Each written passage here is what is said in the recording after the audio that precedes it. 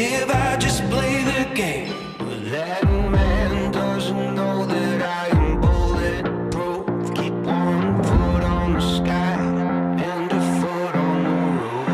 I'm not doing this to try to make a name. I just like the way it feels on it, the way it looks on me. Still got the fire when you try to be a flood, 'cause I like the way it feels on it. That little rush, rush, rush of blood. That rush of blood, I'll use it for good.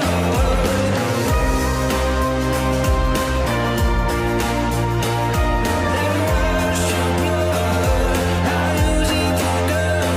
I'm not doing this to try to make a name. I just like the way it feels on it, the way it looks on me. Still got the fire when you try to be a flood, 'cause I like the way it feels on it. That little rush, rush, rush of blood.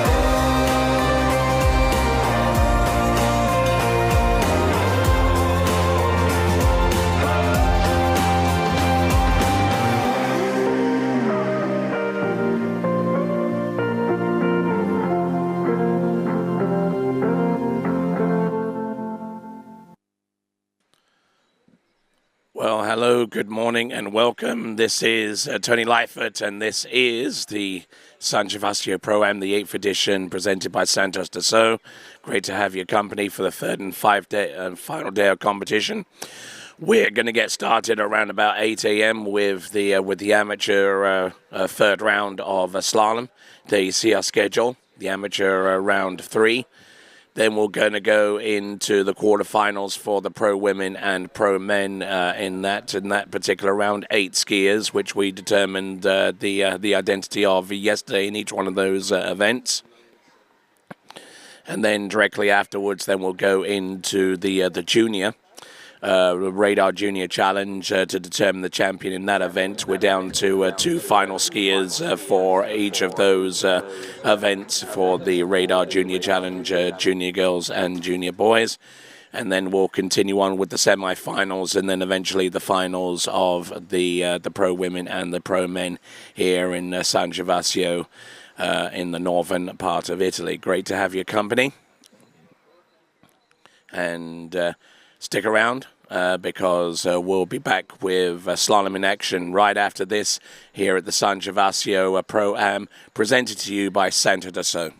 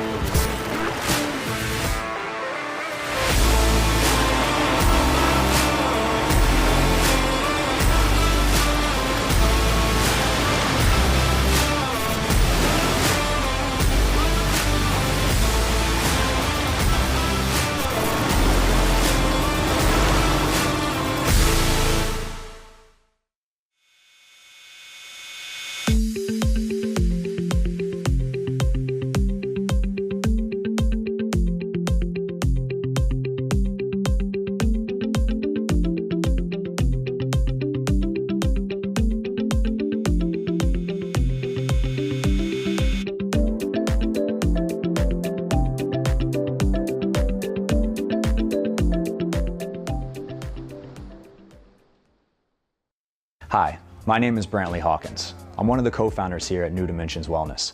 My partner and I have over 20 plus years of sports medicine and exercise experience working with the most elite athletes in the world. Together we have developed a proven system that has been sought out by these professional athletes and is now available to you. You will move your body and loosen your joints in ways that you haven't before. It's not your typical weight training, it's not CrossFit, and it's not crunch fitness. Once I got in here, it was a big eye-opener how much different that they go about everything.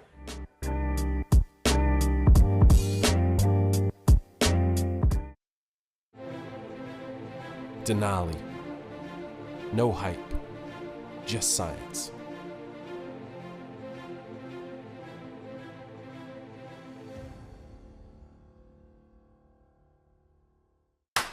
What if I told you there was a place where the sounds of nature are only broken by the roar of a boat?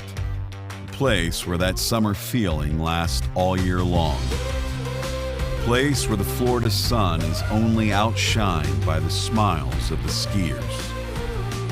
A place where first-time skiers can ski alongside world champions, and the world-class coaches work with all levels of skiers. What if I told you there was a place where life slows down and your only job is to make lifelong memories? That place is Swiss Waterski Resort. Book your trip at SwissWaterskiResort.com.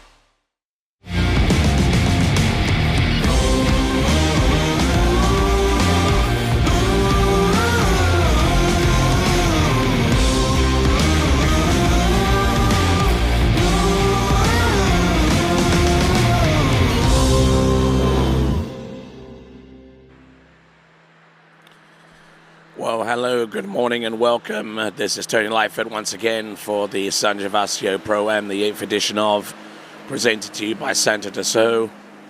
Our first category of skiing today will feature our amateurs in this competition. It is a Pro-Am after all, so the third and final round of amateurs will get things underway here in San Gervasio, starting around about 8 a.m., which is around about now.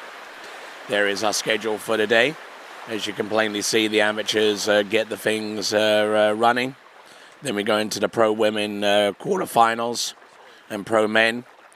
Then we go into the radar junior challenge for both the junior girls and junior boys. The finals of each gender category there, before we go into the semi-finals, and then eventually the finals of the pro women and pro men. So a lot of action to take place.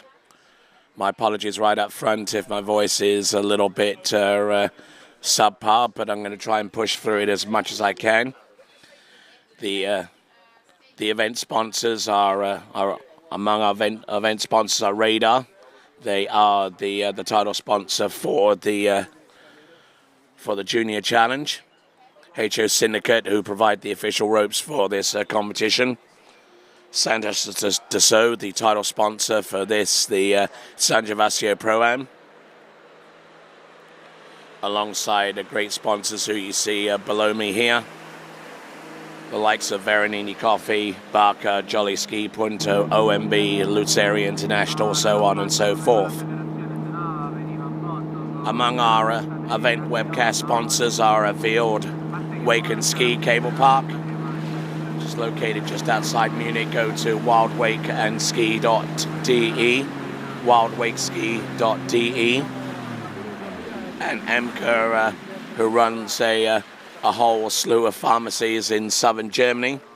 We thank her very much, and me especially, because the medication that she provided this morning is just starting to kick in, and hopefully my voice will improve between now and the end of the event today. All right, so the first of our amateurs about to take to the water, Filippo Buzzotta, and he should be going into the course for his opening pass at 34 kilometers an hour.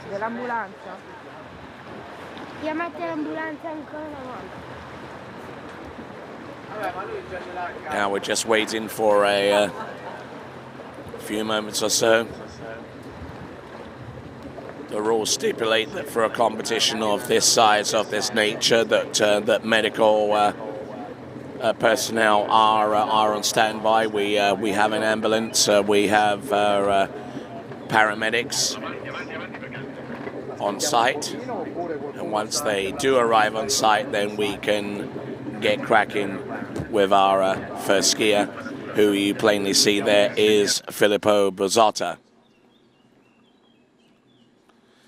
The boat they'll be skiing behind, the Malibu TXI, 400 foot-pounds of torque, plenty of power for someone like Filippo Buzzotta, and indeed for the remainder of our skiers today, from the littlest skier in amateurs all the way through to the top level pros, whom you'll see later on plying their trade in the quarter, semi, and finals for today.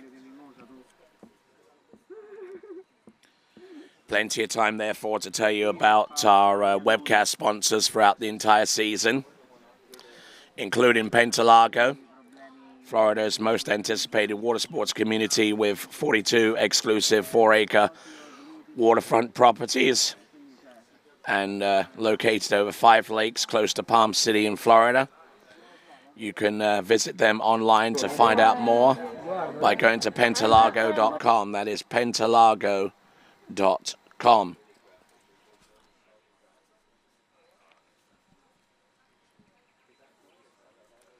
Also, let me tell you about Waters wetsuits, designed and created by Brandon Waters. Jumpsuits for the more discerning water ski jumper. You can find out more about their products by going to waterswetsuits.com. That's waterswetsuits.com.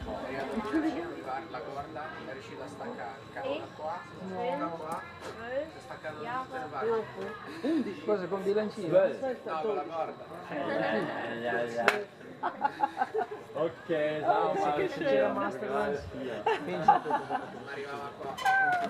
All right, just waiting on the amateurs to get up and running. We're waiting on our paramedics to arrive, and then once they arrive on site, then we will get the green light from our officials to proceed. Time right now, currently 8:05 in the morning here, Central European summertime. I know that's an early start for a lot of you that are watching from the eastern seaboard, but rest assured that if you do want to watch later, by all means do. And if you want to watch some of the amateurs that took place before you tuned in, then we do have an archiving feature here on our YouTube player, which will allow you to scrub back to an earlier time. So there's that little bit of convenience for you if you happen to be watching from a different time zone to this one in Central Europe. Manuel Domini, as our boat driver, is just chilling and taking a little bit of time before he takes our first skier into the course.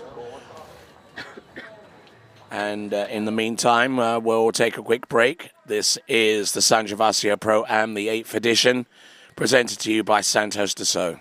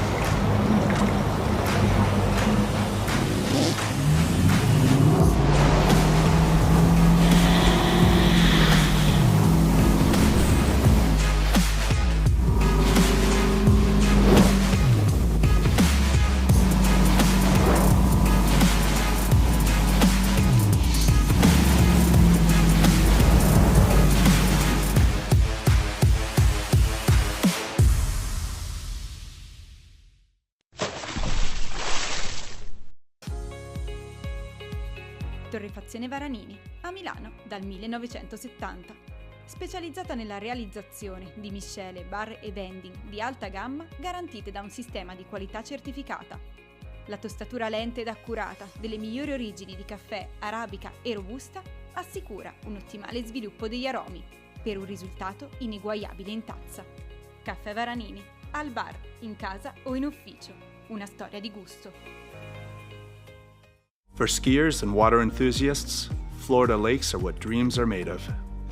Combined with world-class golf, remarkable weather, natural beauty, theme parks, and so much more, it's easy to see that Florida is paradise. For more than 30 years, I've enjoyed Florida's lakes and many offerings. If you are interested in Florida real estate, let me be your guide and trusted advisor as you search for your paradise. Together, we can make your dreams a reality.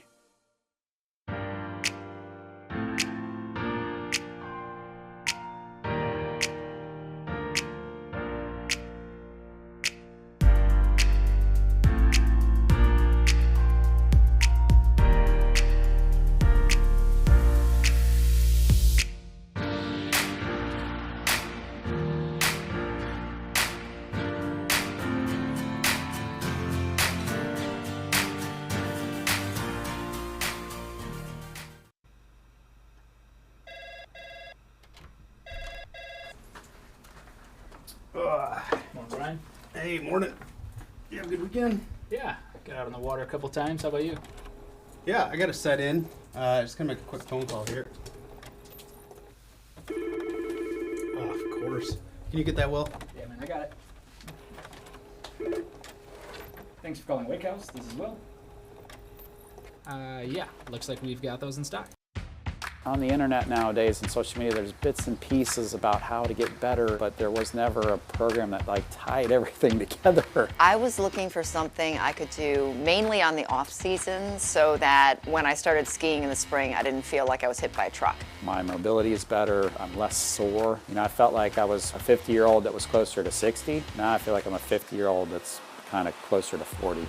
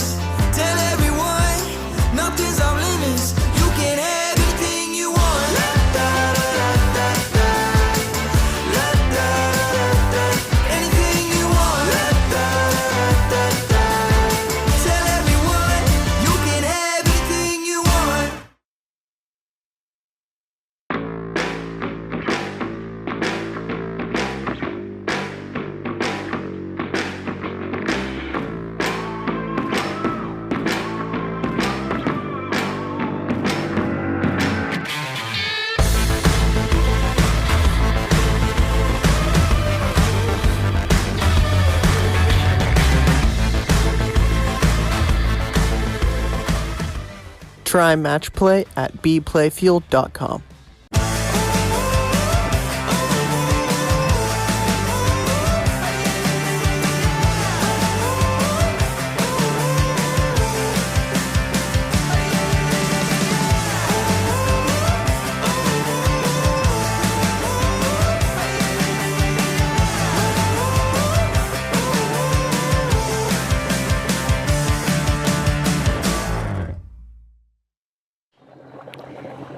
Some activity on the dock, and that activity is our first competitor out in the amateur round 3. This is Filippo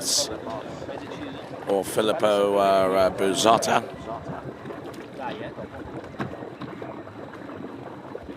Coming into the course at 34K. His best out of the previous 2 rounds is 1 at 43.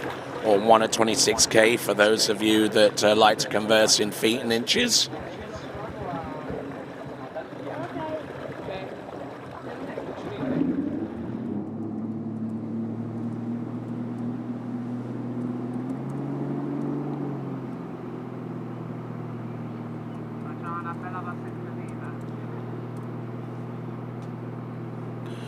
All right, here we go. 34 kilometers an hour, 18.25 meters, the equivalent of 21 mile an hour.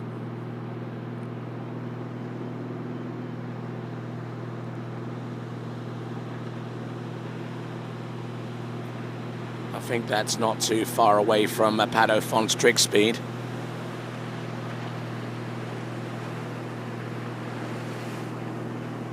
But Filippo Buzotta trying to make these buoys on his opening pass. Looking all right, looking strong. 34K, 21 mile an hour. He'll now come back into the course with the boat speed set a little higher. Should be about 37K for the next run, which will be at 23 mile an hour.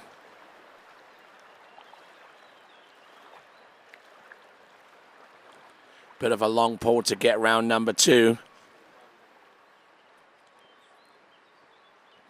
Shouldn't have any problems seeing the buoys at this early juncture.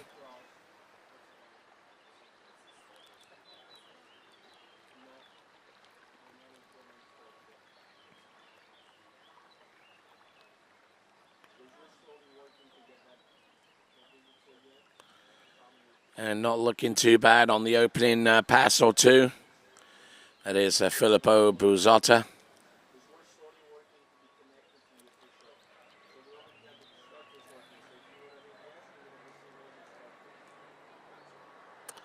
All right. Let's bring him into the course, 37K.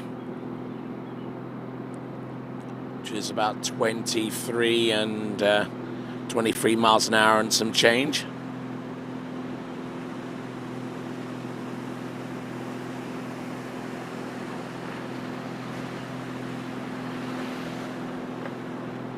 Not looking bad. Pulling all the way to number 5 and number 6 and number 6 from here. A little bit flat through the wakes. That explains the reason why he's not in a position to backside his turns at this time. Notwithstanding the fact that the boat is running quite slow. But certainly going with flat through the wakes doesn't help.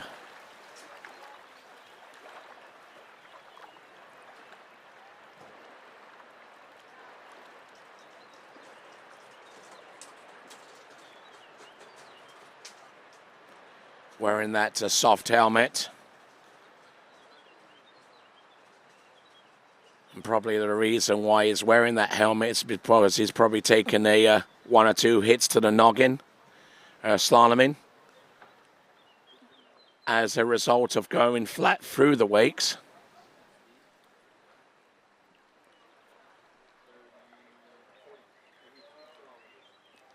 So next run for him is going to be at 40K,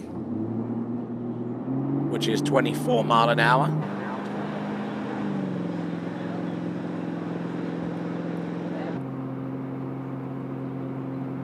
40K, 24 mile an hour. Let's see what he's got.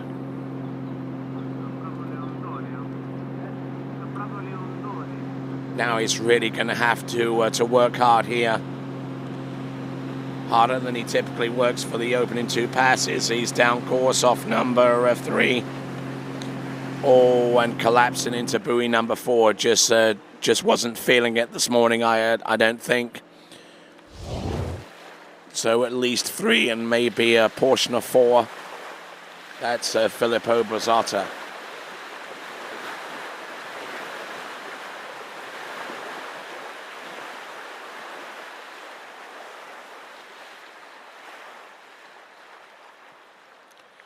Certainly got the space that he needed to get around buoy number 2. I'll grant him that. But then things have started to go a little bit awkward. Not helped by the fact that he was flat going into number 4. And I think he got enough of that buoy to give himself a 3 1/2. So 3 1/2 at 41, that is Filippo Bozzotta. All right. That was under 10 boys. We'll now go to under 12 boys. Lars Kuhne from Germany will be the first of our 2 competitors in this division.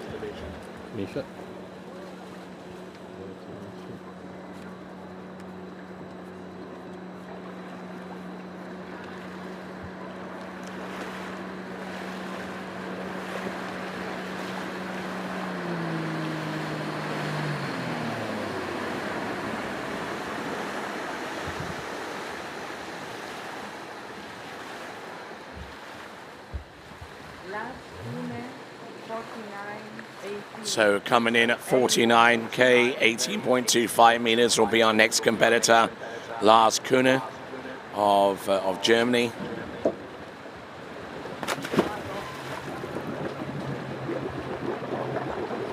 Just enough time to tell you about Travis Grand Prix, combining go-karting, shooting, and high echelon slalom skiing. October 7th and 8th, broadcast by TWBC. Make sure you get your entry in for this unique event. It is the Travis Grand Prix on the first full weekend of October. All right then, folks. Skier on the water is Lars Kuhne. 49K, which is 30 miles an hour.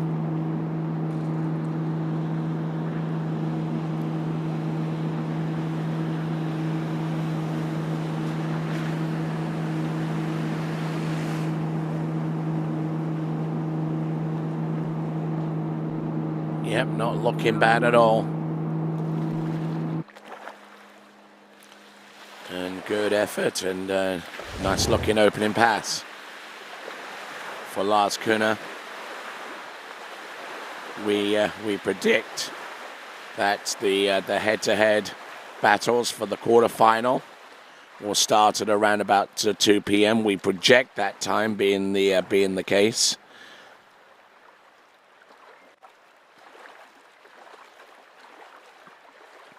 As the Malibu TXI pulling Lars Kuhner on the opening pass. Little flat into number 5, but he can afford to do that considering how early it was for the previous 2/3 of the course. And nicely done round all 6 buoys. So that is Lars Kuhner on the opening pass. We're looking at the dock as Theo Wild, also from Germany.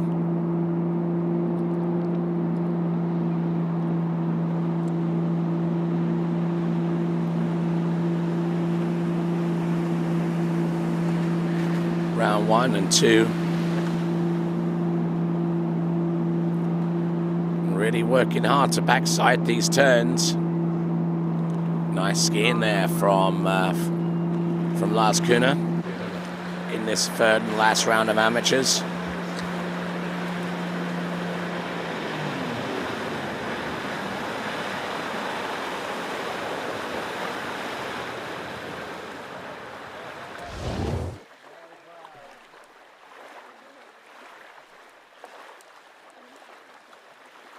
So not looking in bad shape at all.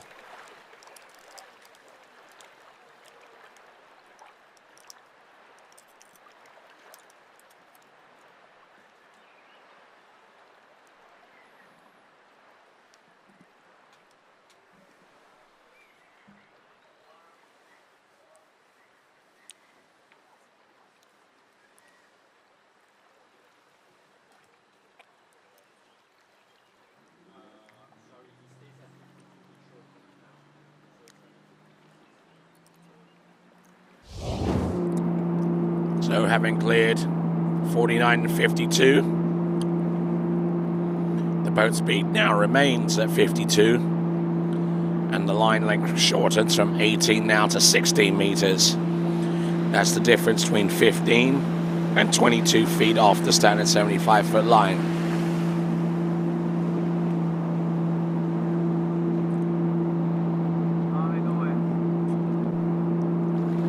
Nicely done. Very efficient out there on the slalom course.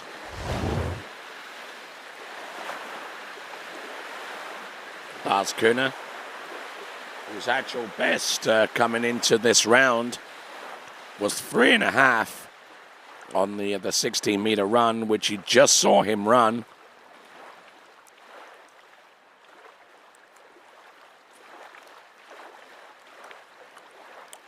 So all ready for Lars. Skiing his best score out of the 3 rounds here in this 3rd and last round.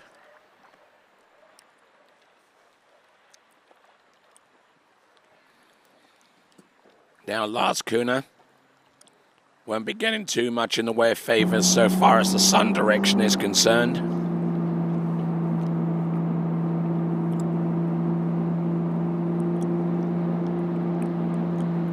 We'll see what he can do on 14.25 meters round the first buoy. Gets 2, is inside 3. Gets 2 and is inside 3.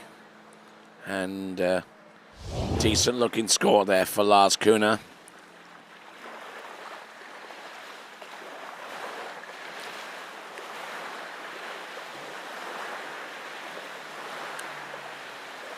Gone broken over off buoy number 1 and couldn't really rectify it on in time.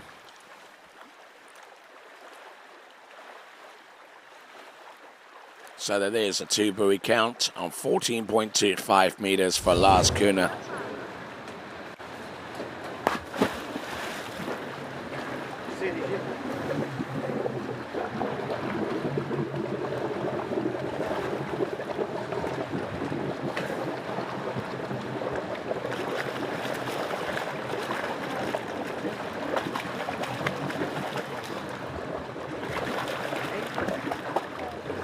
So, a skier who completed 1.5 buoys on 13 meters in one of the previous rounds to this one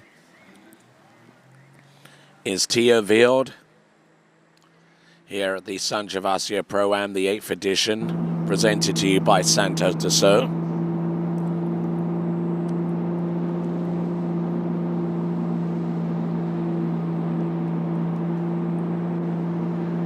Entrance gates, buoy number 1.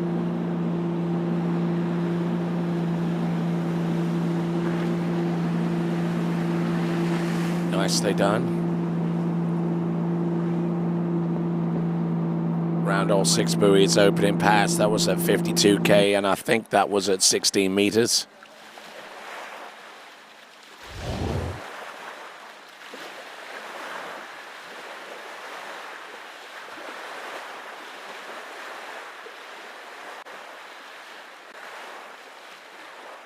So now looking at the instant replay and looking in great shape. Tia Vild, who comes to us out of the German state of Bavaria.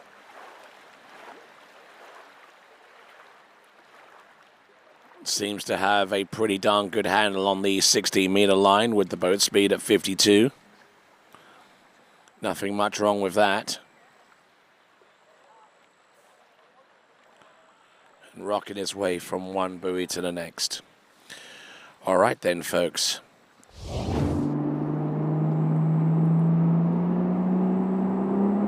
Tia Vild now coming in on the pass of 14.25 meters, which the lead score in this round is can be found. Nicely done. Now he scored 1.5 on 13 in the previous round and almost dumped it there off 4 into 5 on the pass previous to that score. It is a 6 buoy count on 14.25 meters, no matter how you shake it. And it is a good looking, determined performance. And a real heads up performance considering where he was off number 4 into 5. Even off 1 into 2 if we want to go back a couple of stages. Tia Vild working his way, massaging his way around buoy number 5. Actually around number 3 and then number 4. Yeah, there you go. Almost lost it into 5 there as a result of that positioning off 4. But still managing to create enough space to get round buoy number 6. Now, his best score in this competition is 1.5 on 13 meters.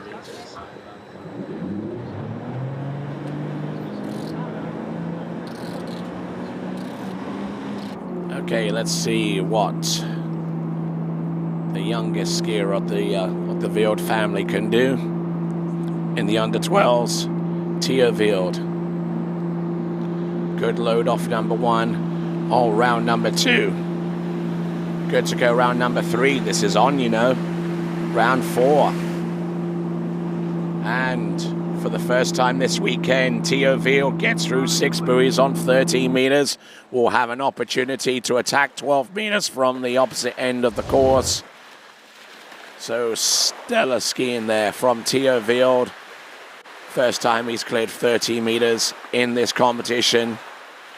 And we'll see if he can replicate that feat on 12 meters coming back.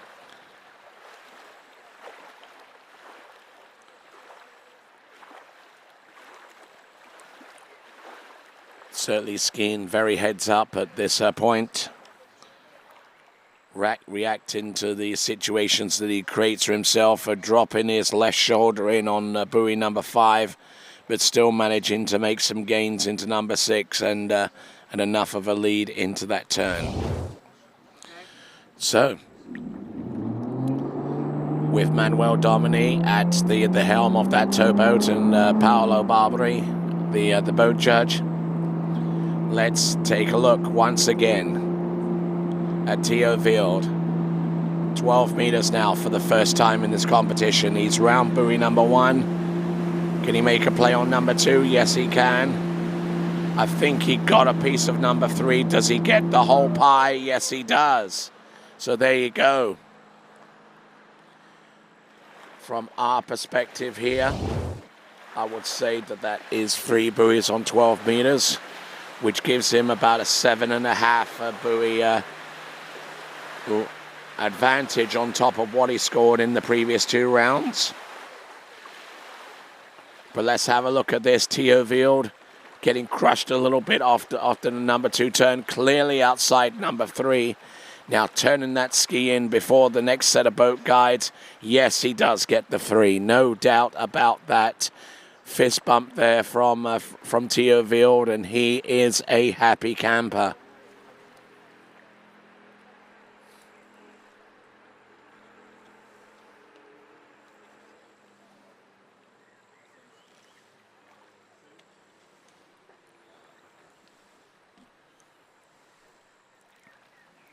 So,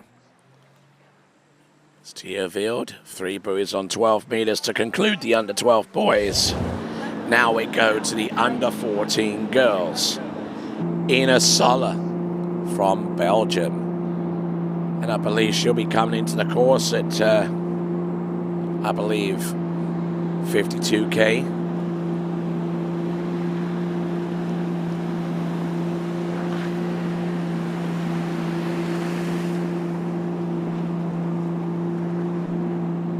Ina Sola at 16 meters, 55K for the opening pass.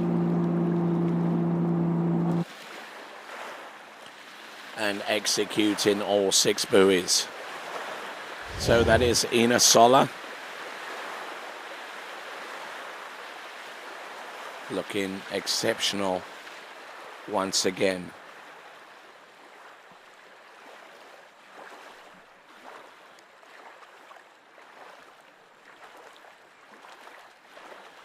So 16 meters at 55K to open up her account.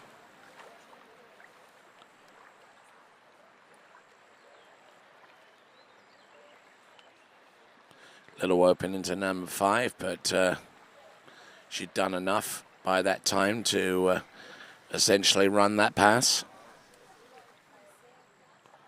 So that's Ina Sola.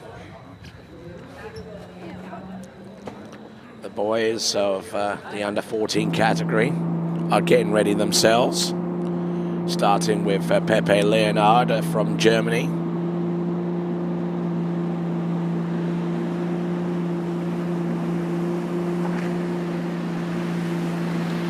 .25 meters. Look at her go. A little bit broken over off 5 into number 6, but most of the work that led to the completion of that pass was done at least 2/3 the way prior. So that is Ina Sola from Belgium. Not too sure where she is precisely in Belgium.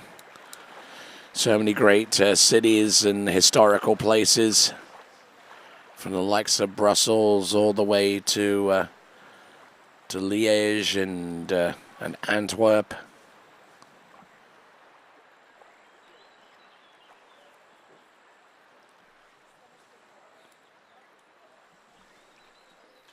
So Ina Sola.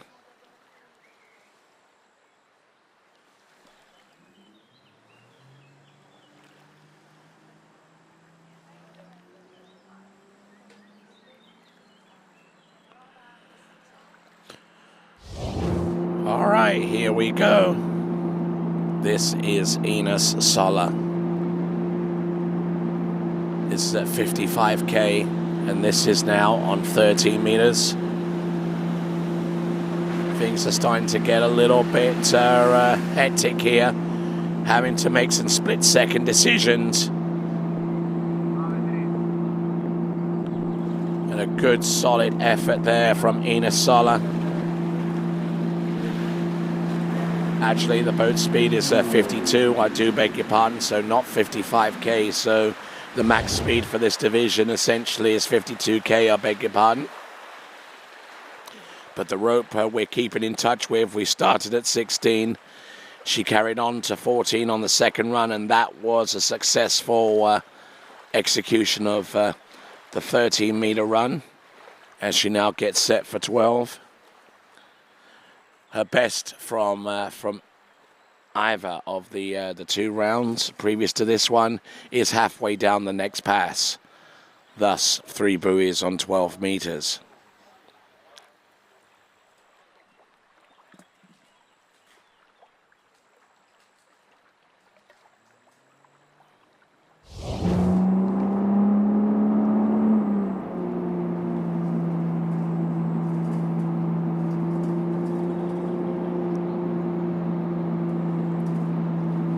Ina Sola now at 52k, 13 meters.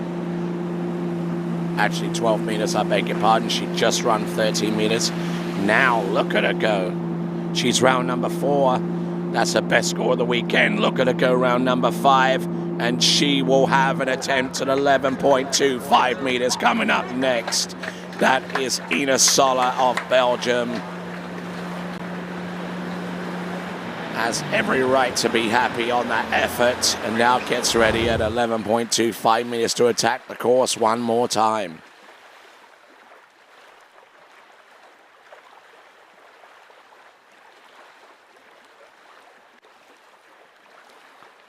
Decent start and just held as much as she could into number 2. Just let the skis slip down course, allowing that the tip of the ski to complete the backside of that turn. A good, solid effort there from Ina Sola. And great skiing. No worries there from Ina Sola. Had plenty of room to spare on 12 meters to run that pass. And will now have a shot at the first line length to where the handle does not reach out of buoy's width. It's 11.25 meters, still at 52k, and I don't know what happened there. Looks like she tried to make a play on one, but the ski ended up being on the narrow side and couldn't make the turn. So therefore, if the judges are inclined to agree, I would say that that is probably a 6 buoy count on 12 meters, but no more than that. So let's have a look and see. Pulling out a little early for the gates, unable to maintain a water speed into the turn. And there we go, inside buoy number 1. 6 buoys on 12 is going to be her lot. Our only competitor in the under 14 girls, Ina Sola, with her best score out of the 3 rounds you've just seen right there.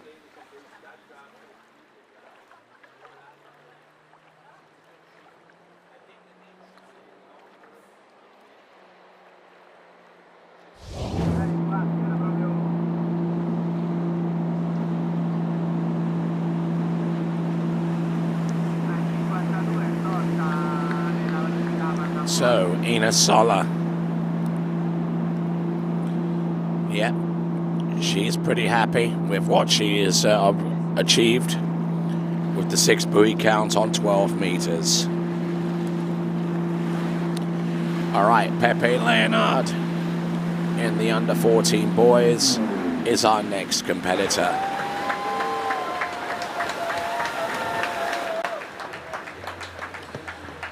So, that score there for Ina Sola might actually have been a personal best, judging by the cheers and the celebrations around dockside. So well done to her if that's the case.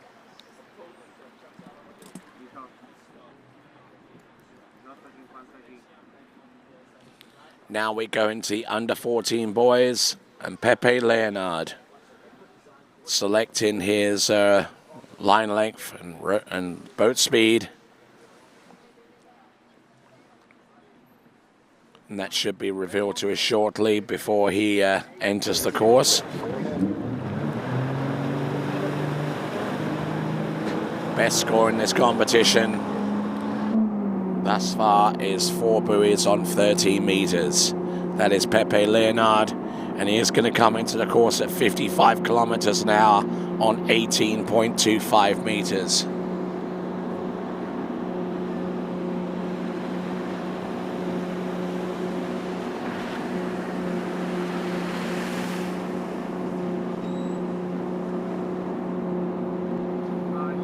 like what I'm seeing there.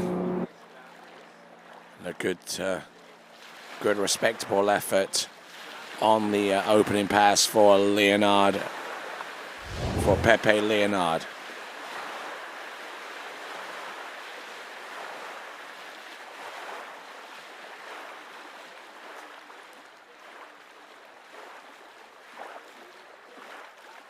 Certainly like where this is going for Pepe Leonard.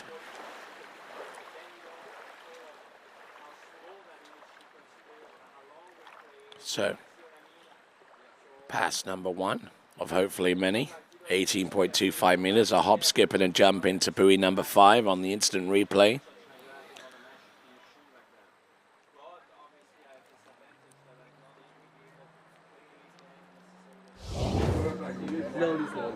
So,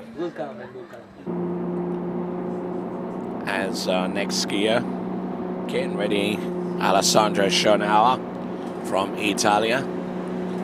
He readies himself on dockside, but he has to wait for his turn as Pepe Leonard attacks the next line length of 16 meters, with the boat speed remaining the same at 55k.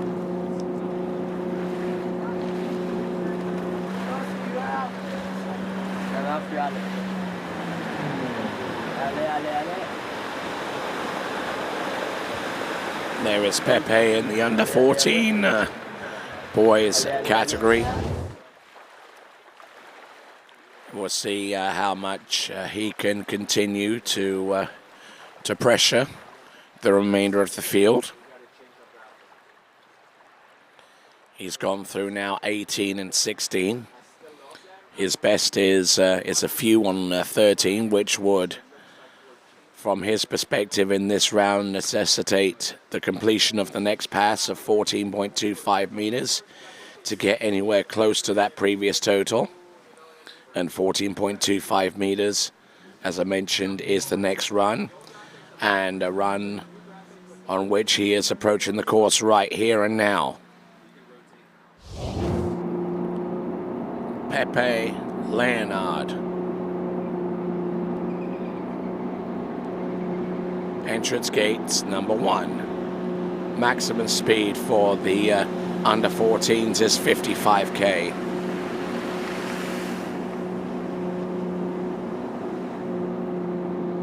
Yeah. Yep, it's a 6 buoy count on 14 meters, so he's on pace to ski around the area of his best.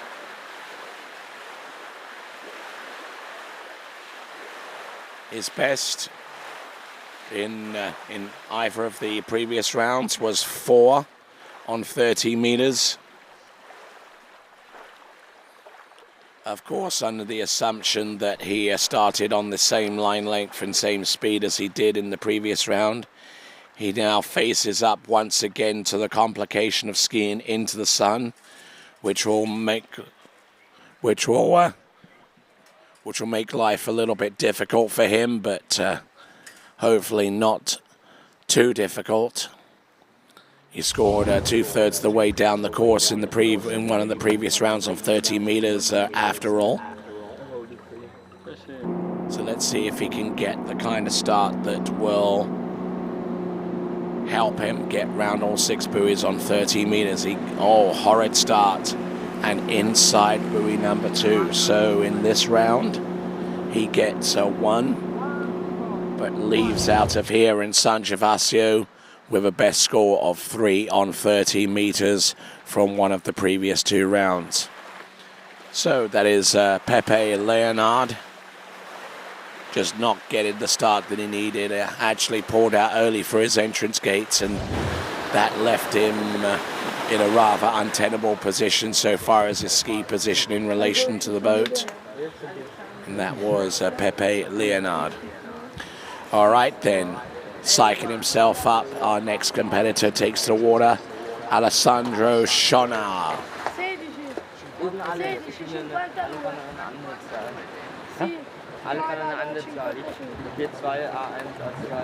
So I believe he is selecting 16 meters for the opening run.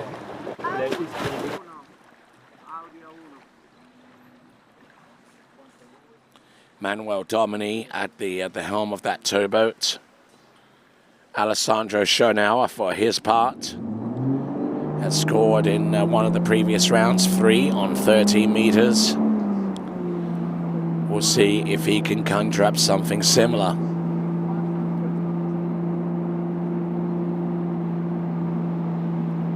It is 22 off, or 16 meters for Andreas Schonauer.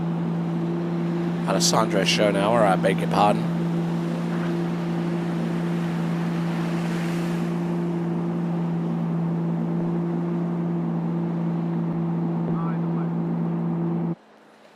So, looking fairly effortless out there on the water. That is Alessandro Schonauer.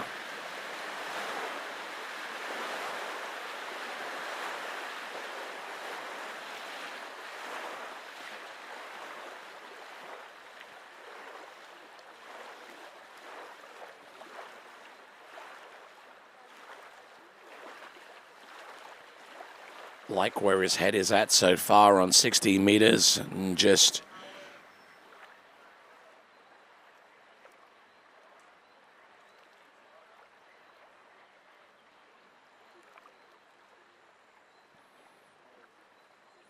so opening up with 52K at 16 meters, and now coming back at 55K on that same line length pass. Another example of zero-based scoring where skiers have the option to go in at a sub-max speed on a shortened line length. And they can do this for any line length that they choose. But they do it with the caveat of knowing that in order for that line to be shortened further still, they must score the 6 buoys at the predetermined maximum speed on that line length for their division, which, so far as Alessandro Schonauer is concerned, that he has achieved with 52K for his opening pass on 16 meters, and now 55K on 16 meters.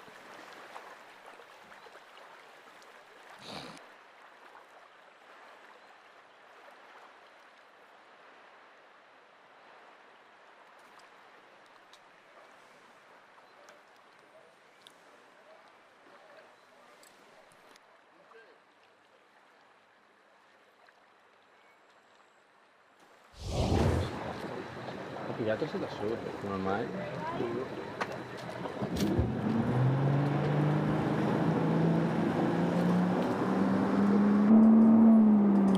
All right, so Alessandro Schonauer.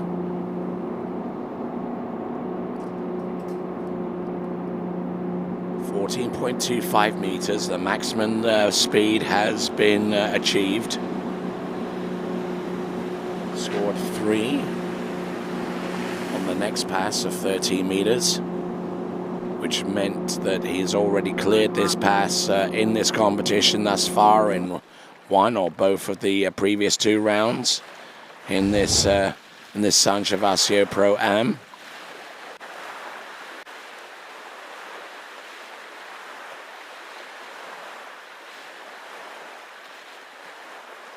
Really, really nice effort here.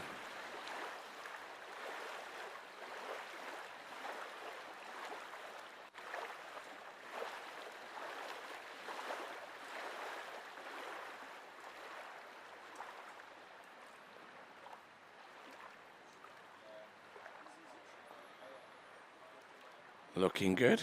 Round on 6 buoys. On 14.25 meters. Now 13 meters is a tantalizing target for Alessandro Schonauer, who has made his way halfway down the course on this pass in one of the previous 2 rounds. And at this juncture, it looks like it's going to be about the same thing again, unless he makes a viable play on 4 that keeps him on this pass.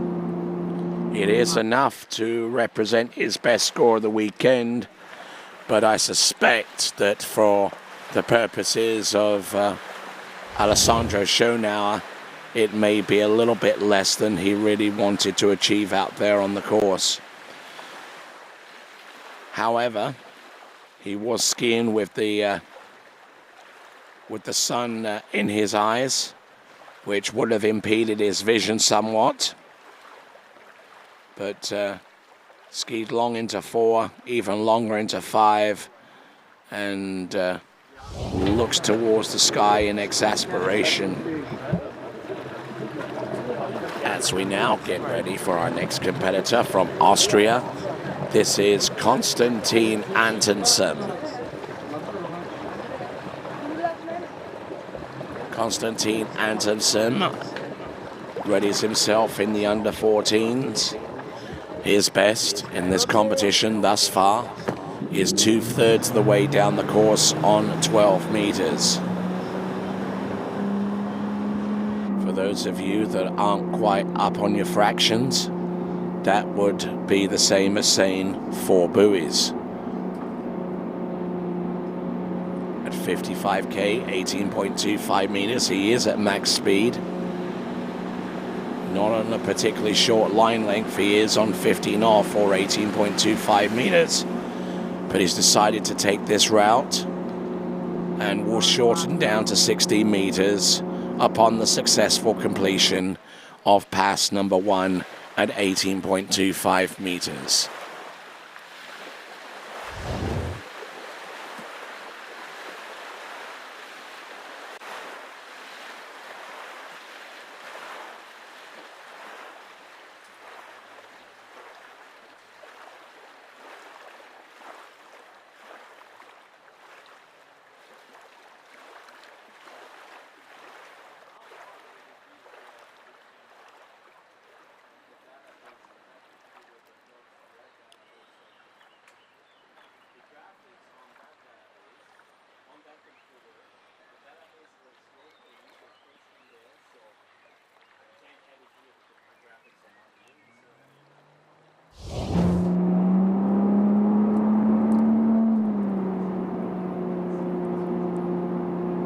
So, Konstantin Antonsen at 55k, 16 meters.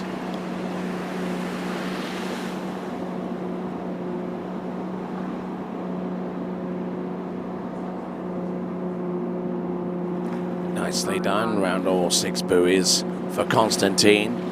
18 and 16 meters under his belt.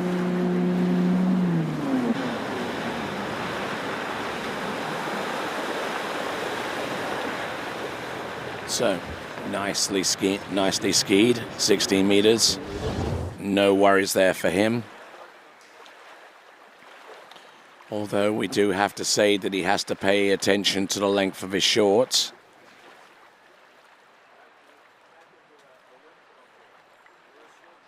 But that's the least of the things that he needs to be thinking about out there on the slalom course. Seems to have a pretty darn good handle here on 16 meters. He's round number 4 on the instant replay. Good setup on 5. And by the time we see him get round buoy number 6, the boat is already on its way into the slalom course on 14.25 meters for the next run. This is Konstantin Antonsen out of Austria. Look at him go. The first couple of buoys so far seem to be well in order. He scored 4 buoys on 12 meters, so he's certainly capable of running this pass of 14, and he does so once again.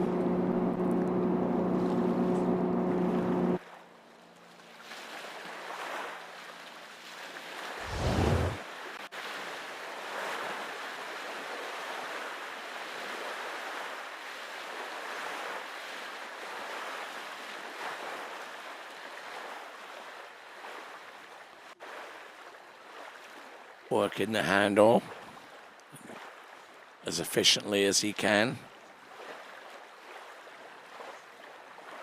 And carrying the handle pretty long into his onside.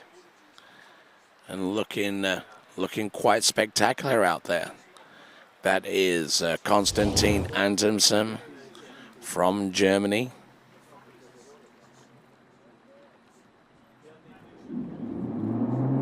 And now we are on 30 meters, a pass that he has run previously in this competition. Don't forget that his best score thus far has been 2 on 12 meters. We are on the pass prior to that on 13, the green loop. Post speed is 55k.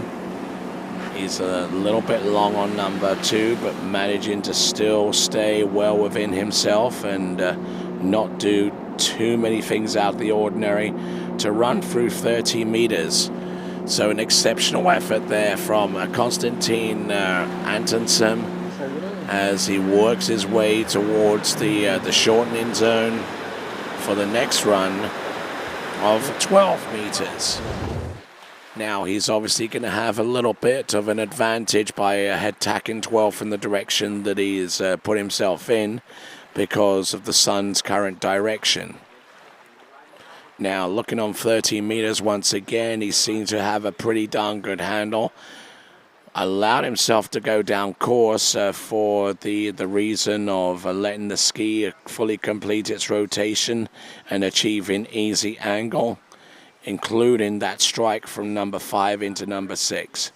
So with the timer starting to expire here on the drop zone, it's now going to be 12 meters for Konstantin Antonsen. Coming to us out of Österreich, Austria. Here we go. 12 meters. Pass he would love to be able to run. He's halfway there. He's good to go. Oh, look at this. He's hooked up on 4. He's hooked up on 5. And for the first time this weekend, Konstantin Antonsen completes 12 meters. And that might actually end up being a personal best for him. Good, solid effort all the way through. That is Konstantin Antonsen.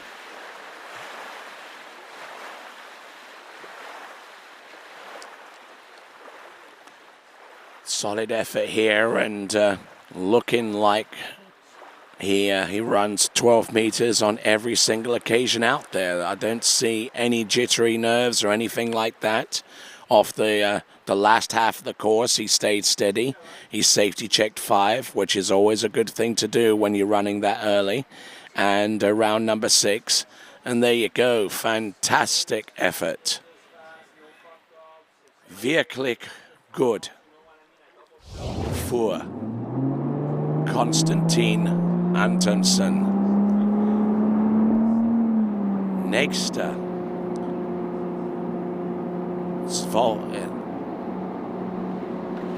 11 meter.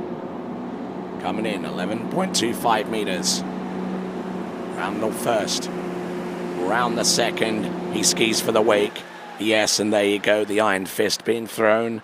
It is a 2-buoy count. It represents his best score of the competition by a 4-buoy improvement upon his previous score of 4 on 12 meters. So 2 buoys on 12 meters. Top banana there for our skier from Austria.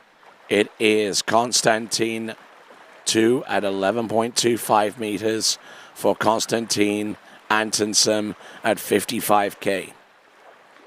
Where that puts him in respect to our lead score in this division, it puts him on level terms with Andreas Constantinou from Cyprus, who has recorded a personal best in this competition with that score not once but twice. And he is about to take to the course in just a few moments. Check out cool clothing for a wet lifestyle, splashthreads.com.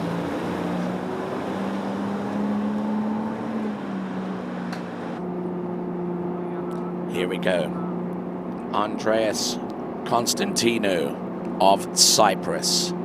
Like most Cypriot skiers, skis out at the Polomydia Dam in the central part of Cyprus, that island nation that's not too far away from such countries as Lebanon and Israel and Syria, in a hot spot so far as geopolitical situations go. But where he's from in Cyprus is relatively peaceful, allowing this band of Cypriot skiers to not only compete and practice on their own site, but also produce their own product as well, of which he is using out on the water. One of the two slalom skis that SP make, the two models being the Bronco and the Robust. You can find out more by going to spskis.com, spskis.com, to find out more about that brand of slalom ski. And right here, actually, at San Gervasio, is the main test facility headed up by the one and the only Gennady Gorelia. So, Andreas Constantino, round buoy 1 on 14.25 meters. Thus, he started on 16 with the maximum boat speed being 55k for this division. Look at him go. 14.25 meters. Looking pretty peachy so far. Just enough time to tell you about Hobe Lake Ski Club. They claim they can counsel winter, and with a coaching from the likes of Wim de Cree, created by Ed Hickey and located in South Florida, close to Jupiter. Yep, they certainly have every justification for making that claim. So, Hobe Lake Ski Club, follow them online and on social media, and check them out, Hobe Lake Ski Club. As we take a look at Andreas Constantino, who has scored 2 personal bests in this competition so far. Actually a tie for 2 at 11.25 meters, but he is a long way away from achieving that here.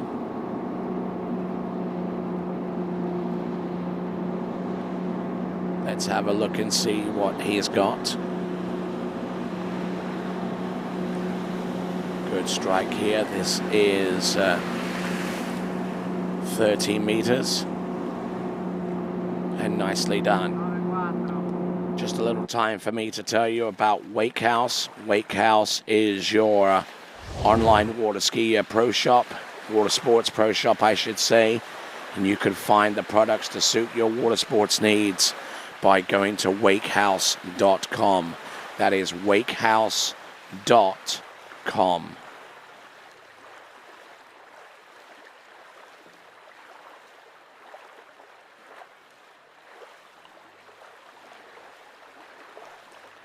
Also, just a brief moment to tell you about New Dimensions.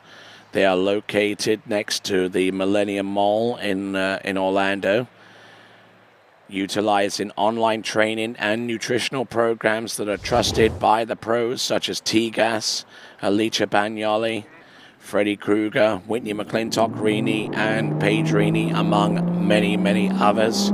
Check them out, New Dimensions online. That is New Dimensions training and nutritional programs.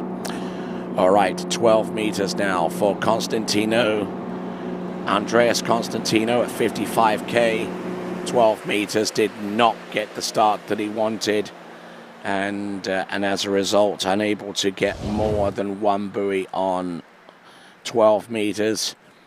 But he will leave here a happy camper, because in each of the last 2 rounds, he scored 2 at 11.25 meters, not once but twice. Not particularly happy there, but he'll have better days, no doubt. All right, and that concludes the under 14 boys. We now go into the over 35 women. MK Cunha of of Germany, about to take to the water first.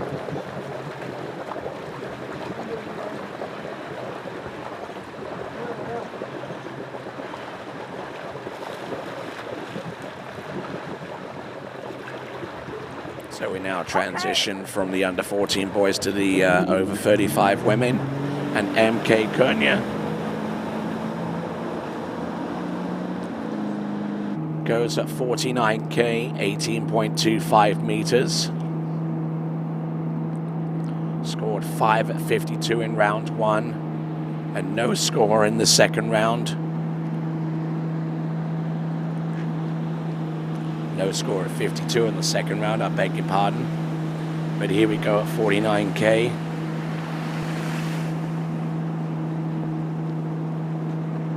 Working that ski and getting around all 6 buoys, a pharmacist by trade. And that is MK Konya.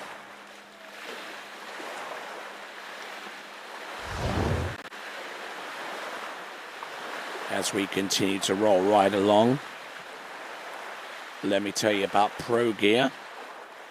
They are the original gloves created by Clint Stadelbauer and now managed by Alicia Bagnoli. Check out the gloves endorsed by the pros by going to skiprogear.com. That is skiprogear.com. Emke Konya of Germany. Getting a little bit buffeted there on the opening pass of 49. Let's see if she can make a better play at 52 the next run.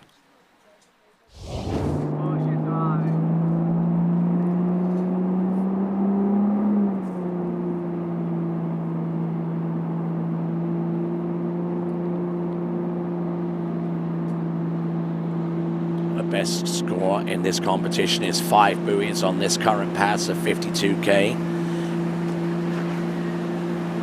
Round number 3. Maximum speed is 55K for this division. Oh, and trying to make a play on 5, but unfortunately it isn't going to work out for her. So it is going to be a 4 buoy count at 52, and just really trying to work her way hard from one buoy to the next. Getting into all kinds of shape there. She's plainly working very, very hard physically to get from one end of the course to the next. But like I say, she tries to make the play on 5 and unfortunately doesn't quite do it completely, because they have given her 4 1/2 at 52K, 18 meters. Next competitor, our second and final competitor in the over 35s, is going to be Linnea Cederquist.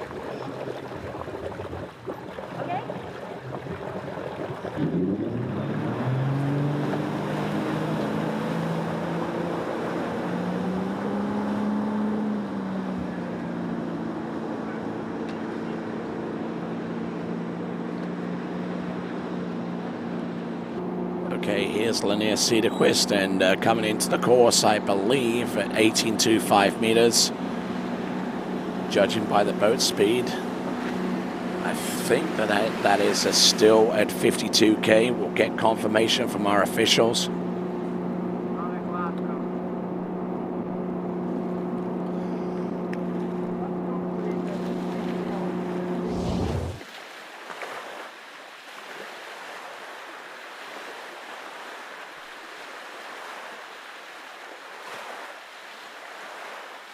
So that was 14.25 meters at 55K for Linnea Cederquist.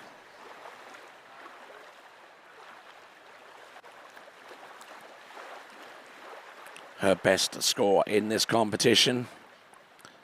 Actually recorded twice with 2 buoys on 12 meters in each of the previous 2 rounds. So looking for something along the same lines, maybe a little bit more substantive.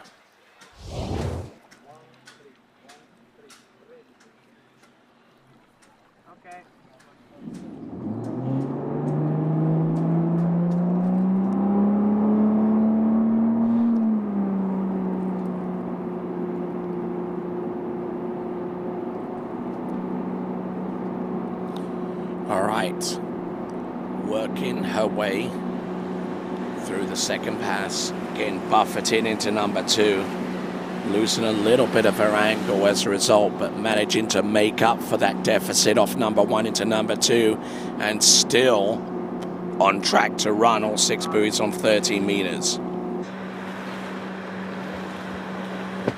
So she's made her way to the pass, which contains each of her previous two best scores in this competition. The 12-meter line, which we will see her attack in just a few moments. But let's have a quick look on 13 meters.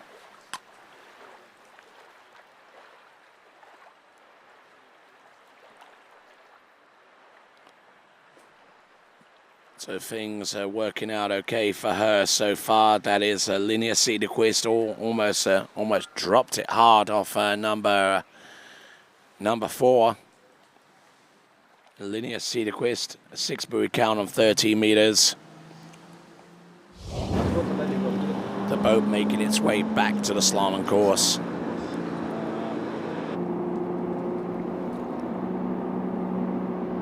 "12 meters.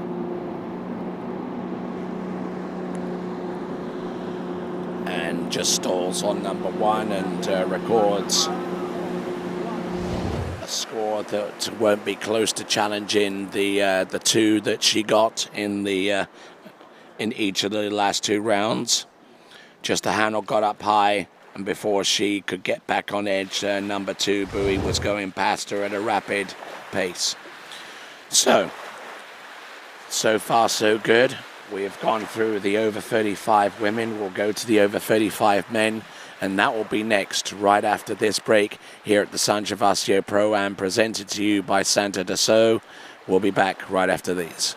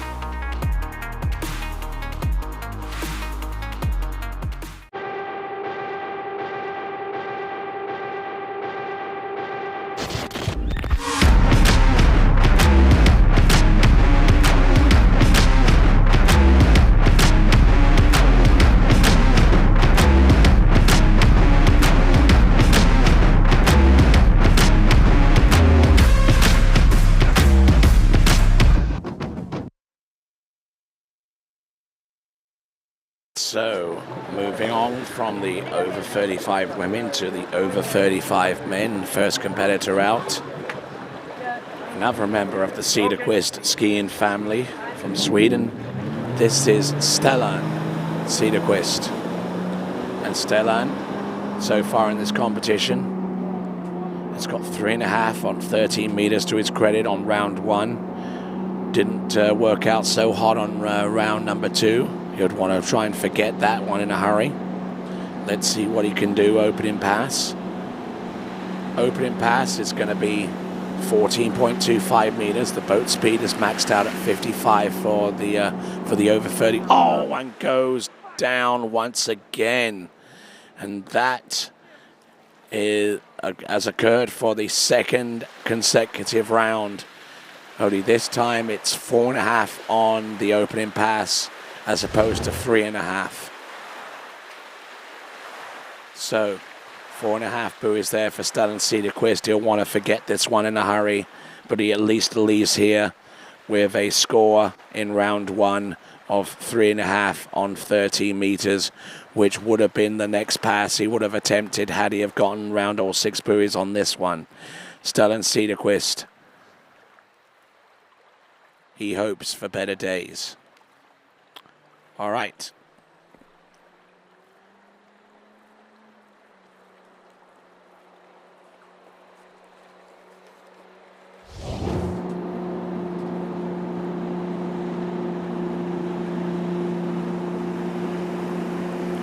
All right, from here we go to the over 45 women, and our first competitor out is going to be Christella Wild.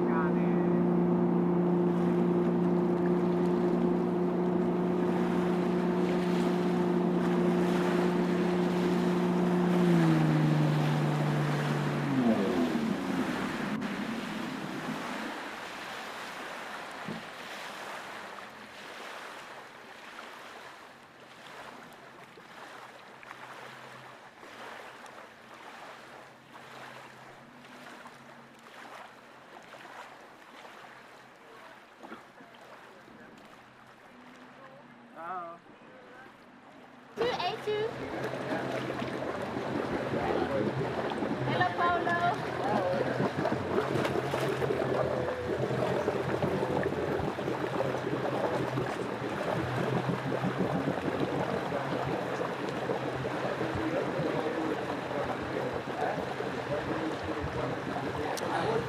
So, competitor to take to the water, Christella Wild.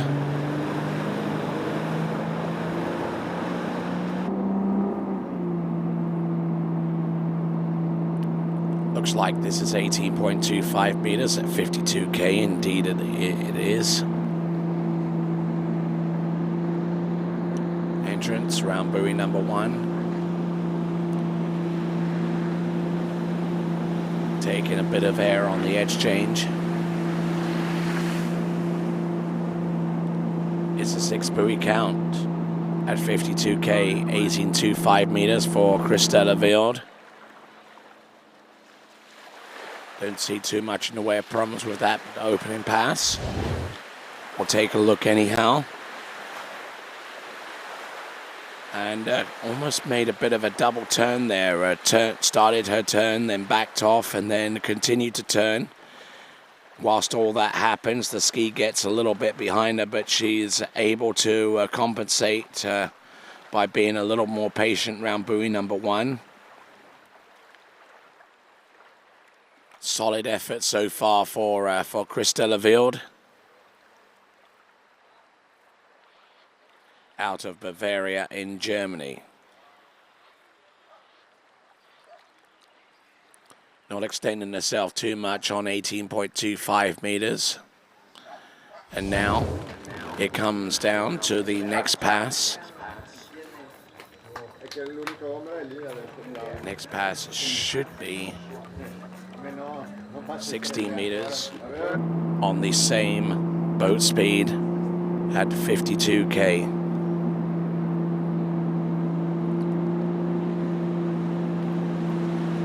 Oh, and going down hard there off buoy number 1. Christella Wild get half a buoy for that effort. It's way shorter than the way short of the best that she's produced in this competition so far.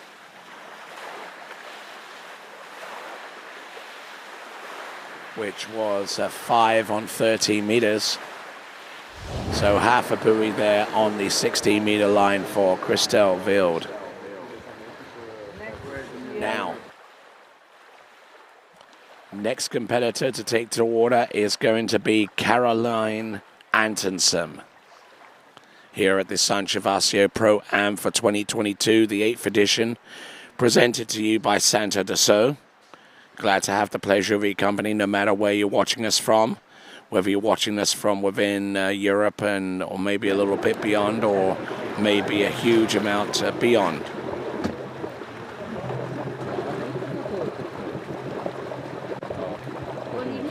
Olivier, c'est ma fille.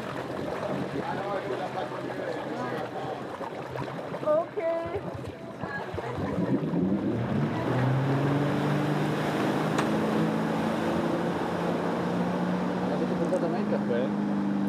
So, here we go. Christelle Wild. Actually, on the water, Caroline Antonsen at 49k to open up her account on 18.25 meters. The next pass for her, it's actually a 16-meter run at 49k, deciding to go with the zero-based option, going with sub-max on a shorter line, essentially meaning that the next pass that she will attempt will be at the maximum speed, but will have the line remaining the same at 16 meters. Best score in this competition so far for Caroline Antonsen has been two scores. Each of those scores was one at 13 meters at 52k. Which essentially means that she has been able to run the next two passes after this before attempting that 30-meter run, which can be challenging for some.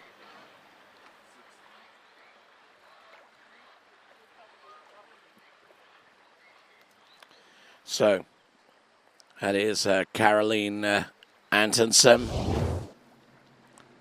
Manuel Domini at the helm of that towboat, along with boat judge Paolo Barbari.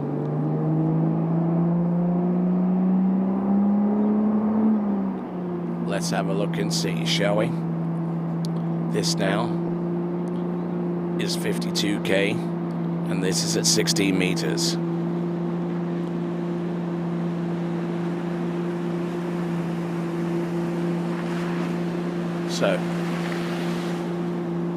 So she started at 49k on the opening pass at 16 meters. She's now at 52k on the same line length and gets round all 6 buoys.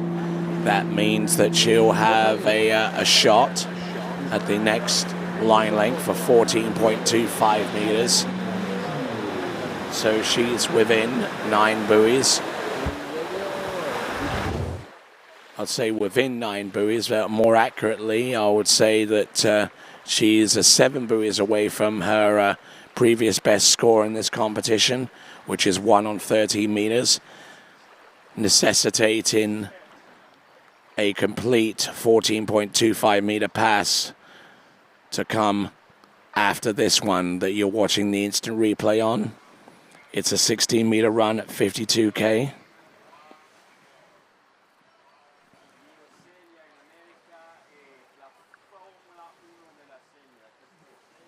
So, good effort there, and now 14 looms large for Caroline Antonsen of Austria.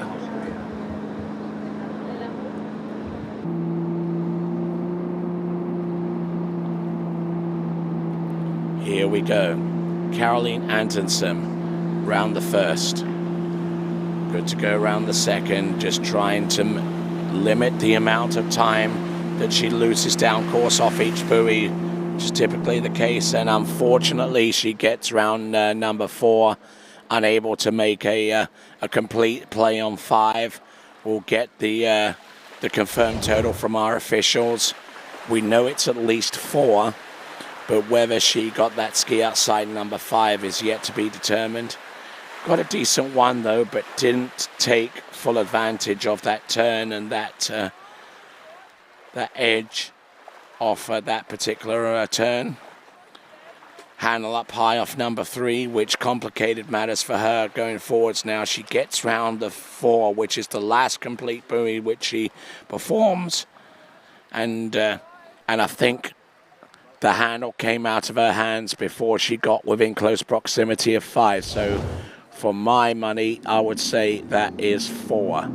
4 on 14.25 meters, but she leaves out of here with her best score of 1 buoy on 30 meters. 1 on 13. Claudia Fink of Italia is going to be the next skier to go.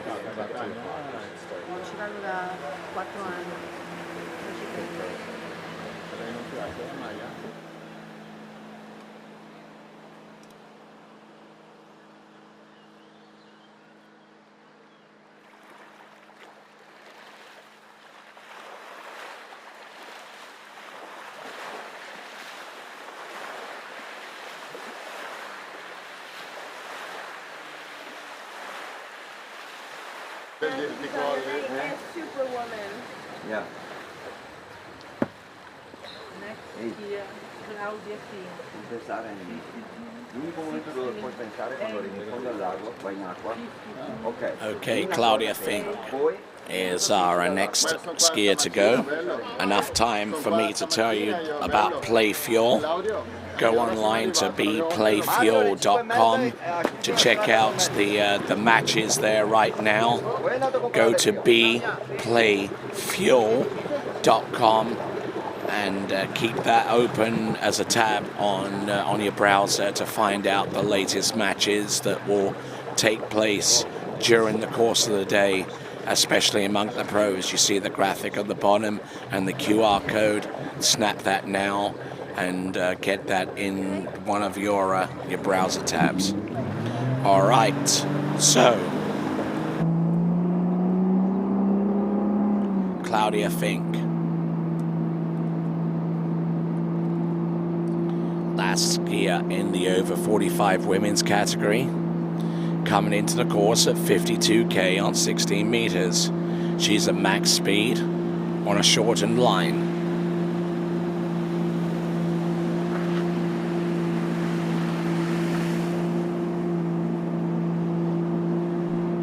Nicely done, getting around all 6 buoys, and no worries there for her. And continuing right along, and if you decide to choose Drew Ross as your realtor, if you're searching for property in Central Florida, there will be very few problems along the way to choosing your little piece of paradise in Central Florida. Find out more by going to drewrossrealtor.com. That is drewrossrealtor.com.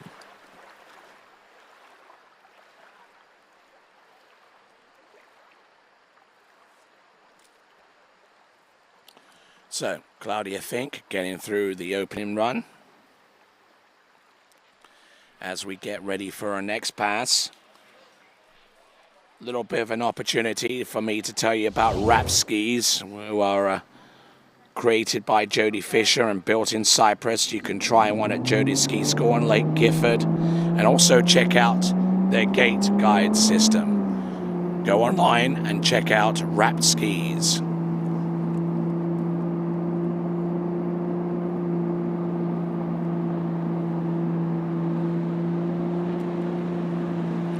So here comes Claudia Fink at 14.25 meters.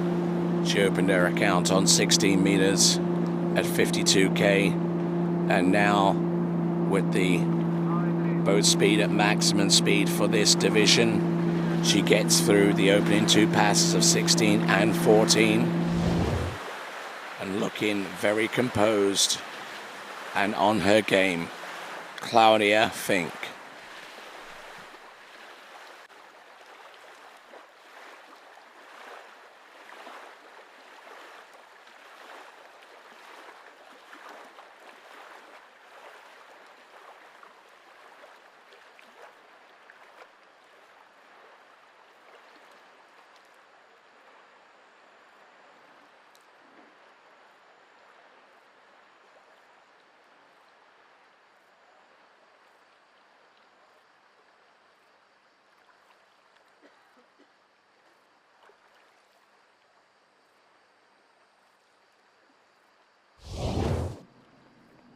All right, returning to Claudia Fink. She's gone through 16, she's gone through 14.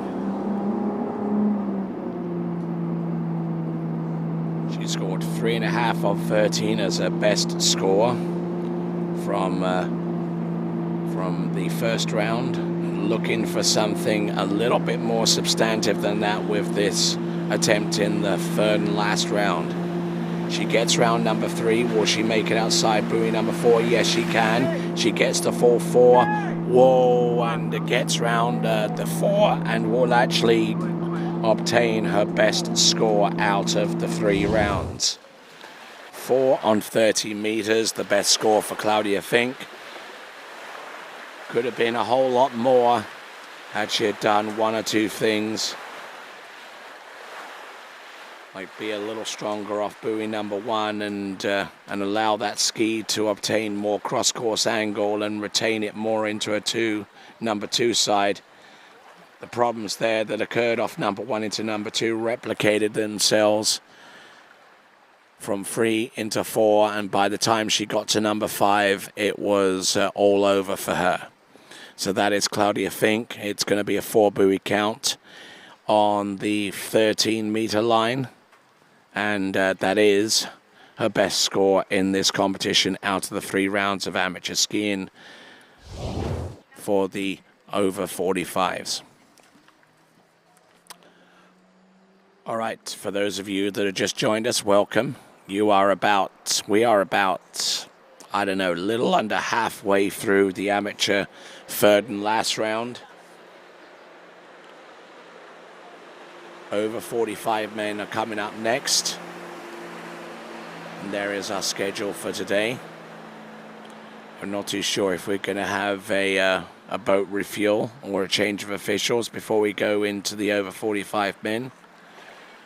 But that being the case, we'll take a little bit of a break. This is the 8th edition of the San Gervasio Pro-Am, presented to you by Santo de So. And we'll be back right after these.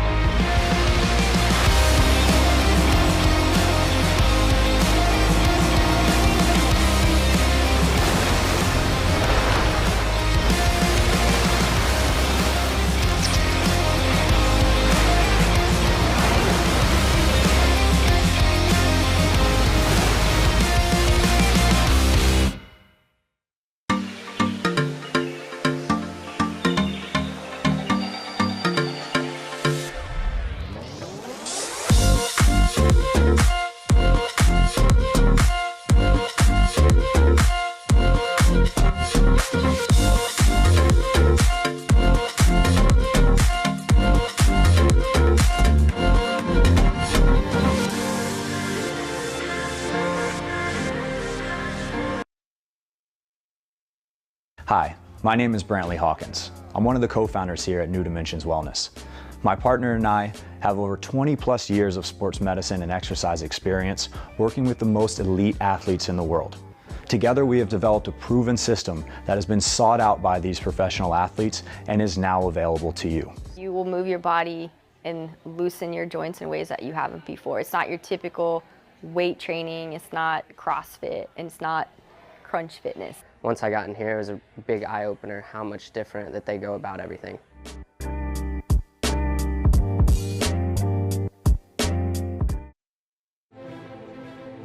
Denali. No hype, just science.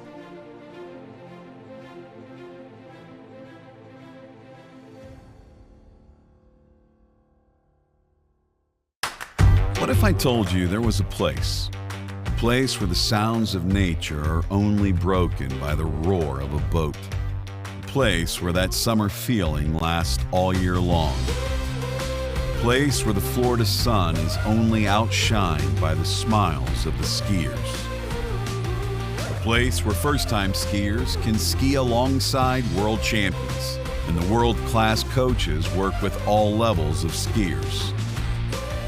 What if I told you there was a place where life slows down and your only job is to make lifelong memories?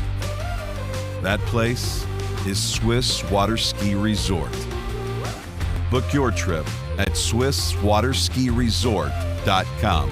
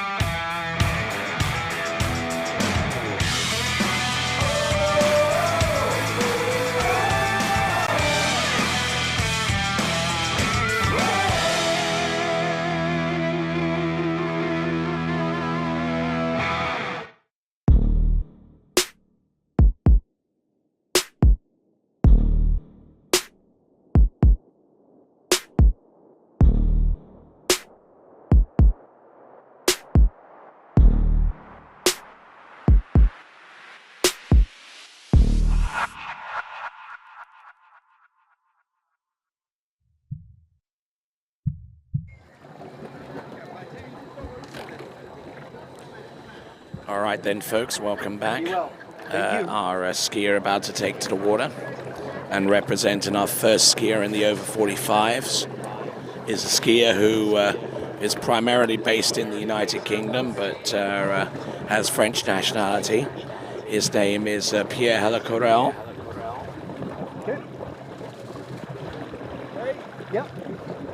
Skiing primarily at the Thorpe ski facility just outside Chertsey in the western side of London. A site that has hosted the World Championships on 3 occasions, the only site in the world to have hosted the World Championships that many times, at least in the open elite worlds.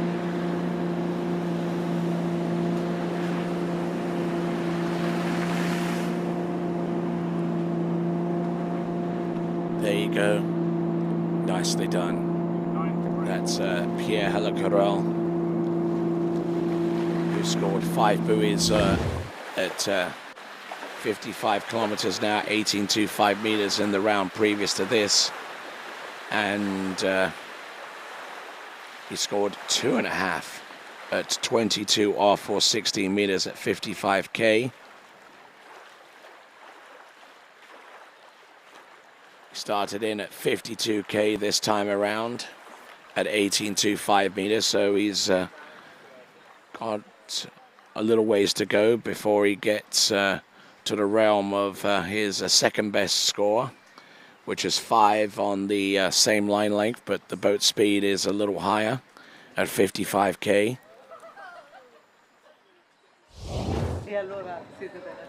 Pierre Helacorel. Anche c'è la Wanda che fa la schiuma seria. Lei lavorando al bar. Sì, siamo presi.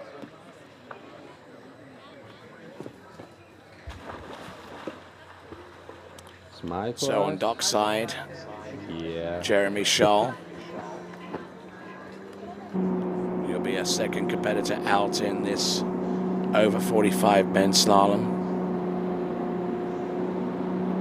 Entrance gates, buoy number 1. 55k,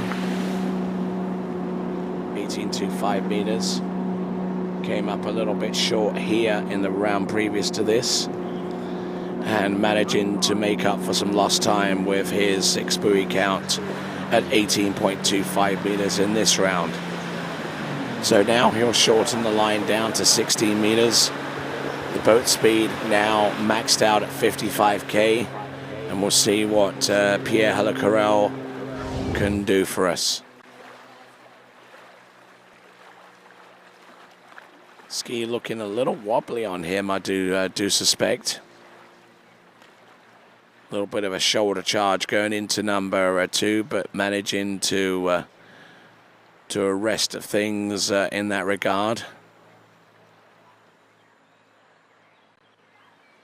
A little bit of buffed in there into buoy number 4, but still managing to hold course, hold direction, and hold this all the way through 6 buoys.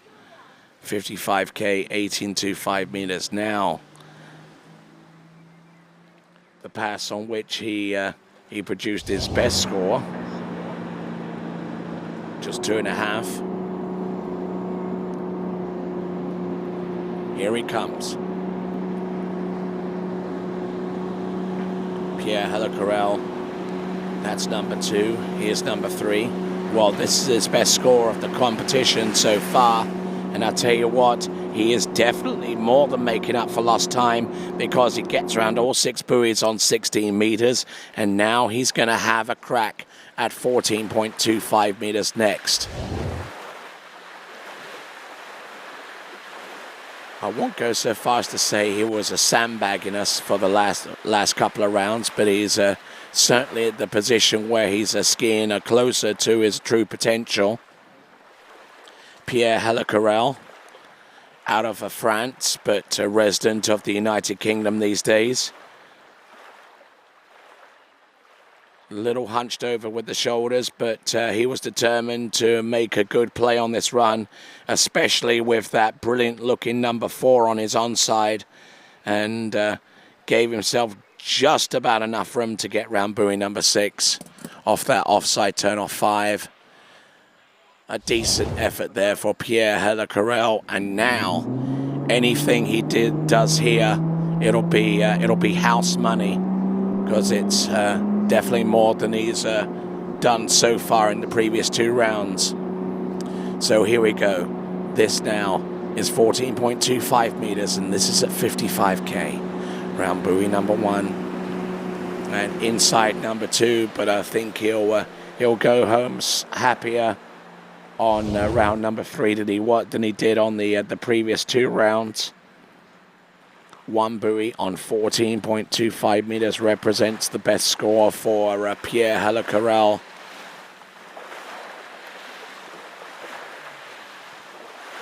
No doubt a little bit disappointed that he couldn't make an effective play on 2, but yeah, he shouldn't feel too despondent about his effort out there in round 3 compared to his opening salvos on the first couple of rounds. All right, then our next competitor to take to the water, and he'll go into the course at 14.25 meters at 55k. This will be Jerome Scholl. 14. Just enough time for me to tell you about La Guapa, located in Tequesquitengo, which is a few hours south of Mexico City, offering luxury villa accommodations in an all-inclusive features including water skiing. Find out more by going to La Guapa online, located in Tequesquitengo in Mexico. Right, so here we go.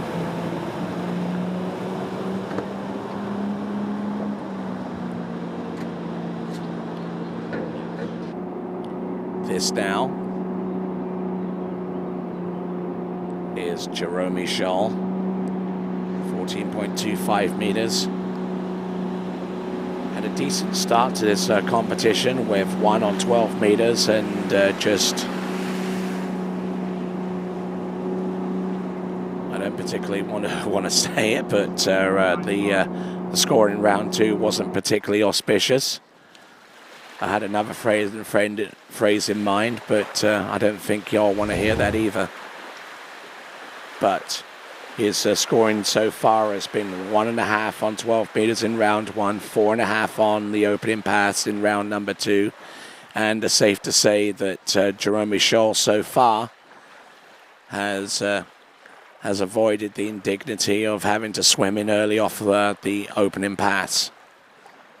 So, Jerome Scholl wearing that left arm sleeve. I believe he carries an injury into this event, but managing to work his way through that on his opening pass. And we'll see what he can do on his second. Jerome Scholl with 14.25 meters at 55k on the opener. This now is 13 meters.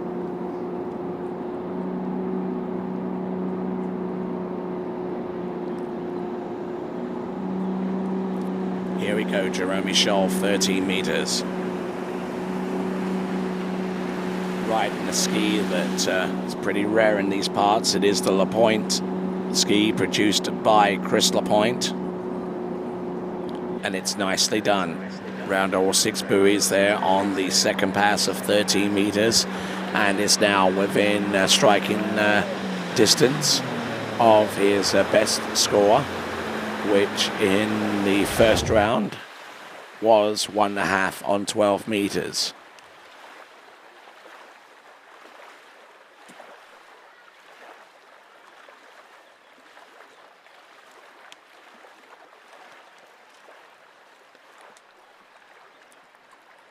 Quick reminder for those of you into podcasting, the TWBC podcast there, it is the talk of tournament water skiing, and you can go to Spotify, Google Podcasts, Apple Podcasts, and or your other favorite podcasting platforms, news, interviews that you won't hear anywhere else.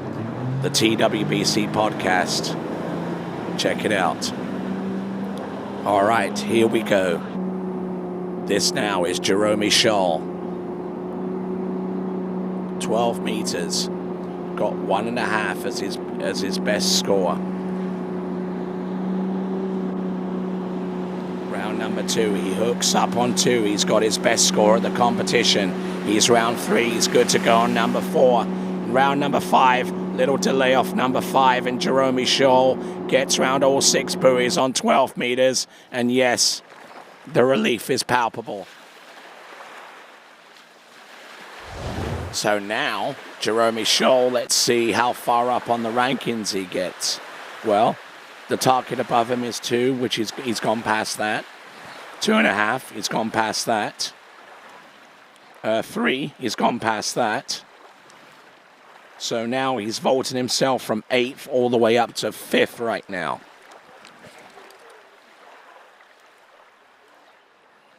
So, Jerome Scholl, to move himself up into 4th place, he basically has to beat Stefan Wild, a former world champion. And in order to do that, he's got to get past 3.5, which is going to be tall order. But let's see if he can get the start. If he can get the start and a decent hookup off buoy number 1, then it's game on. Let's have a look and see. 38 off in his parlance in the United States of America, specifically from the state of Ohio. He's round buoy number 1. He's round number 2. He gets 1 1/2 buoys for his effort.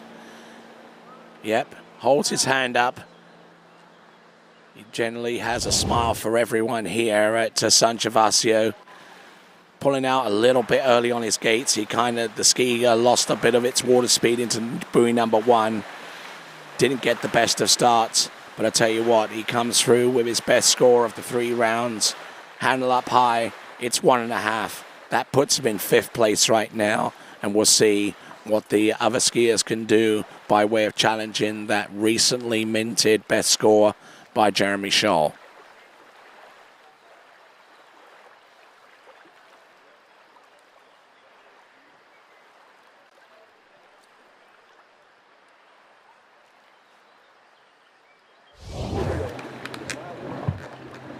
Better.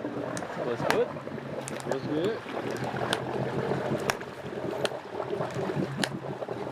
All right, so right in the SP Robust, actually the Bronco, it's going to be none other than former world junior overall champion from way back in 1986.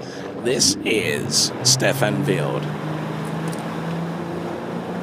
Also many-time European champion as well in the junior competition, and certainly had his fair share of titles won on the professional level in his favorite event of jumping.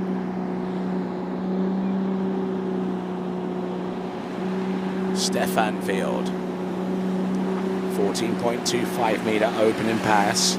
Wouldn't expect him to go in any longer into the course. And he gets around all 6 buoys, and he gets it to go at 55k. Just a quick reminder that during the course of the pro competition, the men's and women's, we also have the skier of the day.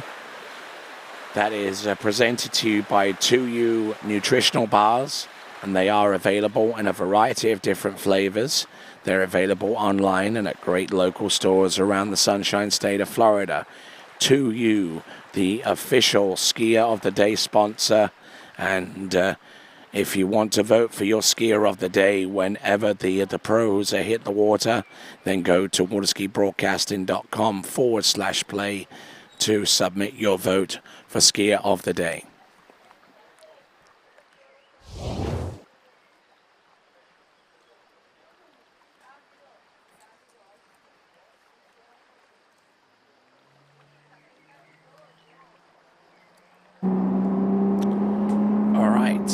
So,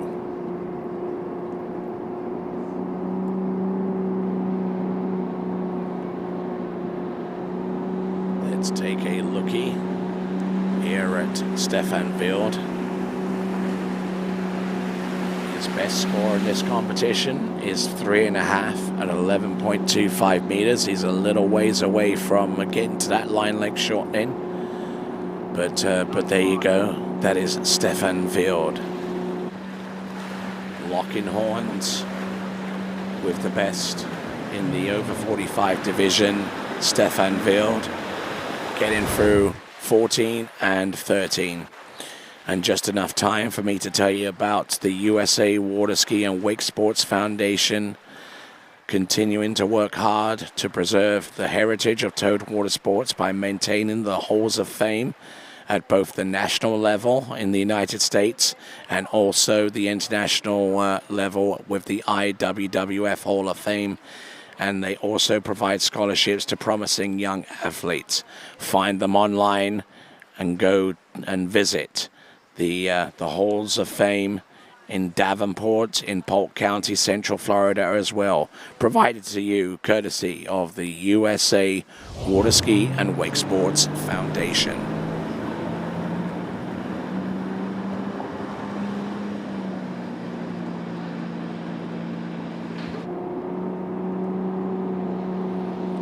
Here we go, folks.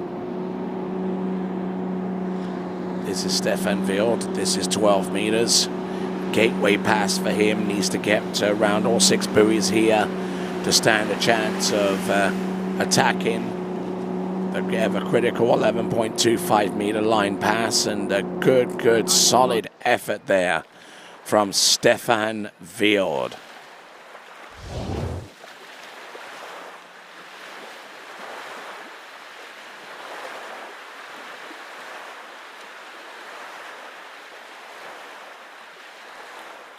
Stefan Wild, nice extension there on buoy number 2 and allowing the ski to rock up underneath him. Very efficient skier, very patient skier, allowing that Bronco to do exactly what it's designed to do. That is basically under a light load, achieve angle and continue to turn away from the boat and keep him on top of his game. And there is Nathan McGarry behind the steering wheel of that Malibu towboat.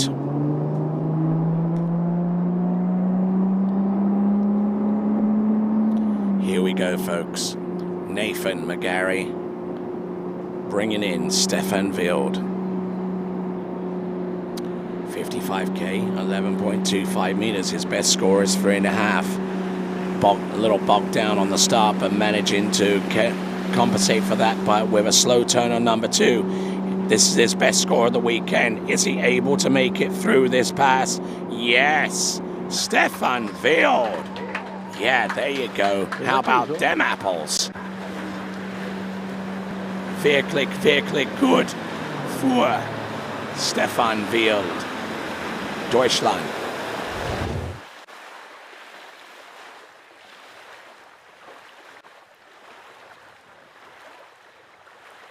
It's 6 buoys at 11.25 meters there for Stefan Wild.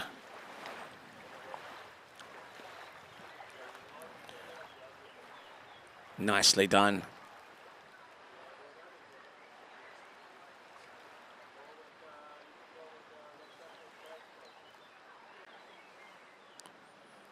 .25 meters.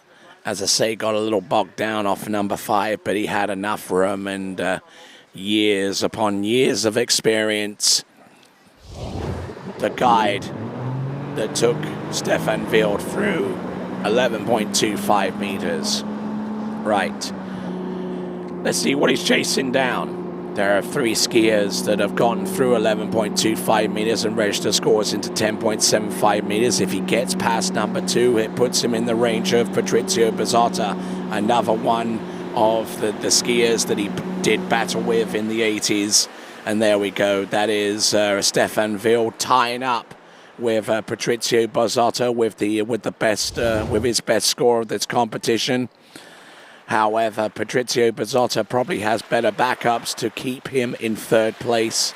And You just never know. Patrizio Brazotta might actually climb up into the first 2 spots, provided that he comes through with a better score, better than 2 at 10.75 meters. But that's looking a little bit ahead for the now. This is Stefan Wild, and that was 2 at 10.75 meters, and he was certainly glad to get through 11.25 meters after 2 previous rounds of trying.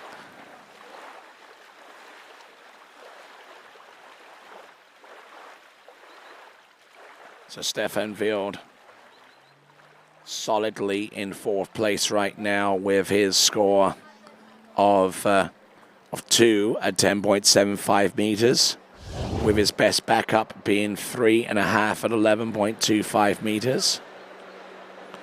I'm Tony Lightfoot.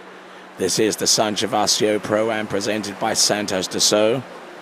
Glad to have the pleasure of your company once again as we continue to rock on through to the exciting conclusion of this 3rd and final day of action here at Jolly Ski. Stefan Wild.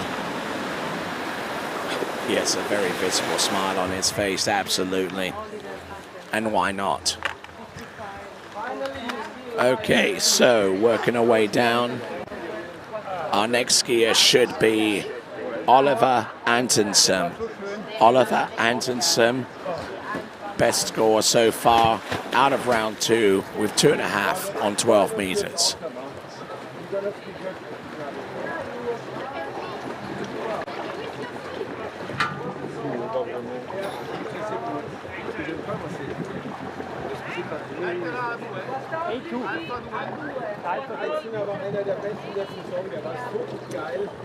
Okay, Oliver Antonsen.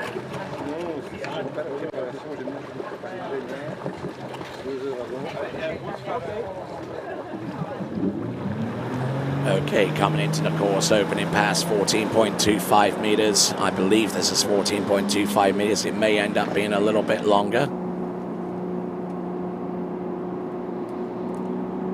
Yes, indeed, it is 14.25 meters for Oliver Antonsen. Nicely done. 55K.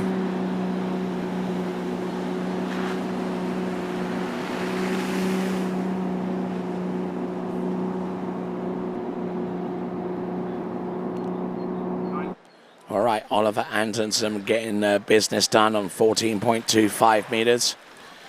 And right here, next to me, on my left and to your right on the screen is Jerome Scholl. Hello, hello. You did all right, didn't you? Yeah, I did. Is my 12-meter pass here, I felt really good about it. It was... Well, I don't think that's 12 meters that we're looking at from... yeah, that wasn't me, was it? Yeah. Oh, there he is. Yeah, there we go. There we go. Yeah. But let's take a look at your 12-meter run. Yeah, I was just trying to focus on relaxing my arms through the back of the boat and then trying to keep my shoulders squared up around the buoy so I didn't get to fall in too deep. But you can see I'm kind of pulling a little bit behind the boat, which is bringing me out of position. That one was a good one. And just riding the line up on the boat and taking the turn in a nice controlled manner. See a little back on the tail there. Right, yeah, John? Yeah, just a little. But managing to get around all 6 buoys and running through 12 meters. I don't know how many times you've actually run that in the past, but it's certainly the first time in the 3 rounds this weekend. Yes. Let's have a look at Oliver Antonsen. This is 13 meters. It's not looking too bad out there. Just trying to maintain some good cross-course width and good attacking angle. And nicely done, I would have to say. So, Jerome, your personal best coming into this event, what was it? 3 at 11. 3 at 11, so you got, what was it, 1 or something? 1.5. Yeah, so 1.5, so a buoy and a half behind on your personal best, but I think you're definitely a lot more controlled, and the relief on your face was definitely very, very noticeable after getting into 11.25 meters in round 3 compared to your effort on round 2. Yeah, absolutely. And you know what? Here at the Jolly Ski. The site is amazing. It's beautiful here. The accommodations, everybody's so warm and welcoming. I really love this site. I'd have to say it's probably one of my favorite places to ski as of now, for sure. Given the opportunity, you'll be back, I take it. I believe I will be, for sure. All right, They got me. All right, then. Well, congratulations to you on getting on into 11.25 meters for the first time in the 3 rounds, and best of luck to you going forward, sir. Thank you, Tony. All right, so let's have a look at Oliver Antonsen getting through. The opening 2 passes are 14 and 13 meters. He's now attacking 12. If he can get good rhythm here off the first couple of buoys, he might be off to the races here.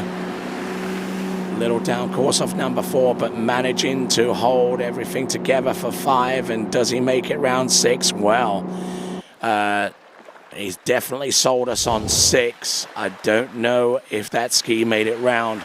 Our best view of seeing whether he actually made it round that buoy and scored the full 6 buoy count is definitely going to be right here.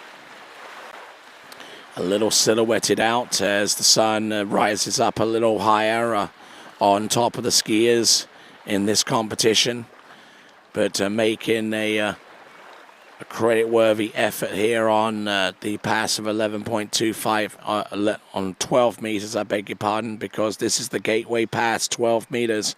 Now, does he make it round buoy number 6? Oh, and he's inside buoy number 6, so it's going to be a 5 buoy total there at 12 meters for Oliver Antonsen. He certainly sold us that 6 buoy count. So, yeah, he tried to sell us and we weren't buying. So there we go. That is going to be a 5 buoy count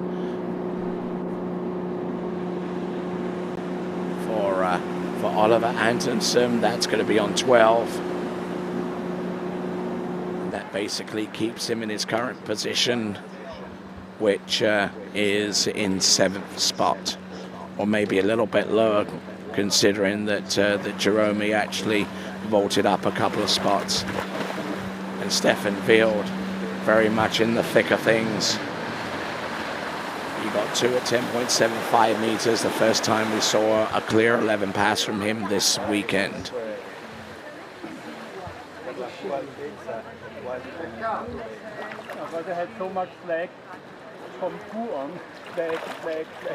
Okay, next competitor to take to the water from Belgium, Olivier Sola.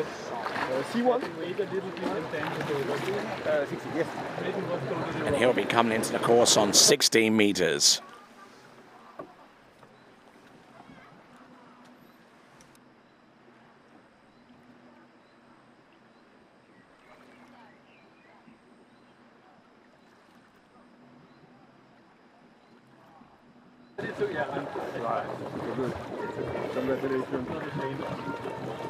Okay.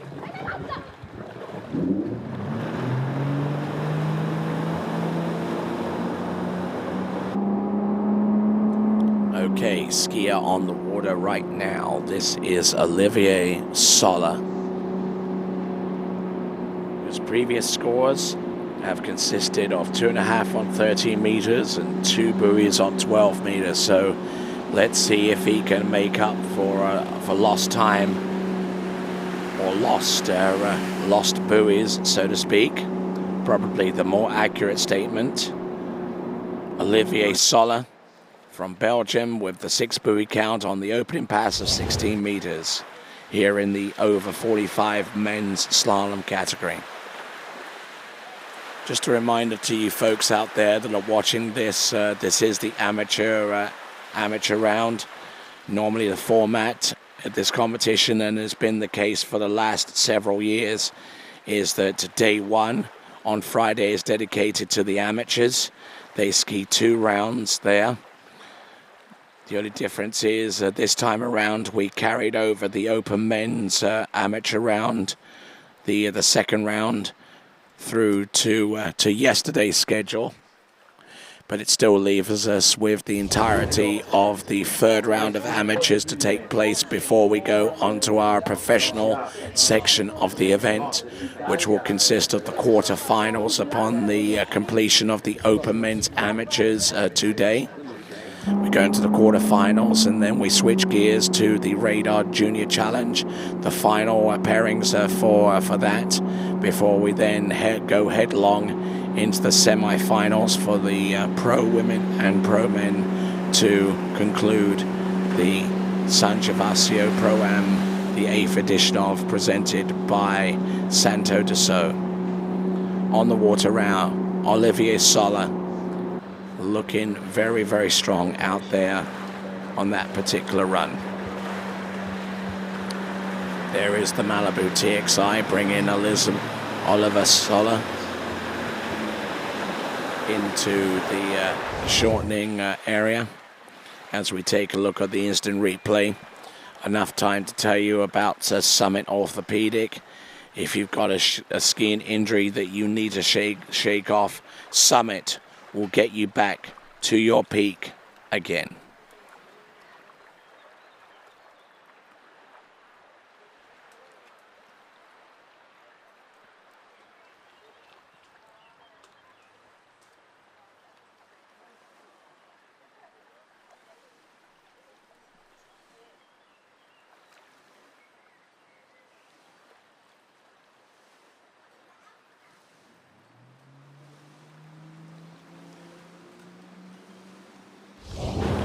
All right, having completed his opening 2 passes at 16 and 14 meters, Oliver Sola is now at 13.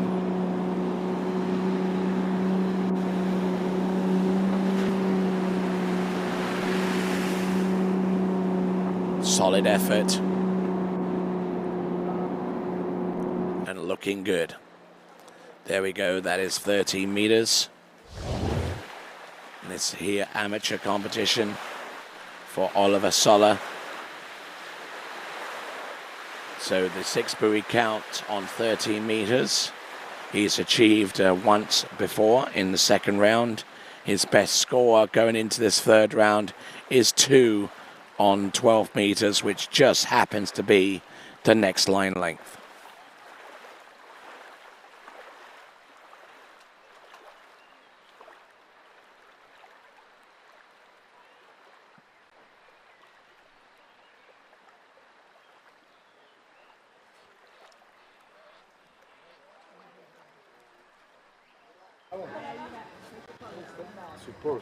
Enough time to tell you about Flow Point Method, created by Marcus Brown and Jenny Labar. Online coaching and nutritional support, all you need to ski your best. Check out flowpointmethod.com. That is flowpointmethod.com. Oliver Sola from Belgium. He's gone into 12 meters before. The question is, can he run all 6 this time around? Not with that setup and that effort. So it looks like it is going to be a 4 buoy count to the best of my reckoning from here. 4 buoys on 12 meters would appear to be the best score in the 3 rounds of skiing, courtesy of Oliver Sola, or Olivier Sola. Got broken over, did he? Yes, he got the ski outside number 4 and took the slack of the line well before the boat guides, and there you go. That is 4 buoys for Oliver Sola.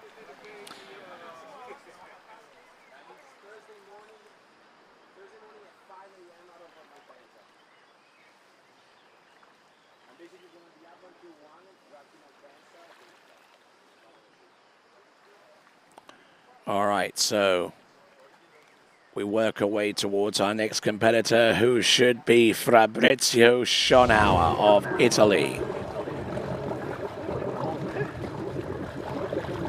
Okay. 14.25 meter start for Fabrizio Schonauer, our next competitor. Okay.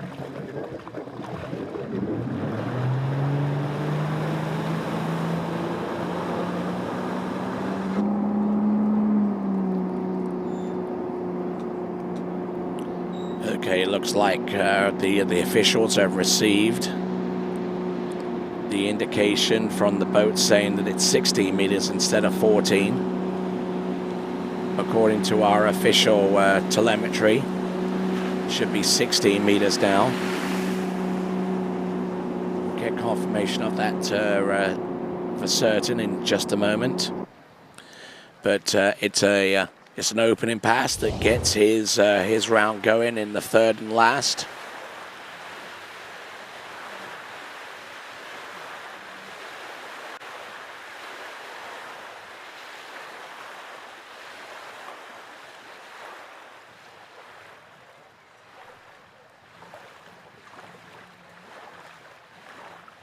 So solid effort there for Fabrizio Schonauer of Italy, one of a trio of competitors at this stage of the competition in the over 45s.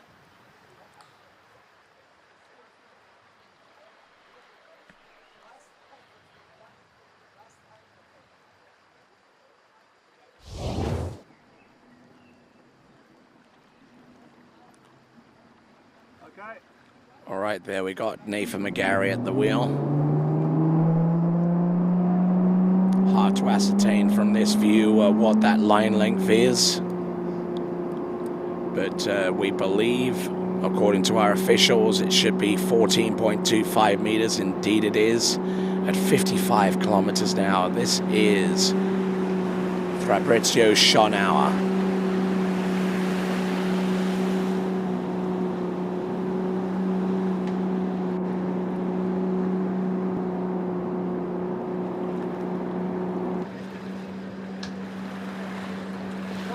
So getting through the opening pass.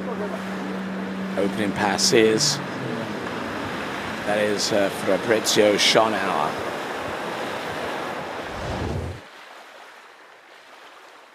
So not looking bad, looking very controlled as a matter of fact, with 16 and 14 under his belt. And 30 meters should be coming up very, very soon for him. In less than about 30 seconds, I would say, until the zero-off timer in the boat expires. His scores that we've seen so far in this competition, we've got 3 on 12 in round 1 and 1.5 on 13 in round 2. So obviously looking to make a little bit more of an impression in round number 3, given the opportunity to do so.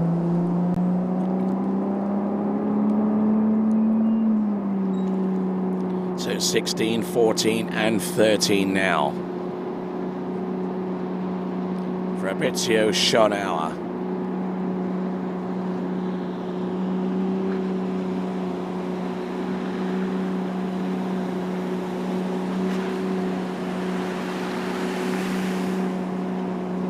Round 1, 2, 3, 4, 5, and number 6.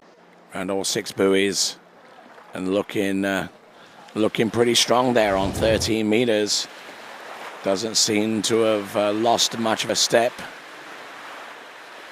Certainly comes through with a better score in round 3 than he did in round 2. And is only a few buoys away from either equaling or increasing upon his first round total of 3 on 12 meters. The next line length coming up soon for Fabrizio Schonauer. Enough time to tell you, as he rides his D3 slalom ski, to tell you about D3 slalom skis. They are the official prize sponsor for the men's audience prize. They produce high performance skis for all 3 events, including their new slalom products, the Neo and the Ion 2. And you can find out more about D3 skis by going to d3skis.com or their social media presences to find out more about D3 skis. 12 meters now for Fabrizio Schonauer. Round number 1. Excellent round buoy number 2. Excellent on number 3. Again, a little bit bogged down and running out of steam by the time he made his approach to 4.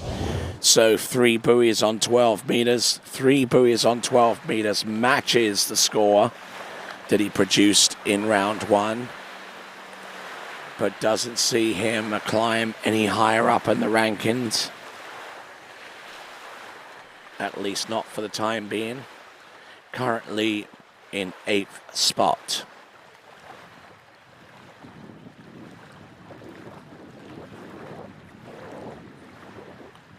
So that indeed was 12 meters. 12 meters. 3 buoys.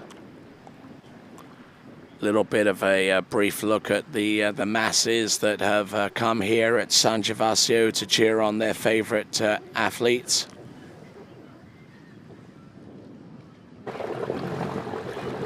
And now our next skier to take to the water will be Nicola Masciando.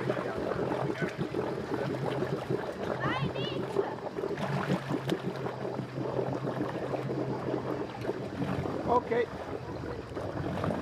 All right, just waiting on that line to tighten, and then we will bring him into the course behind that Malibu towboat.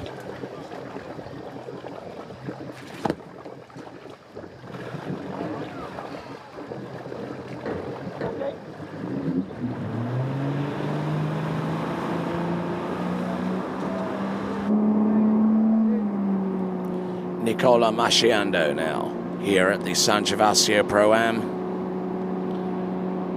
Opening pass 16 meters. Boat speed 55k. Maximum speed for this event category, which is the over 45s.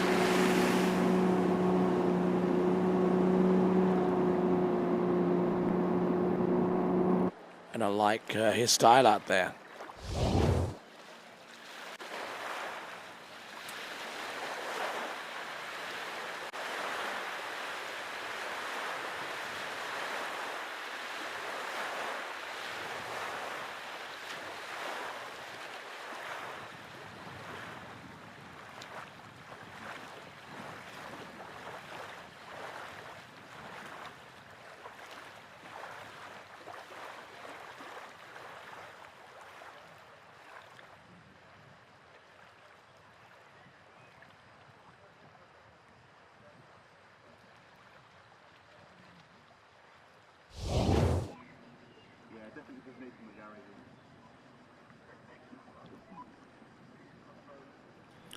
All right, so a 6 buoy confirmation on the opening pass for Nicola Masciando of 16 meters. Now 14.25 meters beckons for him. Now Nicola Masciando, his best score so far in this competition is half a buoy on 12 meters. He'll be looking to pick up the pace a little bit in order to try and relegate that half on 12 meters to being a backup score and thus produce something a little bit more substantial with the passes that he has ahead of him, including 14.25 meters. Nicola Masciando, his second backup score right now is 5 on 13 meters. So looking to try and scrub that out of the equation. The Malibu TXI response doing a fine job here at San Gervasio, as it typically does. Little on the back foot there, and Nicola.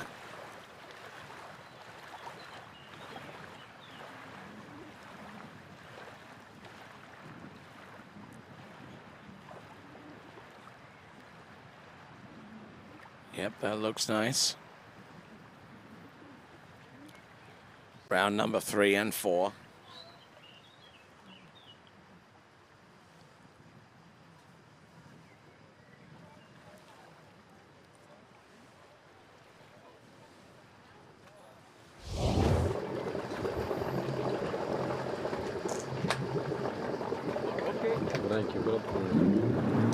So now pass number 3 for Nicola Masciando. He went in on 16. He cleared that. He came back on 14. He did likewise. Now, this is 13 meters at 55K.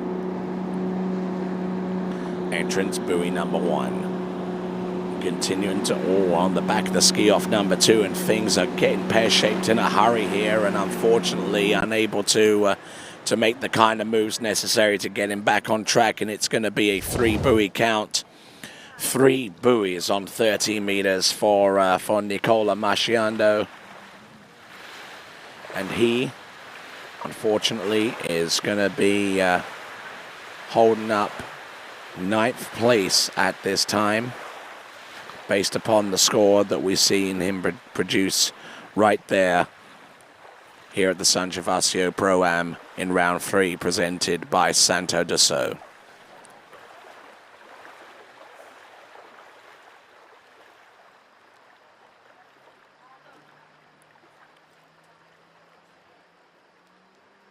Looking at this once again. Little one balanced into buoy number 1, probably a result of him not pulling out late enough on his gate. Lost a lot of water speed and a lot of width, and not able to create that pendulum swing up on the boat on 13 meters. So now here is the last of our trio of Italian slalom skiers. The man behind the PKB brand, his name is Patrizio Kiko Buzzata.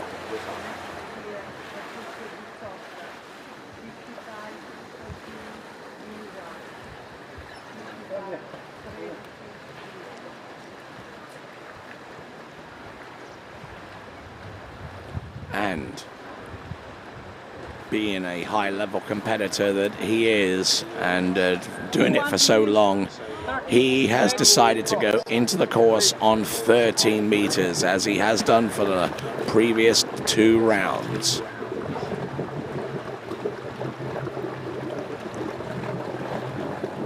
Just a quick opportunity here to tell you about Conley Skis. Conley Skis, they are the official prize sponsor for the Women's Audience Prize, and Conley Skis in the forefront of development with their DV8 and Carbon V, both skis with the patented Versatile technology.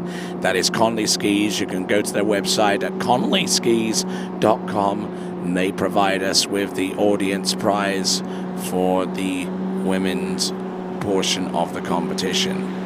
So, the skier on the water right here, right now, is Patrizio Buzzata. Runs his own brand and also runs a facility not too far away from here. That's Patrizio Buzzata getting through 13 meters and not looking to have put a foot wrong here with this one.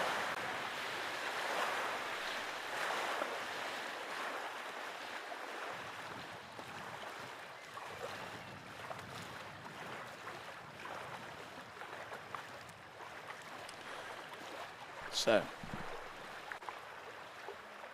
down to the last 3 competitors in the over 45 category. It's been a scintillating competition so far between those competitors in that category.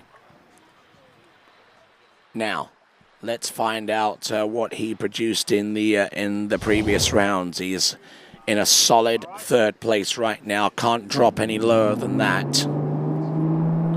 His best is 2 at 10.75 meters. If he were to ascend or have any aspirations of ascending, then he would need a score of 4 at 10.75 meters. That score being held by Peter Cornell of Australia. We're going to see him ski last out on the water. And in between Peter Cornell and Patrizio Buzzata, who's doing an immaculate job there on that 12-meter run. In between those skiers will be Gennady Garelia of Georgia.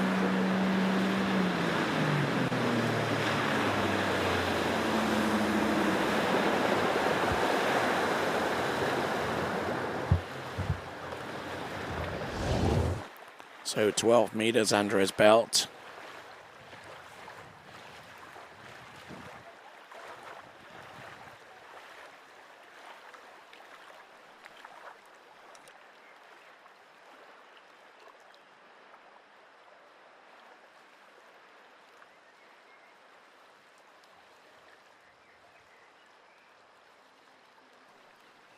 So Patrizio Bazzotta, 13 and 12. And now, having gone through those opening passes and expending the least amount of energy doing so, he's now got plenty in the tank to attack 11.25 meters. Patrizio Bazzotta wearing his own brand of gloves. Let's see what he's got. 11.25 meters. Get it on well. Round buoy number 2. A little late off number 3, but managing to continue to ski. 1 or 2 errors on that pass, but not enough to completely preclude him from running the 6 buoy count on 11.25 meters. Bringing the handle nice and low and using some good extension over the ski. Beautiful angle off number 1, setting himself up fantastically into buoy number 2. Certainly not afraid to take a chunk or 2 out of that turn if it means him staying early on the course. Like that 4, like that 5. And then the handle comes up high. He knew full well that as long as he stayed on top of his slalom ski and had enough residual angle off number 5, that he was in the best position possible to run it. All right, we see the man mountain himself from Georgia. That is Gennady Gorelia. On the water right now. Less imposing in terms of physique, but very, very imposing on the course so far as his technique and experience goes. Patrizio Bazzotta. It is 10.75 meters. Coming into the course right now with the boat speed of 55k. Let's see what he's got. Entrance gates, buoy number 1. A little bogged down course. He's round number 2. Will not get any more than that. Will struggle to get to the wakes and will score 1 1/2 buoys, and which will represent his worst score out of the 3 rounds. Actually, his second worst score, because he scored 1 at 10.75 in round 1. He came through with 2 at 10.75 in round 2. So somewhere in the middle there is his 3rd and last round. He got round number 2, which was all well and good, but the S-turn just didn't really help for him. So it's going to be a 1 1/2 buoy score at 10.75 meters, and that keeps Patrizio Bazzotta firmly rooted in 3rd spot, because his score doesn't exceed any of the scores that were produced by Peter Cornell, who is currently in the lead. Or certainly any of the scores that were produced by our skier who is scheduled to go next from Georgia. It is Gennady Gorelia.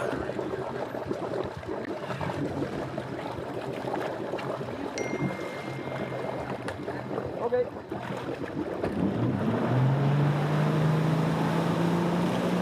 All right, then, here we go, and this is Gennady Gorelia,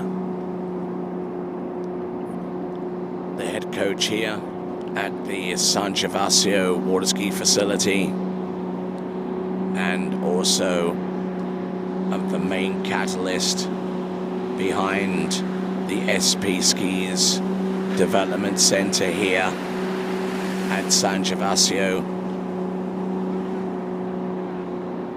where he uses one of the slalom skis, the Bronco, to great effect. The other ski model is the Robust. You can find out more by going to spskis.com, spskis.com. And you can also find out about this facility by going to jollyski.it, jollyski.it, the website for Jolly Ski, the ski school here at San Gervasio Bresciano. So, this is Gennady Gorelia, looking in very, very stout shape there on that slalom ski and doing a fine job with the opening pass of 13 meters.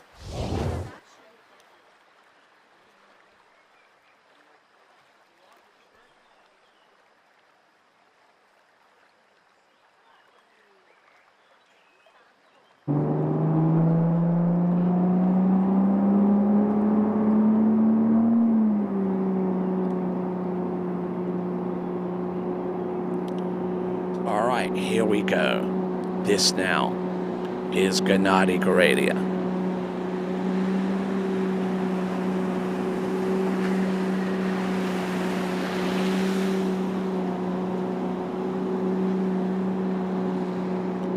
Certainly like what he does out there on the slalom course. Round all 6 buoys, 12 meters, not a bit of distraction there for Gennady Gorelia. Just absolutely on his game, and he's been like this for many, many seasons. As far back as the 1980s, he represented the Soviet Union as a junior competitor. And when that behemoth of a nation started breaking apart in the early part of the 1990s, he found himself skiing for the Republic of Georgia, whom he has represented ever since. Quite possibly the only athlete, water ski athlete from that nation that has a coastline next to the Black Sea. Is bordered by the likes of Armenia and Azerbaijan. Here we go. From Georgia, this is Gennady Gorelia. 11.25 meters, gets a good start. Round number 2, he's a little bit behind. He's good to go round number 3. He's there on 4. Tell you what, he can get himself out of a lot of difficult situations, and Gennady Gorelia looking very, very strong and forceful behind that Malibu towboat. Using the one-handed gate shot. Relatively, a few skiers still use that one-handed gate shot despite the transition from Perfect Pass Stargazer to the current zero off speed control system, which is definitely more complementary to skiers that use the two-handed gate shot. One of the reasons why Gennady Gorelia used the one-handed gate shot was when back in the day when he was skiing primarily with Perfect Pass, it was used primarily to try and get a jump on the algorithm that was used in the Perfect Pass system, especially with the gate. So, even now, he wants to try and get a little bit of an edge, which way he can. This is 10.75 meters. This is Gennady Gorelia at 55K. He's run this once before in this competition, getting half at 10.25 meters. How close does he get to running this again? Looking and go off number 3. He's good to go round number 4.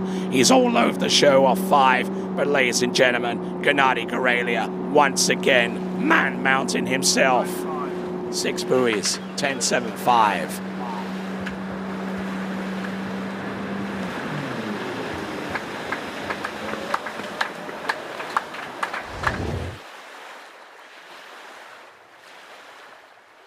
So, Gennady Gorelia with his score at half a buoy at 10.25 meters in round 1. Looking to try and replicate, if not better, that score in the third and last round. His middle round, his worst score was halfway down 10.75 meters. In fact, only one other skier has exceeded his worst score, and that was our last. That is currently our last skier to take to water. That's Peter Cornell of Australia. So Gennady Karelia, even at his worst, can only be challenged by one other skier in this competition. Let's see what he can do at 10.25 meters. He gets the one. He gets his best score of the competition. One buoy at 41 off Gennady Karelia.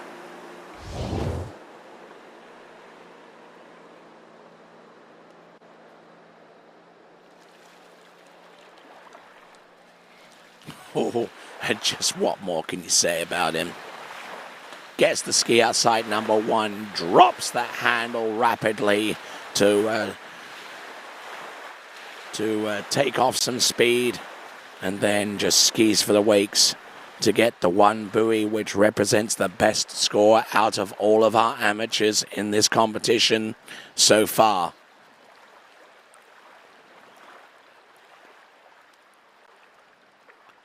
There you go, to the wake, one buoy, throws the fist.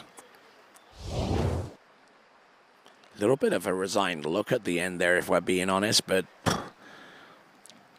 fine, whatever floats your boat, I guess. If you thought that you could get past the buoy number one at 10.25 meters, well, more power to you.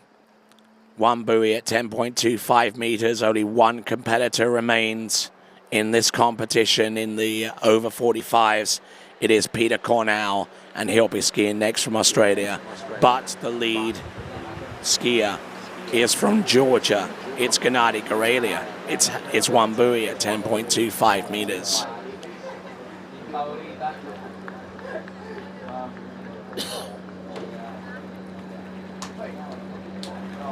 So Gennady Karelia, who resides here at San Gervasio, the head coach.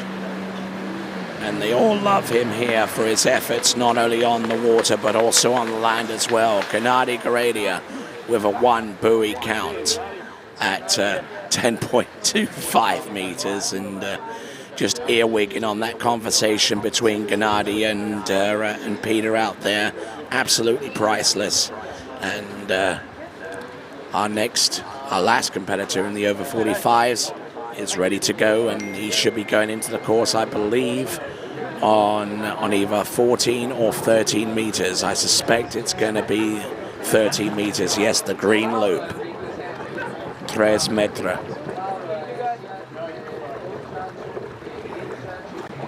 Or 13.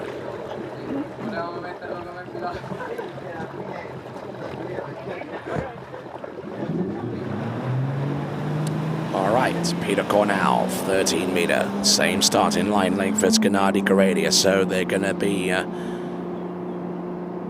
matched pass for pass.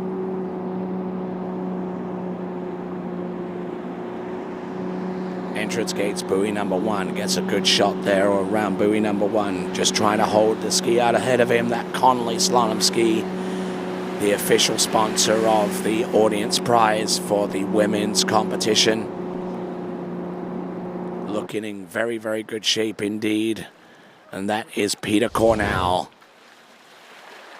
Our pro competition will get underway after we're done with the last of our amateur skiers. And that will be the Open Men's Amateur Competition, which will take place in about a dozen skiers from here.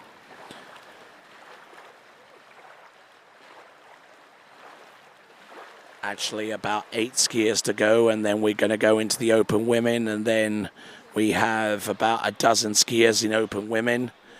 So a little under 20 skiers remain before we go into the Open Men's Amateur round, which is the last of our amateur skiing.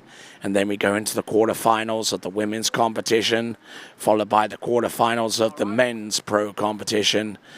And then interspersed in amongst all of that, after the quarterfinals, then we'll do the Radar Junior Challenge before we go into the semifinals of the pros, and then eventually the final head-to-head matchups of the pros as well, to conclude the 8th edition of the San Gervasio Pro-Am presented by Santa de So.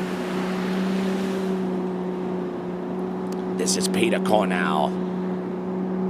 This is a 6 buoy count on 12 meters. Made that pass look immaculate.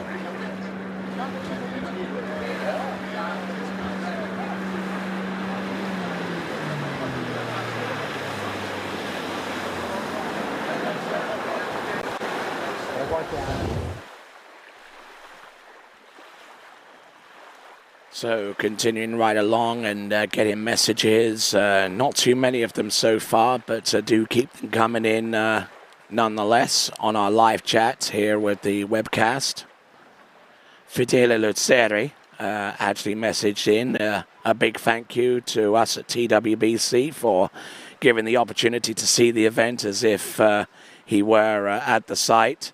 Now, for those of you who don't know, Fidele Luzzeri, one of the organizers and one of the head people here at the San Gervasio Ski Club and Jolly Ski, unable to attend this competition this year because he is recuperating in a hospital bed after having spinal fluid drained from his lower back, contaminated spinal fluid drained out, and that requires a little bit of recuperation. And we wish him the best of luck going forwards. Here comes Peter Cornell. Oh, getting down course off number 4. He's good to go around number 5. Unable to get outside buoy number 6, 11.25 meters. And that hands the victory over to Gennady Gorelia. 5 at 11.25 meters. The tail of the tape for Peter Cornell shows that he got 4 at 10.75 in round 1, 2 at 10.75 in round 2, and 5 at 11.25 meters in round number 3. But a good, solid, stout effort there all the way throughout. A skier who has traveled far to be here, along with his son, Lucas Cornell, for the San Gervasio Pro-Am, and we look forward to some more great skiing in the future for Peter and indeed his son Lucas Cornell in the future. Coming to us out of Brisbane in Queensland, Australia. Brisbane, the home of the 2032 Summer Olympic Games. Peter Cornell, 5 buoys, 11.25 meters. His worst score out of the 3 rounds, but a commendable score nonetheless.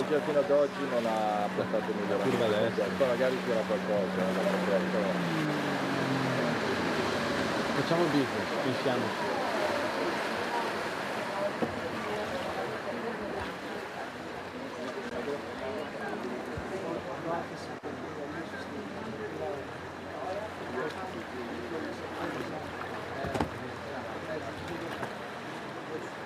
All right, going straight on to our next competitor. And this is the over 55 women's competition.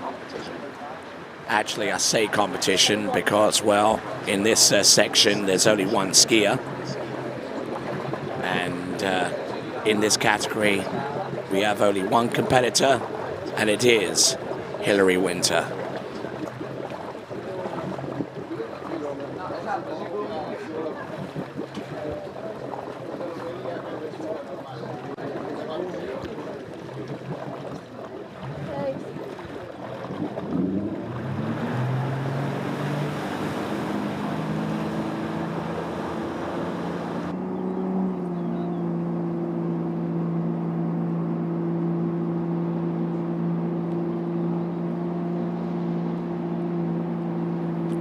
All right, here we go, Hilary Winter.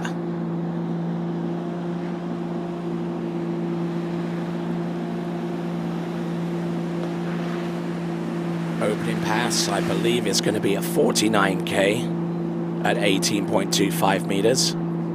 Actually, 52K, 18.25 meters. Hop and a skip and a jump on that opening pass. And skiing at maximum speed for the over 55s. And that's at 52k. Beautiful angle. Very light on that ski, very light on the handle going into the turns. And just as Hilary Winter gets done for her opening pass, her son, Freddie Winter, has just arrived on site. Thank you for your support. So now we'll return to live action in just a moment. This is the San Gervasio Pro-Am, the 8th edition of, presented to you in association with Santos Dassault.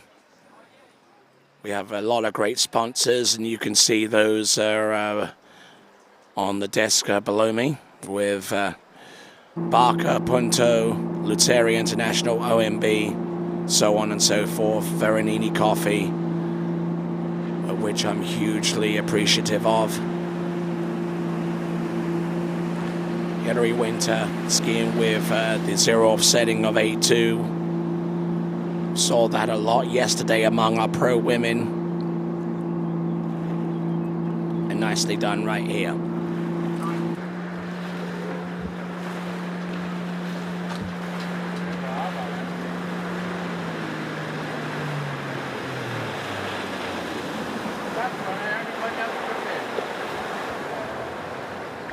So, Hilary Winter working away through the opening couple of passes, 52 at 18 and 52 on this pass of 16. Like the way that she extends out and then just moves her body to that handle, hooks up and goes. And just makes it look effortless.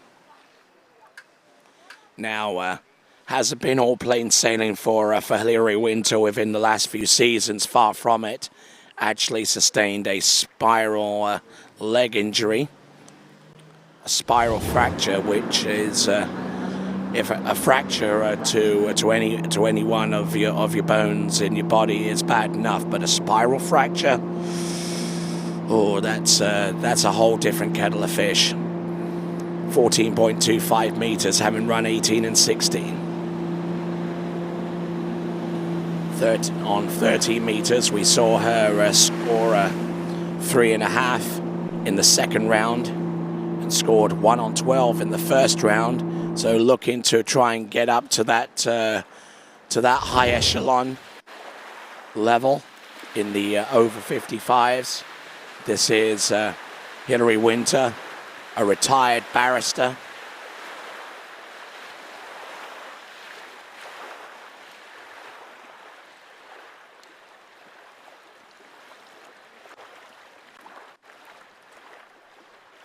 And thanking those of you that are joining in from all points west of Europe. Thank you very much indeed for tuning in.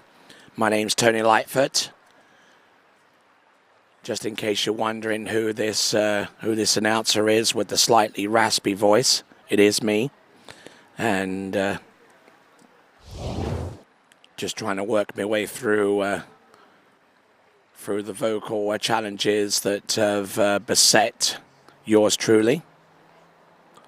We'll continue on with Hilary Winter on 13 meters, having run through the opening passes of 18, 16, 14, and now 13 meters.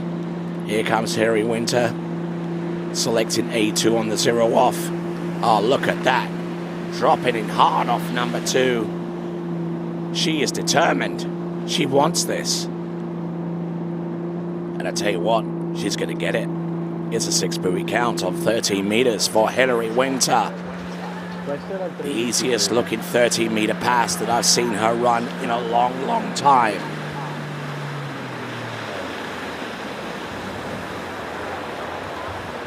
And Hilary's probably wondering, did you actually shorten the rope there? But yeah, we did shorten the rope. It was 13 meters. and looked very, very smooth, especially into her onside turn round buoy number 2. Just hooked up, took a little bit of a neck jolt there off number 2, but managed to keep going, keep everything moving forward. Softened up on number 4, still got a little bit of a jolt to the neck there, but managing to take her effort cross course round buoy 5 and indeed number 6. So, even if worse comes to the worst for Hilary Winter, this score coming up will represent at least her second best score. If she can get round 1 and make a play on 2, this will be her best score. And tries to make a play on 2, which she does. Gets 1.5, and that is Hilary Winter's best score in the over 55 category. So the tail of the tape shows that Hilary Winter scored in round 2, 3.5 on 13 meters in round 1, 1 at 12 meters, but the best score by half a buoy is 1.5 on 12 meters. Yet she almost fell on top of the handle, which could have been quite catastrophic, but for Hilary Winter, she threw the handle far enough away to prevent her from diving in on the handle and getting dragged down the lake. We'll have a look at the instant replay to illustrate that point. Round buoy number 1, round number 2, now she dove in, and the handle got her far enough away so that when she managed to grind herself down to a halt, the handle was as far away as possible. So there we go. That was Hilary Winter. And that was 1.5 buoys on 12 meters.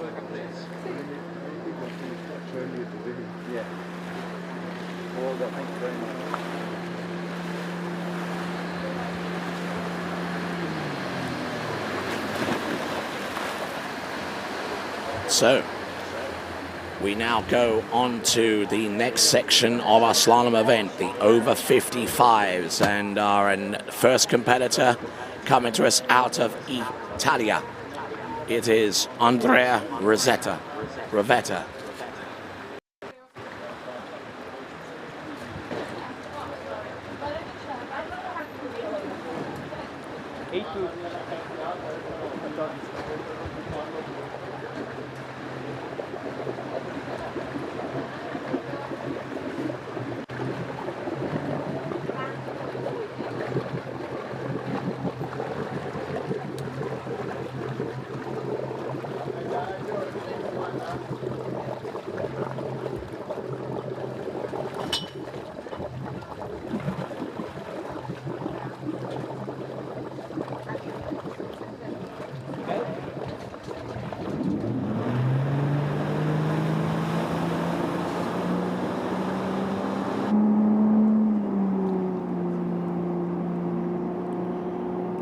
So, here we go.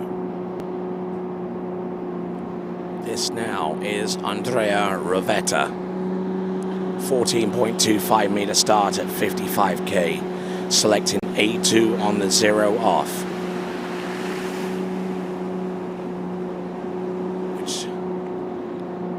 Which essentially means that the boat is basically programmed to take the skier softly off the turn and increase intensity through the wakes into the next turn. And according to my good friend Matteo Ianni, the number is basically a cap on that intensity. Softer at number 1, more intense. A higher cap on number 3. Here we go.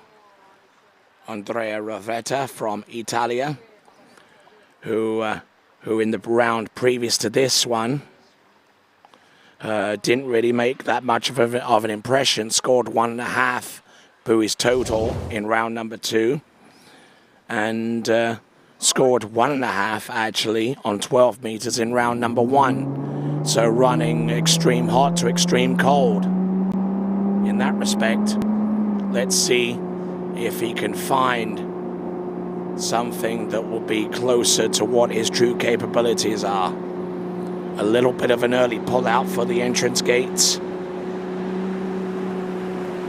It's 13 meters now for Andrea Rivetta. Little bit of slam dunk style here, especially in 135, but managing to navigate his way around all 6 buoys nonetheless. So that is Andrea Rivetta. So he's already exceeded what he did in the previous round. Wasn't exactly a big mountain to climb in that respect, but here he comes.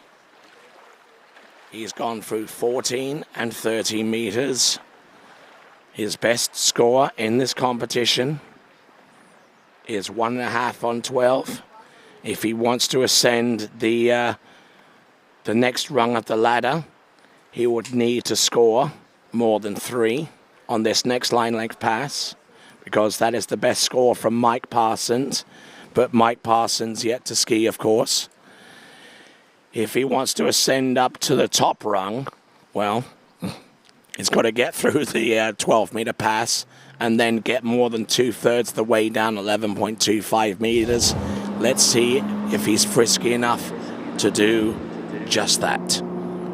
ABCs, though, he's got to get through the pass that precedes it, which is 12 meters.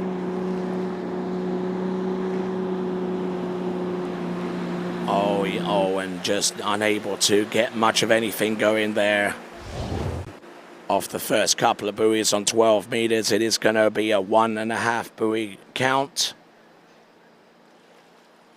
1 1/2 on 12 meters for Andrea Rivetta.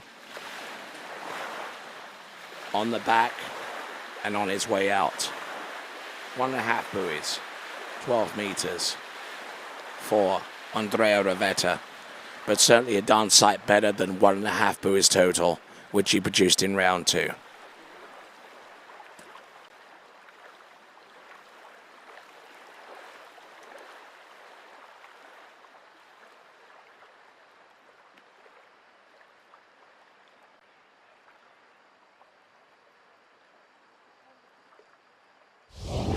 Certo.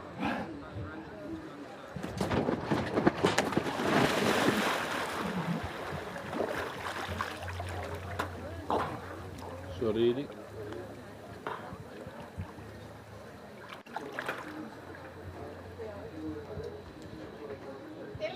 Your handle is in the front. Oh, no, Martin's got it. Ah, okay. I was just checking the handle. Yes. Yeah. Well done.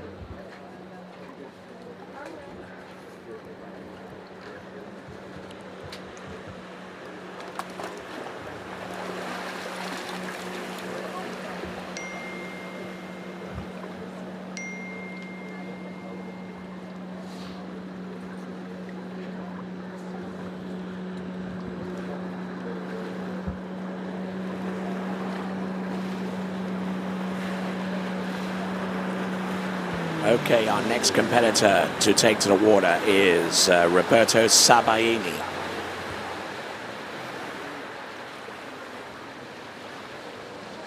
And like most great business ventures, one can't do it alone.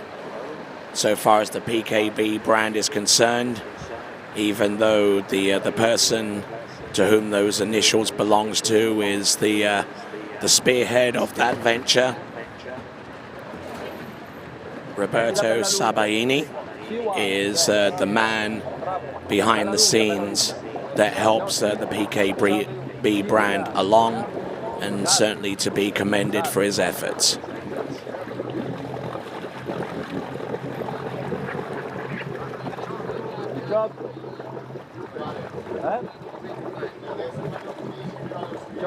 $52K, 18.25 meters is opening pass. Roberto Sabaini.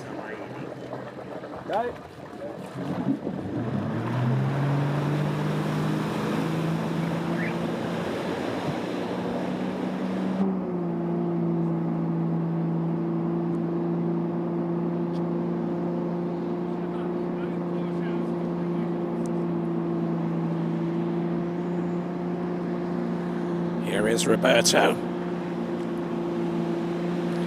Looking in good shape. Around first few buoys on this pass. First 2/3 under his belt. Gets round all 6 buoys on the opening pass of 52K, 18.25 meters.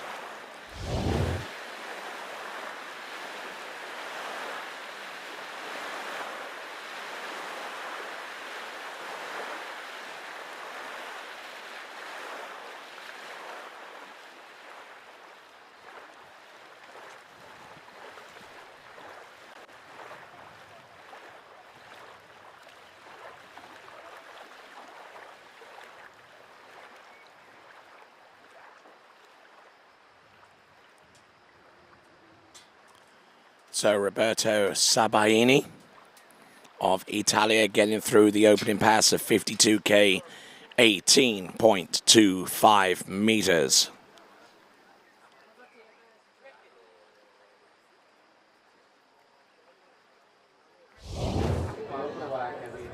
On the starting dock, coming to us not from Italy, but from the United States, specifically from the city of Bountiful in Utah.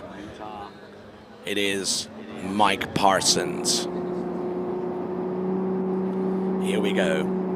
Still some business to take care of with Roberto Sabaini.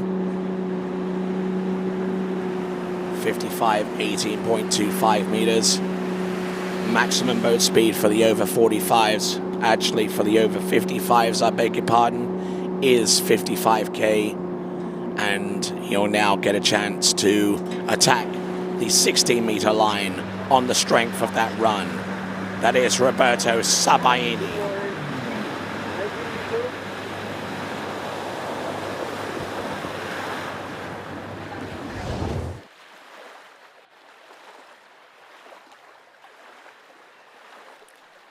So Roberto Sabaini, whose score in the previous round was half a buoy at 14.25 meters, which we won't see unless he gets through the next pass number 3. That being 16 meters coming up in just a few moments. His score in the previous round, half on 14.25 meters, is his worst score at the moment, because one buoy at 30 meters he was able to achieve in round 1.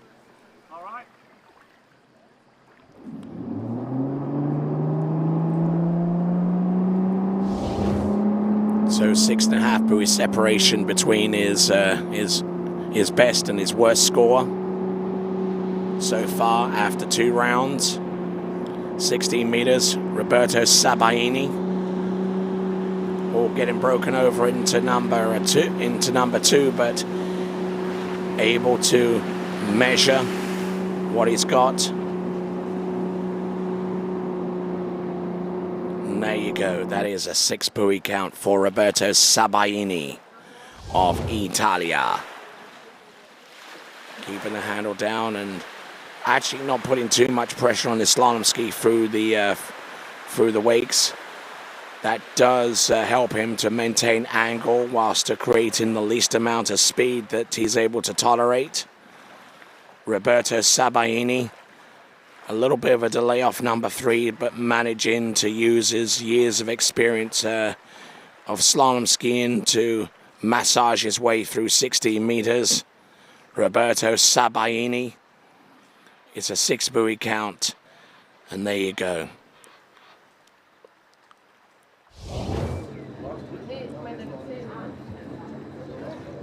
Now, as Mike Parsons gets ready to take to the water himself, he'll look down towards the opposite end of the slalom course, and we'll see Roberto Sabaini coming in on the pass of 14.25 meters.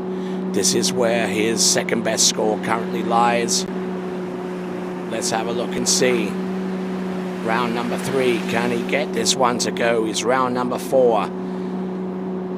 And little bit down course off number 5, round number 6. Does he sell it? Yes, he does. He sells it with that handle shake, and I don't know about that one, Elite J, but I might want to review that. And I think the review is about to take place. The best view of this is going to be from the shoreside camera, and that's exactly where we're going to on the instant replay. Before we look at that turn on buoy number 6, let's assess how he got there. He got round the first couple of buoys, which sets his rhythm up. Got a little bit pulled inside into buoy number 3, but still managing to maintain enough water speed to keep that ski running and to keep it turning. Now, here is the major one. Round buoy number 5. That ski was getting increasingly outside. Yes, he gets round buoy number 6, through the exit gates, throws the iron fist, and to my mind, that is a 6 buoy count of 14.25 meters. Continuing on to 13, his best score on 13 meters is 1 buoy. Let's see if he can produce his best score of the weekend. Roberto Sabaini. Round 1 to the wakes. Round number 2, oh, he's still there, you know. And it is his best score of the weekend. So the man behind the scenes at PKB, Roberto Sabaini, gets a 2 buoy count at 13 meters. And he will leave out of here with his best score of the weekend based upon what we see him produce in round number 3. So, Roberto Sabaini, 2 buoys on 13 meters. There's a lot to like about that. So, looking at the instant replay from the boat angle. Entrance gates, buoy number 1. And round number 2. Almost getting blown over the tip of his ski, but discretion being the better part of valor. Held his shoulders up and skied the full 2 buoys. So, that is Roberto Sabaini. Sense of relief. Very, very visible there for Roberto as he comes into the dock.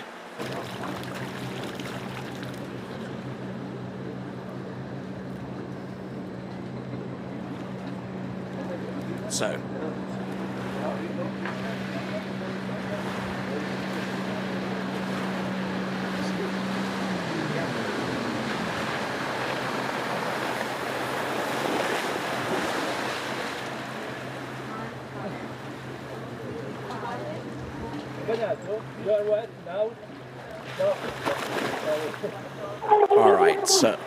all right, so, about to take to the water. Riding the Parsons Project, 14, the Pineapple Slalom Ski.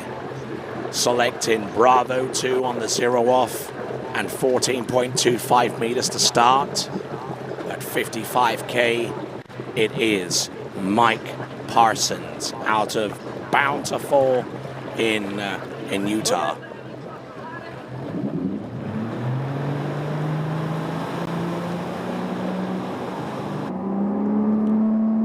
All right, so let's see.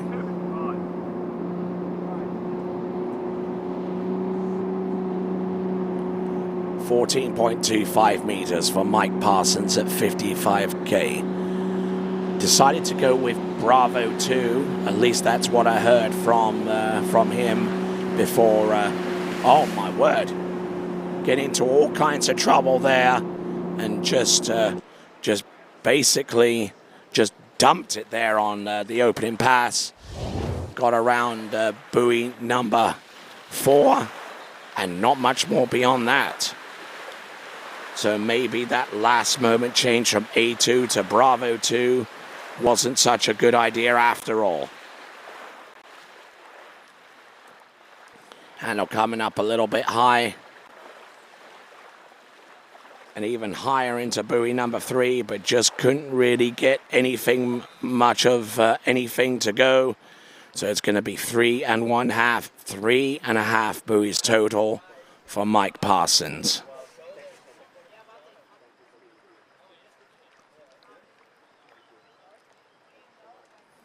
I might be generous enough to give him 4.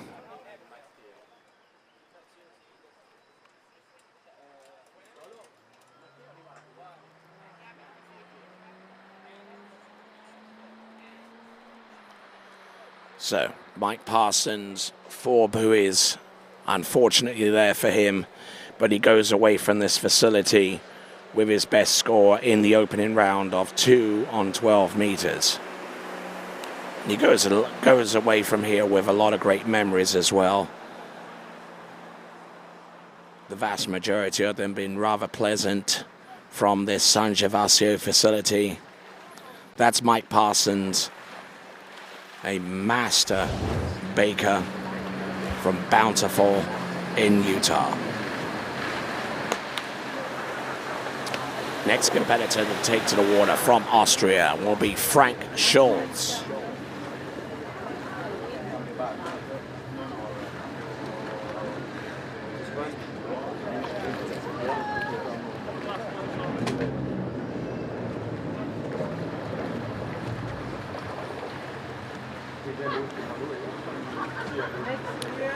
All right, so we got Frank Schulz from Austria, from Österreich, and sitting next to me and joining me in the announcer's position is Gennady Gorelia, the man mountain himself, with 1 buoy at 10.25 meters, representing the best of our amateur scores.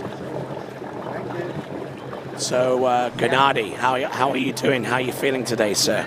Hello, Tony. Good morning anyway. So, you feeling good? Actually, it's always feel good when you run 10.75. So. Oh yeah, absolutely. That adrenaline rush will keep you going for days on end, I would imagine. But yeah, let's continue on with the over 55 men, which you're probably likely to dominate once you get that old. Here we go. Frank Schulz, one-handed gate shot, just like you, Gennady. 16-meter opening run. A little bit out of shape off number 2 into number 3.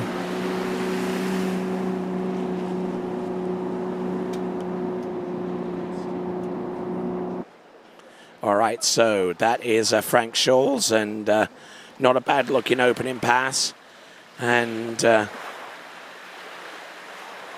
well done from Frankie. Yeah. Time by time he's coming to us to get some experience, to ask. How about looking at your effort? 10.75 meters. Let's take a look at this here, Gennady. It will be nice to see it again. Yeah, absolutely. Look at this. Round buoy number 1. Take us through this there, Gennady. Yeah, actually it looks better than I feel, because in the moment I was feeling that I was a little bit in the down course with a little bit of slack rope, but I say calm down, Gennady, just keep it easy through the wakes, don't pull so hard, and somehow it was, it looked even earlier than I was expect. For me it was like down course, and the last buoy was like, no, this is probably not 10.75. Yeah, it looks easy. It looks easy, this one. It should be 12 meter line. Yeah, that was 12 meters. But you still made 12 meters look nice. But that's what was my feeling for the 10. Okay, Frankie coming back. On 13 meters. A little bit releasing so quick one arm. This is our last skier in the over 55. We'll take a little bit of a break afterwards, I should surmise. But before we go into the over 65 men, that's Frank Schulz there getting through the opening 2 passes. I believe that was 13 meters. I think it's 14. I think it was 16 first pass. Actually, 14 opening pass. That was 13 on that pass. Okay. But now we see 10.75 meters, hopefully. Okay, let's see that. Yeah, definitely 10.75 meters. That ski was all over the inside of number 1. Yeah, I fall in a little bit in the first buoy with my shoulders. Yeah, here. I see that I'm start losing a little bit. I try to not really.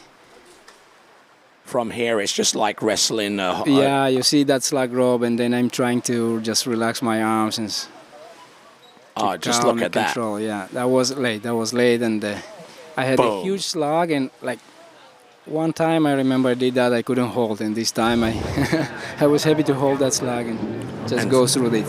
Okay, and skiing on that SP Bronco, just like Frank Shaw's. Yeah, Frankie using our ski, right? He liked it, and he started to ski on it second or third years already. Anyway, and for my benefit and for those of you watching out there that are not totally familiar with Savas Panatelli's products, the SP skis, as we look at Frank Shaw's getting round all 6 buoys on that Bronco ski. 14, 13, and now 12. 12-meter line, yeah. So tell us a little bit about the difference between the two models that exist, the Bronco and the Robust. Actually, it's 3 models. The Robust is the one which 2 years ago model, actually, which is a little bit more narrow. It's very quick, actually. I used to run so many 1075s on Robust ski. And then we changed it to get it wider on the tail, for example, so it's give you more stability, smooth turns, and easier to carry the speed through the wakes. So the Bronco and Mustang, actually, there's a new models. And the Bronco is a little bit more aggressive concave. So it's for the short lines, we say. And there is a Mustang very forgiving. You can still run 12 and 11-meter line. It's very quick and very easy turn. So for the skiers who do 14, 13, 12-meter line, the Mustang is the best, actually. And then somebody want to go deeper, we say, okay, Bronco is for you because you can be aggressive and the ski stay deeper in the water. So Frankie used the Bronco, actually. Yes, indeed. Let's have a look. 11.25 meters. He's run through 12. Let's see what he's got. He's definitely got the best score in the over 55s at this time. Oh, but look at this, and using the aggressive styling of the Bronco to get himself as far as 4 buoys. Get a 4 like in the first round. In the first round, yeah. Yeah, indeed. So yes, as a matter of fact, you're right. 4 at 11.25 meters in round 1, 5 on 12 in the second round, and 4 at 11 in the last round. So winning that division by a country mile. That is Frank Schultz. You said there are 3 models, right? Actually, the Bronco, we have just different graphics. So what you see on him, we have a writing on under the ski, and the over is different. We have a printed graphic, as I have here with me.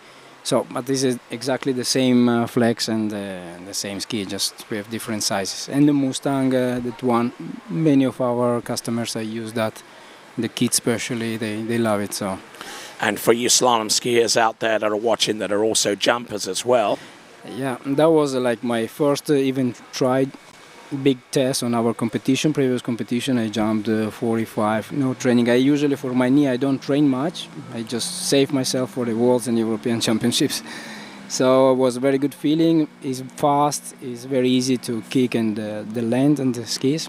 And it's a carbon core. It's a new technology with no honeycomb aluminum, but it's a carbon core, which is on the university tests they did. It's 10 times stronger than honeycomb aluminum, what the numbers is. So that looks really good. And they're light, they are fast, and good rocker. And we have sizes available from 82 to 92. So that's how it works. Coffee. Yeah, thank you. There we go. So yeah, let's take a look at that beautiful graphics there. Actually, on that, I keep changing like competition. Before I have another graphic, and now I have the other ski with another graphic. I change it, and they are all the same. Actually, that's a good thing. I keep changing it. Okay, so let's have a look at 10.25 meters for you, Gennady. You got around that number 1, then you dumped the handle down, just slapped it on the ground there. Actually, my pull out was a little bit too short. I saw the video before, and I just I wanted to do everything connected and without thinking too much and do the good rhythm, but somehow I went too short outside and separate a little bit too soon. That was my feeling. So yeah, you can see that the ski was a little bit behind me, and I felt a little bit narrow, but I had not much experience this year. I didn't ski many of 1025, so I still need to get on that game. Okay. Get better games. Okay, let's just say that there were some people out there watching this and watching that ski for the first time and are impressed with what they've seen. How do they get in contact with you? Because this is the main testing facility for the SP ski brand in Europe, right? Actually, yeah, I was sponsored before with the Sanderwall ski. I ski many years, which was very good brand as well, and I did 1.25 at 1025.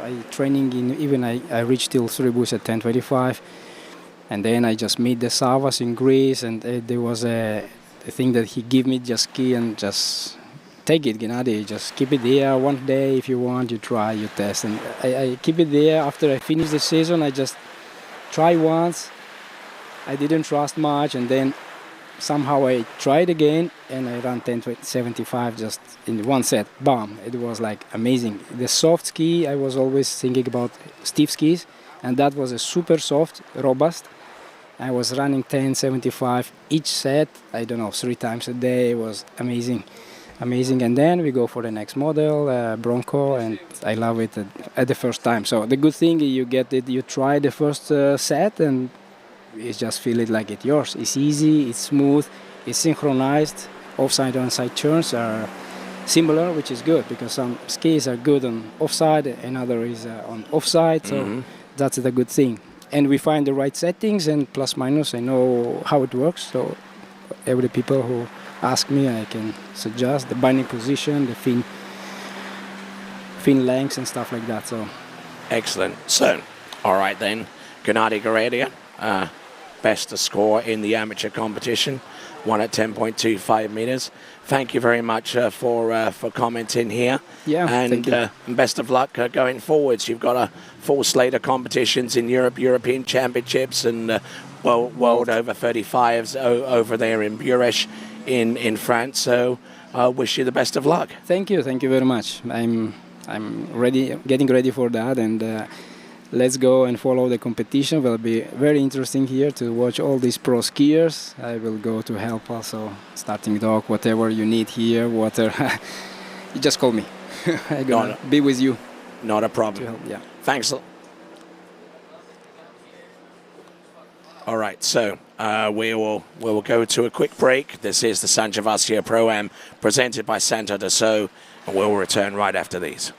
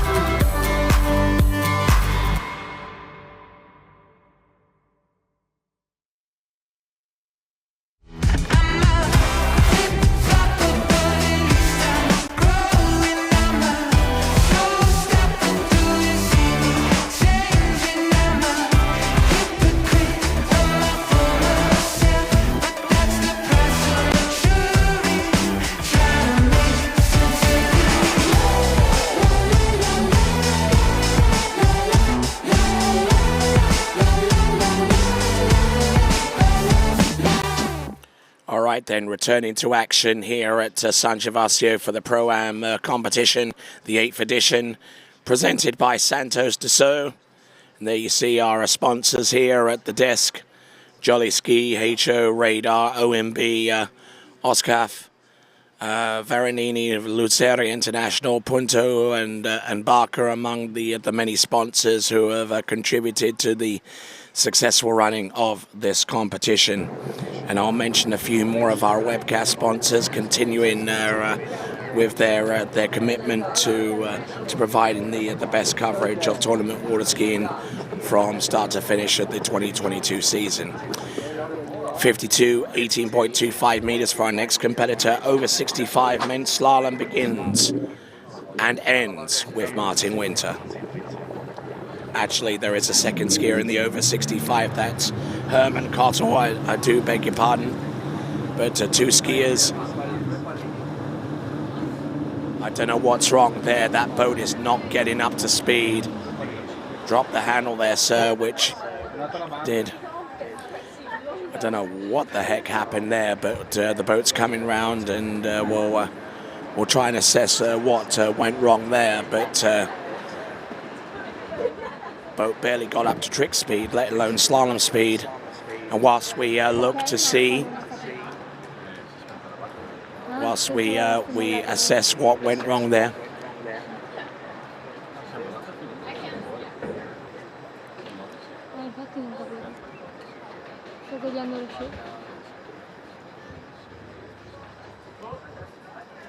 Okay, whilst we assess what went wrong there, we'll take a quick break. Torrefazione Varanini, a Milano dal 1970.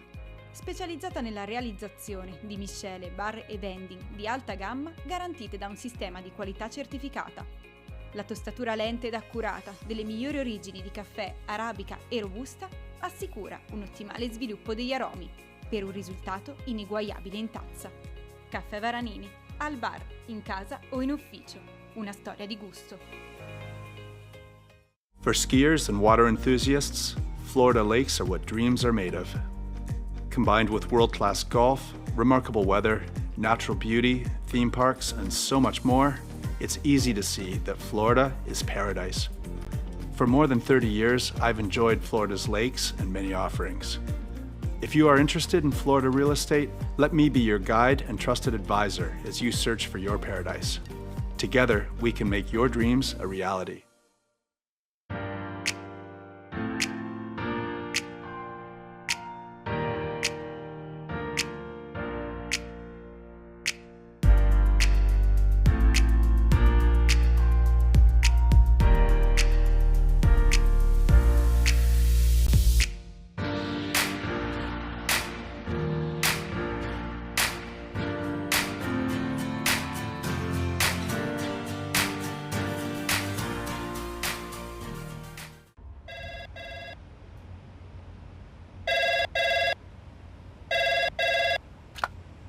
Thanks for calling Wake House. This is Brian. How can I help you? Yeah, Will. Can I let him know who's calling? All right, just a second. Will, I got a fill for you. Perfect. Give me just 1 second. All right, hit it. Thanks for holding. This is Will.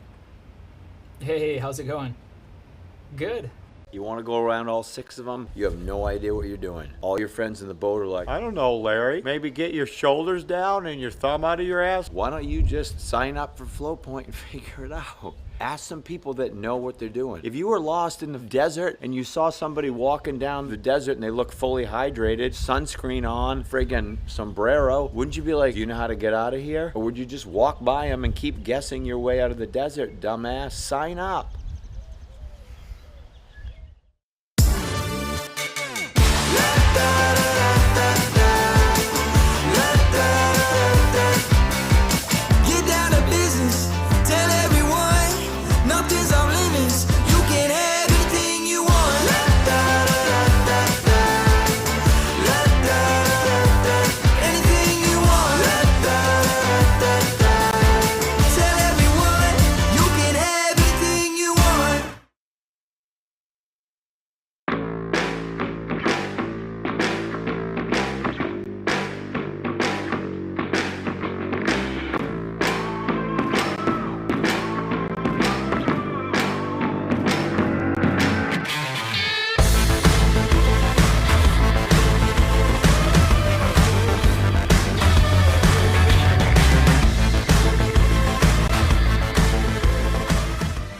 Try match play at B.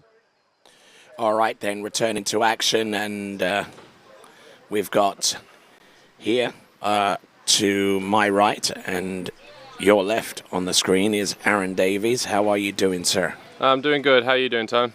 Not too bad, and, well, I'll say not too bad, I guess. I mean, my voice is slowly starting to recover. Well, hopefully you'll be in full fettle by the time the slaloming resumes for the pro event.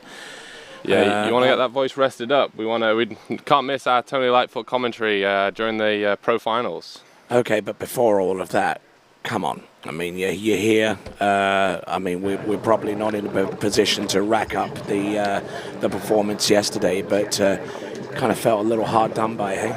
Yeah, you know, it's one of those calls. Those things happen. I think the call could have gone either way. You asked different judges, and they would have given different scores.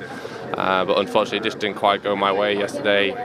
That tells me I've got to get it done properly next time. All right, then, and encouraging science going forward, I would say. I mean, well, not necessarily because of the judgment call, but at least you're starting to make your way up into the high echelons. Yeah, you know, I've run that 10.75 a few times. Never done it in a pro tournament, so I was really happy when I thought I'd finally cracked it. But unfortunately, not quite going my way. I'm sure we'll see it later. Yeah. Right, 52K opening pass for Martin Winter. Looks like they've got that boat sorted. Not sure what was quite wrong, but 52 for Martin, skiing out of Great Britain. Hop, skip and a jump there at 18.25 meters, and nice looking technique for the most part. It's effective on that line length at that speed. Yeah, Martin's a tall guy, using all that height to his advantage. See just how he's just riding the wake over. That's what he uses. That's his style. It seems to work well for him. Nice looking pass there for Martin. Just getting his eye in, feeling the lake out there. You know, it was 2 days ago. Since he last skied, didn't ski yesterday, with all of the juniors and the pros skiing. So just feeling out the lake again, seeing if anything's changed, and he'll be moving on to the 60-meter line length. And using the radar Senate, which is, I mean, the bevels and the concave design exactly the same as the Vapor, but with a little bit of a softer flex profile. Yeah, I believe it's a little bit wider as well, just to be a little bit more forgiving, a little bit more surface area under your feet, just to, you know, yeah, just be a little bit more forgiving. We see Martin coming back on the 60-meter line length now at 52 kilometers per hour, 32 mile an hour. All right, not looking too bad at all there on the 16 meters, 52K. Just trying to work his way through.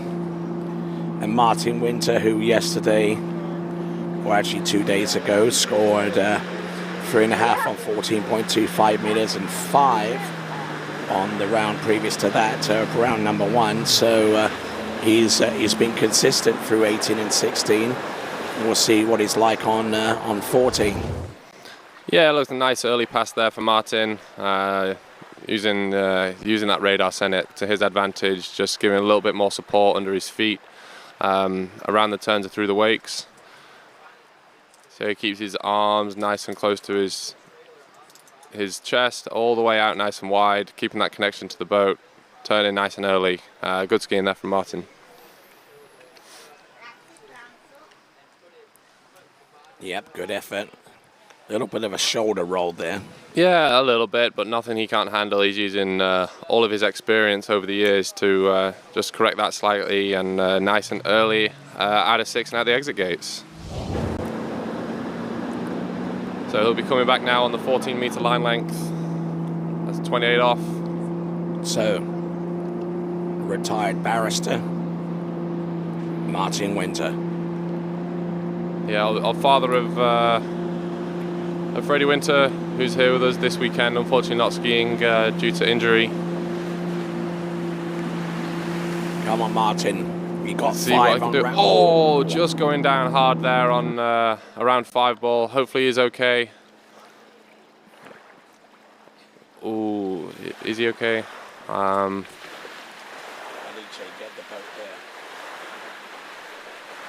Yeah, he's put his hand up there. He seems to be okay. I think he's just more gutted than anything. Let's see what happened here. Took a really, really hard knock there into buoy number 5. Yeah, so looks like an okay start. He just raised the handle just a little bit there. So he comes across to 2, throws the ski out, he gets back, not a bad 2 there. Just getting rolled over onto the inside at 3, I think. And that's what just causes that momentary hesitation as he gets pulled towards 4. Just getting the hips drop back out of 4 towards 5. And it just seems to break at the waist as it goes out to 5. Just hits his side slightly. But he puts his hand up there just to show he's okay. Good to see Martin's not too hurt. Tough as old boots. Yeah.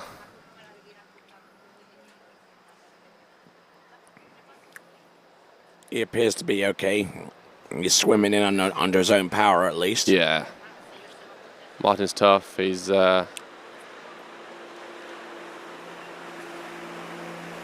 is that older generation that's tough and we'll just get on with it. So glad to see he's all right and swimming back to the bank. Mm-hmm. But who have we got next there, Tone? Well, we got Herman Kottel. Now, I don't know too much about Martin Winter's career as a barrister, or whether he was a defense barrister or he worked for the CPS. No, I'm not too sure myself. I've not spent too much time with Martin. I worked at Thorpe Lakes down with JB Ski for 1 season down in 2018. But I'm not sure what type of barrister Martin was, whether defense or what. But yeah, I know he had a long and successful career. Indeed, and enjoying the fruits of his earlier labours. Right, he's able to go across the world, go over to Florida, go over to the States, come here to these tournaments. I believe he's been coming to the San Gervasio tournament for many years now. Good supporter of everything they do here. Right you are. So here we go. Skier on the water. This is Herman Kottel, who in the previous 2 rounds has scored 1 on 12 meters in round 1 and 5 on 13 in round number 2. Let's see what he's got on the opening pass of 16 meters. Yeah, using this first pass, just as a warm-up. Looking good on this first pass, nice and wide, nice and easy. Good pass there for Herman as he comes around 6 and out through the exit gates. All right, nicely done.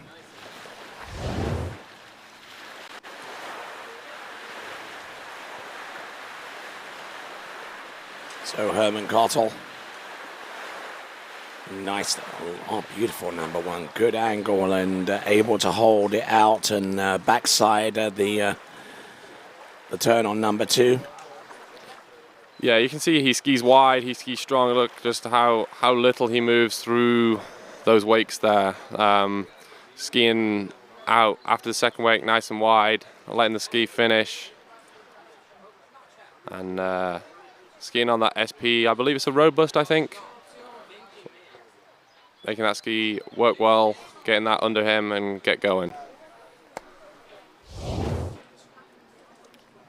There you see our driver, Mario Pagozzi. Making sure that boat is the same boat path for everyone, keeping it straight and true. But here we see Herman coming back in on the 14-meter line length.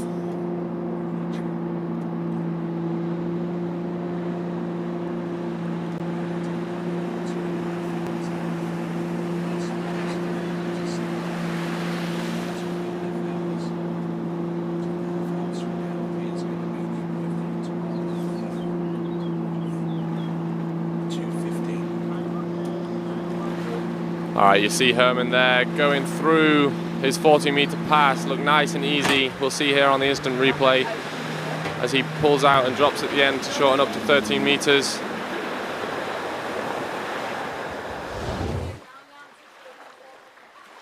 Herman looks like such a strong guy out there right now. He's skiing strong, skiing well.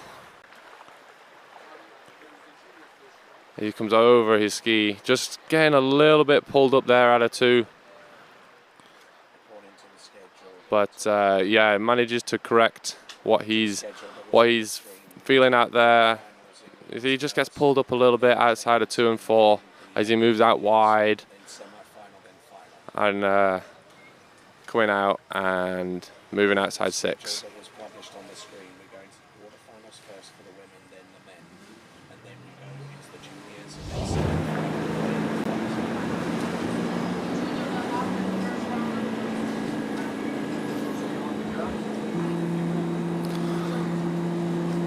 All right then, so let's continue right along. This is Herman Cottle.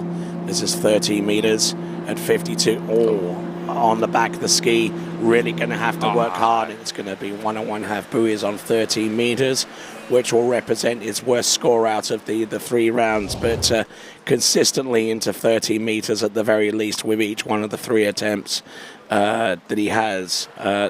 That he produced. Actually, 1 buoy on 12 in round 1, 5 on 13 on the second, and 1 1/2 on 13 on the third. Yeah, you just see there on the instant replay on that gate, he's just on the tail of the ski a little bit, and he seems to be on the tail of the ski throughout this pass. You see here how he gets on his back foot. I think he was a little bit late on that gate. Yeah, you see there splitting the gates in the middle. You always want to be as early as you can, obviously without being outside the gates, and just getting on the back of the ski there at 1. And just gets pulled towards 2, tries to make a turn for it, and unfortunately just can't hang on. Absolutely right. So, okay, that brings to a conclusion the over 65 men's. We now go into open women and open men. Now, the total skiers that we have between those 2 categories is 25 skiers. 6 minutes a skier. That's the equivalent of 150 minutes, right? Something like that. 150 minutes. Divide that by 60. Yes, yeah, I think that's right. You know, that's about 10 skiers an hour. That's 25 skiers, so that's about an hour and a half, I would say, until we start to get... Well, 2.5 hours, because there you go. 150 divided by 60 is 2.5 hours, and 2.5 hours puts us to 2:15, approximately. Right. I'm good at multiplication, not so good at division. So I always go the 10 skiers an hour, 25 skiers. There you go. That's to me. That makes 2.5 hours until we go to the pro head-to-heads. We're given an approximation here that we believe it's going to be around about 2:15. The time right now is 11:45, quarter to noon at this time, and we now go into the open women. We might have to refuel the boat at some stage because we are running with LPG, and the LPG tanks on these boats aren't nearly as large as their petroleum, their gasoline cousins. Yeah, you know, here in Europe, obviously the gas is more expensive. Like petrol is more expensive than over in the States, and LPG is a cheaper alternative. And it's been that way for donkey's years. Yeah, it's always been that way over here in Europe. And in more recent years, we've had dual fuel boats. You used to be able to take the petrol tank out and just replace it with an LPG tank. But in more recent years, with the better technologies and the engines and things like that, you can actually use dual fuel. They all start on petrol and switch over to LPG when the boat's running. So with that, you have to have a petrol tank in the boat and an LPG tank. So that's keeping both of them, keep both tanks in the boat as we've seen Nelly run through this pass, her opening pass. I believe, which was going to be at 18.25 meters at 55K. Now, the obvious trade-off with having dual fuel boats is the weight, isn't it? Yeah, the weight is a significant factor. So you want to be since you have both tanks in that boat, you want to be, if you're running LPG, you want to be keeping the fuel level lower on the petrol tank, and vice versa. If you're running petrol, you want to be letting the LPG tank run lower. But the LPG tank is also all metal, some weight in the boat, and that affects the wake and the performance of the boat. So that's always the trade-off here in Europe. When you convert them over to LPG, you always got to think about where you want to place that tank, whether you want to put it in the front, in the back, what is the best for that kind of boat. As we see Nelly coming back here on her second pass of 55.18 meters. 55.18, started off at 52 on that same line length. Making it look nice and easy out there behind that Malibu TXI. Nice and early, nice and easy. Actually goes around 6 and out through the exit gates. Nicely done. All right, that's a 6 buoy count at 55K, 18.25 meters. Behind the Malibu TXI, 400 foot-pounds of torque from that engine, 340 horsepower. Yeah, these are powerful boats. You want to use the power of the boat to your advantage. You don't want to be trying to fight the boat. You see Nelly just waiting for the boat to pick her up. It takes her across the wake. She's using the power of the boat to her advantage. She's not trying to pull against the boat. She's just trying to be nice and smooth, which is the name of the game here in slalom. Because obviously, your boat has more power than you do, so the boat's always going to win a fight. So you just got to know where you are, know where you're skiing, and just be smooth with it. Let the boat do the work. Yes, absolutely. No truer words been spoken. So, let's have a look and see what Nelly can do. Nelly Schultz.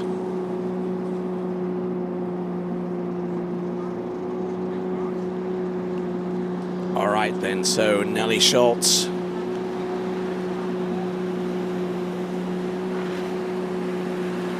On 16 meters.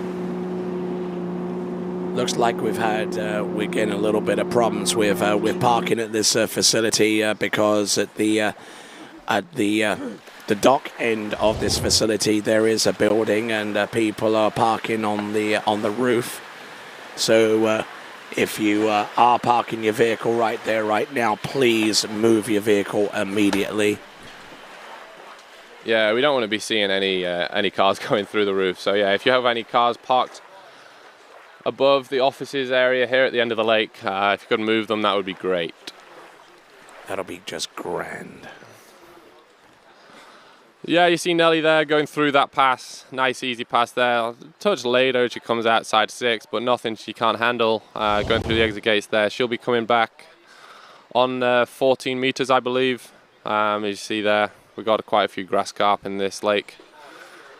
Oh, nice. Nice bit of wildlife footage there. Beautiful shot. I feel like I should be going like David Attenborough over here. I don't know much about fish. Neither do I. Other than they're quite tasty.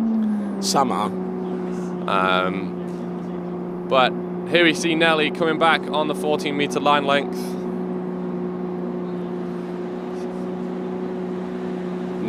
Nice start here from Nelly.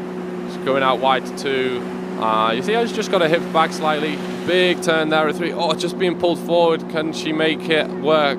She's going down 5. Gets pulled forward again. Oh, just unfortunately not making it. Oh, my word. Oh, she doesn't seem too happy with that. What was her score in the previous rounds here, Tone?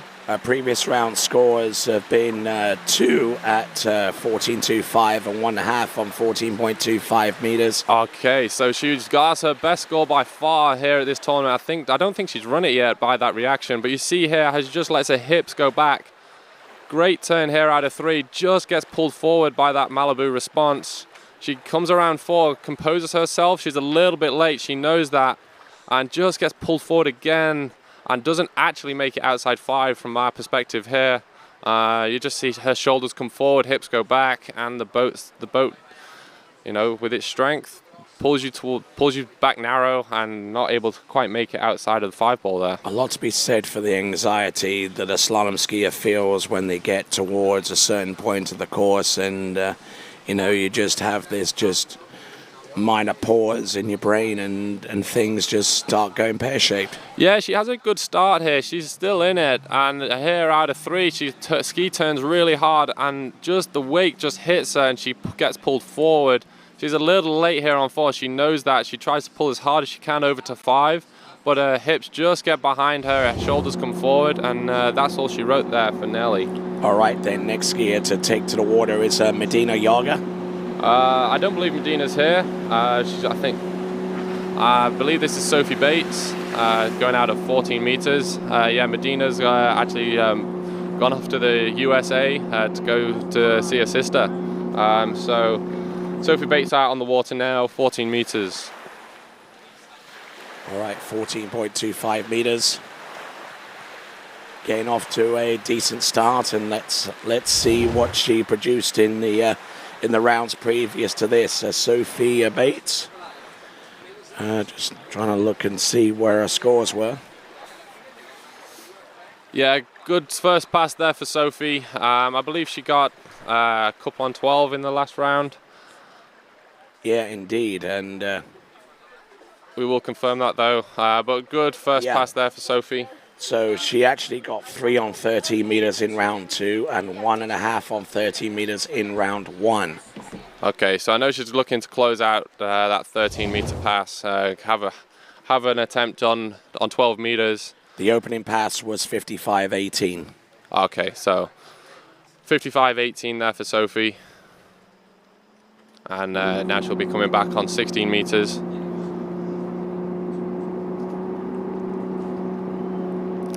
See how tall she stands there in that gate, ready for her cue to make the turn, go through the gates.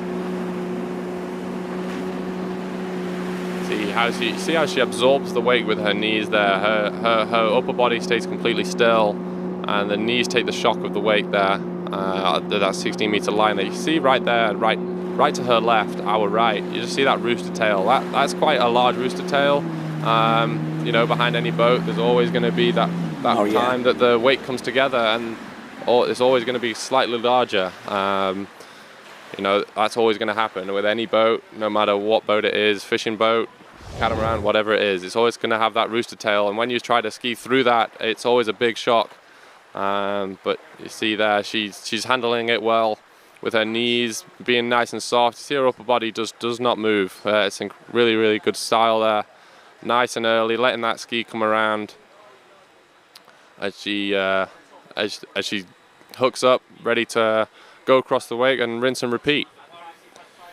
Sophie Bates doing a fine job out there with the second pass of 16 meters. And you know, I mean, in the last few seasons, the British team, of which you are a member of, alongside the likes of Robert Hazelwood and Joel Poland and Luke Outram and a whole bunch of others, seems to be gaining in experience and gaining in performances among the male skiers. But female, I'd have to say with some deep level of respect here, that they need to start coming through, I believe, in my perspective. Yeah, you know, we have, as you say, been, you know, slightly lacking in the girls category, but we've got, you know, girls such as like Katie Nutt, especially in slalom and tricks. Sancha Outram being a really, really good overall skier for us. But, you know, looking younger than those guys, you know, in the up and coming, we've got Lucy Roberts, another young skier with lots of potential. So there's not no one, but we are way stronger in our guys team. Absolutely. So maybe a look into the future a little bit when we see the likes of Sophie Bates out there on the course with a 14.25 meters, having started with 18, coming back on 16 and running through 14.25 meters. Something I'm sure that tournament water skiing in British tournament water skiing is looking to try and expand upon more opportunities for female athletes in Great Britain to actually pursue the sport of tournament water skiing and actually bring on more talent to complement the male competitors. Yeah, and that's what we need now, is the drive to get the skiers, you know, that are in club level and whatever, to do more tournaments. But here's Sophie Bates coming through 13 meters. She's got a really good start here. Oh, she's just on the back of the ski out of 2 and just can't quite make it outside of 3. But that seemed like a good gate and a good one, just letting her hips drop back towards 2, I think. Let's see what happened here. You see how she's got a tight line there all the way on the gate. I think she pulled out a little bit early, and she knows that from that face there. Just comes out of 1 quite good, you see, but after the second wake, just hips dropping back slightly, gets on the back of the ski. Just can't let the ski get as much angle as she ideally wants as she goes towards 3, and just goes inside it, unfortunately. All right then, so inside buoy number 3, and we'll end up in 10th spot in the open women's slalom. Needed to get more than 4 buoys on 13 meters to stand any chance at all of rising up even further. Actually needed the full pass of 30 meters, I beg your pardon, and more than 1 on 12 meters. So Sophie Bates there ending off in the 10th spot, and a decent effort there for her as we now work our way through to our next competitor, Emily Wenzel of Germany, who currently at this time is in 6th spot with scores of 1 on 12 and half on 12, so skiing pretty consistently. Let's see if she can break out of that zone of around 1 buoy on 12 meters, starting in on the 16-meter line. Yeah, Emily Wenzel here out of Germany, looking good so far. Making this 16-meter pass look nice and easy, just flowing from one side to the other, using that 6-liter Malibu TXI to her advantage and getting through the exit gates there. Right you are. So this is Emily Wenzel. So Emily's best score of the weekend so far, 1 at 12 meters, and I think she can. I think that's a good score for her, but she wants to get a little bit more down this pass. We'll see what happens, but that was a really, really good start here for Emily so far, and she'll be coming back on the 14-meter line, the 28 off. Looking in good shape around all 6 buoys. Emily Wenzel on that, I believe she's on the SP Bronco. Yes. Yeah, I believe so. And just looking back at her scores from this year so far and last year, I think this is the first time she's actually run 13 in a tournament. And actually riding the radar ski, just been corrected on that. So Emily Wenzel, and pulling out not from outside the wake too much, but rather just a little ways outside the trough. Yeah, you don't want to be just inside that trough, because as you start your pull out, you don't want to be rising up and then going again. So just being out on that whitewash there, pulling out, it makes the pull out nice and smooth, so you don't have that dip in the wakes.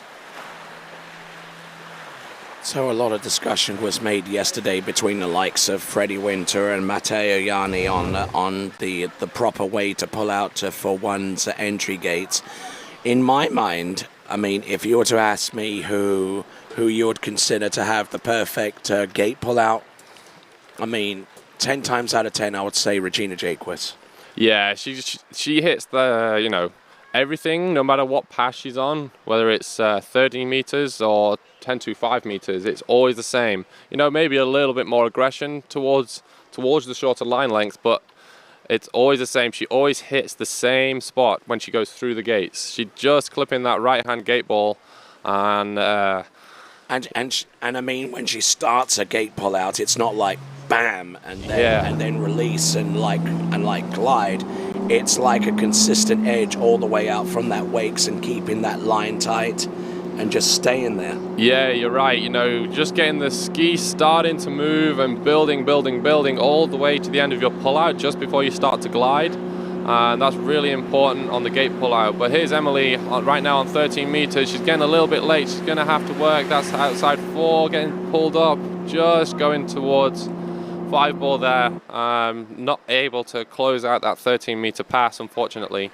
But I think she's happy with her previous round scores. I think that's a PB for her, looking back at her scores from this season and last season.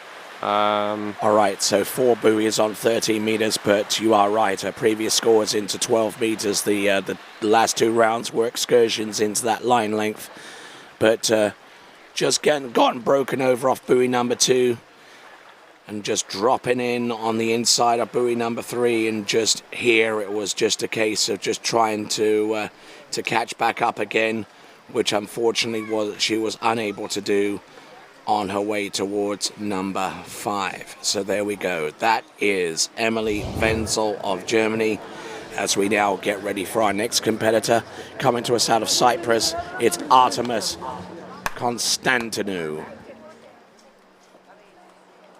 Okay, we'll return with more action from the San Gervasio Pro-Am, the 8th edition, brought to you by Santa Dassault, right after these.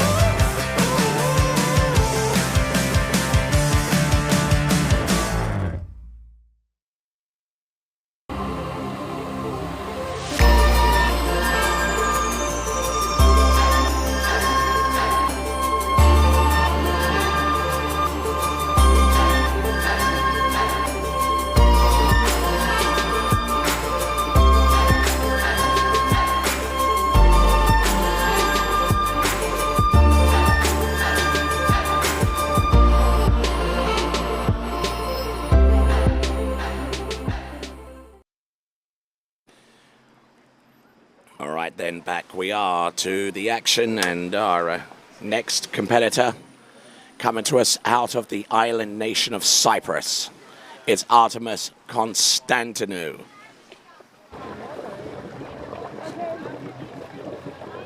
So looking back here at Artemis's previous scores, seems to be 3 at 13 meters, I believe. Oh, there's a 5 at 13 meters that I see that I believe will be her best so far. But here she comes on her first pass. I believe it's 16 meters. Looking nice and easy, skiing wide. Looks like she's skiing really well right now. And making that puss look nice and easy, and out the exit gates there. Right you are. So that was Artemis Constantinou on the opening pass, which I believe was 16 meters. And much of their skiers from that island nation skiing over the Polomidia Dam. And I mean, I've never personally been to Cyprus, and I'd certainly love to go if the opportunity presented itself.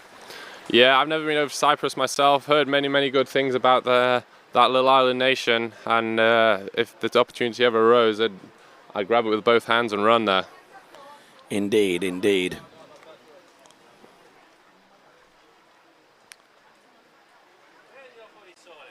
So Artemis's previous scores in the previous round, best score so far being 2 at 13 meters. I think she'll be looking to improve that, looking to close out that 13-meter line, I believe. But right now, here we go, 14 meters for Artemis.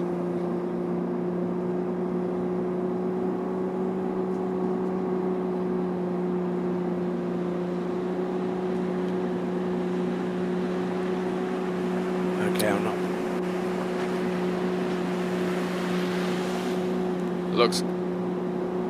Looking good here for Artemis. Nice pass here, nice and early. Could argue she's a little later than ideal, but nothing she can't handle, and gets round 6 now to the exit gates there. Oh, nicely done. I like her style out there, Artemis Constantinou. Yeah, she's standing really tall on the ski, making sure she lets that ski, that SP Bronco there, moving out nice and wide, let the ski come back. See there, it's just keeping her knees so soft all the way through the turn. Pushing her maybe a little bit there, something she might want to think about coming into this 13-meter pass.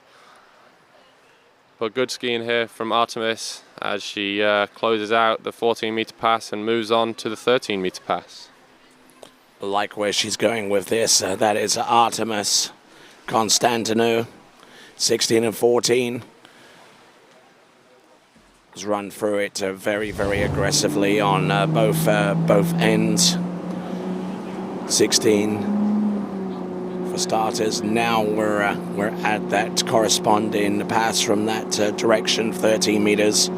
This is Artemis Constantinou. All right, so she's had 3 on so far. She's just getting her shoulder down a little bit. She's outside 2. Can she get outside 3? I'm not sure whether she can get outside 3 or not. We will see. So that'd be 2 on the 13-meter line length provisionally. We'll see what the judges have to say about that. But let's look on the instant replay here. What happened? You see how she just gets disconnected coming in towards 1. Gets herself on the back of the ski. She's in a strong position across the wakes, but after the second wake, just gets pulled forward and get on the back of the ski there. And no, I think she's inside 3 there, unfortunately. We'll see what the judges have to say. Right, you are with 2. I agree with you on that one initially as well. That's 2 at 13 meters. And let's see how that compares against her previous scores. Artemis Constantinou got 2 on 13 in the in the first round, 2.5 on 14 in the round previous to this one. So 2 matches her best performance from round 1. Yeah, from her previous scores last year and the start of this year, I believe she's been trying to run that. She's had, I think, 5 at 13 meters is her best, so she can get further down there, and you can see that with her expression. She's, you know, a little disappointed, but still good skiing there from Artemis. And there you see on the dot there is Vittoria getting ready to rip it up out there.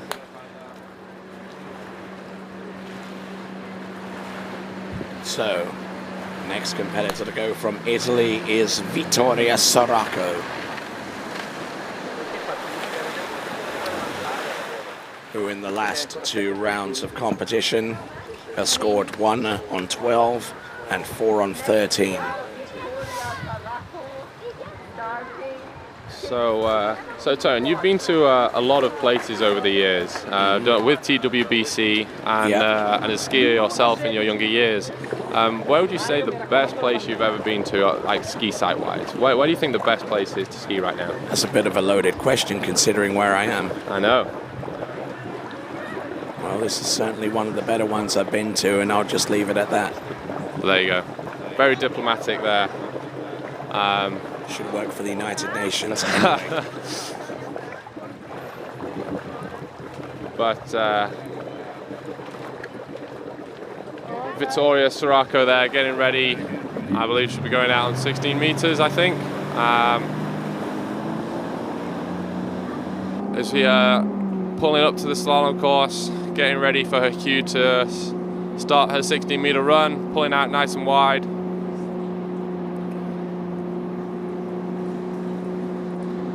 You know, a lot of the girls here in this open women slalom seems to be using that 16-meter pass just as that warm-up, just to get going. You know, feel the conditions out there. We've got beautiful conditions here at San Gervasio, and just having skied 2 days ago, missed out yesterday with the pro skiing, and skiing here this morning. Just feeling it out, you know, getting warmed up. And making it nice and easy there, Vittoria, on 16 meters. Yes.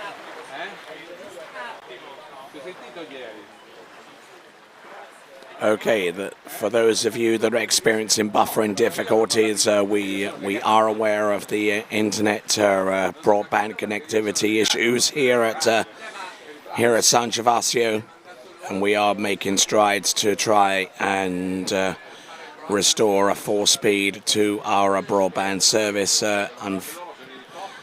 Unfortunately, it's resulting in some major leak buffering right now, but we are working to try and rectify those difficulties on site. So Mario Pigozzi is our driver in this amateur open women's competition. Bear in mind that when the pro women take to water, should be after the conclusion of the open men's competition. We'll have a little bit of a break between the conclusion of open men's amateurs and then open women's quarterfinals. Here we see Vittoria going through the 14-meter pass. She had a little bit of a narrow gate, I think, there, but working hard behind the boat to get the width. Well, working really nicely there, Vittoria, and outside 6 and through the exit gates. Right you are. So there we go. That is Vittoria Soracho rocking away through 16 and 14. We'll see what she will continue to do by way of her next pass, which should be 13 meters there, Aaron. Yeah, 13 meters coming up next. Nice looking pass here, 14 meters. So she just got her hips back very slightly coming across the wakes. When the line gets shorter, she might want to think about, bringing those hips up, gets a little bit stronger behind the boat on her offside lean there, being a left foot forward skier. But her onside turn is on 1, 3, and 5, looking really, really good, really strong.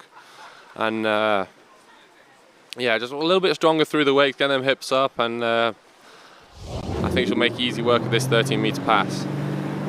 Right you are.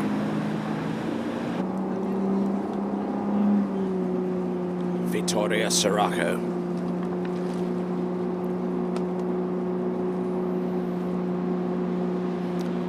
Yeah, she's just get a little bit narrow on that gate. She's really strong out of 1 and almost too strong, and trying to go a little bit too hard, just falling through the wakes.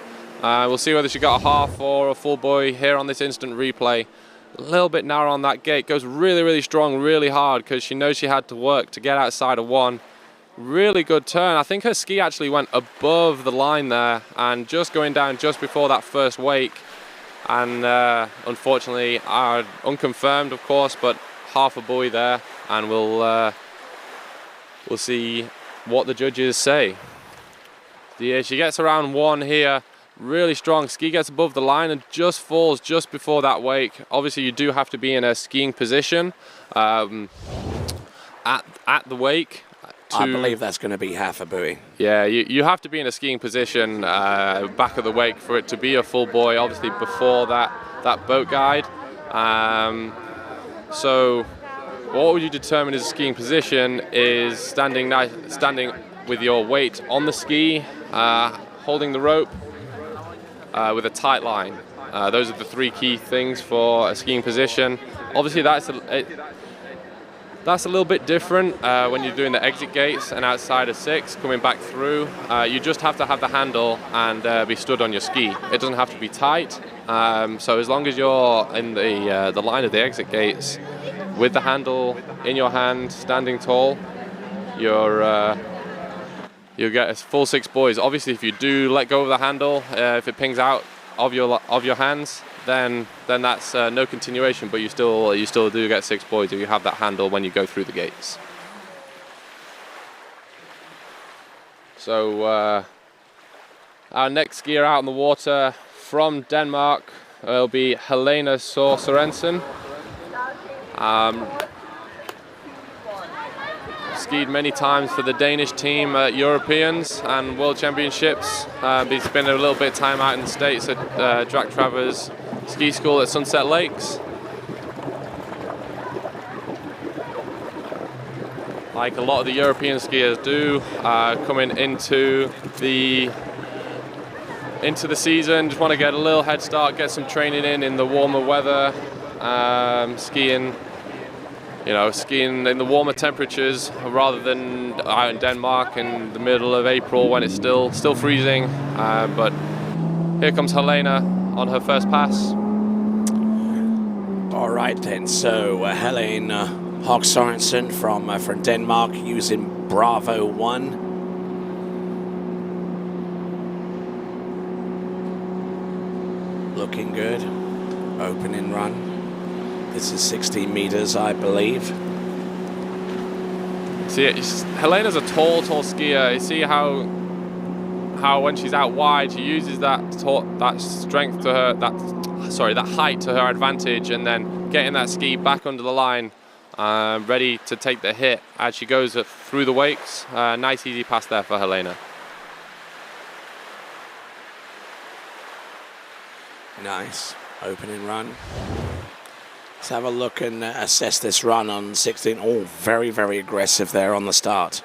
Yeah, she's an aggressive skier, but she's also really, really strong. You see how when she comes through the wakes, like right here, her upper body doesn't move. That's really important. You can let your lower body take the hit of the wake and keep your upper body completely still, keeping that back arm pressure as she moves out wide there. Just on the back of the ski a little bit, but good skiing there from Helena.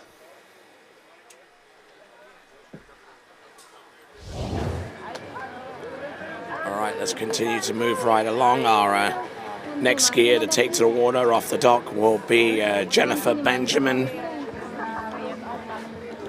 And then we'll have 5 more open women skiers to go before we go on to the pro men. Not the pro men, the open men's competition, I beg your pardon. This is 13 meters here for Helena. I believe she started on 14 meters. Just get on the back of the ski there at 2. She's a little bit late. She knows she's going to have to work. Get on the back of the ski then again, but she looks like she's composed herself and managed to get outside 6 and out the exit gates. Not the perfect pass she's probably looking for, but making it work, staying calm and getting outside 6 in the exit gates. Yes, indeed. It's an homage to Rudyard Kipling, you know, where you can keep your head while all about you are losing theirs. Right you are. There we go. Looking good round the first couple of buoys. And, you know, I mean, she wasn't in particularly great shape for much of this pass, but she didn't panic. Well, you see how her shoulders just come forward a little bit there out of 4. Just with her ski coming up. She's staying calm, which is really, really good to see. Just getting that around 6, just taking up that little bit of slack as she goes through the exit gates. So far, Helena, this tournament, manages to run through the 13-meter pass, get 2 at 12 meters. That's a good score for her. You know, in previous years, last year she got a 2 on 12. So I believe that's her tournament best so far. But here we go, 12 meters here for Helena. She's outside of 1, she's skiing good. Just gets on the back of the ski there on that 2-4 side on her offside. She is a left foot forward skier, so a little bit more patience, a little bit more knee bend when she's out wide to let that ski come back, I think is needed going forward. But still really good skiing there from Helena, nice and patient on the previous passes. Let's see what happened here on this instant replay. See how aggressive she is in that gate turn there. Indeed, into buoy number 1 and just trying to maintain a balance for as long as she could. Yeah, just gets a little bit of slack out of 1. Just pushing on the ski a little bit coming out of the 2 and just that ski going straight, unfortunately. She seems okay with that score. That's good to see. When a skier's happy with their score, you know, that's what we're all here to do. Have fun, you know, ski to your best. Indeed. Let's have a look at her previous round scores. I mean, she scored, what was it, 2 at 12 meters in the first round, 4 at 13 in the second round. So redeeming herself a little bit with the third and last round with 2 on 12 meters.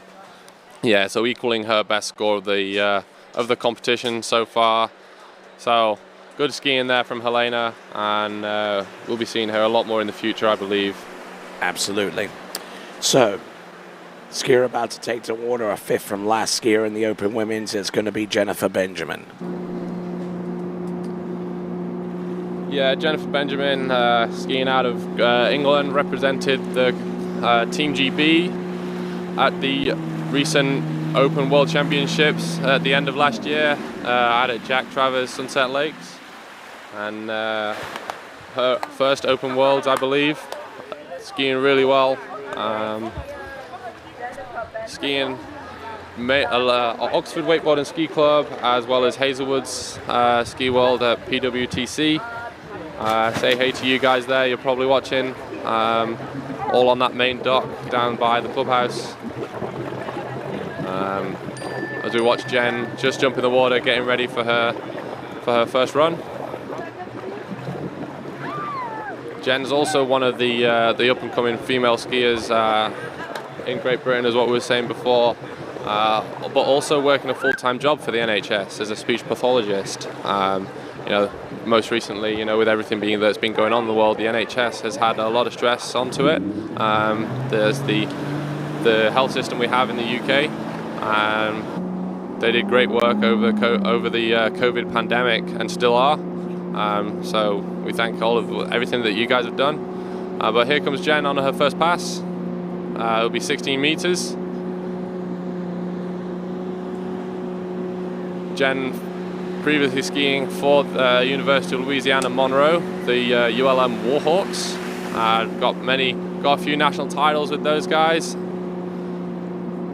Good skiing there from Jen. Nice easy first pass, 16 meters. Absolutely right.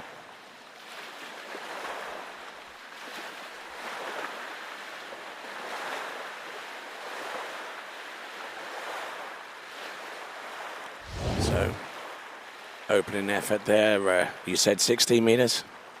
Yeah, 60 meters, I believe. That's what she usually goes out at.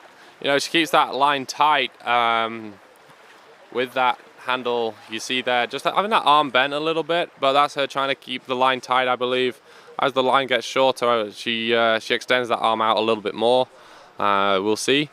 But Jen, not being the tallest of skiers in the world, but you know, as we've said before, those, you know, the Open women world record holder, she's not the tallest either. Regina Jacobs, of course. You know, so see if Jen can channel her inner Regina and in these next few passes.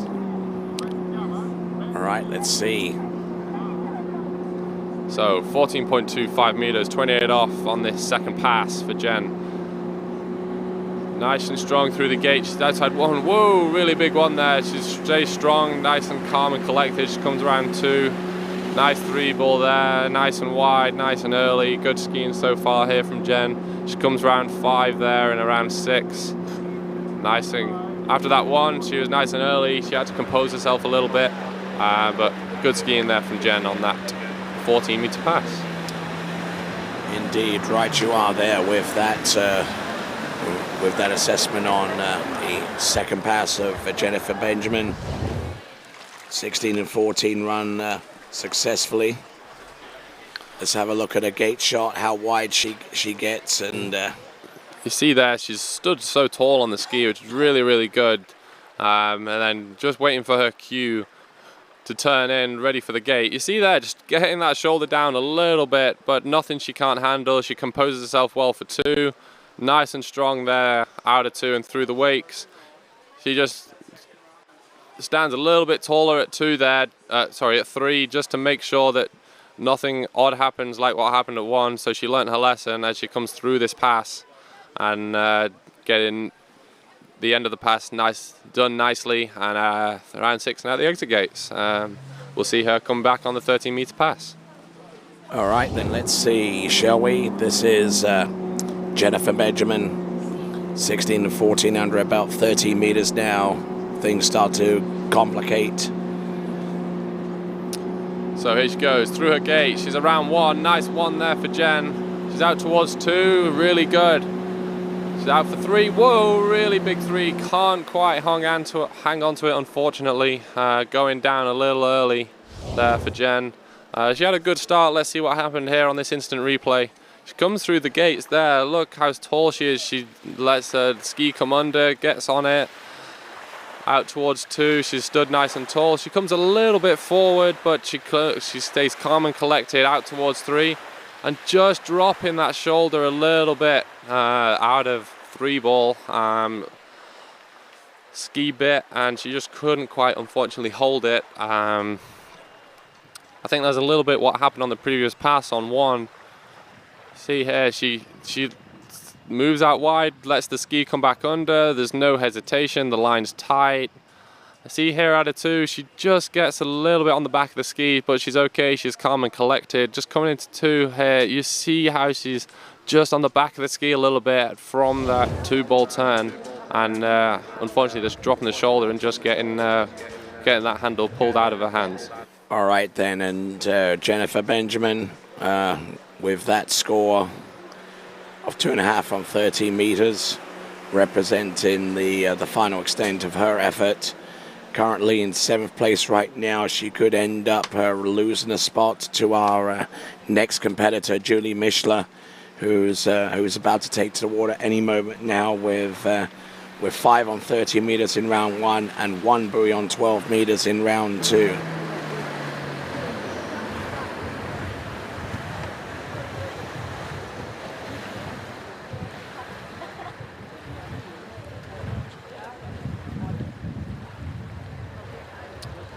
All right, we touched on the fact that Jen went to Louisiana to study, and I don't know how many people know this, Tony, but you actually yourself went out and studied in Louisiana Lafayette as well, didn't you? That's correct. Yeah. What years did you go there? I went there from 1997 through to 2001.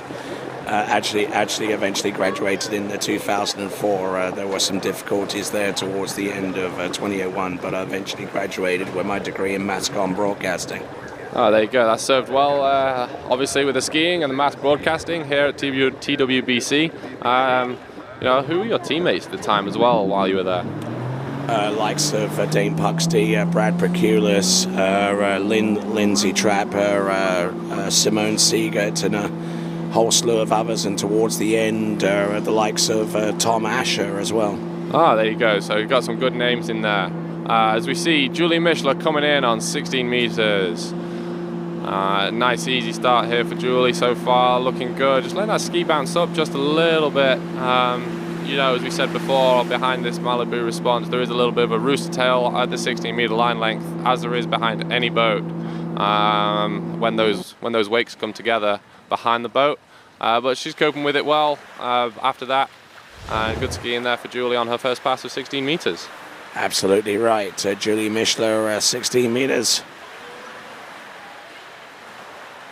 Looking in a decent shape there, just locking in off buoy number 1 and setting everything on the right path. Yeah, you just see there just the tip rising after that second wake. She could do with just keep edging all the way through that wake. See, she just lets up slightly and that ski pops up. Just keeps on that edge. That ski will track a lot better through the wakes. I'd also think with the slightly shorter line length, the wake does get a little bit smaller, so that will be in her favor as well. All right, you are. So 16 meter first and now 14.25 meter next for Julie Mischler.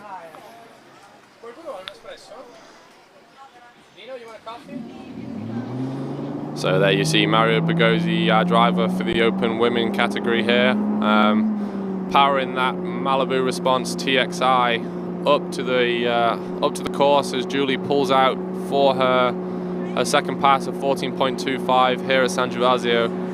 She's around 1 there nicely. Just a little bit of a double pump there at 2. It's 55.16 now. The line length still stays the same, but she went in at sub max on the opening pass, taking full advantage of the zero-based scoring system. Yeah, I think we said this the other day, but for anyone tuning in for the first time today, we a few years ago it was a hot topic whether you were able to actually go in on a shorter line length without being at your maximum speed. A lot of people considered it a disadvantage because you're at a shorter line length, so it's going to make it harder.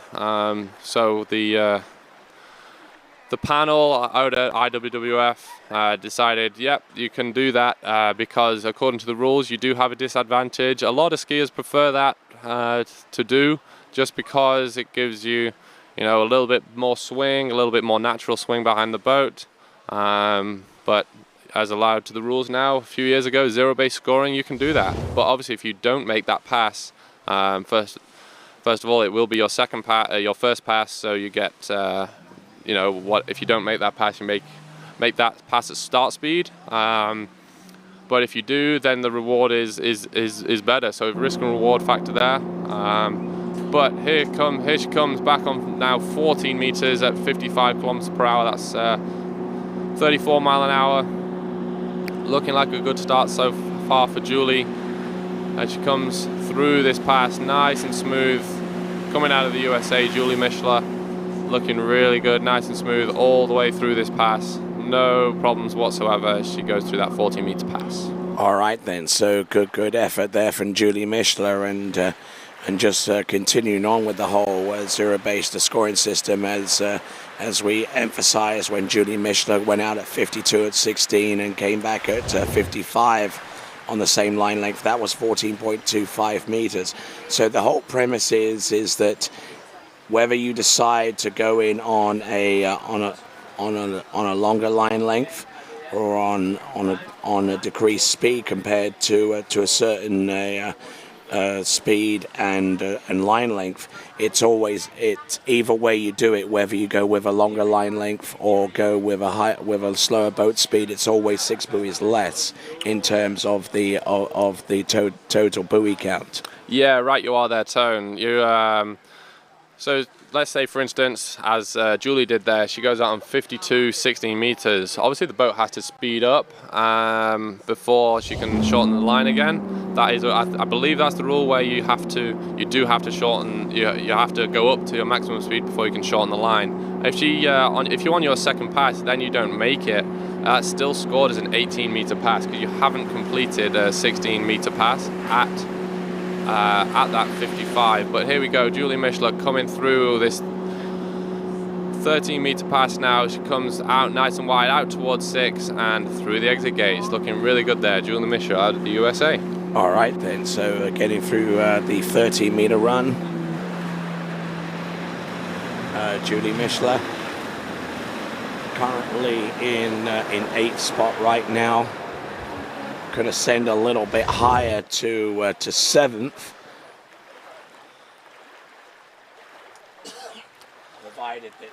provided that she outscores Jennifer Benjamin, who has a score of 1 on 12 meters, and then it would come down to a backup because Julie Mischler also has 1 on 12 meters. So then it comes down to the second best score. Now Jennifer Benjamin had half a buoy on 12 meters. Julie Mischler's backup score was 5 on 13.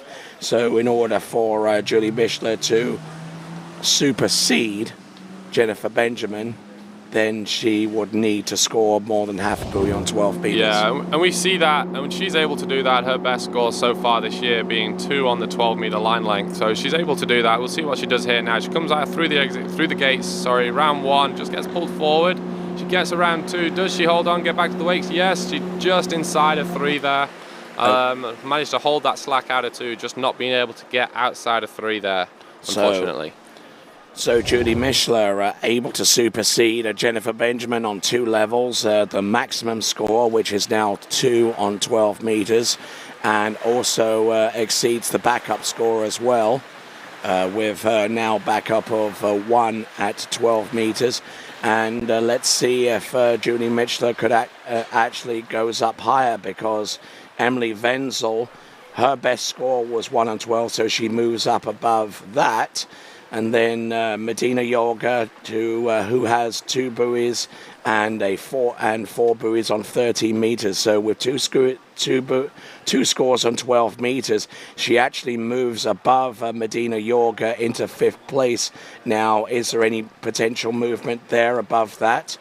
Actually, no, because Helene Horg Sorensen is in 4th place with 2 scores with 2 at 12 meters. So the skier that we've just seen there, Julie Mischler, can get up as high as 5th place, and that's exactly what it shows on the updated scoreboard.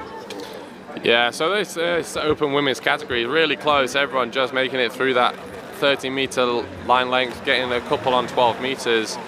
So really close skiing here from the girls here today. And that's significant because, I mean, she was in 9th spot. Yeah. I mean, and now she's moved up to 5th spot. Just with getting that one more buoy. Indeed. Just sends her up a few places. So good skiing there from Julie. I think she equaled her PB there, so she'll be happy with that. But as you see there on your screen now, Saba York-Davis getting ready for her run.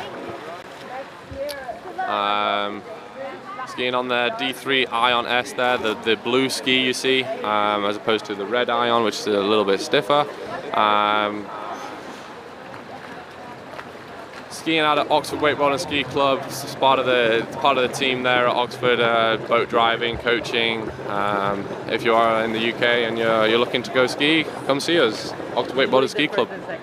Indeed, headed up by Stephen Glanfield, and I'm sure that he's got the widescreen TV inside the clubhouse with this coverage. If that is the case, Glanfield, just send us a message on the YouTube comments. So here we go, Saba coming in now. Oh yes, he has. Look. There you go. Right there, go Saba. Go Saba. You know, if I know Steve that well, he's probably watching it on his phone in the boat. Because he'll be driving right now since we're all here. But here we go, Saba York-Davis, 16 meters. Using, you know, similar to a lot of the girls here today, using that 16-meter line length as that warm-up pass, feel out the conditions, see what's changed since Friday afternoon. Good, nice, easy pass there for Saba, and she'll be moving on to the 14 meters, 28 off line length. Yes, indeed, and yep, 16 meters. Little bit of a hitch there into buoy number 1, just try to control her momentum, and she did that successfully into buoy number 1, and backside at number 2 she is left foot forward, which means that she could take a more aggressive turn off her 1-3-5 side, and then skis neutral 2, 4 and 6, although you'd have to have a real discerning eye to make that analysis, because she seems to be even-sided. Yeah, right. You know, she's skiing very even on both sides. You know,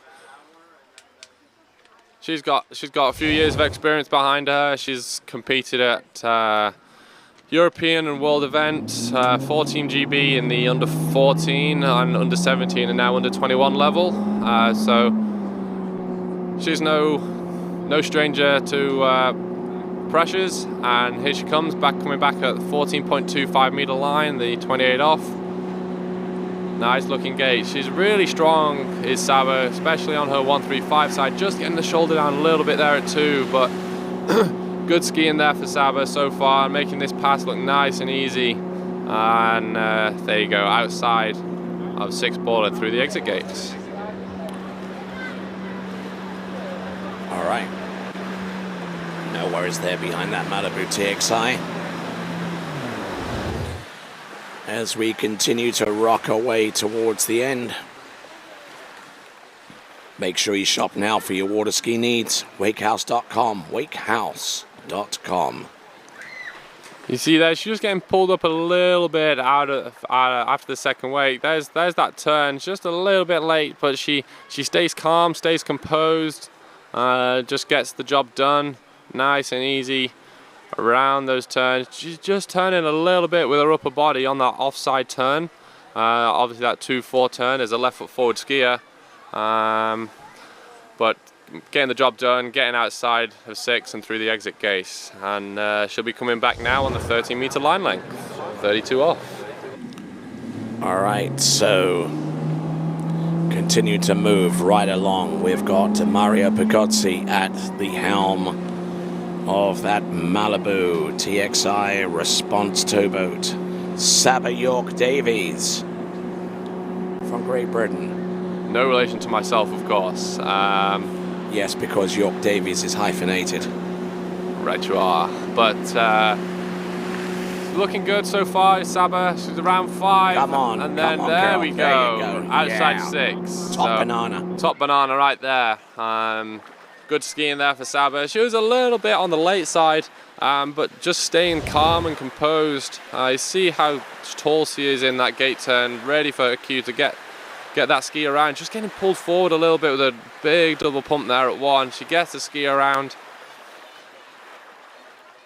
All right, so at this time, Saba York-Davies with 6 buoys on 30 meters. That supersedes her backup score, which was 4 on 30 meters. So the best score that she's got so far is in the second round with 2 on 12 meters. In order for her to ascend a little bit higher, realistically, she's got to score, well, essentially the entire pass on 12 meters. Yeah, you know, I've seen, watched Coach Stabber a little bit. She has run through 12, I think this year as well. But her tournament PB so far is 3 at 12. So we'll get behind Saba on this 12-meter pass. See what she can do. So she pulls out for her exit gate, nice and wide. You see how tall she is there on her ski. Just drifting in just a little bit, but big, good one there. There's 1. She's outside 2. There's 2. Oh, come on, Saba. She's outside 3. Oh, just to a certain extent. Just getting that shoulder down a little bit out of 3 ball, a little bit disappointed, but improving her score there. Good skiing there from Saba. She got a really, really good start, I thought. She moves out nice and wide, just a little bit of a double pump.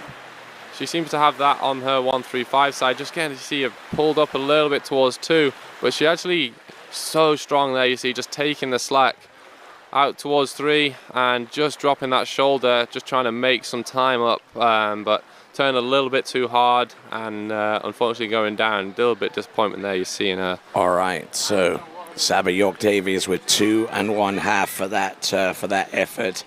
That keeps her firmly rooted in 3rd place right now. Only 2 skiers remain. It's going to be a head-to-head slug match between Stella Anastasi and our final skier, Katie Nutt.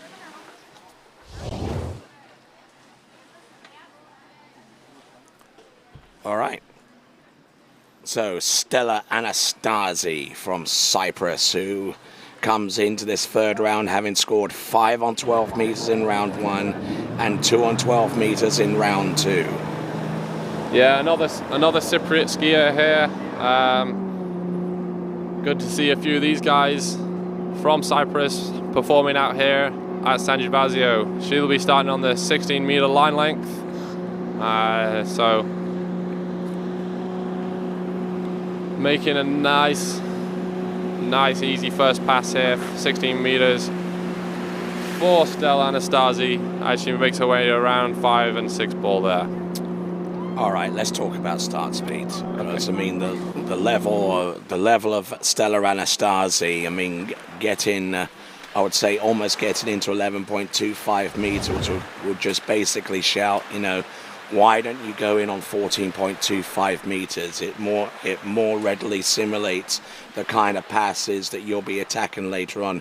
16 meters, in my estimation, being 53 foot long, is just way too much line for a skier of her ability to really effectively prepare for those passes going down the line. Yeah, I mean, I don't know how she's been skiing in practice, what these scores on the 12-meter pass mean for her, but yeah, there's some conditions out there you got to think about. You obviously want, so a lot of skiers, probably 90% of the skiers will prefer a headwind on their hardest pass. So she might be looking. She's looked out there, seen that there's a headwind or there's a slight wind in a certain way. So she probably wants that 12 and a headwind. She's made that judgment, and also I'm not sure whether she practiced out here. She pulled out a little bit early there, but yeah. So if she wants a little bit more practice, just getting the feel of the water out here at San Gervasio, because I know she's young, she's got loads of energy. She'll be able to do 5 passes if she needs without much much hesitation, and through that pass there of 14 meters. Right you are. So there we go. That was the 14.25 meter run for Stella Anastasi, sinking into the water and getting ready for the next run on 13 meters. Yeah, Stella looking like a tall skier. I think she's just looking for a little bit more water time. I'm not sure how much she's skied here before. There doesn't seem to be too much wind out there, honestly. Looks pretty dead out there, which is great conditions for the skiers. You can go out on your usual line length. Here in the open category. Obviously, for the pros, it's a little bit different in the head-to-heads. I think they'll be going out at 12 meters. I think that's compulsory for them. And for the pro men at least, and for the pro girls, I believe it's 13 meters.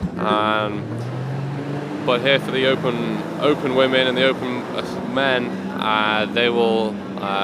they can choose what they want to go out at, and she just wants a little bit more time on the water there. Okay, let's have a look and see our Cypriot competitor. This is Stella Anastasi.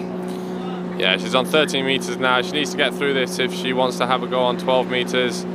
She's just going to hips back a little bit, I think, but making it work. Oh, just a little bit of slack line. She gets around 5. Can she make it outside to 6? No, she cannot, unfortunately. So that roots her in second place right now. Yeah, that holds her in second place, I think, and unfortunately not quite making it through that pass. Here we have the instant replay on your screen now.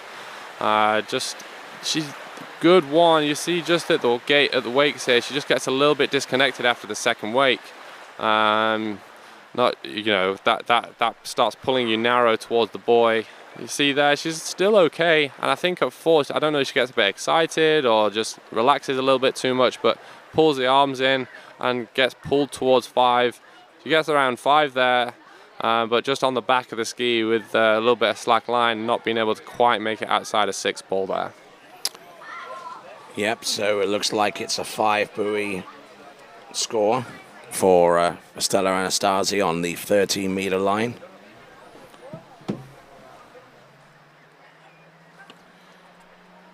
So that's probably not going to be especially pleasing for her.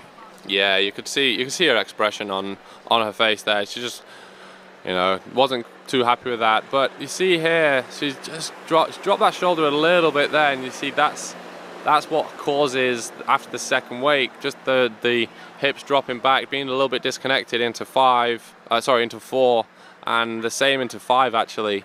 And the ski just going a little bit straight out of 5 and not being able to get outside 6, unfortunately. All right, which means that essentially gifts the win in the open women's slalom competition already to Katie Nutt, because she had already done enough earlier on in round 1 to affect the win in the open women's competition. So Katie Nutt with 5.5 on 12 meters cannot be overtaken. Let's see if she can improve upon that. Maybe put something out there on 11.25 meters with the remaining passes that she has in this competition. Yeah, Katie's more than capable of running that 12-meter pass, and I know she's looking to do that here today. Katie, another skier from Great Britain, another one of the up-and-coming female skiers in GB and in the world, so I know she's looking to make an impact here today. Competed at the Open World Championships last year at Jack Travers as part of that Team GB team, who placed 3rd for the first time since the 1980s, I believe, Tone. 1983. Oh, that was a long time ago. Yes. I don't remember that. I wasn't born then. Well, I do. But here comes Katie on 14.25 meter line. That's the 28 off. I think there's only one other person in the open women category that's been going out on the 14 meter line length. That's Helena from Denmark. Good, nice pass there from Katie Nutt, skiing out of Oxford Wakeboard and Ski Club, just like Saba, who we saw a few skiers ago. So skiing out there with Steve Glanfield.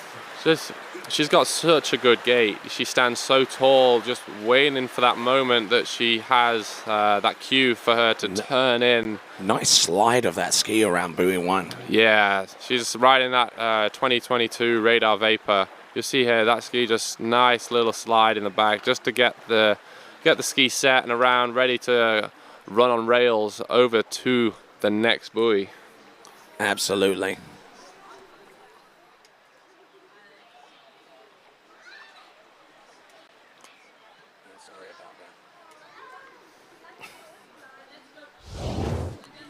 All right, so KD Nutt doing a grand job on 14.25 meters, certainly capable on the strength of her performance in the previous round, or at least round number 1, of going in on 14.25 meters and making it. Here she comes, 13 meters. Just Let's look see how what tall she she can do. is there on that gate glide, and oh yeah, really good gate. Oh, no! Oh my word! What? Bit of an upset there. We're not sure what happened. What in the jeepers happened there? Let's see that on that instant replay. I know she's not going to be happy with that. Look at that. This could be a mechanical problem. Let's see. She comes through the gates there, looking nice and strong. Nothing too unusual, and the ski. You see how it just.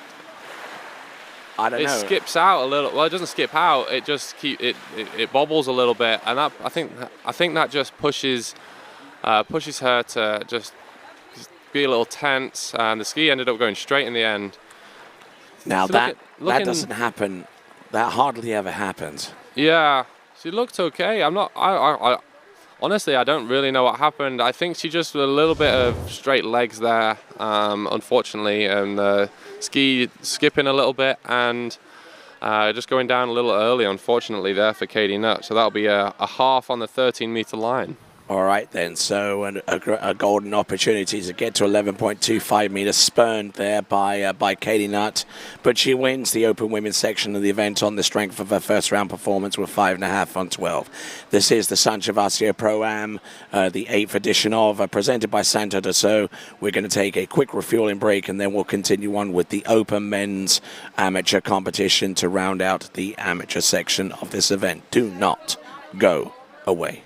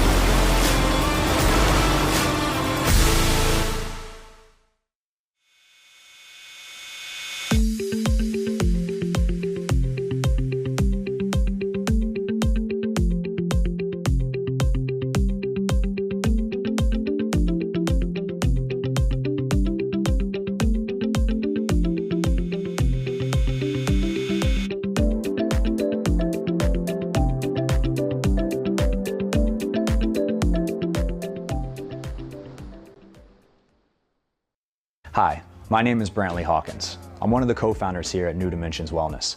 My partner and I have over 20 plus years of sports medicine and exercise experience working with the most elite athletes in the world. Together we have developed a proven system that has been sought out by these professional athletes and is now available to you. You will move your body and loosen your joints in ways that you haven't before. It's not your typical weight training, it's not CrossFit, and it's not crunch fitness. Once I got in here, it was a big eye-opener how much different that they go about everything.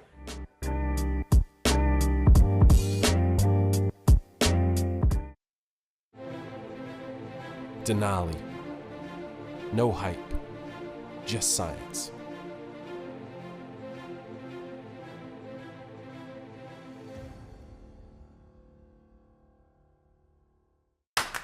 What if I told you there was a place where the sounds of nature are only broken by the roar of a boat? A place where that summer feeling lasts all year long. A place where the Florida sun is only outshined by the smiles of the skiers. A place where first-time skiers can ski alongside world champions, and the world-class coaches work with all levels of skiers. What if I told you there was a place where life slows down and your only job is to make lifelong memories? That place is Swiss Waterski Resort. Book your trip at SwissWaterskiResort.com.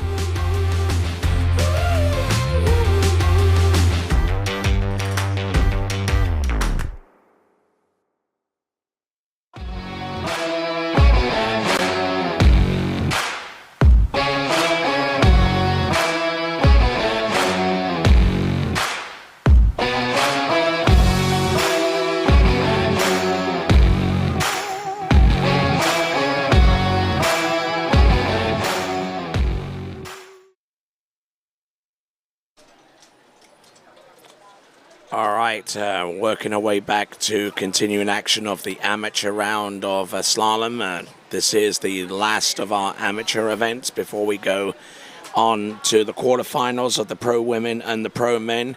We anticipate that the pro event should start approximately 2:15 this afternoon, Central European summertime, which is in about an hour and 15 minutes. Yeah, did you hear about that, Tone? In some parts of the States, they're starting to not have summertime and wintertime. I think they're trying to just not change it now. Oh, there's at least 3 states in the United States that don't observe summertime, like Indiana, Arizona, and such. Yeah, I mean, I like the change. You know, in the winter, you know, it gets a little dark a little soon, but then, you know, as soon as those clocks change back, it's really bright, really late. So, well, as we see Andreas Schonauer get through the opening pass, which I believe is going to be on the 16-meter line. Didn't Cheryl Crow once saying a change will do you good? Yeah. Well, we'll see what happens with that anyway. But Andrea looking good out there, making a nice, easy pass for his first pass, being 16 meters, I believe. Yeah, not bad. 16 meters seems to have gotten a good grasp on that one. No worries at all. Yeah, his best score so far in round 2, being 5 on the 13-meter line length. So he's looking to get through that pass, I believe, get a go on 12 meters. That'll hopefully bump him up a few spots in the open men category. All right, yeah, so let's have a look at his tail of the tape here. Andreas Schonauer, half a buoy on 12, 3 buoys on 13. So the biggest difference between the open women and the open men category is the boat speed. The boat speed has gone up 3 kilometers per hour, 2 mile an hour from 34 mile an hour to 36 mile an hour. That's correct, sir. That's being 55 and 58 kilometers per hour respectively. So, you know, Andrea really coping with that speed well. Just look how strong he is, like right there. You can see the amount of effort he's putting in on the expression on his face. I always like looking at that, you know, looking at different expressions on different faces. I know I've got one myself. It's always like a big gurn. So, Andrea looking strong out there. In England, they have contests for that, don't they? Oh yeah, ugliest face. I'd love to see some of the skiers going through the wakes, see if they can enter that tournament and see what happens, see where they place. All right then, so all gurning aside, we'll continue right along. Andrea Schonauer, it's gone through 16 and 14.25 meters now. 13 meters is in his sights. We've also changed the driver over for this category. Manuel Domini at the helm now, keeping that boat nice and straight for all our skiers. As Andrea goes through this pass, he's looking really good, really strong so far. He's around 5. Can he make it out to 6? He can. Look at that. There you go. 13 meters completed there for Andrea Schonauer out of Italy. All right, so obviously trying to get a little bit higher on the standings. Yeah, he's looking so strong at the back of the turn there, letting the ski finish. He just comes a little bit strong with his shoulders out the turn there at 3. There you go at 4. He has composed himself on his onside turn, being a left foot forward skier. You see how his hips just drop a little bit on his offside turn. He really could do just standing just a little bit taller on that offside, but making it work and getting outside of 6 and through the exit gates. So now that supersedes his backup score. Andrea Schonauer, half a buoy on 12 meters is his current best score. And now he is on 6 buoys on 13 meters and continuing to ski. So see if he can improve on his previous score of half. So here he is, he's pulling out for his gates now. He's turning really strong there, you see. Oh, doing the same as he did in round 1, I believe.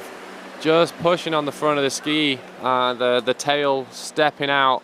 So we'll see it here on the instant replay. Look like a really, really strong gate. There, you see how quickly he drops in there. That's something you don't really want to do. You want to be nice and smooth on the boat. So he has a lot of speed there at 1. He tries to slow down by getting on the front of his ski. And unfortunately just kicking out the tail, so equaling his best score of the tournament so far there with half on 12. Do you think it released at the right moment? You know, it's always hard to judge, but I think he was already, you see there, his shoulders were already going down. He had a lot of pressure on that binding there, so I believe it released, because I'm not sure if he'd have came out of that anyway, because he was pretty much laying there on the water before it released. I know myself, I've had a couple of ankle breakages when I've like hit a buoy or you know, twisted the wrong way. So I don't think the binding was too much of a problem there, but unfortunately there for Andrea, just going down a little bit earlier than he wanted by his expression there. All right then, so 2 scores of half on 12 meters there for Andrea Schonauer. That probably won't see him go any higher on this list of skiers. But let's have a look and see what Tim Wild can do. Yeah, Tim Wild, obviously part of the Wild family out from Germany, from Bavaria. They've got their facility out there, and there you go, another little nice hand drag. You know, you see a few of the pros do that. You know, Joel Poland especially. You know, he loves to little bit of showboating.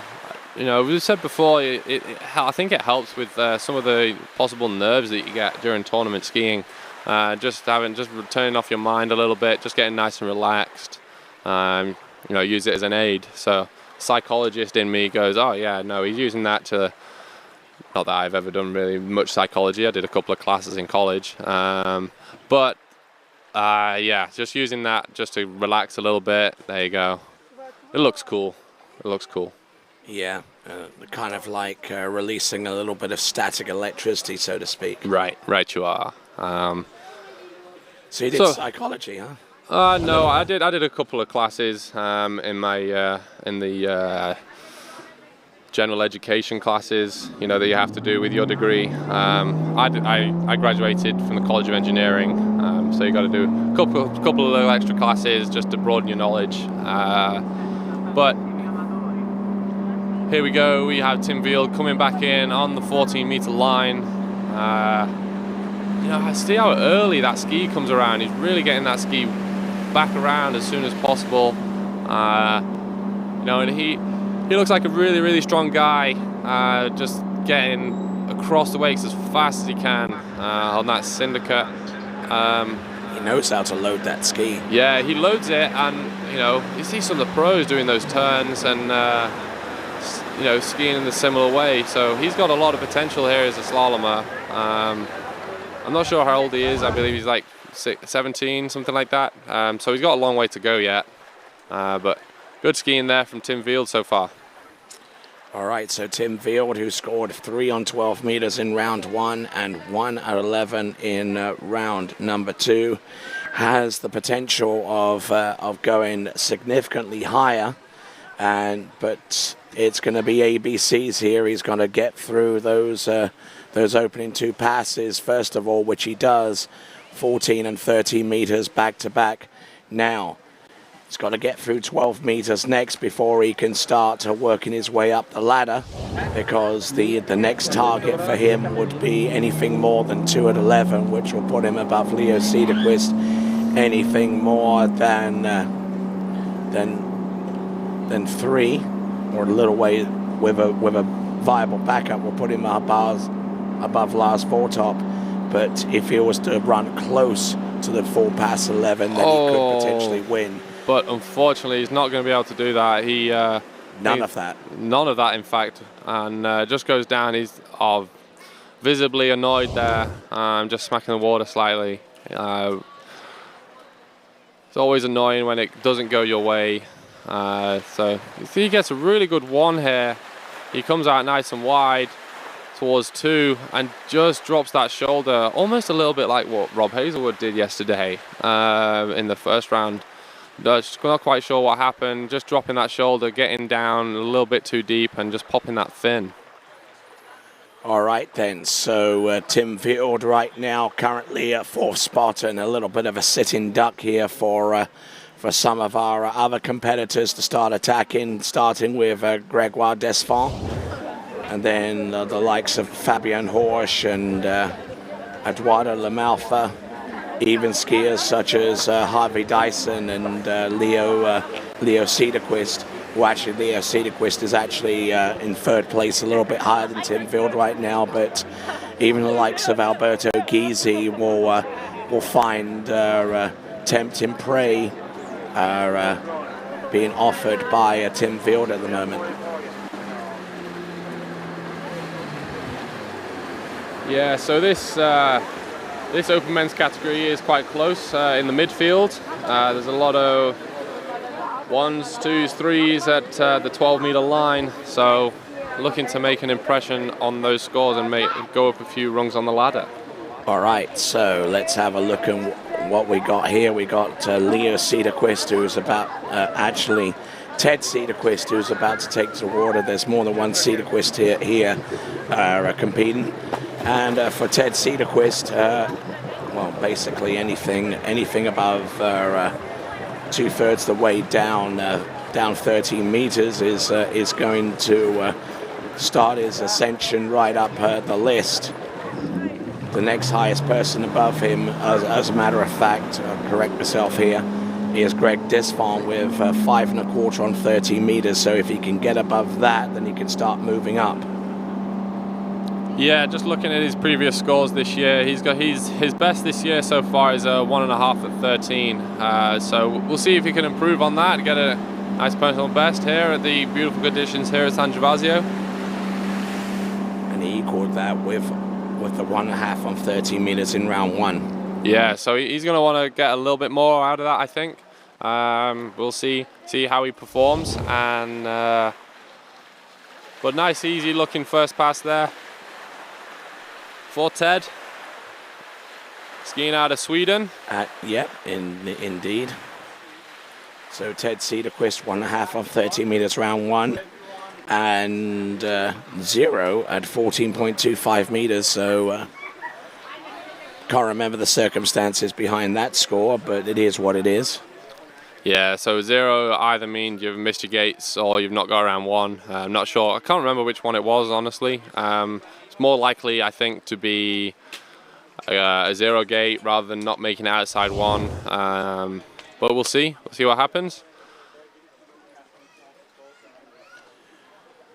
All right, so Aaron Davies here. I'm Tony Lightfoot. San Gervasio Pro-Am, the 8th edition. Santos Dassault, the presentation sponsor. I definitely think it's got hotter over the week, hasn't it, Tony? I think I saw on the weather it's meant to be 37 degrees here today. So that's 37 degrees Celsius, of course. I must be getting towards the hundreds in Fahrenheit. Oh yeah, definitely. So, but Ted making it nice and easy there through that 14.25 meter pass as he's getting pulled to the end by that Malibu TXI. That Monsoon engine powering that thing, getting 360 horsepowers and 400 foot-pound of torque. And that really powerful boats. The boats have come a long way in the past few years, you know, with not just with the shape and size, but also the cruise control. Gone are the days of putting magnets in the course, you know, on the gates and the 3-ball. Oh, they used to do some damage when you prop them. Yeah. Oh, so if you prop a buoy now, it's not too much of an issue, but back then you used to throw away a prop if it hit a magnet. You know, and so 0 off, use your GPS. Obviously, those who don't know what magnets that you used to put on, they're magnets encased in foam. They used to have to put just under the buoy so that the perfect pass used to be able to sense it as you went through. As more of a timing aid, more than anything. But 0 off now using GPS as Ted comes through. Oh, just half on 13 meters there. Unable to improve on his previous round score. On his first round score, the previous round being 0 on that 14.25 meter line. But it does become his backup score with half a buoy on 13 meters, superseding the 0 on 14 meters that he had in round 2. Yeah, so that might take him up a few places. We will see. Actually keeps him rooted at a 12th place right now because Gregoire Desfond has a 5 1/4 on 13 meters. So he didn't exceed that with either his first round score or his latest score. Yeah, so staying where he is in the list. But as I was saying, with the GPS these days, it's accurate to 1/100th of a second. You know, you go through the course, and I'm a driver myself, as well as a skier. But you know, the boat goes through, you know, all the way down the course, and they're accurate to a 1/100th second. So the time for a 58 kilometer boat speed time is 16.08 seconds. It's very rare that you see anything other than that. You know, it's 09, you know, 07, but a lot of the time you see it as 08. And it's only a couple of thousandths of a second, the tolerance that it's allowed. Obviously that's got a little bit shorter over the years with GPS tracking. You know, it used to be a little bit larger when you were hand driving, and even with Perfect Pass. The Perfect Pass used the revs of the boat rather than GPS to react to the skier. So lots and lots of technological advances in the past 10 years, I would say. In terms of GPS and the boats. As we see there, Greg Desfond, one of the main men at Waterski Nation, doing a lot of good stuff on the internet and social media as he comes in for his first pass of 16 meters. Okay, let's take a look at Gregoire for the third and last time in this 3-round open men's amateur competition. And also something that you saw on your screen there, you can choose your boat setting, the 0 off setting. Greg going with B1 by the looks of it. He chooses that. You know, a lot of people wondering what does that mean? What happens? So as you hook up at the turn, you're going to slow the boat down, obviously a little bit. That letter determines how strong the boat is out the turn and when you want that power to come on. So you see there that little chart there. A is a little bit later, it gives you a little bit more time, and C is a lot faster. So if you like to have a faster turn, get going sooner, you probably want more like a C. If you want a little bit more time to get around the buoy, a little bit more time to set, you probably want an A. And then the number is just purely the amount of power that the boat gives. So if you want a sharp, fast. So if you're a glutton for punishment, you go with C3. Yeah, I don't know many people that do go C3. Honestly, that's big. Or C3 plus. Yeah, and myself, I choose C2 behind a lot of boats. The only boat I don't do that is the carbon ski nautique. Or even C3PO. Yeah, C3PO. Got a little bit of Star Wars there. No, C3PO is the only character, and Anthony Daniels being the actor, is the only person to be in every single Star Wars movie, all 9. Wow.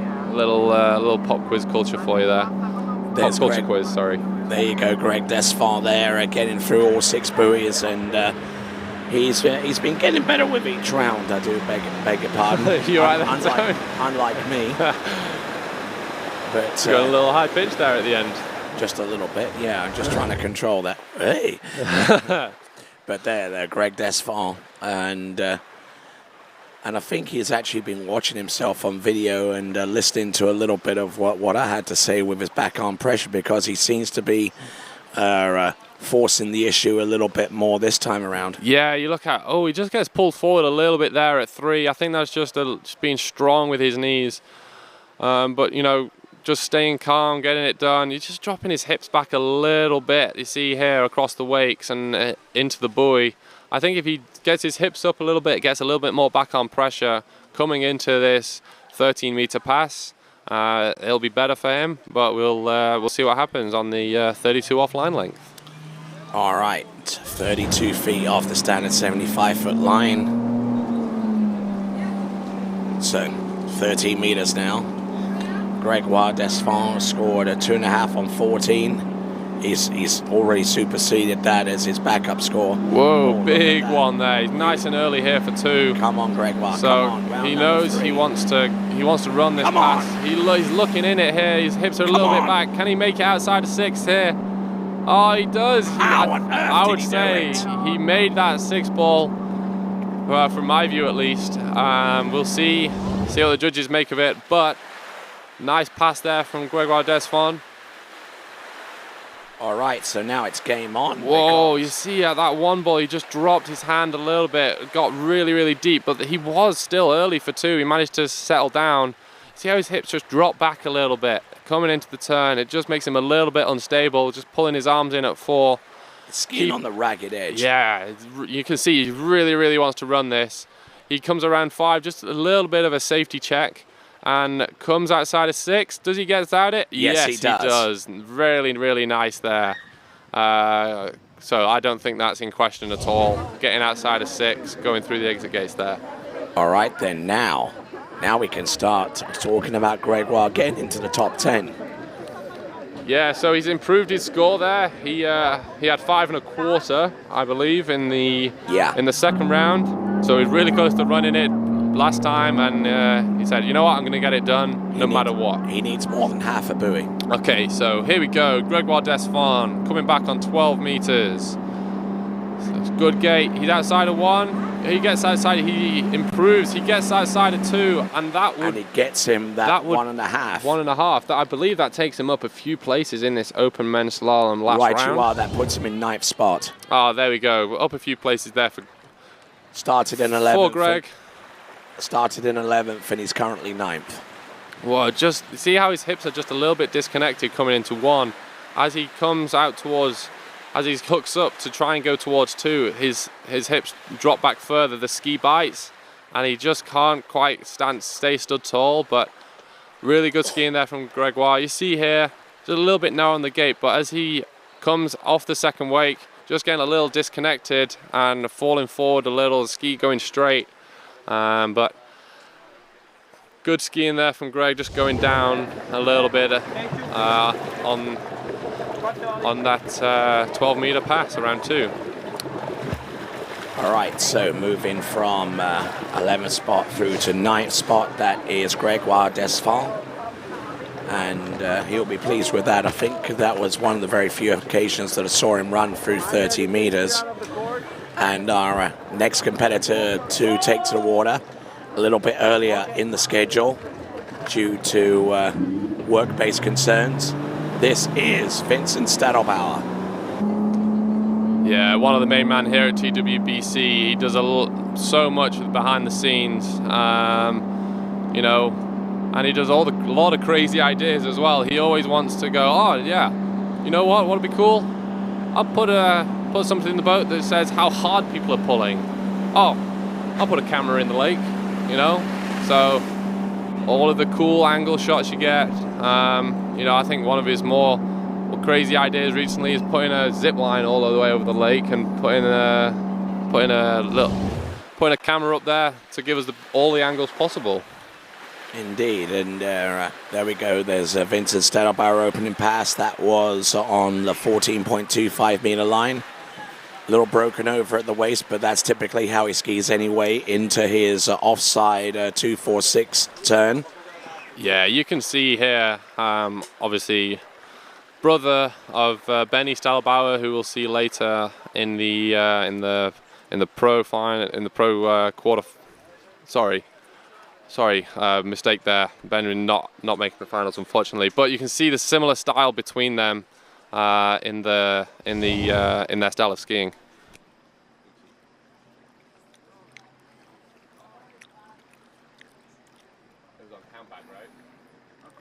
All right, so there, Manuel Domini.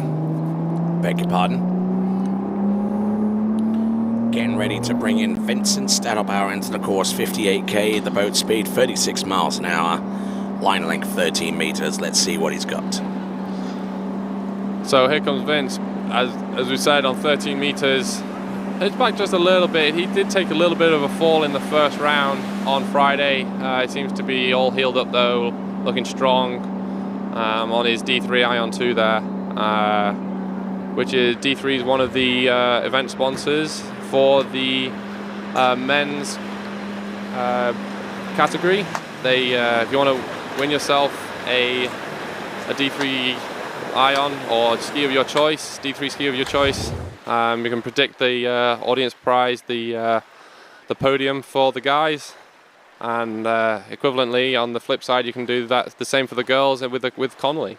Indeed, indeed. During most of the tournaments that TWBC broadcast, the entries for this one already closed as of yesterday. So a good portion of our folks watching in today will be, you know, just looking at the podiums and wondering if that's enough to see them win a ski. Here comes Vincent Stadelbauer. He's run through 14 and 13 and did a fine job with that one. Yeah, looking really strong, really nice there for Vince. He'll be coming back on the 12-meter line length.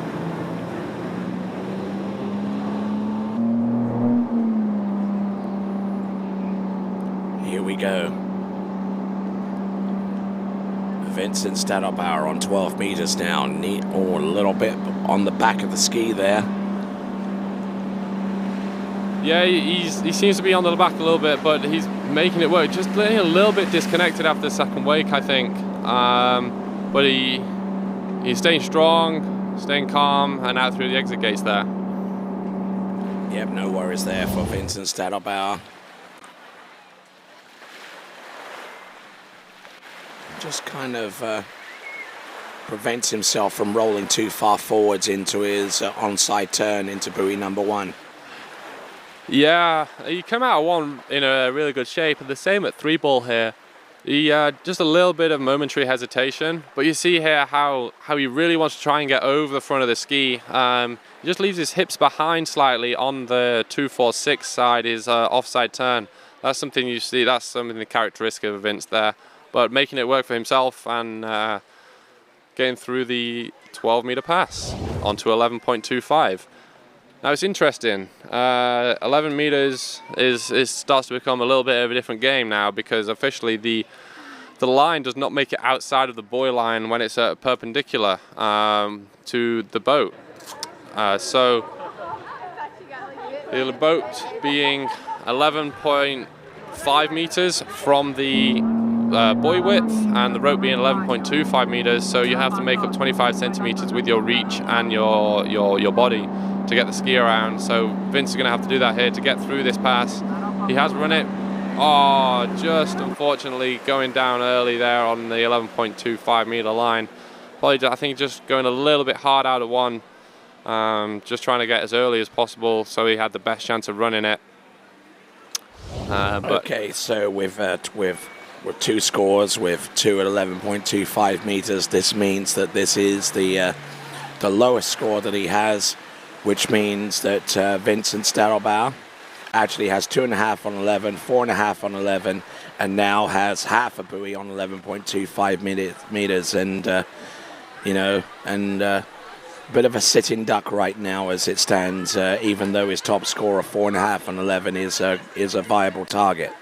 Yeah, you just see on that gate there, he just seemed to drift back a little bit, and I think that's why he was a little bit narrow at one, I think, and just that ski just biting and getting that shoulder down, and unfortunately just not quite being able to hold that out of one.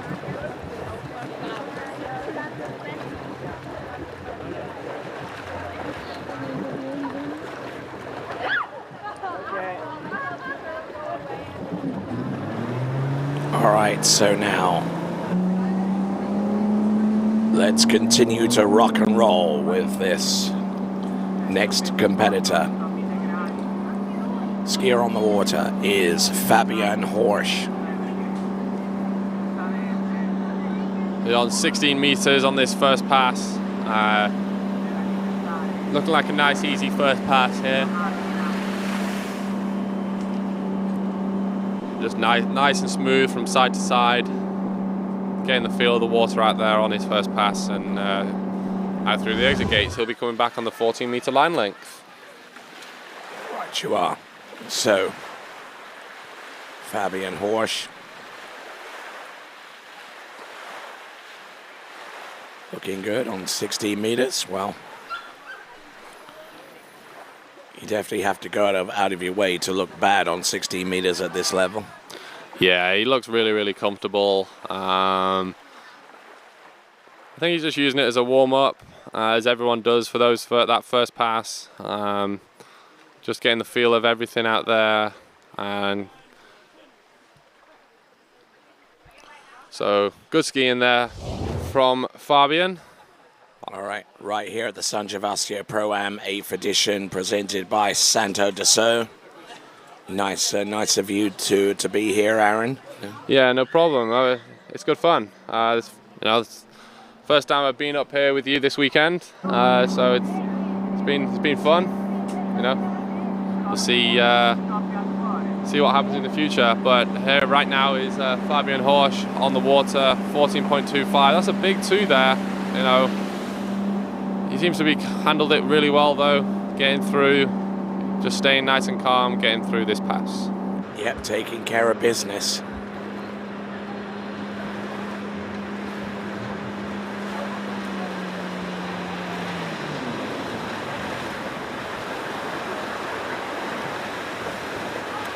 All right, so with 13 meters coming up in less than 45 seconds, let's have a look at this. You see how he's just on the back of the ski there, just coming through the wake. You see that ski rise up in towards two, but he seems to have it corrected. Just nice and edging through the wakes there, all the way through. So that was a minor blip, but good skiing here from Fabian so far. He'll be moving on to the 13-meter line length, 32 off.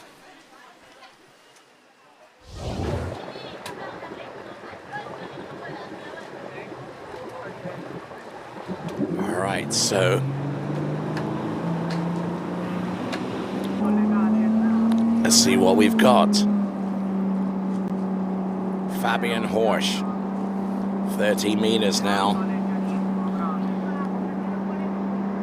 selecting Bravo 1. Yeah, same as Vince had. Oh, it looked okay actually up until that point. I think he got that shoulder down like a few people, caught a few people out on 2-ball this weekend. We'll see what happened here. It looks like a good gate. He just pulls his arms in ever so slightly. Oh, he gets offloaded there at 1, but he came good out of 1 and into 2. See, just that ski just bit, his shoulder was back and just unfortunately couldn't hold on to it. So that'll be 1.5 on the 13-meter line length there for Fabian Horsch from Germany. Yep, right you are. 1 1/2 on the 13-meter rope. And that will keep Fabian Horsch at 12th spot right now.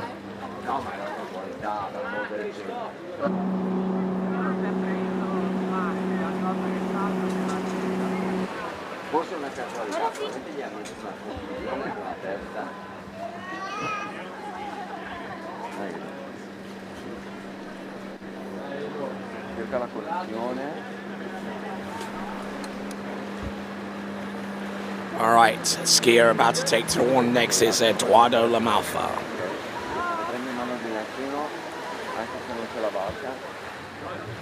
Getting some last-minute direction from his coach, Claudio Binatti. Claudio also being one of our drivers here this weekend, doing a great job. So they have a lot of pressure as drivers, not just to keep the boat straight, but to make it feel as good as you possibly can for the skier. Obviously, while staying within the regulations and doing it all properly. So, big thank you to our drivers here this weekend, and all the officials, in fact, putting on a great tournament. It's been really good so far. The weather gods have been really nice to us, giving us some great weather. Absolutely not much wind out there at all. So here we go. Eduardo Lamalfa coming in on 16 meters. 58 kilometers per hour, also selecting that B1 setting on the 0 off. That seems to be quite common for a lot of the skiers here on the Open Men. That's right. Eduardo Lamalfa. Hop, skip and a jump through the exit gates and not looking bad in the process of running that opening pass. That was on 16, right? Yeah, I believe that was 16 meters. Right, he just looks so strong there, coming out of 1. Really strong skier. Just letting that, you see how he lets that ski just pop up slightly after the second wake there. He's edging through really nicely out of his 135 side. But as the line gets shorter, he'll just go just in front of that rooster tail and make it a little bit less harsh on his ski for him and help him out that way.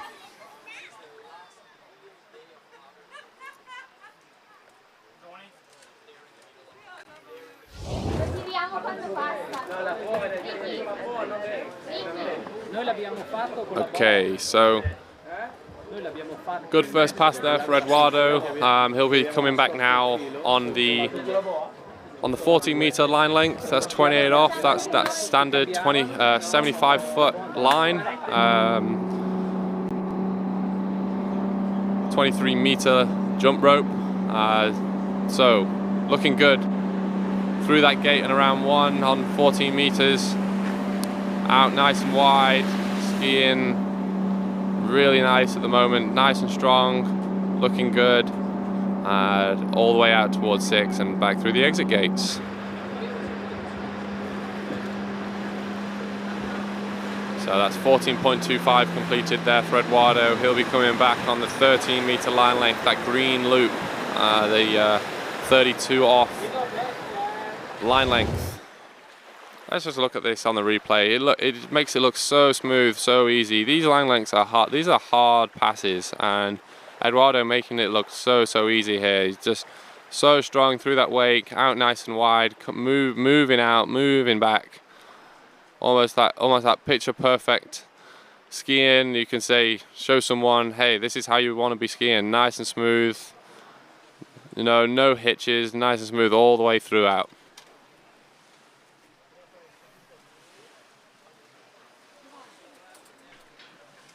All right, so that is Eduardo Lamalfa, 2 passes down, and 16 and 14 back to back.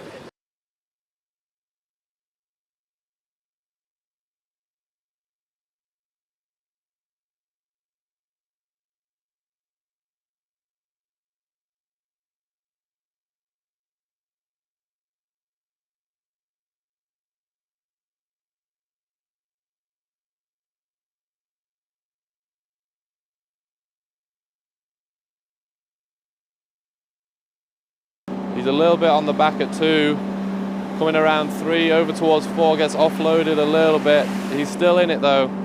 He's around 5, and that's 6 buoys completed there on the 13-meter line length. And right you are, 6 buoys there confirmed for Eduardo Lamalfa. Yeah, good quality skiing from him. You know, he had a couple of little wobbles, but such a big one. He's such a strong guy. Being able to hold that all the way through after the second wake.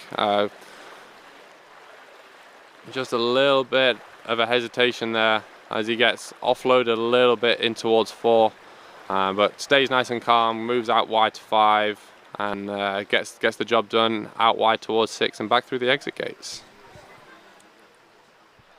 Stout effort there on 13 meters, now getting ready for 12. All right, let's see what his potential targets are. Julius Auer with half a buoy, 1.5 buoys on 12 meters. Then he could go up potentially higher if he can go to 2. That would put him up against Guillermo Sirocco, and then he could continue on from there depending on how far he gets through 12 or indeed runs it. Let's continue on. That's round number 1. Good to go round number 2. He's a little bit down course. He's round number 3. And will result his best score is going to be 3 on 12.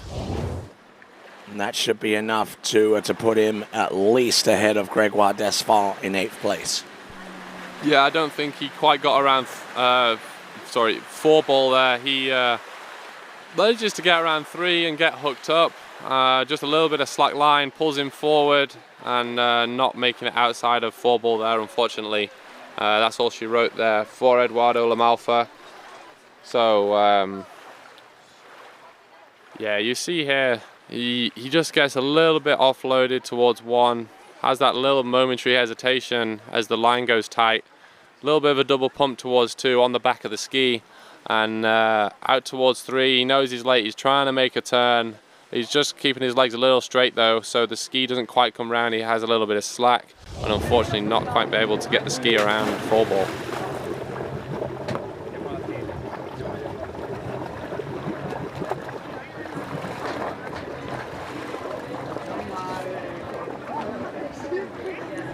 All right, so we're down to our last few competitors. Guillermo Sirocco from Italia, about to take to the water right now.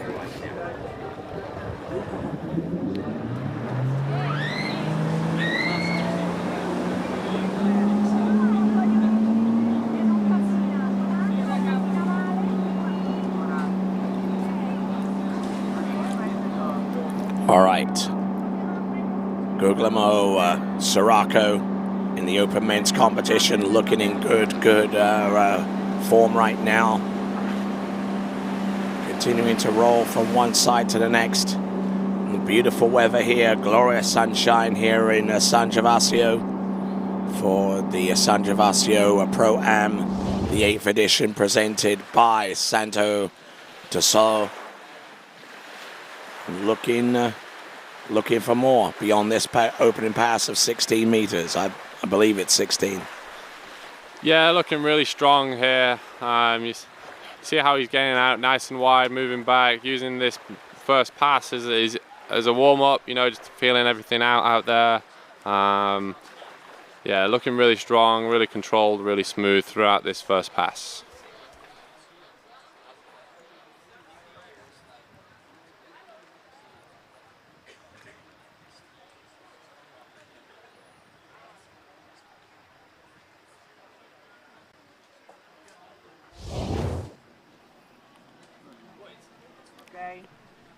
All right. So here we go. Guglielmo Sirocco from Italia, right here in Italy. Coming back on the 14.25 meter line. Just got his hips back ever so slightly, and he's just causing that momentary hesitation on two there, but making up for it and staying nice and calm, nice and smooth, and out through the exit gates. Yep, and right you are. Good skiing there from Guglielmo Sirocco. Oh, is that pronounced right there? Guglielmo? I think it's Guglielmo. Sorry? Right? Guglielmo. Guglielmo, okay. I'm having trouble with Eduardo. But yeah, good job there. You see through the exit, just getting on the back of the ski there. Sorry, I meant the entry gates. Just dropping back with his hips slightly there out of two, but he corrected that, stayed nice and calm, and got the job done. You see it there at 3, he really drives his hips through there, so he's like, I'm not making that mistake again. Gets his hips through, looking really good here, all the way out towards 6. Nice job.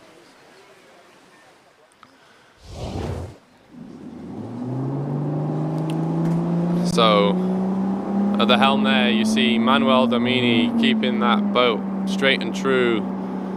So giving all the skiers as similar pull as possible.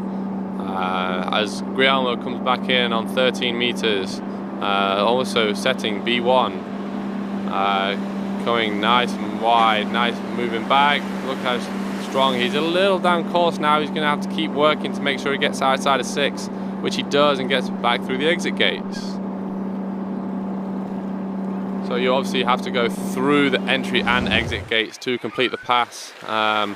There's people at the moment who want to, get rid of the entry gates on your first few passes. We want to be seeing skiers getting all the way down to those shorter line lengths, and if you complete the next pass on the shorter line length with gates, why shouldn't you be giving credit for that pass, even if you missed the pass before? So that's an idea that's been thrown around a little bit, and but the gates being 2.5 meters wide, 1.25 meters from the from center, so I think that's quite a big, nice and wide gate there. But when you're going as fast as possible across course and you're looking at an angle, yeah, those gates suddenly don't look 2.5 meters wide anymore. No, they look about 30 centimeters wide. So getting that right is very crucial, and it's a very, very small tolerance to get it wrong. But Guglielmo seemed to have got it there. Oh, looked like a good start there. Just going down, popping the fin there around 1. Let's see what happened. It looks really strong there coming out towards it, but not really quick edge change, and just trying to get going a little bit too soon, pushing on the front of the ski, and the tail popping out there for Guglielmo. So that'll be a half a buoy at the 12 meter line length for him. And he had a previous score of 3 on the 12 meter line. Yeah, that's correct. So does that improve his backup score, or does that keep him where he is? It basically keeps him where he is right now in 8th spot. Okay, so that's all she wrote there for Guglielmo. The next skier on the water there you see is Harvey Dyson, another skier from Great Britain. We've got quite a showing from Great Britain here, not just in the amateur section but also for the pro section of this tournament.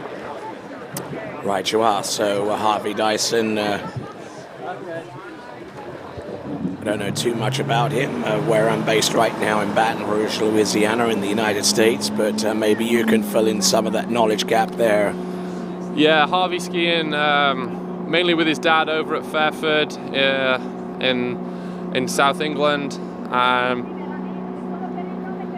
There's quite a few people skiing at Fairford. You know, I know there's a few people there watching this webcast, cheering on for Harvey in the Cotswolds in England. That's where Harvey's from.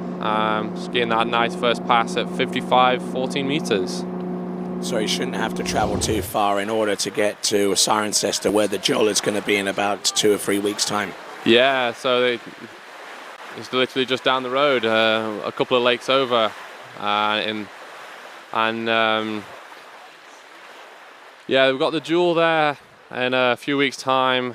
One of the last event in the European stops of Pro Tour this year.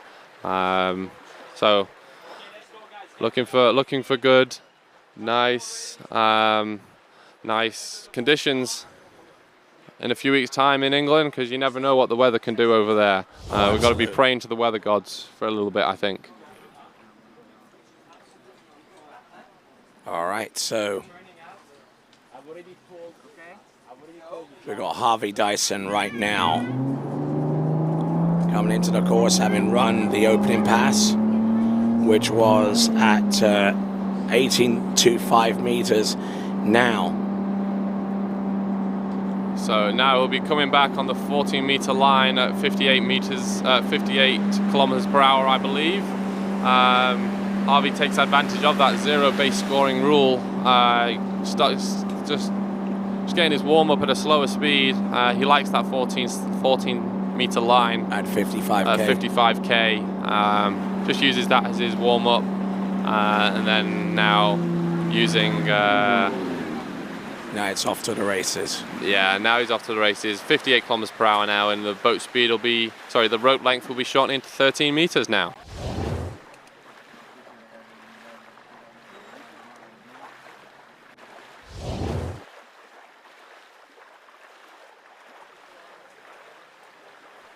So good skiing here so far from Harvey. He hasn't really had any hiccups at all. Nice and smooth, nice and wide. He is a tall guy. He's 6'3", so he's got to use all of that height to his advantage to make sure he's reaching out nice and wide, coming around the buoys and getting that ski back under the line.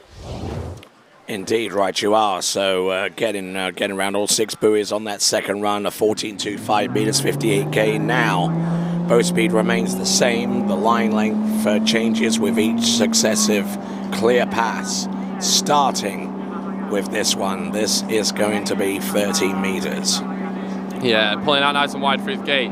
He's coming around 1, he's nice and strong, nice and early out of 1. He's over to 2, nice, strong, looking nice and easy. He gets that ski under the line, gets going as soon as he can, especially off that 135 side, which is his onside turn, being a left foot forward skier, nice and easy and out the exit gates. Made that one look really, really smooth from start to finish. We'll take a look at the instant replay to gain an assessment there. But yeah, I can't really see much wrong with this pass. Maybe he's pulling in a little bit soon, but that's being super, super picky. You know, that ski is being nice and smooth all the way around the turns. He's not doing anything too aggressive. He's being smooth, controlled, and he got really, really close to running his 12-meter pass. On Friday.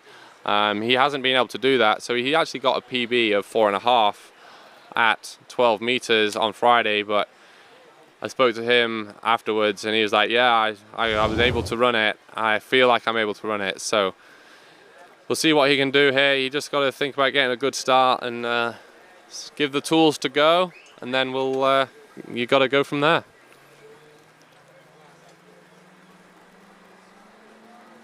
All right, so Harvey will be coming back on the 12-meter line now. Okay, big one there. He's coming outside of 2, just gets pulled forward and pops the fin, unfortunately. So unfortunate there for Harvey. I know he was looking for a little bit more, but he got pulled really, really hard out of one. Let's have a look at the instant replay here and see what happened here. It looked like he had a nice gate there. You see he just gets pulled up towards one, drops that shoulder in, gets pulled forward towards two. Just tries to get going. He knows he has to work. So pushing down on the front of that ski and just popping the fin, unfortunately, there for Harvey Dyson. So we're anticipating a start for the pro head-to-head matchup, starting with the women at approximately 2:30 this afternoon. If all continues to go well and as scheduled with the remaining skiers, of which there are 4 remaining. We've got Leo Cederquist, Alberto Gysi and Lars-Ola Voltop. But before those skiers, we'll have Julius Auer. Yeah, so Julius Auer coming out of Germany, has a previous round score of 1.5 on 12 meters. So he's looking to bump that up a little bit, I think. He'll be starting, I'm guessing, on the 16-meter line by the looks of it. Apologies, correction, there's a 14-meter line length, that's 28 off on this first pass.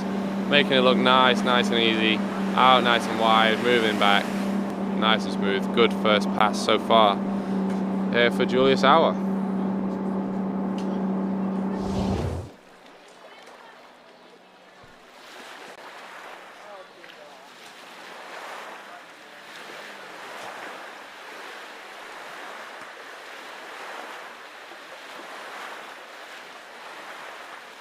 All right. That's Julius Auer getting everything going behind the boat. So we estimate about half an hour until we get that pro women head-to-head started. So ETA at about 2:15, 2:20, something like that. We'll get that head-to-head going for you guys. But first, we've got to finish this open men's slalom round.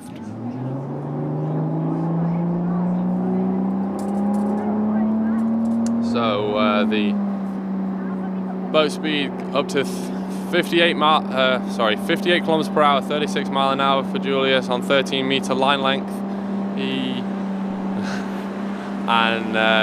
Making light work of this pass so far. Getting a little bit disconnected after the second wake, but looking good so far. And getting outside 6 and back through the exit gates. All right then, so as we continue right along, go to bplayfuel.com, bplayfuel.com. The new live match going on right now. How good are you at picking the winners? Do you think Leo or Lars will prevail in this open men's slalom amateur round? So, bplayfuel.com.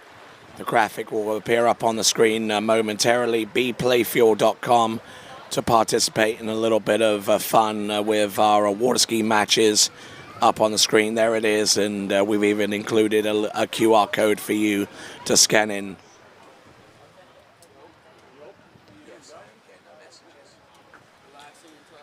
All right, so check out bplayfuel.com. All right then, now on the water is Julius Auer. And he's gotten through the opening 2 passes. Let's see what he can do on pass number 3. All right, Manuel Domini, our driver, speeding that boat up to the course at 58 kilometers per hour. As Julius Auer pulls out through his gates on 12 meters, he's looking to get down this pass. He's outside of 1. Oh, just pushing down on 2. There seems to be a little hole there. After 2, I should get someone to go fill that hole in with something. And so, you see here, he just gets a little nice and wide here. He just tries to push on the ski a little bit too much. And just going down a little bit sooner than he wanted, I think, there. But still good skiing there for Julius. you know, it's good to be skiing out here in Italy in the nice warm weather, in the sun. You know, breaks. You're not doing school, not doing work. Everyone's just here hanging out, having some fun. Absolutely. So that was Julius there with 1.5 on the 12-meter line. We've got 3 skiers remaining. We've got Alberto Gysi and Lars Ola Voltop are about to take to the water in a few minutes, but before them it's Leo Cederqvist. Yeah, so Leo, part of the Cederqvist family, coming to us out of Sweden. We saw Ted Cederqvist before. He got a score of half on the 13-meter line. I think he went down a little earlier than he wanted to. So we'll see what Leo can do coming into this round. Yes, absolutely, and he'll be looking for something a little bit more than 2 on 11.25 meters to put himself ahead of Lars Ola Voltop. But in order for him to take the lead ahead of Vincent Stadelbauer, he's got to essentially run the pass, or at least get more than 4.5. So that's those are the immediate 2 targets for Leo Cederqvist, who is in the water right now.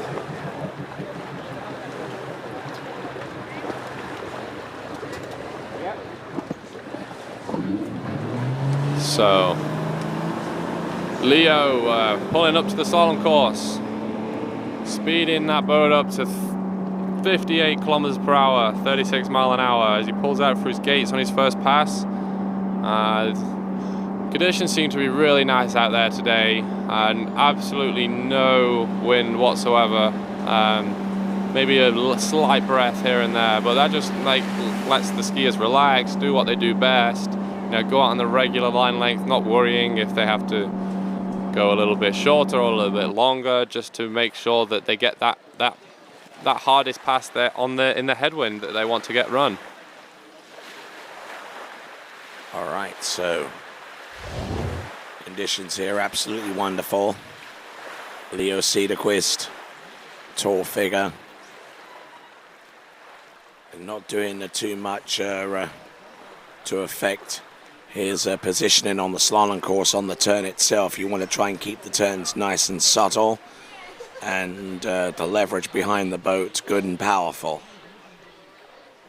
Yeah, you know, that the height, you know, I'm tall myself, I'm 6'4" myself, and the height obviously really helps in terms of reaching for the buoy, but then at some point you've got to bring all that height back under the line and ready to get going again. So to do that, you've got to have a really strong core, stand, you know, getting that ski back under the line as fast as possible, ready to get going again. All right, here we go. Leo Cederqvist, 3 skiers remaining, including him. He's coming back on the 13-meter line. He's looking really good and strong so far, getting that ski under the line, getting going really fast on that HO Syndicate. I'm not sure what model it is. I think it's an Omega. See all the Syndicate line for some good high quality skis. All right, there you go with Leo Cederqvist getting through the opening 2 passes. He's run through 14 and 13 meters. See, he just gets those hips back just a little bit there. That's what causes that momentary delay out of 2. Gets a little bit offsided there in towards 3, but he's strong and tall enough that he can handle that and cope with that. See here, that's at 4. That's so much better. He stands nice and tall, nice and 5, nice and smooth, and out towards 6, nice and early, and out through the exit gates. All right, that's Leo Cederqvist getting things done, taking care of business with the opening 2 runs of 14 and 13 meters. And now 12 meters beckons for him. Up and away. This now is 12. So here we go, 12 meters. He ran this in the previous round. So he's looking to do that again and improve on his score on the 11.25 meter line. He's looking good so far. He's out towards 3. Whoa! Just dropping that shoulder. There's a few people that seem to be going down in similar ways during this round. Let's see what happened here on the instant replay. He seems like he gets a good start. A little bit of a double pump at 1, but he's out of 1 really nice and early. Out nice and wide towards 2. Gets a little bit shoulder heavy at 2, but into 3 here. He's just pushing on the back of the ski there. And trying to just drops his shoulder a little bit, and unfortunately just the handle coming out of his hands there on the 12 meter line. And that does, while that does put him ahead of Lars Olav Oltop with 2.5 at 11 point. Was that 12 meters or 11? Sorry, that was 11.25 meters, I believe. So he does actually improve his score by half a buoy. I believe that was 11.25. Well, actually, went in on 14, then came back on 13, and that was 12. So okay. That's going to be his. I would say his lowest score at this point, maybe his second lowest score, which roots him into 3rd place right now. And our next skier to go is our penultimate skier. It's going to be Alberto Gysi, and he's got some viable targets ahead of him to shoot for on 11.25 meters, because his best score right now is half on 11. And all the scores above him have gotten totals into 11.25 meters that are above him, starting with Tim Vild's 1 and 1.5 at 11. Then you've got 2 at 11 with a backup for Leo Cederquist. Then you've got Lars Olav Oltop with 2 scores at 11.25 meters, but obviously needs to score more than 2 to get above him because he has a weaker backup. And then there's that big old score from Vincent Stadelbauer with 4.5 and 11. Those are his immediate targets, and that is Alberto Gysi about to take to the water.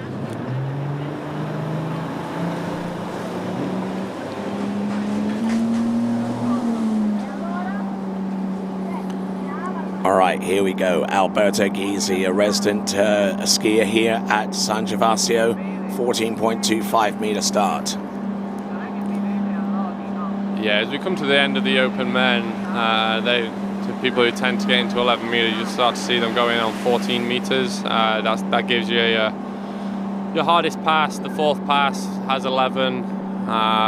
So nice skiing there on that first pass there for Alberto Gysi, making it look nice and easy. That 14.25 meter line length.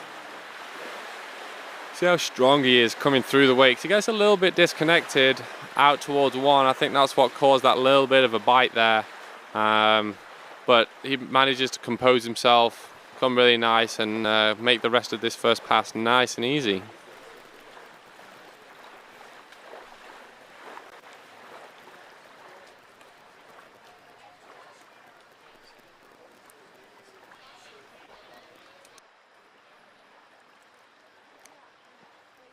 So, nice and easy, Gysi.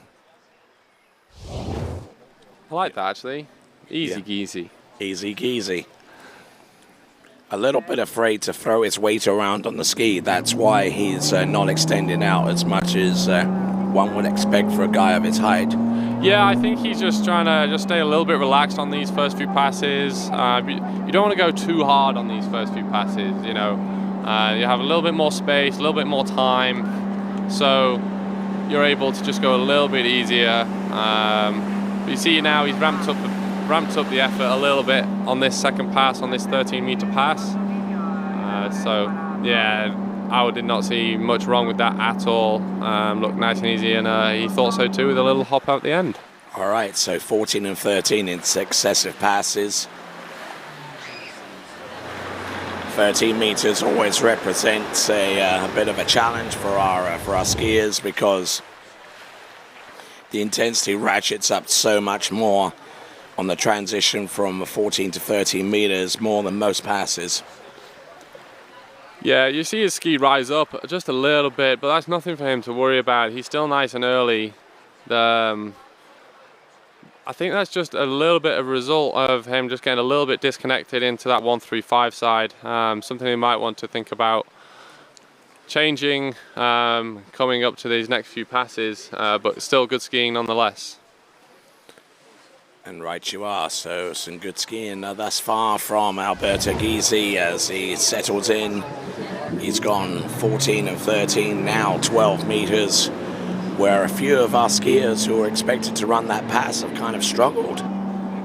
Yeah, I know some people seem to be going down a little bit early during this round. I'm not sure entirely what's changed out there, whether it's the heat or whatever, but it's just on the back of the ski a little bit out of 135. Oh, there you go. He's got a big turn there, and he seems to be back into it now as he comes around 5 and out towards 6 on the 12-meter pass. All right, now he's starting to find his footing here, his short line footing with that successful run on 12 meters. This is some great skiing from Alberto Gysi, and 11.25 meters will beckon for him. And Aaron doing okay thus far. Yeah, he seems to be doing good. He could just do with being a little bit more patient on that 135 side, just to let that ski come around. But towards the end of this pass, he really seemed to just let that happen, and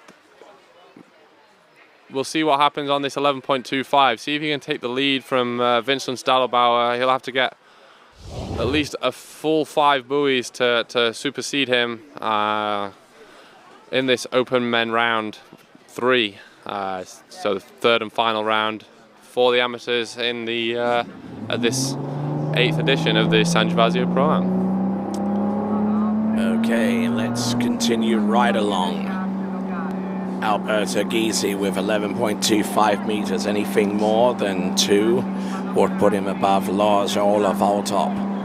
So, that's half a buoy there. Unfortunately, just going down a little hard. So, unfortunate for him. He won't go up any more places. All right then, so it comes down to one final competitor.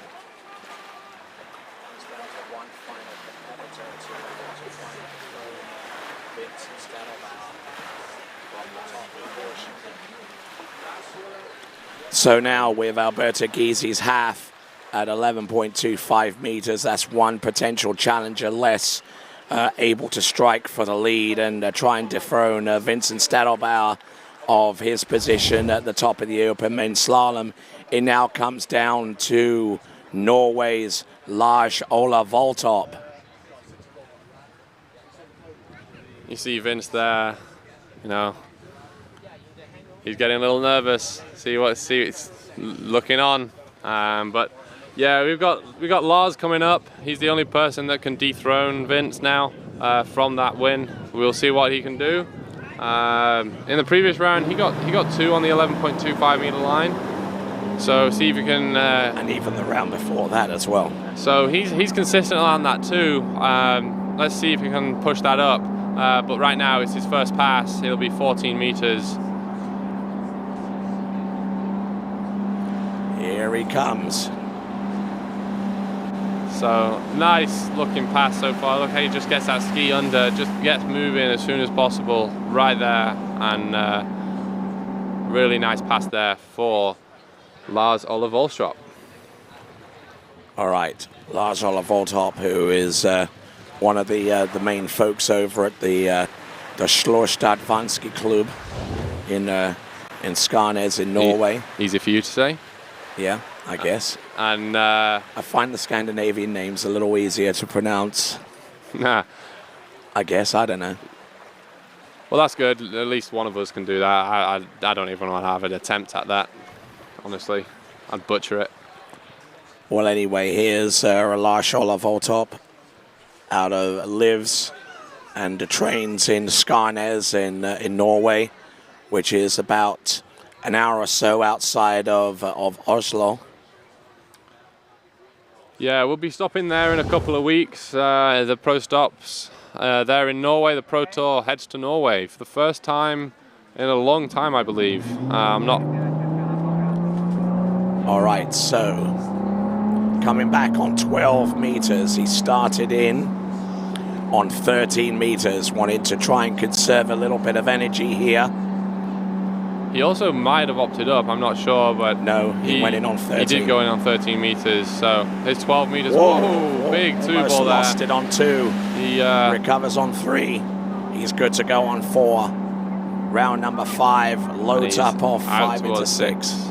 So the latter 2/3 of that course certainly a lot easier than the first third. Yeah, he came out of 1, and I think he got on the heels out of 2. Let's have a look at this instant replay here. He comes out nice and wide towards 1, a little bit of a double pump, but he gets the ski under and get going. But here at 2, let's see what happens. He just gets a little bit shoulder heavy, gets his hips behind him, but he's managed to stay strong, come out towards 3 and stay nice and calm, all the way out towards 4. A little bit on the heels, he needs to get working. Out towards 5, manages to stay calm, and gets his ski outside of 6 and through the exit gates. All right then, let's pump it up, shall we? 11.25 meters, 4.5 buoys separate Lars Ola Voltop from victory in this open men's slalom competition, needing more than 4.5. That total by Vincent Stant.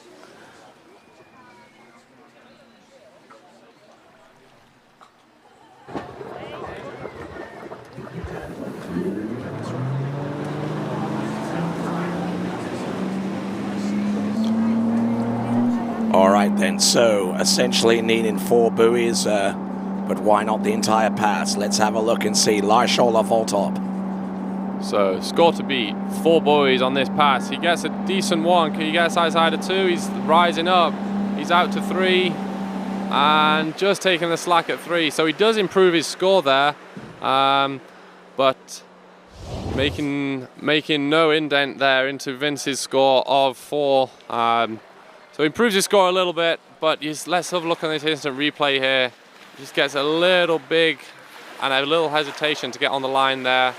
Out of 1, and it's just a little down course now. So he makes it outside of 3 there, not quite able to get the ski back under the line. And 3 buoys is all she wrote there for Lars Ola Voltop. Lars Ola Voltop. Okay, so it does represent his best score of the weekend with 2 and 1/2.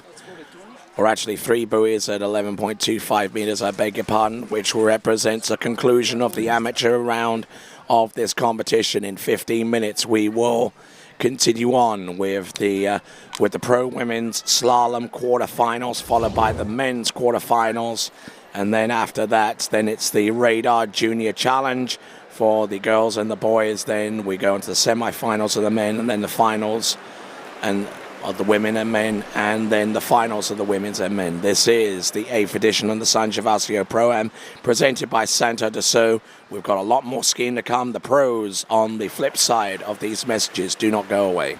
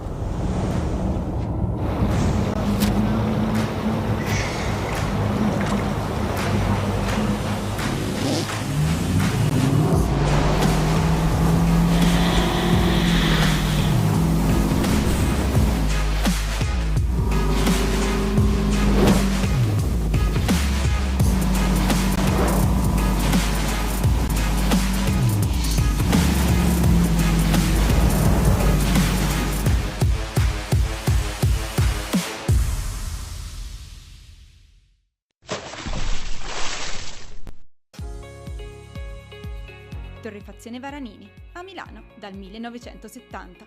Specializzata nella realizzazione di miscele, bar e vending di alta gamma garantite da un sistema di qualità certificata. La tostatura lenta ed accurata delle migliori origini di caffè, arabica e robusta assicura un ottimale sviluppo degli aromi per un risultato ineguagliabile in tazza. Caffè Varanini, al bar, in casa o in ufficio. Una storia di gusto. For skiers and water enthusiasts, Florida lakes are what dreams are made of. Combined with world-class golf, remarkable weather, natural beauty, theme parks, and so much more, it's easy to see that Florida is paradise. For more than 30 years, I've enjoyed Florida's lakes and many offerings. If you are interested in Florida real estate, let me be your guide and trusted advisor as you search for your paradise. Together, we can make your dreams a reality.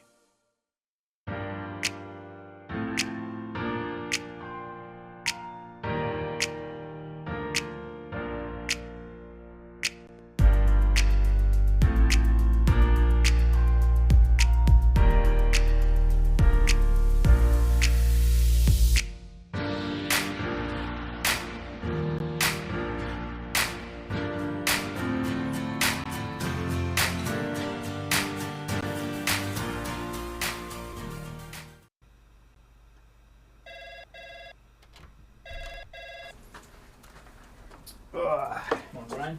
Hey, morning. You have a good weekend? Yeah, got out on the water a couple times. How about you? Yeah, I got to set in. Just gonna make a quick phone call here. Oh, of course. Can you get that, Will? Yeah, man, I got it. Thanks for calling Wake House. This is Will. Yeah, looks like we've got those in stock. On the internet nowadays and social media, there's bits and pieces about how to get better, but there was never a program that tied everything together. I was looking for something I could do mainly on the off season so that when I started skiing in the spring, I didn't feel like I was hit by a truck. My mobility is better, I'm less sore. I felt like I was a 50-year-old that was closer to 60. Now I feel like I'm a 50-year-old that's kind of closer to 40. Yeah.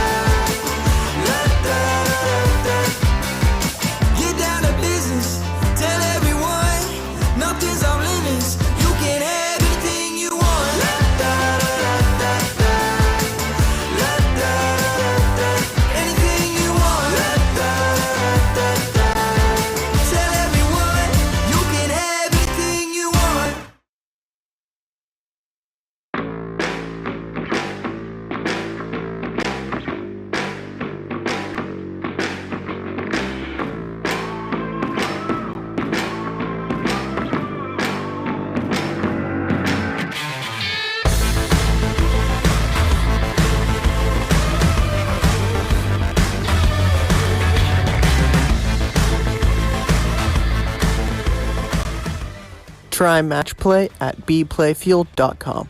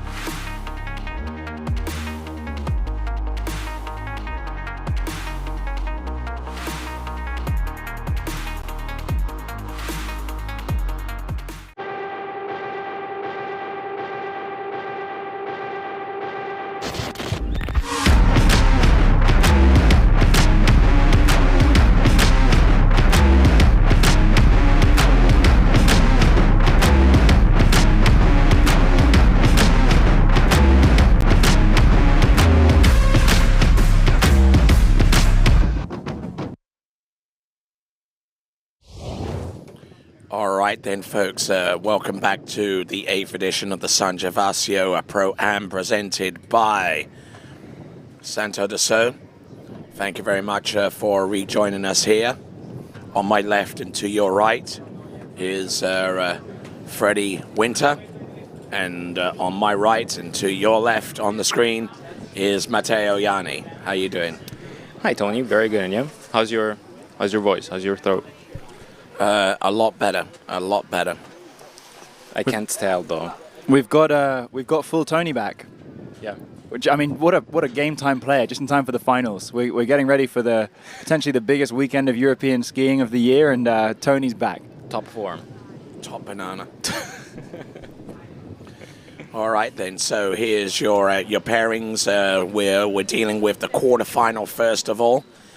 We've got Jamie Ball versus Celine Detry, then Gina Kruger versus Ali Garcia, then Paige Rini and Beatrice Yanni. And then we've got Ali Garcia and we got Ali Nicholson versus Alicia Bagnoli as well. So and if you go to bplayfuel.com, we've got some matches already up and running based upon those pairings.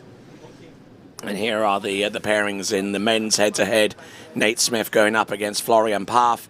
Dane Meckler against the defending champion Thomas de Gasperi. Sasha Deska versus Brando Caruso. And Will Asher versus Jonathan Travers. And just crucially there, just looking at the screen as you see it, the top in those graphics are the top seeds. So they're going to have the advantage. And presumably they'll go first, and if they tie, they'll go through. All right, here's our boat procession here for the cameras and the folks along the shoreline. All of our 8 women spread across the 2 boats that will be making its procession along the shoreline. So we are lucky that we have great drivers. So I don't think that choosing the boat or the driver is going to be a big factor for the next years, for these skiers. That's always the thing in a head-to-head. I mean, I know myself, when I ski in head-to-heads, a big factor when you're kind of considering to go first or second is, obviously it's a massive advantage to go first, especially in the first 2 rounds. And here are our pairings actually for the Radar Junior Challenge, which will take place a little bit later on. Philippa Antonsen versus Alana Jones. And also Jaime Palomino against Lucas Cornell from Australia. So we present those folks first of all. Elena Jones versus Philippa Antonsen, and Jaime Palomino versus Lucas Cornell for those head-to-head pairings in the Radar Junior Challenge to take place on the water after the conclusion of the quarterfinals. Now that I hear it well, your voice is not top banana. Tony, your voice is not. I'm trying, okay. Well, you are. We know you'll try. I mean, he's been here the whole day. The whole day yesterday. I'm very trying. Yeah, he's very trying. Well, so how incredibly exciting. Going back to the drivers, I mean, that I know myself, I've been in a lot of head-to-heads where one driver is better than the other, just in terms of they're driving legally, that's for sure. They're driving down the middle, but there's a way of doing it. So, but this is, in a day like today, it's not that situation. We've got, for the women's, we've got Manuel Domini, and we've got Nathan McGarry. I think that's Nathan there in the boat there. Both very, very good drivers. The boats are, they should be very, very similar. So I think that we're going to see people choosing first or second, basically regarding their the advantage of being first as the second has to beat you. So it's going to be Nathan and Manuel. Nathan Manuel for the women. Manuel is here with the senior program that allows old people to drive. I'm referring to this morning that you guys thought he was like 50 years old. He's 28 years old. Yeah, no, he's 28 years old. And then Nathan too is 30. But that's the same thing. I mean, I was talking to some of the girls earlier who are skiing today, and they thought that Nathan was a lot older than he is, purely from the fact that you never see young boat drivers. Yeah, it's true. So actually, to have two drivers in a pro tournament of 30 and younger, it's probably never happened before. I'd be amazed. Yeah. The other, of course, very good drivers of the world who are that age. Glenn Martin, our old friend mine and Nathan's old friend from Thorpe. 10 out of 10 driver over in Australia. He's driven the World Championships. He's driven Moomba every year. Vince Stadelbauer himself, a very good driver. But, you know, it takes a long time to build up. So we're lucky to have these great young drivers here. So it's ageism against boat drivers. Boatism? Yeah, exactly. I think you know, you got to jump through a lot of hoops. And I think, you know, the other thing is that you have to prove yourself. You have to prove yourself, which is fair. Yeah. And you've got a lot of, there's a lot of, you know, once you've gone through those hoops, there's a lot of people, given there's only one seat, that want that seat, and they don't want to move away. There is big rivalry between drivers for some weird reason. Big time. And then seniority comes into it. But actually, I mean, I would argue that someone who's 75 should not be taking the seat away from someone who's 40 years younger and probably a little bit more, you know. This is a subject people don't talk about often, but, you know, drivers are a big factor in the tournament. All right, big factor. Let's take a look at our women's pairings in that towboat. We got Celine Detry raising the flag of Belgium. We got Gina Kruger raising the flag of Germany. We got Ali Garcia there with the flag of the United States, and the number 1 seed from Canada, Jamie Bull.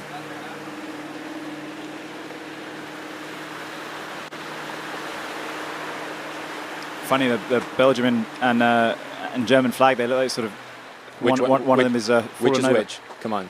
Yeah, on top of your head. Belgium is obviously the one on the right. Belgium is the vertical tricolour. What, on the right? And No, it's on the left. Belgium is on the Belgium left. The other right. Guys. Oh, the other right. Okay. Guys. Listen to someone who actually knows his flags. Belgium is the vertical tricolour, and the German flag is the horizontal tricolour. Good job, As Tony. I said, on the right. Yes. Yeah. Well, yeah, it's going to be a great head-to-head. We've got a lot of the best women skiers in the world. You know, we could look at Brooke Baldwin, who's a phenomenal skier, and that was the big upset of the tournament, that she didn't make it into the final. Such a pity. Yeah, real shame, and you know, she's someone that we talked about her yesterday. She's got such good style. Yeah. She's a great skier. It was very confusing, honestly, to see her go down there, but you know, probably she just flew in from America and she's got a bit of jet lag, and I'm sure that we're going to see her do some amazing stuff in future weeks. But you know, her loss was to Celine's gain, and Celine would have probably quietly been pumping a fist that she's made it into the final. Not for long, though. She's skiing against Jamie. Yeah, she's skiing against Jamie. So I mean, Jamie, you never know, though. The hot favourite. But I mean, even if we've got to remember here, something that people forget in head-to-heads, even if you lose in the first round, that doesn't mean you come 8th. You can go anywhere up to 5th. It depends on your score. So you got it's best losing score. So even if and then there's the Waterski Pro Tour points to consider as well. There you go, and that's. Can you guys explain? I mean, I've been out of the loop for a while, so can you fill me? What's the question?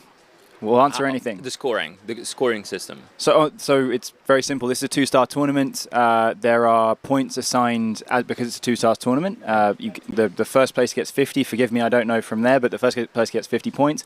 It goes down to 1 or 2 points in 40, 30, whatever. Yeah, I believe second place is 36 points, but down to 1 or 2 points in 12th place. So there's already some skiers. So even Brooke, who didn't make the final, she's made some points. Okay. So the top 12 gets points. 12, yeah. In a star level event, an intro level event, it's only the top 8. Perfect. Okay. And the star ratings are based on essentially the cash prize of the tournament. Mm-hmm. And then over the course of a season, there's 14 events in slalom this year for men and women, which is cool. An equal number of events for men and women. Every event, I think, has men and women, which is great. So 7 events count. So your best 7 events. So if you do 8, your worst one you can throw away. You don't have to do them all, basically. All right, then our second boat with the skiers from the other half, the pairings, Alicia Bagnoli, Abir Ayani, and alongside Ali Nicholson and Pedrini of Canada. That was okay. Still too many vowels. Too many vowels. Ayani? No, it's just Yanni. Yanni. Yeah, good. It's like that Greek singer. Yeah. Yanni. Like the Greek name. Yes. Which is where we'll be next week. Exactly. A gorgeous place down there in Caiaphas. What a segue. Yes. Just bringing it all in. Yeah, going to Caiaphas next week. Please, everyone who's watching today at this amazing tournament, watch the other amazing tournament next week. TWBC will be there all weekend. I hope to be skiing in it, and if I'm not skiing, I'm going anyway, so I'll be sitting You'll here. be here. Yeah, so,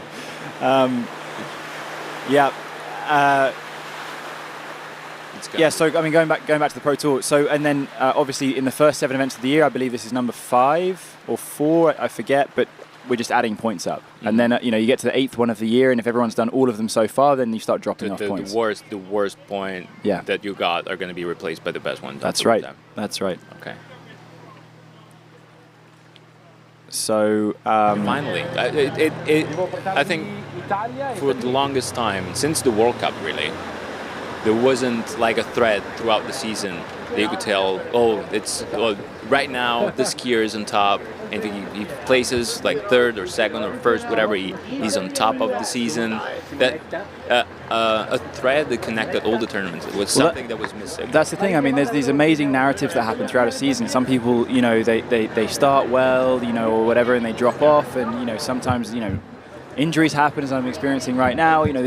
There's threads that happen in any competitive sport, and I think any sport that is worth any sort of interest has a season. Yeah. And for too long we were there was elite points, but no one really knew about them. So this is essentially it was a pros thing. Pros just the pros thing. knew because they were used for the Masters, so it was important just to go over the Masters. But in general, not absolutely many people knew and cared. And often there was there were sort of 10 separate tournaments a year instead of 10 linked tournaments. So I think that's the aim of the Waterski Pro Tour, and you can see all that information is available at waterskiprotour.com, where you could actually be watching this.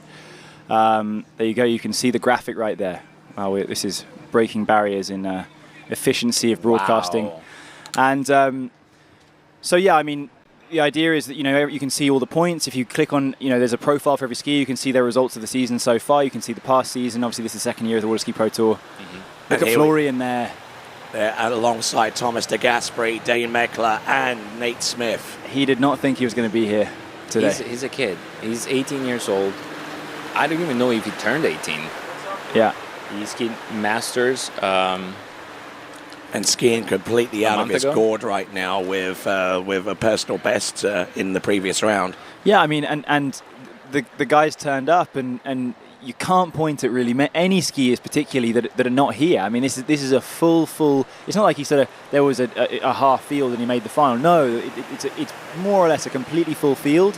And he's made the final, and my lord, did he deserve it yesterday? And it's not even his favorite event. I mean, he's a jumper. Yeah. Well, he might be a slalom skier. I mean, I'm going to disagree with you. I mean, you run 2 at 41 in a pro tournament, you make a final. Maybe he's now a slalomer. This might change things, but yeah. But up until now, he jumped 60 meters. For a 17 years old, it's far. So is 2 at 10.25. I mean, yeah. I would argue that maybe 60 meters and 2 at 10.25. 2 at 10.25 could exceed 60 meters. Would you not say? I mean, in the. But he wasn't jumping like at 6 foot. Yeah, true. Yeah. He was jumping. There's all these things. I don't know anything about jumping, so I mean, me neither. I'll listen to you on it. But I think, I've got to say. What's your PB? Have you ever jumped? Yeah, I did 31.8.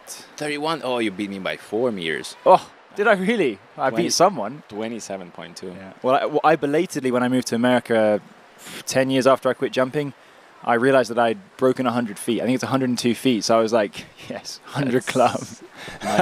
Mine was a little over 50 meters. Say again? Mine was a little over 50. 50 meters. Wow. That's only to show off, Tony. That's pretty good too. And that's probably in the days when the skis were a little shorter. 74 inches. 74 inches. Yeah, you were pushing. You must have been going pretty fast. Yeah, until I tore my meniscus. Yeah. You jumped twice as far as I did.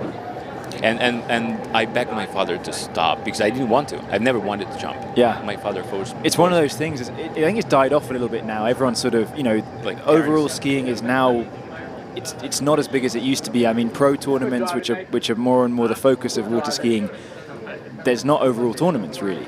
I mean, there's some, and they're coming back, and that's a cool thing too. But you see parents and federations push the kids less and less to do. But before it was, people didn't even think about a skier being a specialist, a kid being a specialist. Yeah. It wasn't a thing. I remember when At I least was in Italy when I grew up. No, 100%. I remember when I was like 15 years old, 16 years old, and I said to one of my friends who was someone who I would beat him. Sometimes he would beat me in slalom. we go back and forth, and I said, I think I'm going to quick jump and trick because I'm so bad at them. Like, I'm awful. And he goes, yeah, right, mate. You'll never make it as a specialist slalom skier. Who does that? Exactly. It's something that you had to It was deserve. taboo. It was taboo. Yeah. All right. I had to deserve that. And here we go. We've got our final pairings in the boat.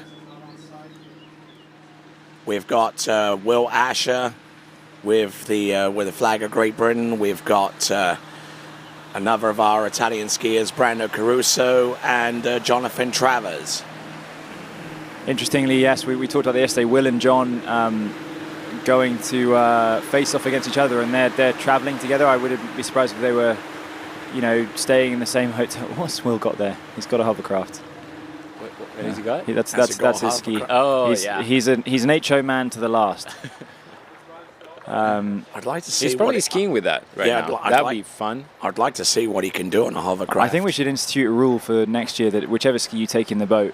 No, the best seating skier, the best seated skier decides what the other skier has to ski with. Yeah, exactly. Yeah, just have a quiver. Oh, look at that. That's just professional right there. He loves it. Wow. He's bought his HO skis. He's looking promotion. He's looking for that bonus from Dave. That's right. Well, we've all got to promote our sponsors, and Will is, he's been the face of HO for at least 10 years, and probably longer. Actually, ever Probably since 16, 17 years? 2004. 2004, yeah. 18 years. A few months after he won that bronze medal. At Swiss, At Swiss, yeah. He there was an amazing, as a proud Brit, there was an amazing double page, like first 2 pages advert in the American Waterski magazine. The legit Waterski magazine, not the sort of Federation one that we all sort of get, but and it had all these British flags and all these sort of little quotes like, I don't care how hot it is outside, I'm going to get some tea.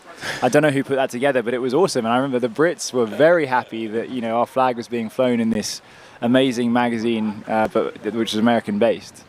Yeah. Did you collect those? I did, yeah. I mean, I didn't manage to get too many of them because living in the UK, they were hard to get, and I think the international subscription was obscene. But I did, whenever I could get a hold of one, I would read it. And guess who featured on the very final cover of its printed edition? You are? You. Oh, okay. Was it? I thought it was one person after me. No, just you. Was it really? Yes. The Forever cover boy. That was you fortunate. killed it. Yeah, I did. Yeah, I know. Everyone stopped. Yeah. Literally, you just killed it. Yeah. And that was, I mean, honestly, like it's a real shame for the skiers coming up today because I mean, I made the cover really unfairly, honestly, because I really didn't deserve a cover at that time. Like, in about 2014. When was it? It was 17 was the last one, I think. 2017. You didn't deserve it. Well, I didn't know in 14 I didn't for sure. Oh, okay. But I think Good rode a cover, and I was on that ski at the time, and so I which I didn't realize for a few more years. It's sort of down to the advertiser or whatever. But no, it was like the best day of my life. I mean, I made the cover of a magazine, and it was a really cool shot by Thomas Gustafsson, who's here. Great photographer. And great photographer, and I could not have been more excited. Do you remember those times where you could actually go to a theme park and actually get your photo taken and have it superimposed onto the Waterski magazine? What? No, I didn't know that. What are you talking about? Yeah, I mean, you could actually do that at a place like Boardwalk and Baseball or SeaWorld, where you could go into one of these little photo places, have your photo taken. They'd give you a ski type deal that you can hold up against yourself, and you would appear in Waterski magazine, type deal. Oh, that was how funny. Those were the days, huh? Those were those were when Waterskiing was killing it. Anyway, we're coming back. So we're coming back. We're coming back. With a vengeance. Viewership's going up. The number of tournaments is going up. Skiers are loving it. A lot of support. This webcast. I mean, as a viewer, because I don't do this often.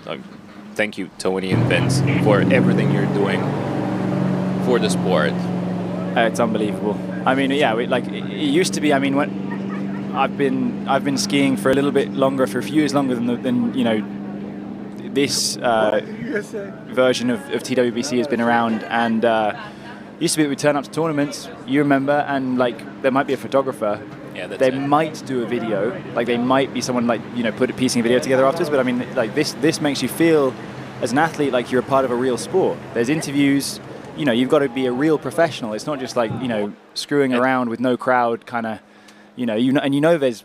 there's thousands of people watching on the internet. And there's a quite regular viewership of people that watch every tournament and they know what is going on. And that's why the cumulative scoring of all the tournament it's fun. It's cool.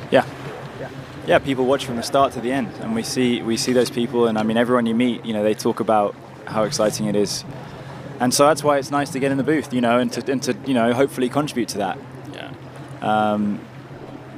Yeah. I hope this thing's wrong. All right, so our first skier to take to the water in pairing number 1, which will feature seed number 1 versus seed number 8. It'll be Jamie Ball versus Celine Detry. Jamie Ball, let's say, not to be disrespectful to anyone, but she's a hot favorite here. That comes with its own pressure. She's the world champion, so scorching hot favorite. Scorching hot favorite. Waterski Pro Tour champion. She will forever be the inaugural Waterski Pro Tour champion.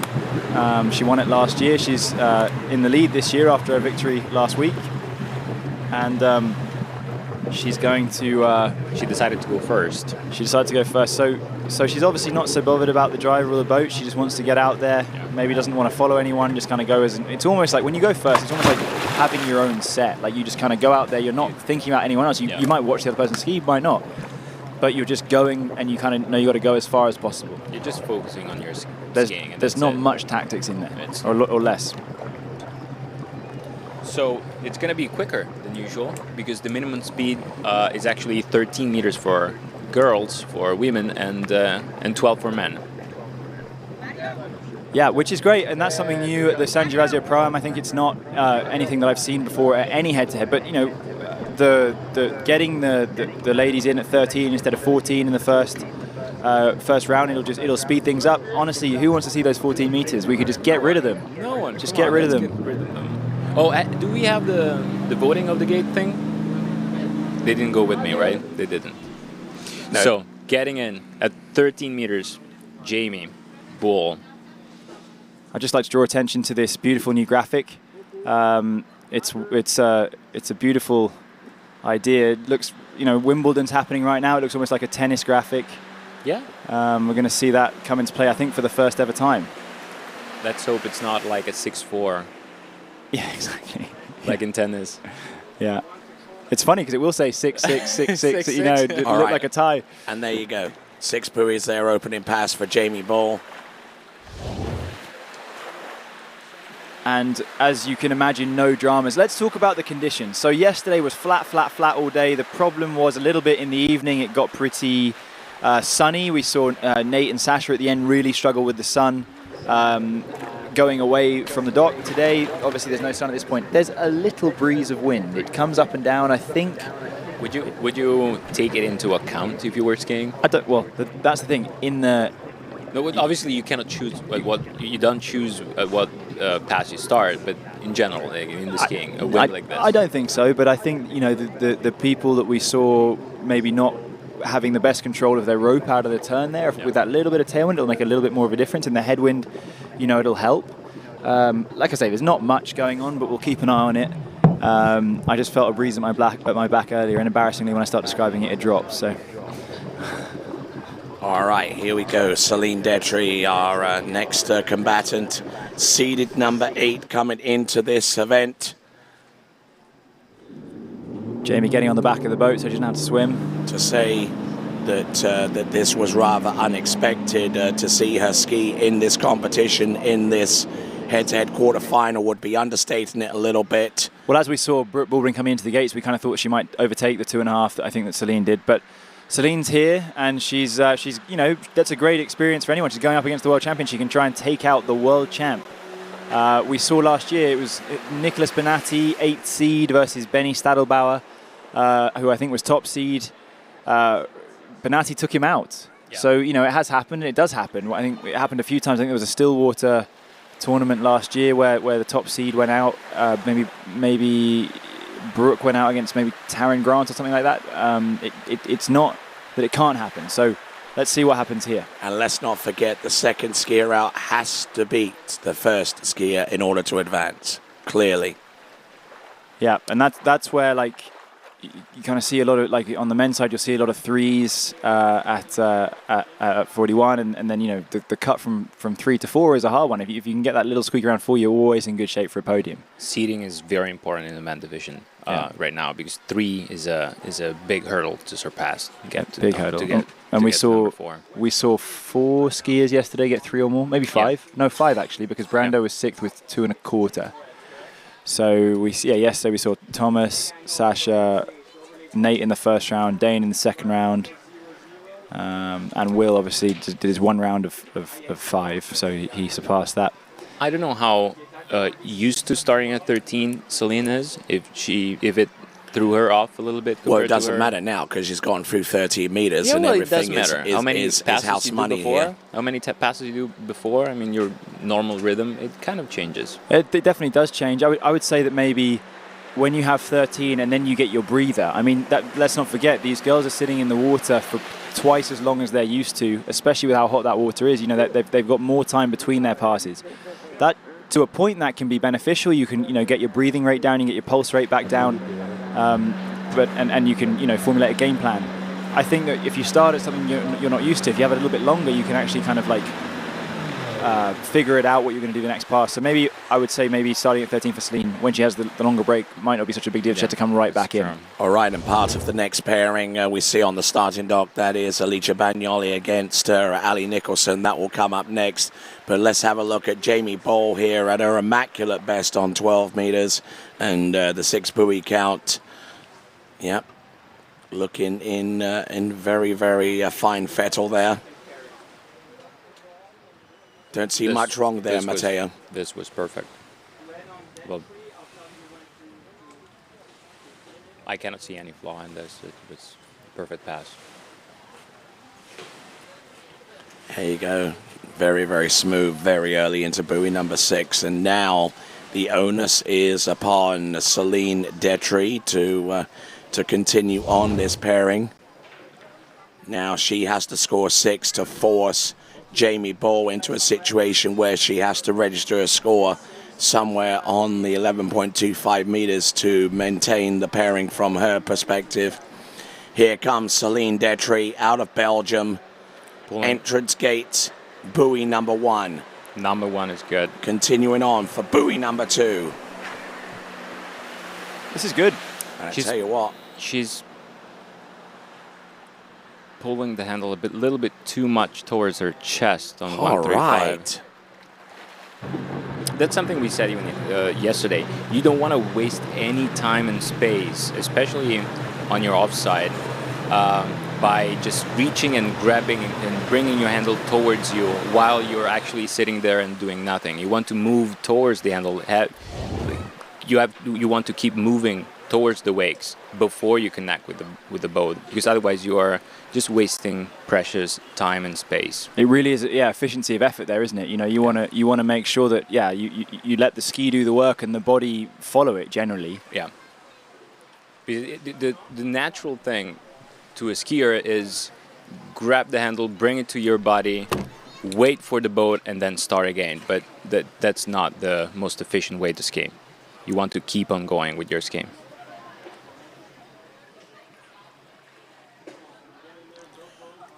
All right, then. So continue along. Go vote for your skier of the day. Go to waterskibroadcasting.com/play. Go vote for your skier of the day by going to waterskibroadcasting.com/play. All right, then. Celine Detry, having run 6 on 12 meters, has now forced Jamie Ball back into the course at 11.25 meters to maintain this pairing. A little slow down course round buoy number 1. She's round number 2. The current world champion is halfway down the course at 11.25 meters.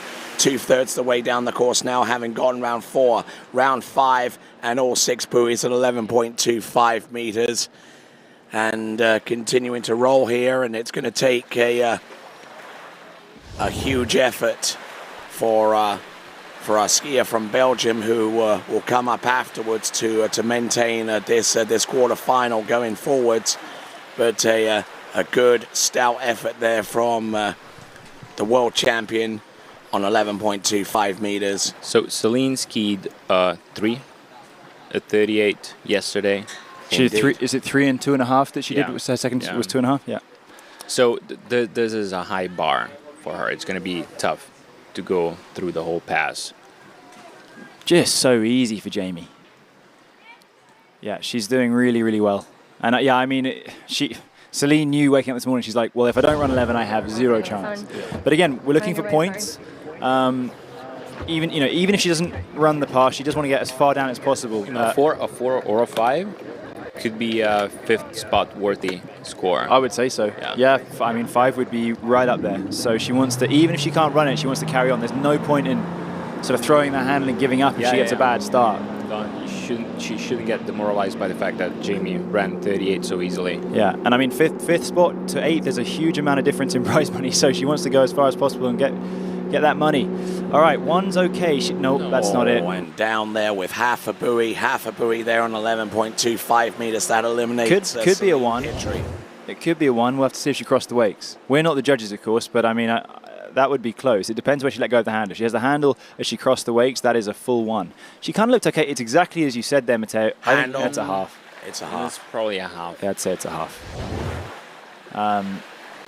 But yeah, handle came up exactly as you said, and she just sort of rocked back, and then she had to drop the shoulder again in order to start moving, and she overdid it. And you don't want to waste time there. I mean, you keep the ski going, even if you don't have the line. Charlie Ross is king at this. Yeah. If he doesn't have the line, he doesn't care. He just keeps on going. Yeah, just keeps on going. He just reconnects later. Yeah, Charlie Ross, amazing. You're saying the king is a 16-year-old chap, and I mean I'm the biggest fan of Charlie Ross in the world, so it's pretty. That shows a huge amount of skill and aura, significance of the sport, that he's considered the king of it, from a learned man such as yourself. So let's think about. So Celine obviously will be probably pretty upset with that. The half puts her. I'd imagine it's going to be tough for her to stay anywhere away from 8th. It's going to be tough to gain spots from the 8th place. I cannot see. Well, anything can happen. She could be surely nothing more than 5th. All right, here comes Jamie Ball. Yeah. Taking it. Jamie Ball's coming back at 10.75. 10.75 meters. Yeah, we're seeing still the graphics. But she's coming around buoy 2, I think I can see, and then it's a 3. She get number 3. 2.5. Or 2.25. Or yeah. Don't know where she let go of the handle, but yeah, she won't be too happy with that. I mean, she's, taking nothing away from Jamie, and that was, she thrived under pressure. That was a no pressure pass, but she did not, she ran it the first round. The next round she got 3.5, and then here she's not. Yeah, with a very good 1 actually. She didn't get the. What happened here? Yeah, it's very strange. I mean, she looks good, and suddenly she's narrow. She just suddenly, or maybe she just decided to get the start. I don't know. I mean, she had a great 1 and 2. I thought, like, easily good enough. It looked like she was either she was narrow and she just didn't want to take the risk. She looked kind of narrow. Yeah. Or she just wanted to get, do the first 2 buoys and get a look at it. I don't know. I mean, that would. It's possible.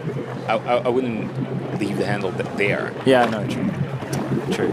All right, next pairing featuring Alicia Bagnoli versus Ali Nicholson. This is going to be a very interesting pairing. It really is. What happened to Ali yesterday, for people who didn't watch yesterday, unfortunately during the first round, she fell. The ski went through the handle, and the handle broke the ski, snapped it in half. So thankfully she had another ski, not the one she was skiing these few months before the tournament. So she went on and skied on that ski in the second round, but we don't know if she didn't feel comfortable. She didn't ski the same score. She skied 6 buoys less. Or she just went out and just skied a bit just to feel if the ski was fine or not. What do you think? I had a chat with her earlier. She said that she struggled with the wakes a little bit. She was bouncing off the wakes, and she said that she thought it was more of a her problem versus a ski problem. Okay. So she said that she didn't feel she was cutting through the wakes like that. And it's true, like when you change skis, when you put a variable in, I think especially in a pro tournament where there's a lot of pressure, you maybe go on your heels a little bit. So is it the same ski or is it a different ski, like a different model? She said that there's a I think the one she was on was potentially like something that was coming up, the same model with a different layup or something. I mean, okay. I hope I'm not giving anything away that I shouldn't be here. Same length, same ski, yeah, same it's all the same. Yeah, and I mean, she showed me the handle, absolutely shredded, like and she said, well, let's focus on Alice here. So Alice on 13, not super used to going out on 13, but seemingly making light work of it so far, and that powerful style, the very expressive spare hand that I always kind of enjoy. You know, it's a very Italian spare hand. She gets that hand up in the air and expresses herself with it. We want to, we show off. Yes, exactly. All right, so we've got Ali Nicholson coming in. You guys were speculating over the ski that she's currently running, and spoke to her a little bit yesterday afterwards, and she's actually got a ski waiting for her in Greece that she'll take delivery of after the competition. So she'll have a day or so to acclimatise for that. But in the meantime, she's on an Old Faithful right now. I won't be here. On an Old Faithful. Well, let's talk about the fact that she decided to go second. I was going to say that's the significant thing here. She decided to go second, so obviously she's got a favourite boat. Maybe that's why the wakes. Maybe she feels are a little flatter on. That's probably the decision, on this one. So she's allowed Alice to go first. She's backed herself to get more buoys than Alice, and Ali, extremely accomplished skier and someone that. I was watching the webcast for last week's tournament in Madrid, and she didn't make it out of the. Surprisingly, she kind of didn't make it out of the first round of the head-to-head there. So she finished 5th, I think. So she fell early at 38. So she's going to have to go and beat Alice. Indeed. On a ski she hasn't skied on for a long time. Yeah, but she, she's a pro. Someone said she's been the junior world champion, the under 21 world champion, the collegiate world national champion, collegiate world champion, collegiate national champion of the USA. World champion, yeah. She's been the FISI world champion. I believe so, yeah. Wow, yeah. So she's sort of done it all, yeah. And she's looking, she's been on the podium a handful of times. She'd like to obviously get on the podium today, and she's seeded second, so it's well within her. But again, she has a very distinctive style. It's different from what other female athletes have skied that ran 39 off like she does. I mean, she's light on the line, she pulls very long, but still, even if she pulls long, she's still in the perfect spot at the buoy to turn well. And she's quite straight. She's not. Yeah. She's pretty tall. She's not exceptionally tall, but she's pretty tall. But you can see that height. She keeps pretty straight legs. Doesn't compress too much, and definitely sort of has that. I mean, not the same, but there's some sort of reminiscence of Carlo with the chest up into the buoy. Yeah. Ali's that sort of chest up. It's a very different stance because Carlo is very compressed with his legs, and she's very tall. She's very tall.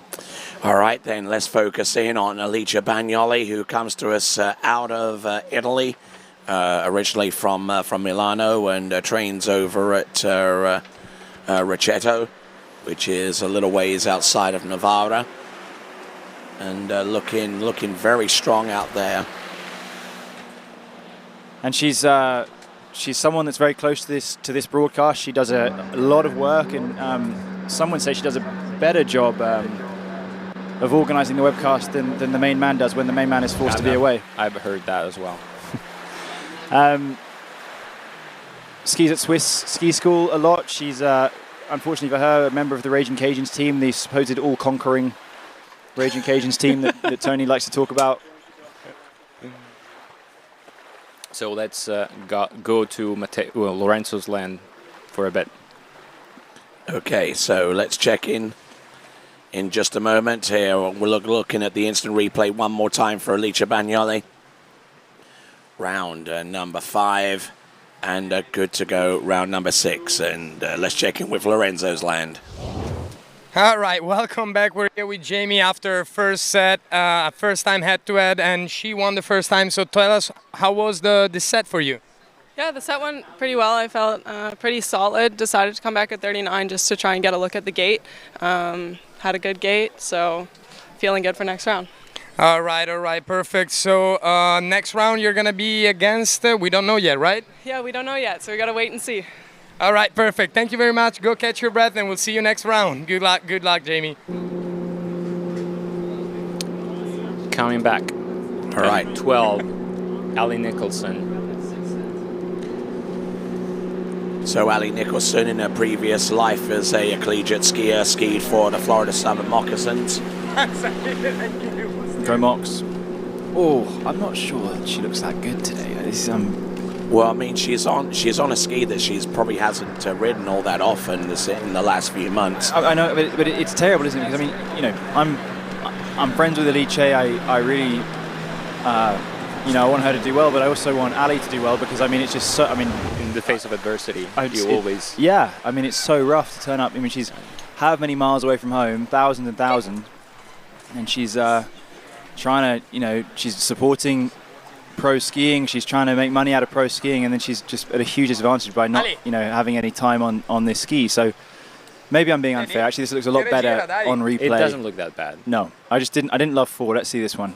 Yeah, the handle came up a little bit of a slide. But she's really, really good at recovering. Mm-hmm. Whenever you see her struggling a little bit, she picks herself up again, and eventually. And I don't know whether you there easily. And I don't know whether you noticed, but her boyfriend is along the shoreline, and obviously a #1 fan. He is actually wearing a pair of American shorts with Ali's face plastered all over them. No, I didn't see that. That's brilliant, right? He has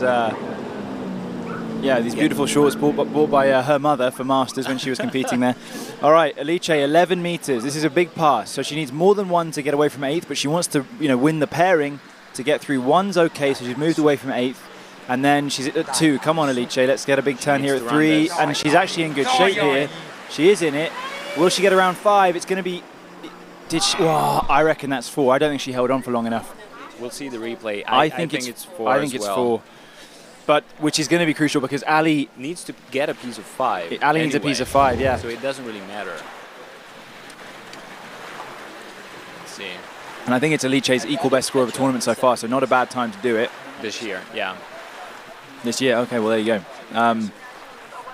Over to 2, and she was in it here for sure. I think 3, a little deep, but it is pretty deep. Dropped the shoulder over a little bit, crushed back with the hips, and then this was the turn that we didn't like, but she pulled all the way. The crucial thing is where she let go of the handle. If her boot is past the buoy, it's going to be tight. We need some slow motion on that.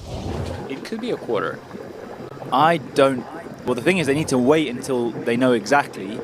Because she has to know. Because Ali needs to know exactly what she has to get. So, so whether she's happy to be sitting in the water waiting, I wonder if we can get that replay back up to see, because I think that I think it's been given as 4 officially. We're seeing. But in Ali's head, it wouldn't change much anyway. She would have to get #5 anyway. That's a great view there. That's exactly it. So good job, cameraman, for picking that up. Alice let go of the rope maybe half a meter before she got her front foot, which is where it is. It's rule 8.09, I believe, of the rule book. In terms of scoring buoys, it's the front foot, the skier's front foot as they're around the buoy in a skiing position, which is defined as having pressure on it. So strange to know these things by heart. So strange, isn't it? So Ali must get around 5 on the new ski. She didn't manage it on the new ski yesterday, but come on, Ali. It's a good 1. Come on, 2's going to be crucial as a lefty. It's not a good 2. Come on, Ali.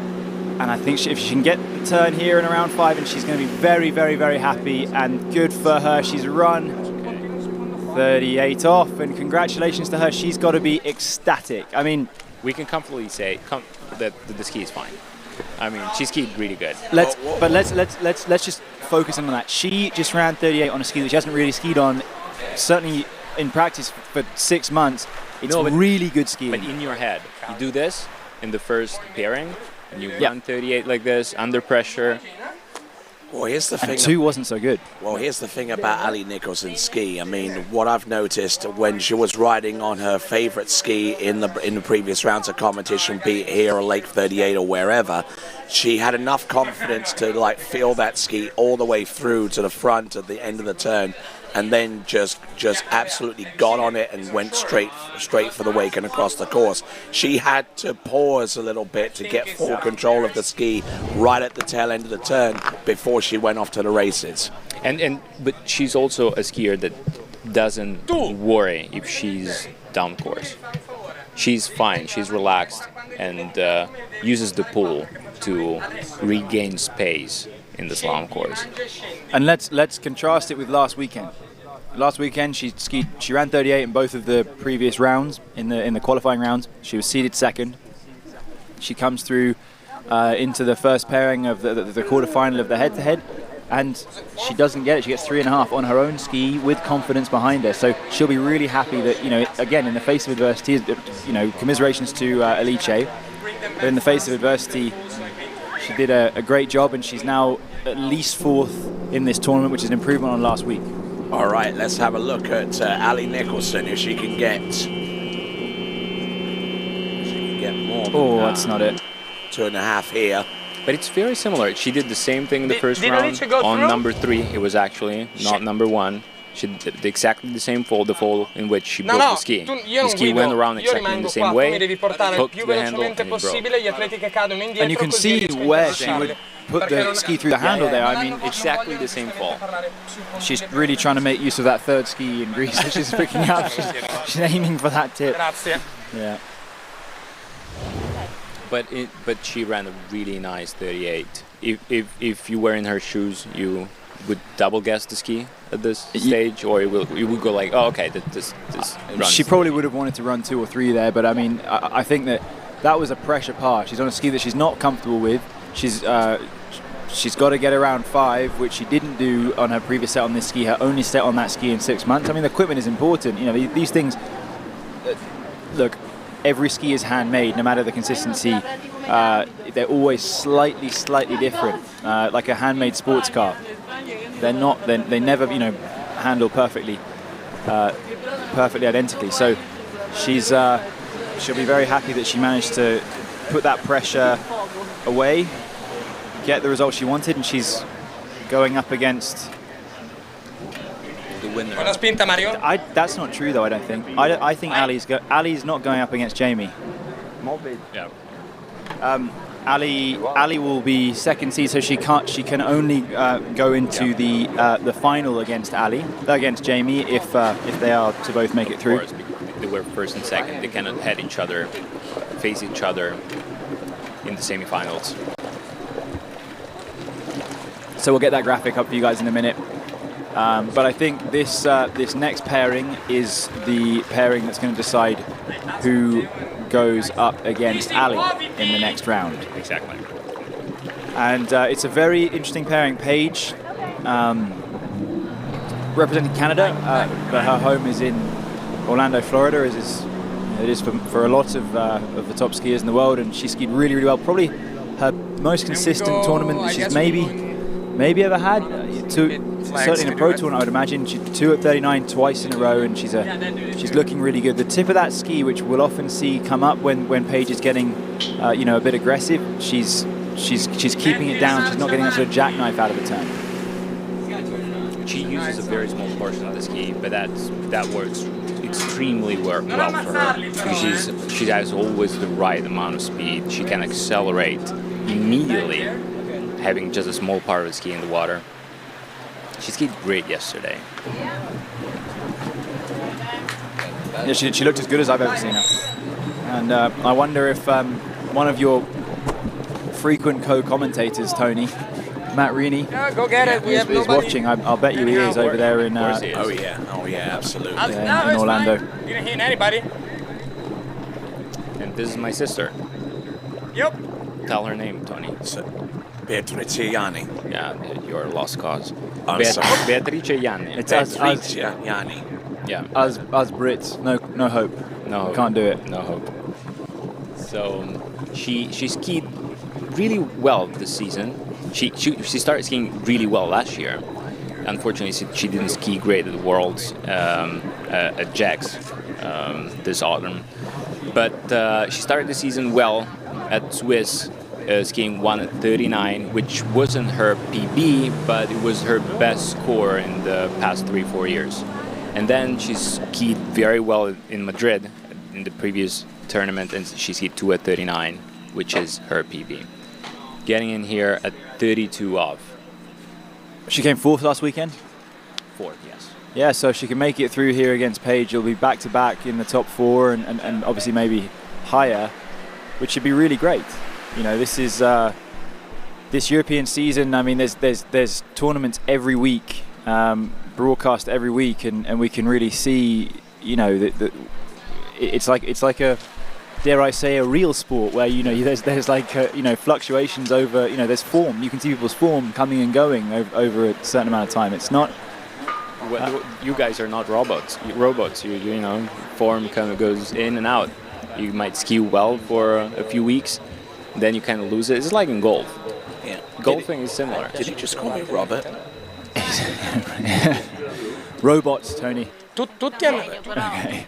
Ribbit. So, I mean, I think, and it's actually kind of an interesting point. Like, us as pro skiers, we're so kind of used to having our own little base. You have your home lake. You know, have someone that you frequently ski with, your driver. You get things dialed in.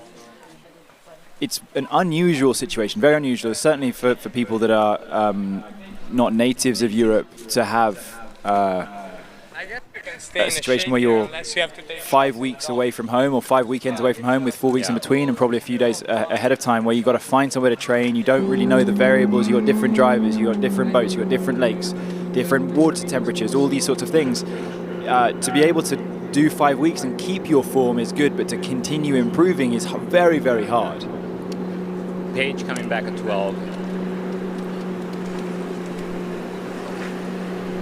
Super smooth changes of edge, like exactly in the middle of the wakes. That's where you want them, at the 12. Yeah, no dramas whatsoever there. So let's keep an eye on it. Even for the losing skier in this bracket, they're going to want to obviously get ahead of Alice in around, you know, they'll need to get a piece of 5, or actually depending on seeding. Alice was seeded in 7th? Alice was 7th. Yeah, so if they tie with Alice with 4, then it'll put them above. We're obviously assuming that Bea is going to, I'm going to say Bea because that's a lot easier for me than Beatrice. Oh, that's still better than what Tony says. That's only Tony. Yeah, we're going to see Bea coming in just a few seconds. This is a really easy pass.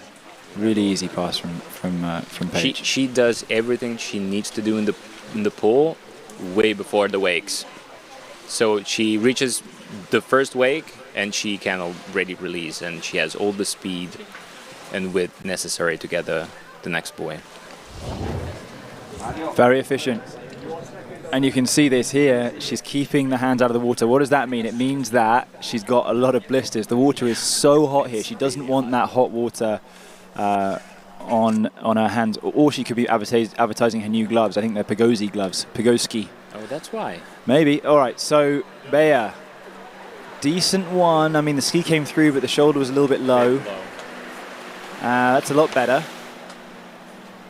And a little slow at 4 onside, but she's through, and handle came up a little bit. A bit conservative, 5. Yeah, a bit conservative on that number 5. Up until there was good, but yeah, which was fine. You know, she did enough. It's funny, isn't it? Because we're not often used to seeing skiers from this angle, you know, with this high camera. So maybe some of the things get exaggerated, but I feel like I'm seeing skiers pull the handle up quite a lot. They do, and the other thing it's hard from this angle is the gate. Yeah. It's really hard to tell if they are slow, if they are too far forward, too far back. It's unusual. Beautiful too. She's walking, and I'm just looking so smooth out there, Bea. Yeah. Bring them back. I guess he's waiting for. Nicely done off number 4, and continues her progression on this pass. 12 meters now. This is a very, very intriguing matchup between a skier, as young as Pedrini and a skier, the wily veteran from Italia, who's had a fair share of knocks over the last few seasons, including an injury which forced her to switch her handle position. Like you skied. Yes, exactly. Oh, she switched her handle position. Yeah. Yeah. Let's go. That's impressive. That's impressive. All right, 11 meters. Paige, she ran it twice yesterday. She should run it, I'm going to say, because she looks great. Let's have a look. Nice gate. Little on the tail at 1. 2 is going to be crucial. Oh no, she's gone in. Oh, brutal, and she just sinks under the water. She was so early out of number 1. I wonder what happened there. That's brutal. Well, let's see this slow-mo and try.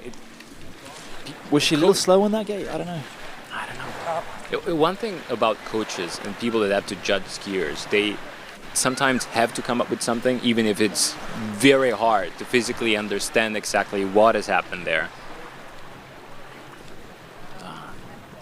Ali, it's your turn. I don't know. What would you say? I mean, she finished. I think sometimes it's fair to say I can't figure it out. Gotta go. And I think coaches around the world should indulge in this. Yeah. More. And you don't always need to get it right. You can't always be right, so sometimes it's worth admitting it. But this is. She finished on the tail out of 1. She pulled the handle up, and she just had to drop the shoulder, get her move across over to buoy 2. It just wasn't to be. So that's very upsetting for Paige. She's 6.5 buoys back on her 2 scores from yesterday. She's really opened the door. Bayer has to get an offside turn in around 1 and stand up, and then she's guaranteed through into the top 4. And again, it would be back-to-back top 4s over 2 weekends, which is huge. Would be great for her. Paige left the door wide open. Yeah, I mean, it's gutting. Even a full 2 would mean she has to get to 3, but let's see. I mean, I'm going to say she's odds-on favourite here. Looks like a decent gate. 1's fine, and then she should just stop here, and yeah, that's fine. And 3, that's good. Took 2 really easy, and that's a full 3. So she's in that. She's happy. She's in the top 4. Commiserations to Paige. That is. So sorry, she was skiing so good. She was skiing so good, and she looked great yesterday. It's one of those things. I mean, you sort of like Brooke yesterday. Like Brooke, you sort of felt that these ladies were going to kind of rip it up, and then it just didn't happen. What to do next time. Okay. And took 2 easy, and she pulled pretty long to 3, did the S turn and out the exit gates. That was the third. That was my and that's back a little bit. Good. That's put her into the next round. Paige is ahead of Celine, and we're going to head to the dock.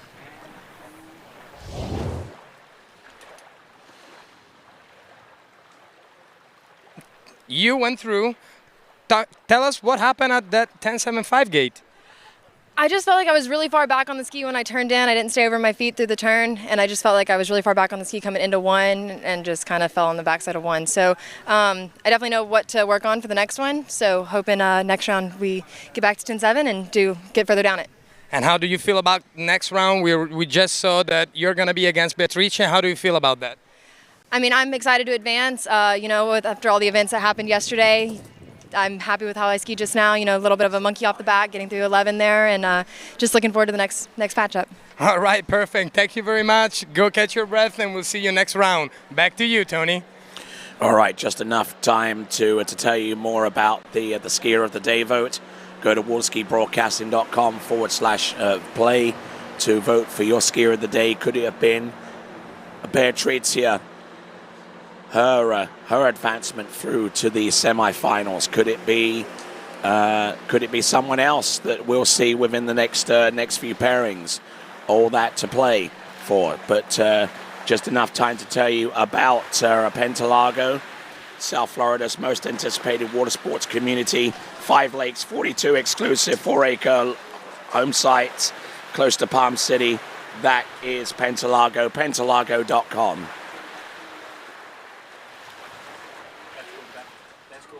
Let's go back to the dock, to Lorenzo's land. All right, welcome back. We're here with Paige. Unfortunately, it didn't go your way this time. What happened there? Can you talk us through it? Yeah, it felt okay. I mean, I had a really good one ball, so I kind of just tipped over at 2, and I mean, it happened. So I'm still happy to be here in Italy, and I'm really happy for Bea, so I hope she does good in the next round. So. All right, very, very nice. Well, we're sorry that you didn't advance, but sometimes it happens. Thank you very much for being here, Paige. Back to you, Tony. What a pro. What a pro, yeah. Yeah, what a pro. That was a really good reaction. I mean, she's probably hiding a lot of frustration underneath that smile, but that's the way to do it. Yeah, what a professional. And anyway, we're talking about skier of the day. I'd say, you know, let's. I mean, I don't know if we're allowed to sort of swing this and make our suggestions, but I mean, like, of course they are. For me, so far, seeing Ali on a ski that she doesn't know, switch her ski out, go and run 38, make it through into the top 4. We're going to see what happens from here on out, but she's looking good for me. That takes a lot of guts. I cannot tell you how hard it is to change skis, especially on the fly, especially without wanting to, especially when you've got a big tournament and, you know, money, points. And not with the right set of mind. I mean, one thing is changing ski because you're changing between one set or the other for whatever reason, but she broke the ski she was skiing very good with in the past few tournaments. Yeah. Opening pass for Gina Kruger. Gina, we saw her yesterday with that amazing boy 6 at 11. She kind of did this funny little S-turn and took a huge hit out the exit gates. Sort of. Anyway, we're going to go to the dock quickly. All right, we're here on the dock with Bea. We just got through a round. Talk us through it. How did it go? I was a bit nervous. I don't really like being second, you know, like to beat the other one. But yeah, I managed, and so I was calm on first ball, and then just went for the second, and that's it. You know, I'm so happy to go through the next round. So you just took it easy because you already knew the score, but I heard you very happy about that you had the choice of the boat. Is that true? Yeah, because I felt really good yesterday in the second round. So yeah, I chose the boat. Yeah. All right, perfect, Bea. Thank you very much. Catch your breath. We'll see you next round. And back to you, Tony. Thank you very much. And continuing right along, we've got Ali Garcia about to take to the water. Just enough time to tell you about Waters wetsuits, designed and created by Brandon Waters. Jumpsuits for the more discerning water ski jumper. Go to waterswetsuits.com, waterswetsuits.com. Back to you, Freddie, with our next competitor. Ali.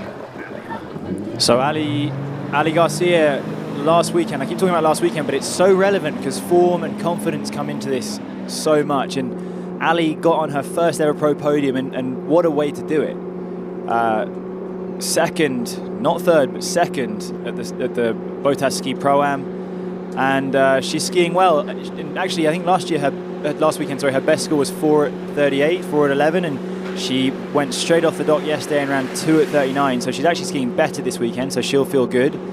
She's going to against Gina, and Gina, good friend of mine, she was texting me this morning asking if I had any painkillers because she's got a sore back after that hit she took yesterday.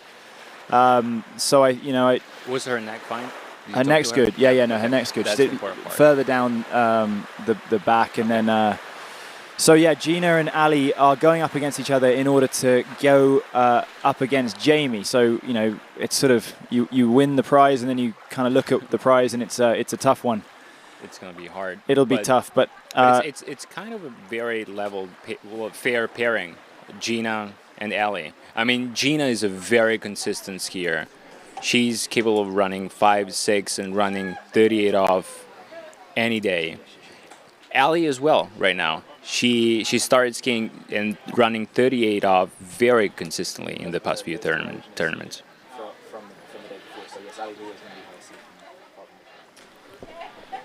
All right, continuing to go right along, and an event that will be taking place in October is the Travis Grand Prix, October 7th and 8th, broadcast by TWBC.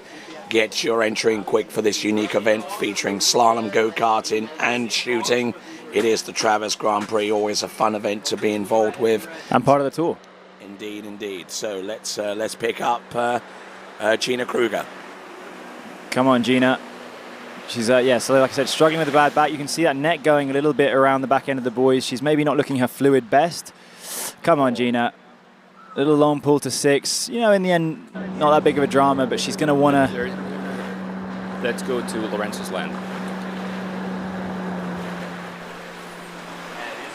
All right, welcome back to the dock. We're here with Alice. We saw you fighting with all your heart. Tell us what happened.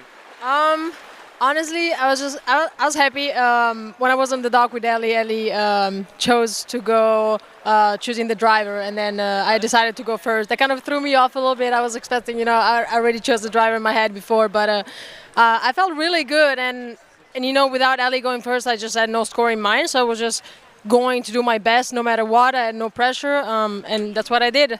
I tried to fight a little bit harder, but it didn't really work as well. But well, sometimes it goes this way. Really sorry for you, Alice. We'll see you at the next pro event, and back to you, Tony.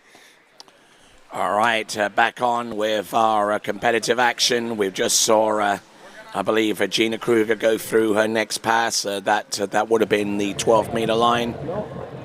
So after Wade's World, Lorenzo's land, Tony's territory.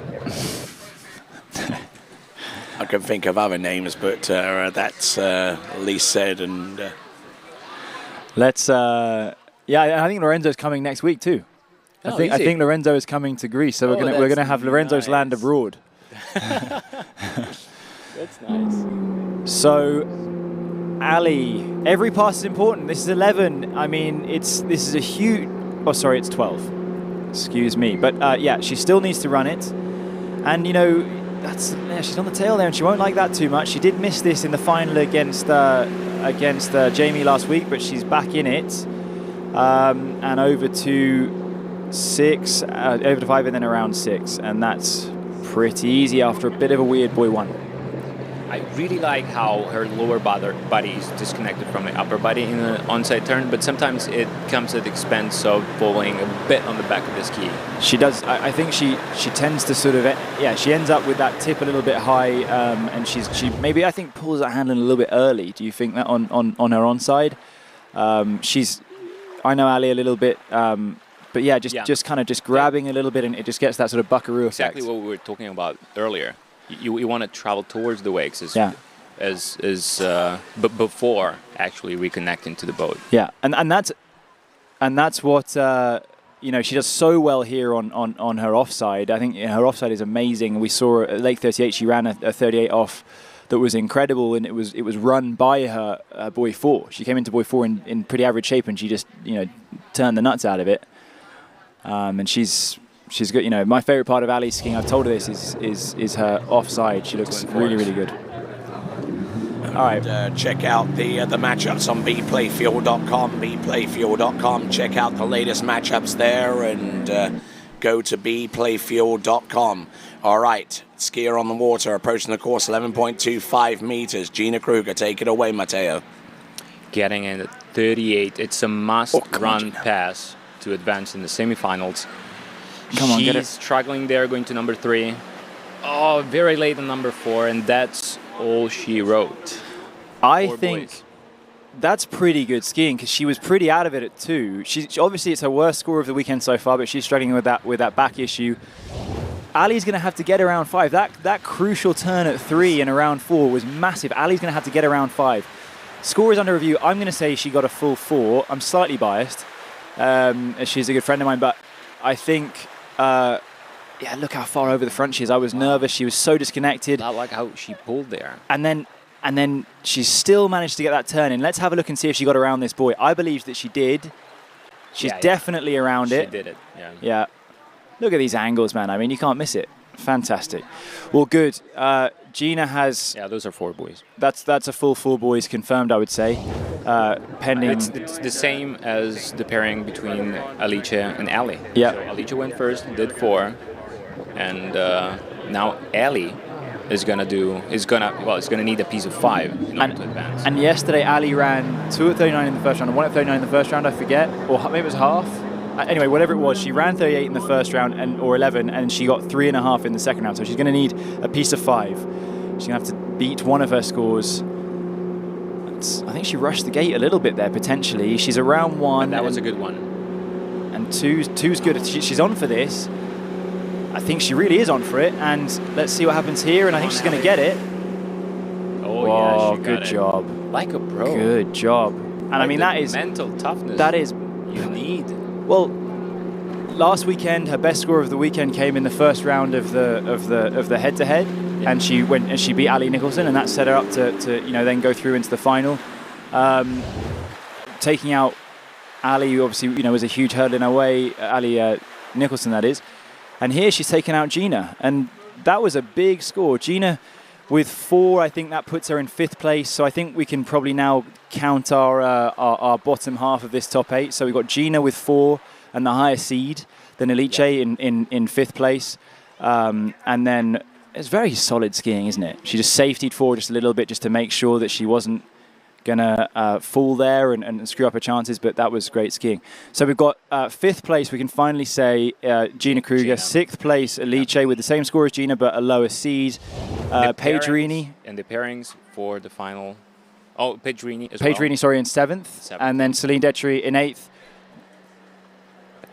And we'll have the pairings for you in just a second. But that's let's look at that. So Gina, disappointed maybe not to get through. She skied very well yesterday. I think she's giving us away, but I think she'll be upset. But her back. Do you think the back had played a factor in this? She told me earlier that she was thinking of not skiing last night. So I mean, I'm not taking anything away from Ali there at all. But you never want to go in with a back issue. That's always going to stress you out. But Ali, consummate pro. And she's on for, she's never had a podium before, and she's, let's say, she could easily get a podium here. There's 4 skiers left, there's 3 podium places. The head-to-head with Jamie is going to be tough. She's gonna be skiing against Jamie in the next round, which she did last week in the final. Yeah, but it doesn't matter. In order to be 3rd, you just need to beat the other pairing's worst result. Yeah, exactly. So we're gonna have a good battle there. And of course, Jamie's, she's got to go and do it as well. We can't just say that Jamie's for sure going to beat Ali, because Ali's been getting good scores, and Jamie she's a human being. And Ali is well capable of running 38 easily and running a couple of 39, which is still a great result. Absolutely. All right, then, just a moment to tell you about Hobe Lake Ski Club.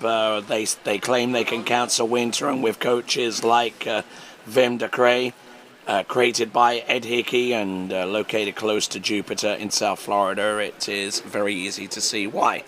It is Hobe Lake Ski Club. Hobe Lake Ski Club, check them out. Also, check out as well Wake House, the online water sports pro shop. Find your products to suit your needs by going to wakehouse.com. Let's check in with Lorenzo's World. Glenn.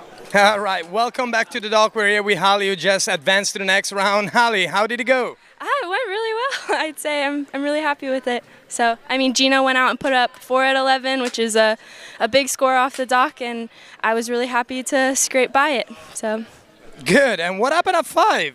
I probably should have turned that. You get too excited, you realize you've done it, and everything kind of shuts off. So I need to work on keeping moving, I think. All right, perfect. Then think about that while you rest, and we'll see you next round. Good job. Back to you, Tony.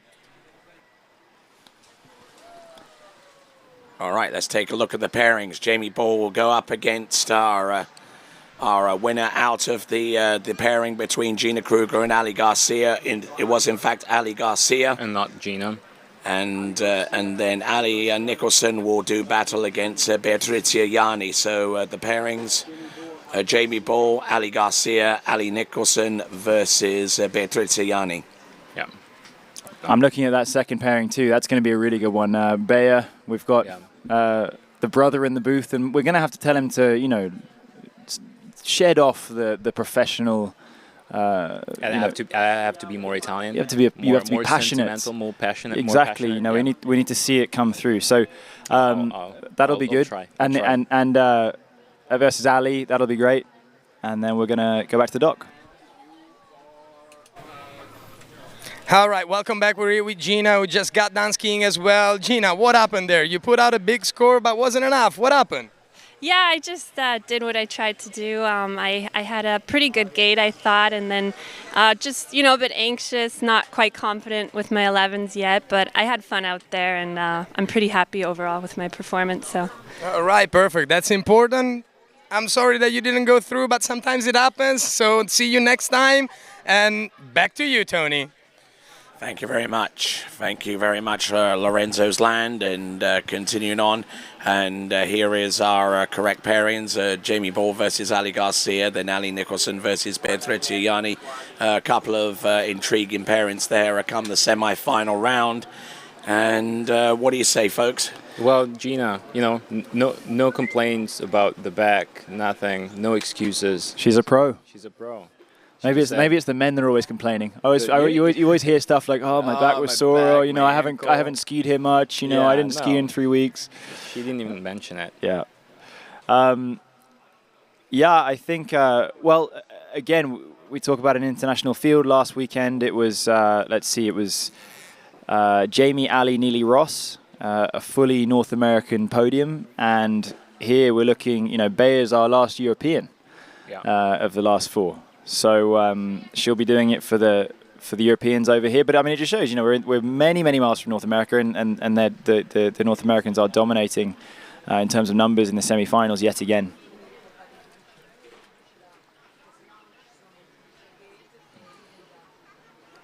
Who do we have next? So presumably there's a.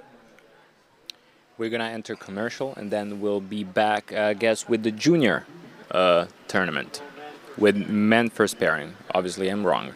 Men first pairing. And after that, the junior. All right, back after these messages.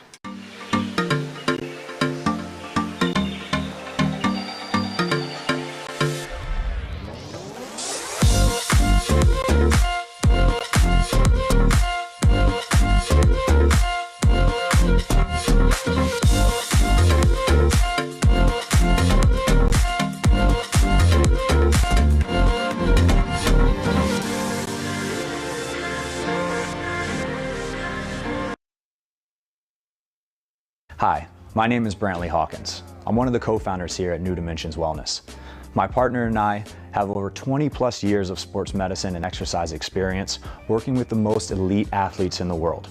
Together we have developed a proven system that has been sought out by these professional athletes and is now available to you. You will move your body and loosen your joints in ways that you haven't before. It's not your typical weight training, it's not CrossFit, and it's not crunch fitness. Once I got in here, it was a big eye-opener how much different that they go about everything.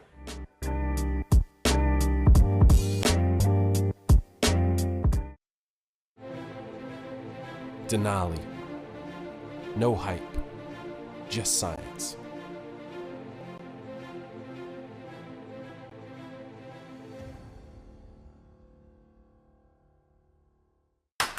What if I told you there was a place where the sounds of nature are only broken by the roar of a boat? A place where that summer feeling lasts all year long. A place where the Florida sun is only outshined by the smiles of the skiers. A place where first-time skiers can ski alongside world champions, and the world-class coaches work with all levels of skiers. What if I told you there was a place where life slows down and your only job is to make lifelong memories? That place is Swiss Waterski Resort. Book your trip at SwissWaterskiResort.com.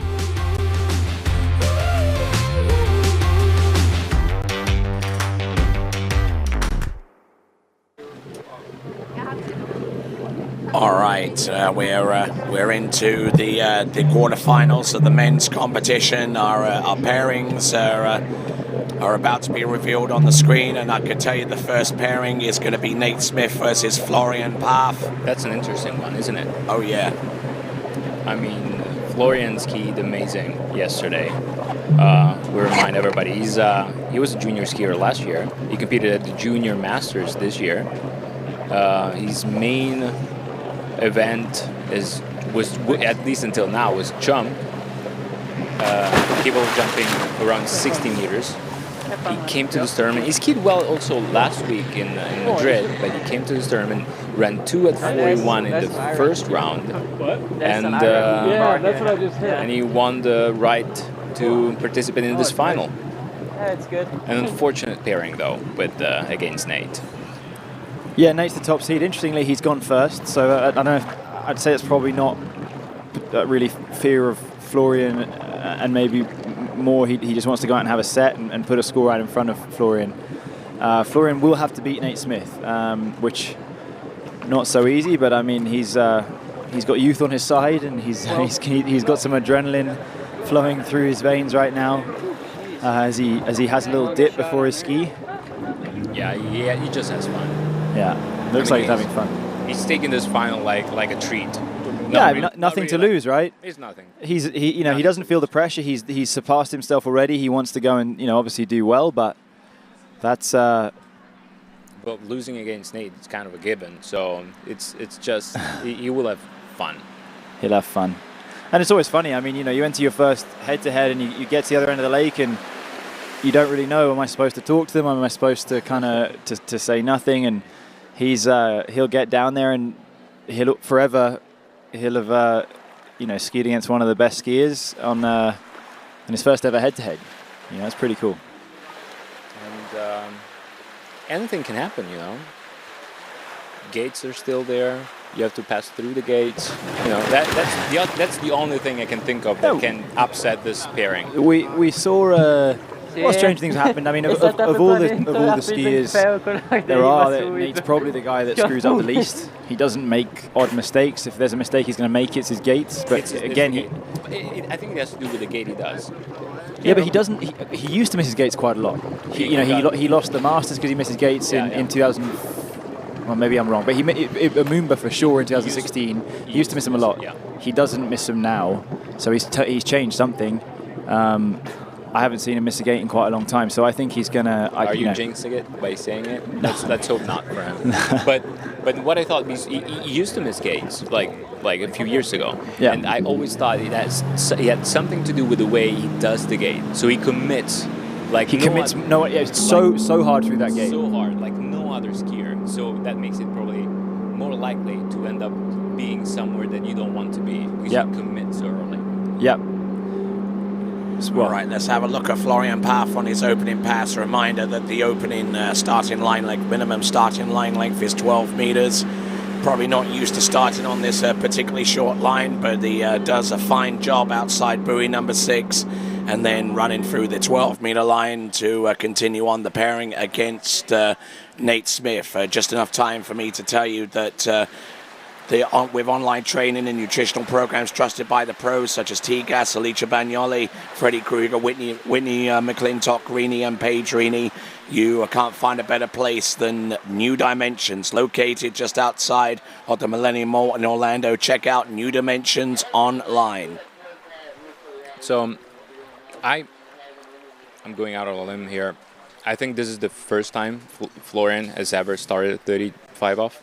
I would imagine so. I can't see why he would have done anything different. So he's surely out of his comfort zone. Well, out of his comfort zone because he's skiing against Nate. Well, he's skiing. There's a lot of firsts here. I mean, he's skiing his first final. He's probably never had so many people watch his ski online. I don't know what our numbers are, but I mean, they're probably pretty significant. He's skiing against Nate. Yeah. There's a lot of pressure on him. In a pro final? Yeah, in a pro final. But again, these are things as a water skier, this is what you get out of bed for. I want to train so I can get to that moment. So he's probably, as much as he's probably a little nervous, he's really enjoying himself. Nate coming back. Let's see this gate where he is committing. He commits, it's funny. You've hit that on the head, I think, there, Matteo, because like when you look at a lot of skiers, they're putting in 75% of the effort towards the first wake into the gate as they are into 3 and 5. But Nate does 100% of his job way before the first. Way before, yeah. The first wake. Yep. So necessarily, if you want to do 100% of what you do before the gate, you have to commit early. Has to commit, and that's he's the guy that's run the most 10.25s ever, and potentially that's why he's able to kind of get that start and get ahead of the course, whereas other skiers are not committing as much and more down course and more. That's the other less thing. Space. That's the other thing. We were discussing the rubber butt hard shell yesterday, and the qualities that the rubber binding has. The rubber binding also allows you to feel well the water underneath you through the gate and initiate the turn through pressure rather than angle. It's much harder to do it with a hard shell. Yeah, I have no idea what you mean. I mean, it's funny. I mean, I'm trying to think of my own skiing, and if that's something I'm missing, then I'm definitely missing it. So, when you're out there on a hard shell, you know, you're not able to feel well all the bottom of your foot, and the pressure you apply on the ski and then on the water. Let's see Florian first at 38, and then we'll go on about it. It's not a gimme for him. I mean, he's been running these obviously, but he's out and it's his second pass. But I mean, he's running it very, very easily, and a good 4, and we'll see a good 5 and around 6, and he's not giving it easily to Nate. I mean, he's got to push him all the way as much as he can, and again, he wants to get high up in those spots. He's guaranteed 8th spot, but he wants to get, if he can't beat Nate, he wants to get 5th spot. He has nothing to lose, so he's a dangerous man. Never pick a fight with someone who's got nothing to lose. Yeah, exactly. So what were we saying? Oh, the gate. When you have a hard shell, you initiate the turn in a combination of pressure and angle. So you kind of put yourself, fall in the turn together with pressure. With the rubber binding, it's almost easier, or you can do a different type of turn, initiating the turn by applying pressure and getting in. So it's almost vice versa what you do. And with the hard shell, it's virtually impossible. It's very hard, especially people tend to do their boot up so tight that there's pressure on every angle of your foot. Not it's hard to discern from the bottom. You're not necessarily moving away from the top. Yeah. Okay, a quick reminder to go online to bplayfield.com to vote for your matches in this head-to-head quarterfinal. Just a quick reminder about Pro Gear. If you want to get a grip on your competition, select the Pro Gear original gloves created by Clint Stedelbauer, now led by Alicia Bagnoli. Buy at skiprogear.com. That is skiprogear.com. Take it away. We've got Nate Smith at 10.75. Things are getting interesting. 39 off, Nate. And a pass he will be absolutely expected to run, whereas Florian will not necessarily be expected to run it. We'll be cheering for him, wanting him to run it. But a good pass and early from Nate. And his last time taking 39 from that way, he had the sun deep into his eyes. And then he ran 41 off. So pretty easy. But yeah, all eyes on Florian Path now. Will he take Nate to 10.25? Or is it going to be a case of Nate already having won the pairing with what he's already done? Look how far the ski travels before he actually reconnects. Even number 1, you saw it looked like he was leaning a bit back, but in that span of time between finishing the turn and reconnecting with the boat, the ski traveled a long distance. And he's still, even when he's got the tip up, he's still generating angle. So the ski is going. It never stops. It's not like he's stopping, waiting for the boat, and then starting again.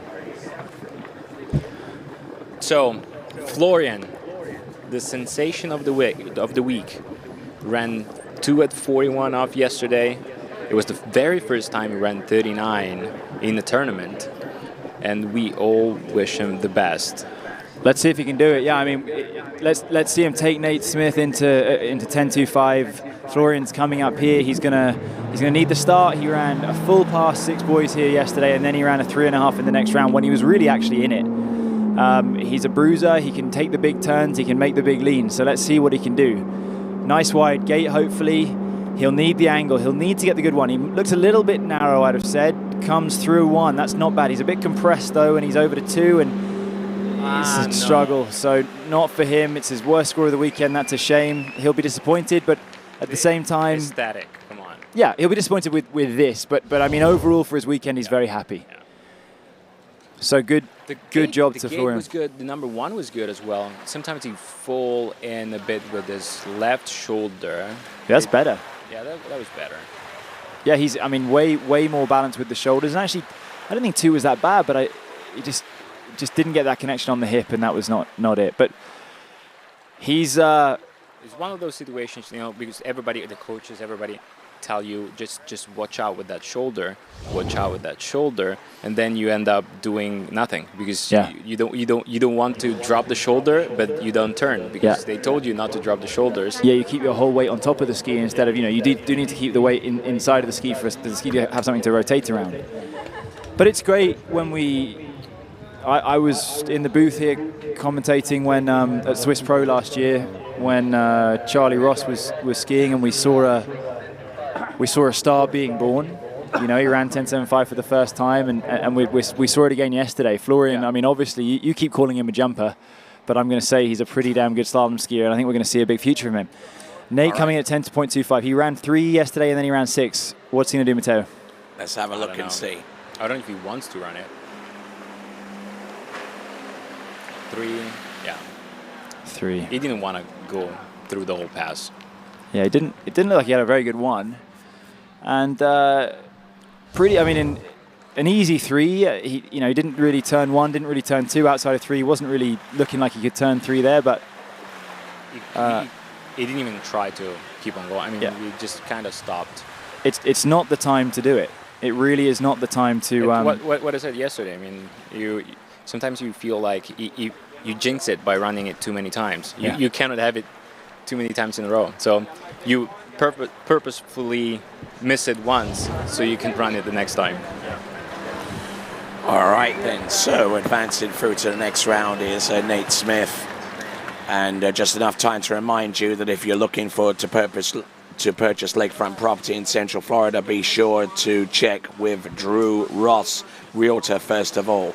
DrewRossRealtor.com, the man to get in touch with if you're looking to buy real estate in Central Florida. We were just talking about Drew's son, Charlie. Yes. Now we're talking about, and actually Neely was on the podium last weekend, so the whole family's in on it. Interestingly there, so Florian has set the level by which we're going to judge the rest of the sort of 5 down to 8. So, again, there's points on the line. You want to get as close to the top as possible. Of that, even if you lose your pairing, you still have to get as close to, you want to be 5th instead of 8th, so you can get your money, get your points. We are here. It's a pro tournament. The aim is to make as much money as possible.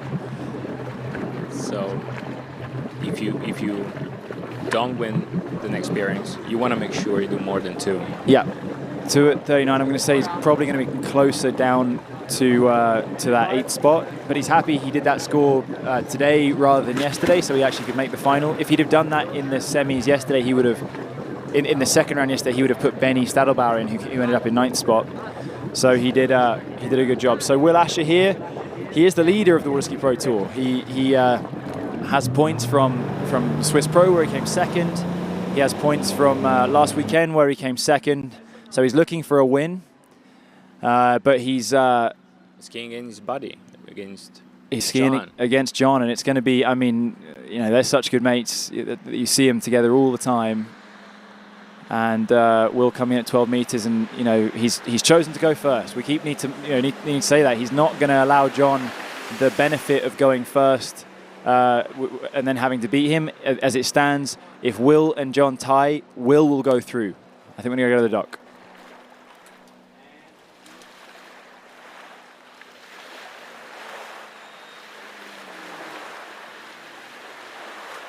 Pretty happy to be in the final. How did you feel out there, Flo? Pretty good. I mean, it was hard. I didn't start it so often at 12. A couple of times, but not so often. So it was a new experience, I guess. And yeah, it was good. Fun. What about you, Nate? Oh, it was fun. I mean, it's the first round, and just to ski here with Florian. I mean, it's pretty cool to have somebody get in the finals for the first time and being here. So it's a lot of fun.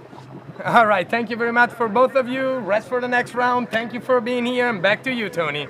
All right, and just enough time to tell you about Wrap Skis, created by Jody Fisher. You can try one at Jody Ski School in Lake Gifford in Central Florida, and also check out the Wrap Skis Gate Guide System. Check them out, Wrapped Skis. John following Will at 12 meters. And this is almost like a nightmare for the guys at HO. They don't want their 2 guys to be going. I mean, at the same time, they can. This will mean that for sure they'll have one one HO skier at the semi-finals, but both of these skiers are very much good enough to get in the semi-finals. So it's kind of a bit of a bummer for them that one's going to knock the other out. Big pull there from 4 to 5. Sorry, from 3 to 4, and then it's pretty good. That's good skiing. So a nice little pass there from Jonathan Travers.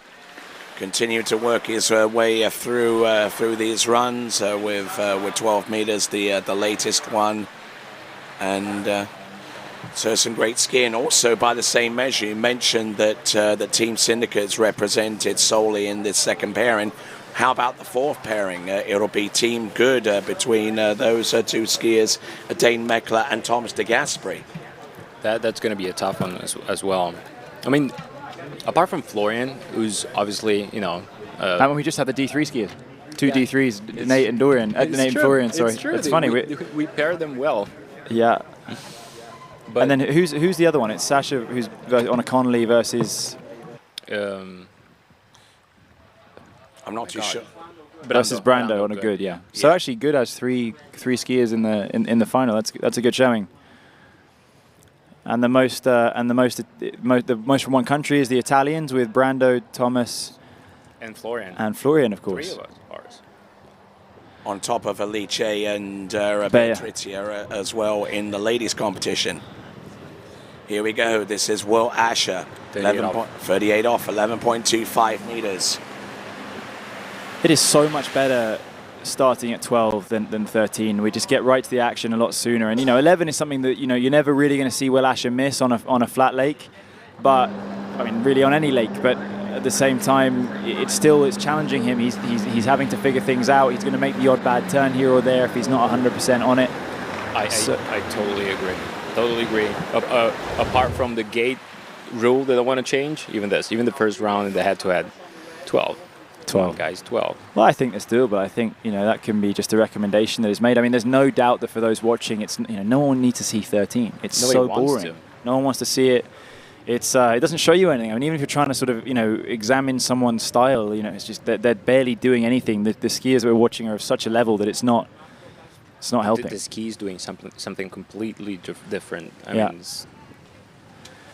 Watching someone perform a walk in the park. Watch it once, great. Watch it 8 times over the course of half an hour, absolutely boring. All right, let me tell you about La Guapa, located in Tequesquitengo, a few hours south of Mexico City, a luxury villa resort with all-inclusive amenities, including water skiing. So check out La Guapa, located in Tequesquitengo in Mexico. Check them out online, La Guapa. All right, here we go. Our skier on the water right here, and now is Jonathan Travers. That was a very beautiful one. Yeah, 38 is start actually doing work to run the pass. So it's interesting since the beginning. So just to let viewers know, the conditions are great. There is a very slight tailwind coming back from the dock, to the dock. So it's going to be a slight headwind for the next pass, which is going to be 39 off. And just keeping his width on the boat and allowing that ski to fully rotate under his center of mass. Go vote for your skier of the day. Waterskibroadcasting.com/play. Vote for your skier of the day, and also keep on voting for your favorite matches at bplayfuel.com. bplayfuel.com.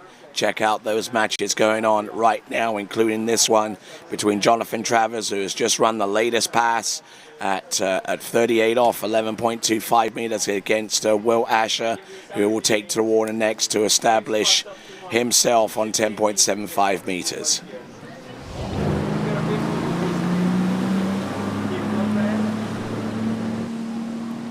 Will at 39 off. Perfect conditions. Slight headwind. Yeah. He's, let's say he's almost certainly going to run it, but we're going to get a good feeling of how well he's skiing from how well he runs it. Oh, he's pretty much out the back there. That's not so good. He'll be well, he's back in it, of course, but I mean, that wasn't what he wanted to do. We saw a little bit of that in his first round, I would say, yesterday. Well, the only round he did yesterday, a little bit out the back, out of 2 and 4, but we did not see that when he got to 10.25.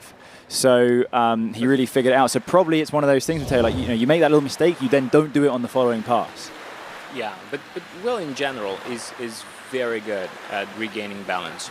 You see him sometimes like dropping his left shoulder on number 1 or 3 if something's wrong, and then he regains his position, and this he wheeled a bit on number 2, but here it's already perfect. It's already in I mean, 3, fantastic 3.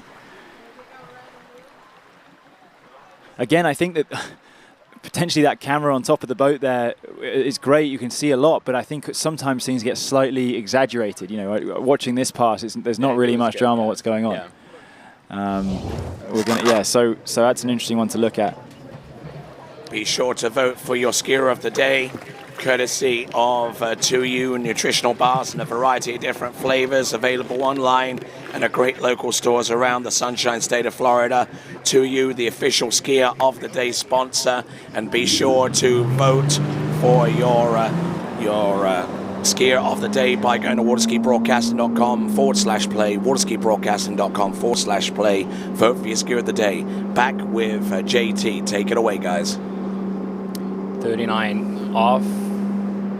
Obviously, he's not thinking about anything. He knows he has to run it. He knew even before Will got in the water that this was a given.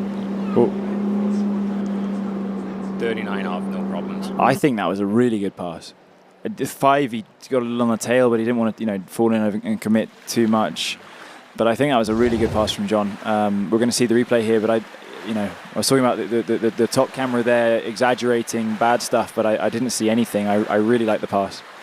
I don't say this very often, but JT ran that 10.75 better than Will. Yeah, potentially. I mean, I could see it. 1, 2, and 3, absolutely no dramas. 5, again, didn't love, but 4 was really, really good. But very symmetrical. I mean, John, when he gets his onside going, he really can, run any score. You can see him run all the way to the very end of the line. I agree. I think if I had to pick between the two, I'd probably say John took it. This slight tailwind is not going to be detrimental for the 41 off at all, I think. Just the gate, maybe. It just, might want to pull out a foot earlier on the gate, make sure that, you don't overglide, get pushed down the lake.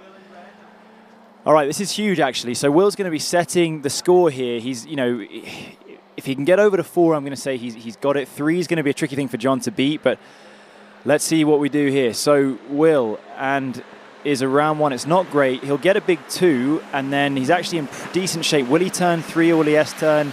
He S-turns. Strategic 3. That's the he didn't want to fall there because you get the full 3 and John's going to get to 4. You get 2.5. John's going to get only 3.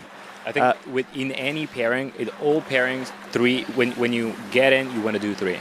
Unless you're competing against Nate. Yeah, but no one can be top seed against Nate, and so Nate will presumably always go first unless he has a big boat or driver preference. You want to go for 3 because between 3 and 4 there is a world of a difference. World of difference. You'll see. There's always this, especially in recent years. We saw the Malibu Open last year. There was the big pile up at 3. There was a ton of runoffs and stuff, and it happens more or less every week at pro tournaments. But if you can get across to 4, you're in good shape for a podium. If you're at 3, you're putting your life in your own hands. Unless you're in a head-to-head, as you say, because then someone's got to beat you if you're the first skier. A pretty safe 3, I would say. I mean, he didn't set the world light with 1 and 2, but it was a good enough 1 and 2 for him to easily get 3 and a fine S turn. And let's see what John's going to do. All right, it comes down to this for Jonathan Travers. He has got to beat that score of 3.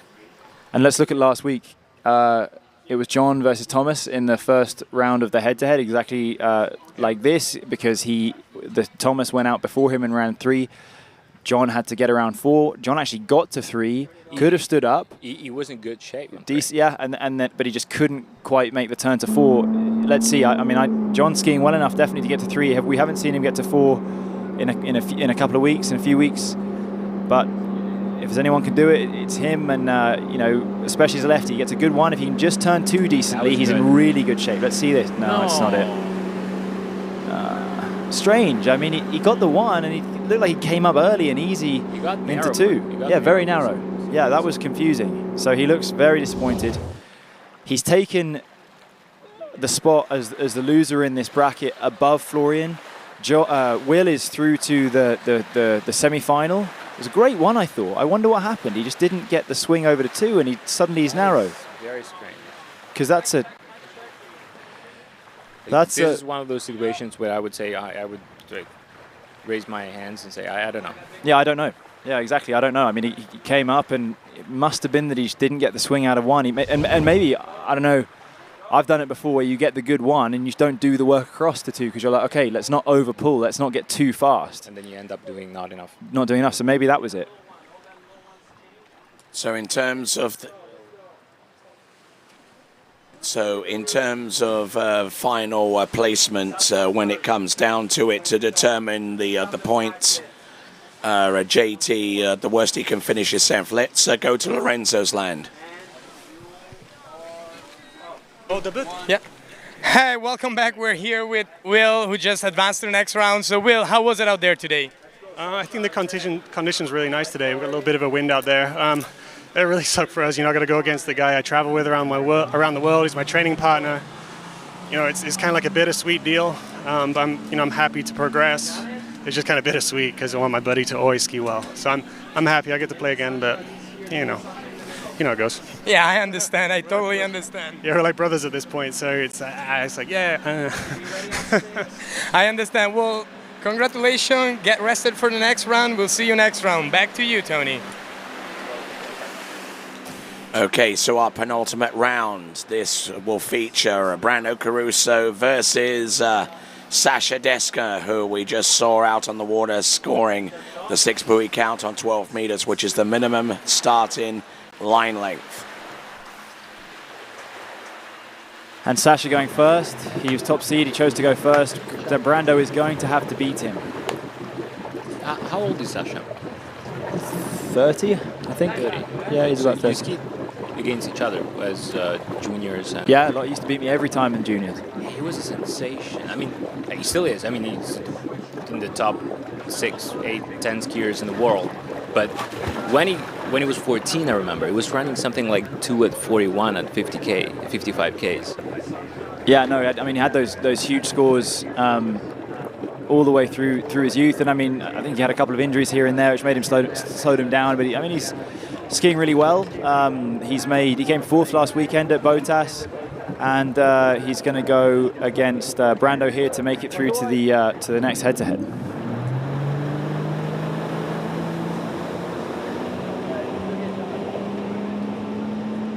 So right now, Brando following Sasha. Getting in a 12. His new two-handed gate looks really good right now, I have to say. He used to move a lot in the gate, and now the two-handed way has given him a more stable approach to the slalom course. Definitely more considered approach there from Brandon Caruso, doing battle with the French skier Sasha Deska, and when that leaves me just enough time to tell you about USA Waterski and Wake Sports Foundation. They continue to work hard to preserve the heritage of towed water sports by maintaining halls of fame for the U.S. National Hall of Fame and also the World Waterski Hall of Fame with the IWWF, and they continue to provide scholarships to promising young athletes. Check out USA Waterski and the Wake Sports Foundation. One of my favorite things, Tony, is that you refuse to call Brando Brando. It's Brandon. It's Brandon, yeah. Let's go. I'm kidding. I'm Italian. I don't get into politics. I'm sure Italian politics is in a special state in the same way that all of Europe is. No, we're North in a weird America spot. for that matter. We're in a weird spot, yeah. So Sasha, 6 buoys needed, 11 meters. Let's say he's almost certainly going to get it. Came 4th last weekend, and he went out against Thomas. He missed his 10.75 round 4 after running 3 at 10.25 every round, and he's making it look pretty easy.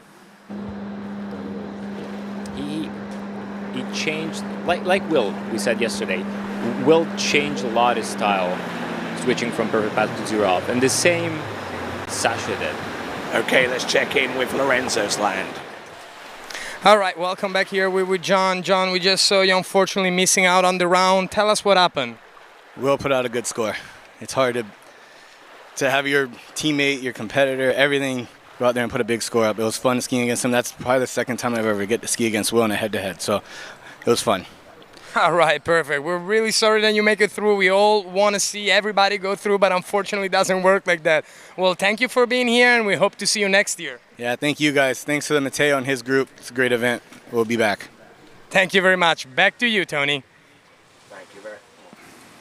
Thank you very much indeed, and just enough time for me to tell you about Summit Orthopedic. If you've got a skiing injury that you need to shake off, Summit will get you back to your peak again. That is Summit Orthopedic. Coming back at 38. Brando. Do you remember his one-end gate? Yeah, we talked about it a little bit yesterday. It was that sort of like lazy spare hand. It was a strange one. He told me, I talked to him this morning, and he said, yeah, I was struggling with my gates the whole way through. He said it was kind of terminal at 10.25. I think he was a little frustrated. I think he scored 2 and 2 1/4 of his 2 rounds. He said he just couldn't get the gate, and especially in the final round when he got 2 1/4, he said he was feeling good the whole set, but he was sometimes too fast, sometimes too far back on the boat. Let's see about this gate. What do you think, Matteo? Well, from the angle, the higher angle of the boat, it's really hard to tell whether he's too far forward, too far back. The speed seemed fine.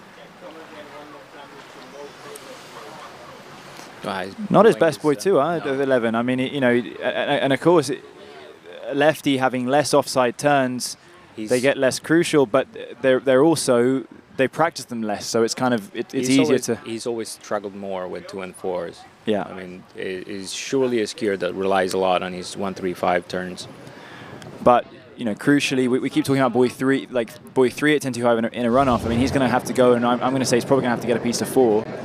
He'll probably get a decent 1 at 10.25. If he can get the 2, he'll get over to 3 coming into an onside, and that's where it's interesting with the lefties. 2 is such a sort of proving ground for them. If they can turn that buoy in the head-to-head, they're in really good shape. All right, here we go. This is Sasha Deska. Nicely done at 10.25 meters, needing to get a good start. 10.75 meters, I beg your pardon, round number 4. Good extension on number 5, and looking very measured and controlled out there to get all 6 buoys and really set the stall out for Brando Caruso. Brando coming into the wind. We'll just have to match that, and I believe he will. He doesn't make a habit of missing 10.75 too much. Number 2 was very aggressive. Let's look at the replay. Let's see if we see the fin almost. Oh, that was aggressive. Yeah, dumped the tail of that ski way into the water as he kind of lost. He got the angle for sure. He lost a bit of speed there, so he had to, a lot of pressure on his body as he's moving towards the wakes. But no dramas really. And again, usually slow motion will make things look worse, but I feel like this angle here from the tower cam, it looks better. It looks better and better, yeah. Scintillating stuff there from Brando Caruso, where that was actually from Sasha Deska, and I'm getting a little bit confused here, but not confused enough to tell you about Flow Point Method. All you need to ski your best with online coaching and nutritional support, and created by Marcus Brown and Jenny Labar. It is Flow Point Method. Go to flowpointmethod.com. Shout out to Marcus and Jenny. Their program is amazing. Good people. Yep. Yeah, sign up for sure. It's great.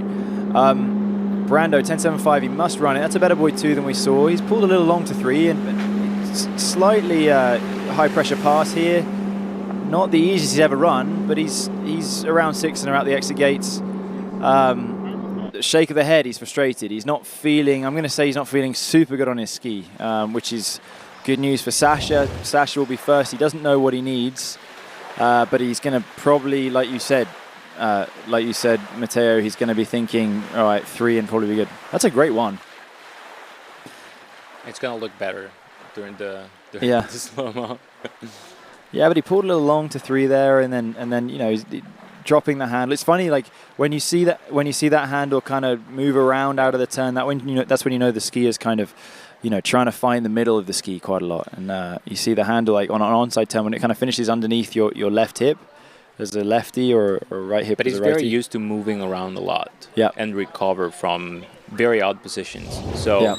I would say yes, that was not one of the best 39s he's run, but that was probably an average one. Yeah. He made a couple of mistakes, but recovered very easily. And be that sure. wind actually just picking up just slightly. I mean, I'm just feeling the breeze at my back here. It's pushing down the lake. You can feel the wind now. Yeah, it'll be enough definitely. to make a slight difference. So I'll leave it to you, Matteo. Sasha putting out for the gates. All right, looking at this here. This is Sasha Deska on that Conley ski. Waited a bit too much, number 1. He's not going to reach number 3. And based on Brando's previous scores this week, past week, well, I don't know what to say because he scored many times. He scored 3 only once and reached 3 a second time yesterday. With the slight tailwind. But here's the thing. He was set 2 1/4 to beat Will Asher last weekend. Yeah. Wasn't he? And Will, his body language said he thought he might go out. He sort of had, you know, maybe thought Brando was going to do it. Brando got a good one, came into 2 and tried to turn it and fell. So I'm going to say Brando's either getting 1.5 here. He's not going to get 2. He's going to get 1.5, or he's going to get the score that he needs. I'm very curious to see what the wind's going to do to his gate. Yeah, might help him. Might help him get a little bit more speed on it. Yeah, that's the thing I was thinking about. And you just saw that performance there from Sasha Deska, and in the course there on his Conley ski. They are the audience prize sponsor for the women's portion of the competition. Check out their latest offerings, which are the DV8 and the Carbon V, both skis with the patented Versatile feature. Go to conleyskis.com for more info. Brando sitting in the water, and he knows he must get 2 1/4 or more to progress. He doesn't want to get 2. If he gets 2, he will go above John Travers as a loser, the best losing score based on countback. But he doesn't want to think about that. He wants to get into the semi-final. He's pulling out for his gates, and he's over to 1. Let's see him get a good one. It's a pretty good one. Let's see how he does. Slow turn. No, it's not it. Yeah, he's frustrated. And that's the rub, isn't it? I mean, as a you know, the person that goes second, it just shows, like, head to head. I mean, qualifying is so important because Sasha and him have just had the same score. In fact, Sasha, John, and him have all had the same score. Sasha's going to be lowest 4th. Brando's maximum 5th, and John is maximum 6th. That was such a good one, though. That was a good one. And just a reminder once again that the second person out must beat the first person outright in order to advance. And even though you saw a tie between Sasha Deska and Brandon Caruso, it means that the first person out is the one that advances. He was still a little taily there, no, mate. I mean, it put a lot of pressure on 2, and he kind of jumped on the front. Anyway, we're going to go to the dock to see what Lorenzo has to say in Lorenzo's land. All right, and we're here with Sasha, who just advanced to the second round. Tight score, but he was first. Brando didn't beat him, so he's ahead. How was your set, Sasha? My set was not bad, but I don't feel I skied better than Brando this round. So it's that's the way he works. He had to do better than me, but for me, we skied the same. Not really good. All right, well, now you get to rest and get focused for the next round, so go get rested, go get focused, and back to you, Tony. Well, nothing like French pessimism, I guess. Here we go. This is Dane Meckler.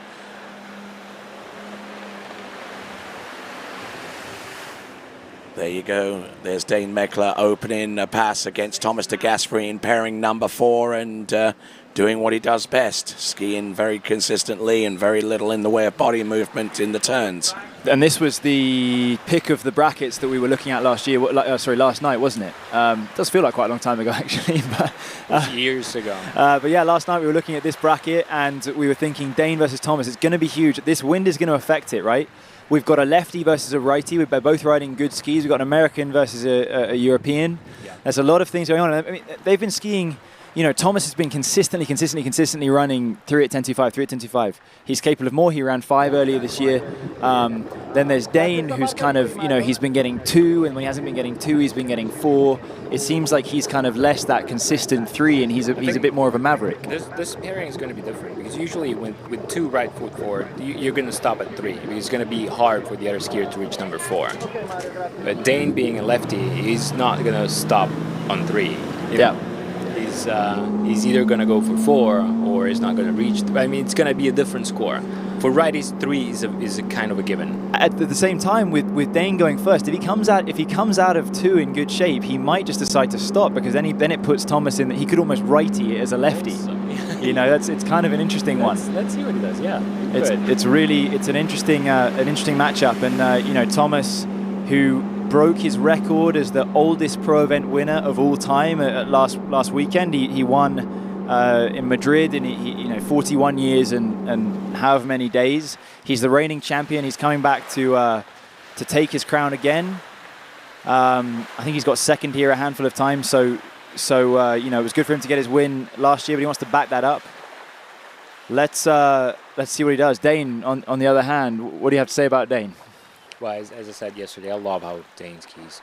I love how he worked on his style. I mean, the way he moves on top of the ski, almost nobody else, apart from probably Nate, does. So he uses that ski very efficiently. And he's been skiing great this past few weeks and months. So it's going to be tough for Tigas follow up on a result that could very likely be beyond 3 at 41 this time. Could well be, but that little tailwind making a bit of a difference. You can't, typically you would see if a skier had a chance, they would go out at 13 here and take 10.25 in the headwind. But if we're going to compare and contrast, there's Thomas, who's now Dane getting in now at 11. Imagine it was 41 off.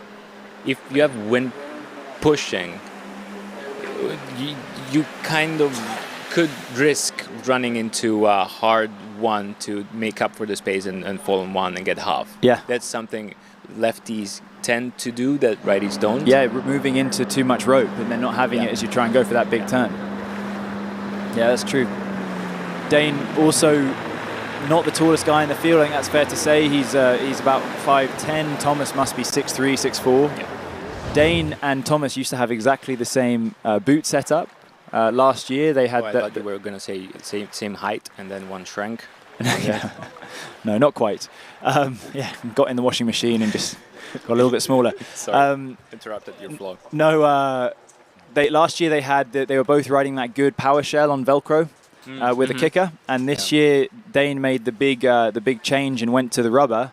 I think it's a D3 T factor. Kudos to him. I really respect him for that. Respect him because it's a big move, but also and also it's a big move to change a boot like that and still be running big scores. I mean that's hard to do it so quickly. That's very tricky. Impressive. But also I would say I'd be scared to go to a soft boot because you don't necessarily come out of it and you're risking injury. I mean I don't know. But as long as you have a kicker in the back, you're much safer. Much safer, yeah. All right, then let's take a look at Thomas de Gasperi, former world slalom champion, multiple-time European slalom champion. I believe he's been on top of the European rung for about 9 seasons, all in all. Certainly one of the most successful slalom skiers in Europe for many, many seasons. And Thomas de Gasperi, the defending champion here, looking to hold on to the San Gervasio Pro-Am. And I tell you what, he continues to be successful and consistent, and in the age as well in the slalom event. 41 years old. Yeah. 41 years old and winning tournaments, against the very best, and not slowing down and looking as good as he did 5 years ago, as he did 10 years ago, as he did 15 years ago. Looking good on a good. He certainly does. All right, then, just enough time to tell you about the audience prize sponsor for the men. That is D3 Skis, high-performance skis for all 3 events, including their newest slalom products, the Neo and the Ion 2. Find out more about D3 Skis by going to their website, d3skis.com. Also, check out some ways for you to involve yourself interactually with this event. The vote for the skier of the day, go to waterskibroadcasting.com/play, waterskibroadcasting.com/play, and also be a part of the Be Play Fuel matching game as well. Back to you, gentlemen. Oh, not a good 3. Not a good 3, not a good 4. He's in big trouble here, and he's going to need a big 5, and he'll get around 6. But Thomas was nearly sitting pretty there with, you know, we'll see the replay. Again, we've seen these replays look better and better, but I did not like... this is not going to look better. No. At least after 3. Impressive, boy 5, actually. I like that gate. That's a good gate.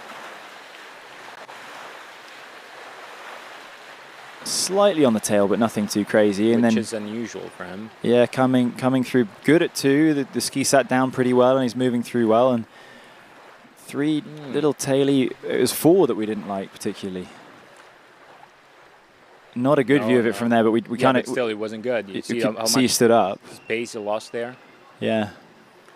And, you know, to me, I don't know whether this is a fair comparison, but I compare him to like one of those toys that have the weighted at the bottom and the curve where you push it over and then it bounces straight back up. Oh, yeah. What, the B-balls bubble but they don't fall down? Is that what you're talking about? All right, so Thomas, second in the Pro Tour, winner last week. He's, you know, to get his back-to-back victory in terms of 2 weekends, but also 2 years at San Gervasio Pro-Am, he needs to run this pass and then do well on the next pass. But as we've just seen, it's not a given. I mean, Dane made hard work of that last pass, harder than he would have liked for sure. He incurred in an incident in the first round of yesterday's tournament. He ran 4.5 at 39 in the first round, which is very unusual of him. Big pull to 4, over to 4 and over to 5, and that's pretty easy. Was good. That was very easy. Yeah, it looked like he was trying to use a bit of power there. I thought, you know, he dropped his shoulder a little bit out of 3, pulled hard towards 4, but you know, just that's a good thing to do, to kind of, you know, feel your relationship between the boat and the water and the handle, and I think it was a great pass. Yesterday's fall was not a confidence builder. Actually, it was the opposite. Whenever you fall like that and you blow out the tail without actually knowing why, it gets in your head. It certainly gets in your head. Let's see this big pull here.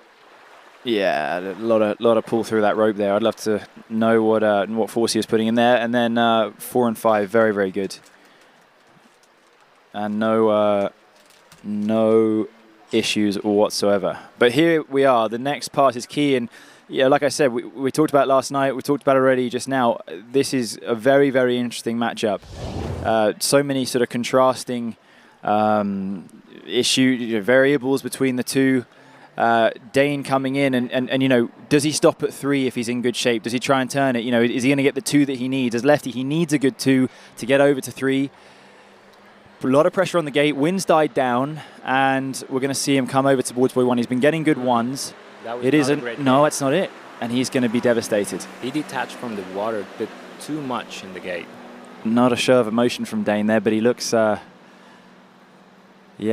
that's disappointing. So Thomas has to S-turn buoy 1, and he's in the next round in his dream of back-to-back. At the gate, how weird. I mean, he jumped unusually. Look.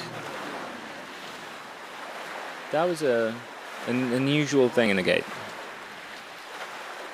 Yeah, I didn't pick out what you were looking at there. You want what's the thing you were talking about? Look here at the replay. In the gate, the ski got out of the water. Oh yeah, no, you're dead right. Yeah, so it meant that he didn't have any pressure there. Yeah, so he's just moving down the lake. Yeah.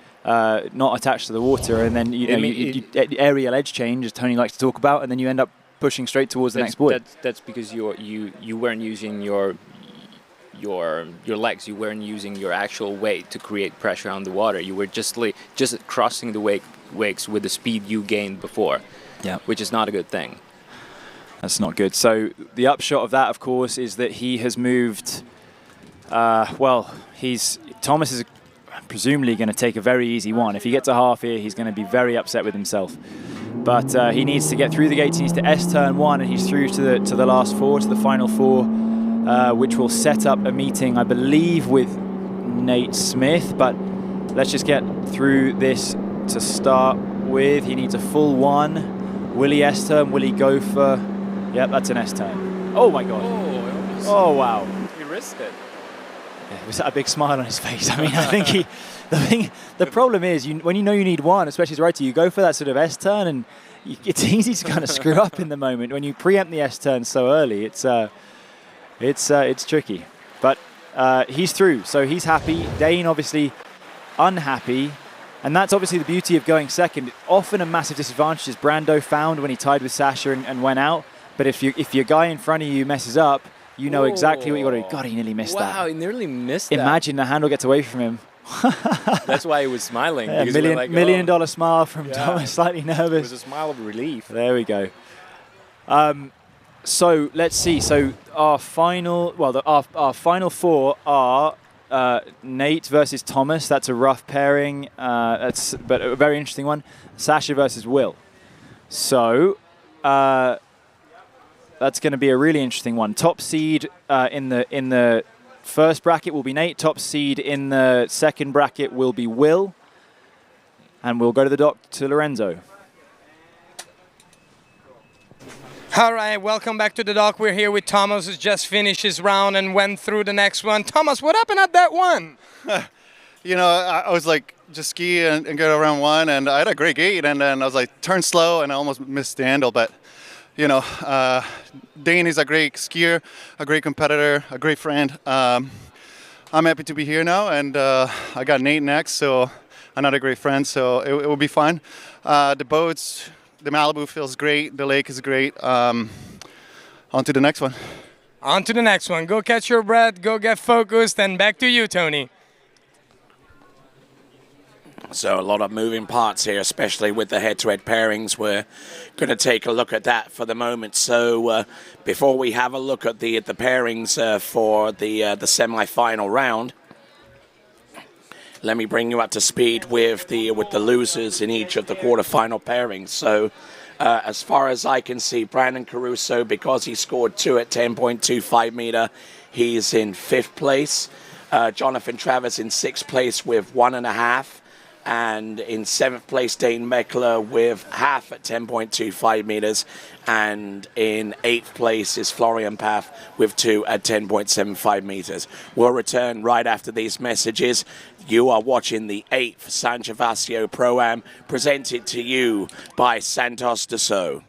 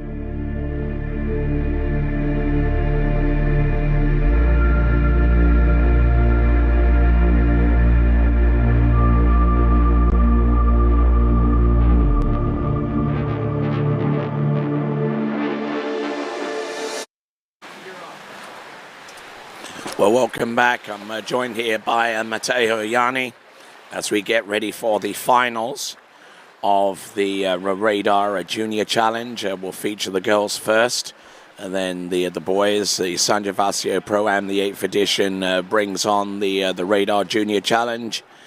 And some great skiing to come. We'll have Philippa Antonsen versus Elena Jones. And then afterwards, we will have Jaime Palomino versus Lucas Cornell. And here's our first competitor in the Junior Challenge, the Radar Junior Challenge, electing to go first. It is Elena Jones. It's so nice to have these young skiers competing right in the middle between the quarterfinals and the semifinals of the Pro. All right, coming into the course, originally out of Church Point in Louisiana, the United States, this is Elena Jones. Entrance gates, buoy number 1, her opening pass, 14.25 meters. As we said extensively yesterday, I enjoy how she skis. Very light on the boat. Very essential movements that are allowed her to ski 2 at 38 yesterday. Twice, actually.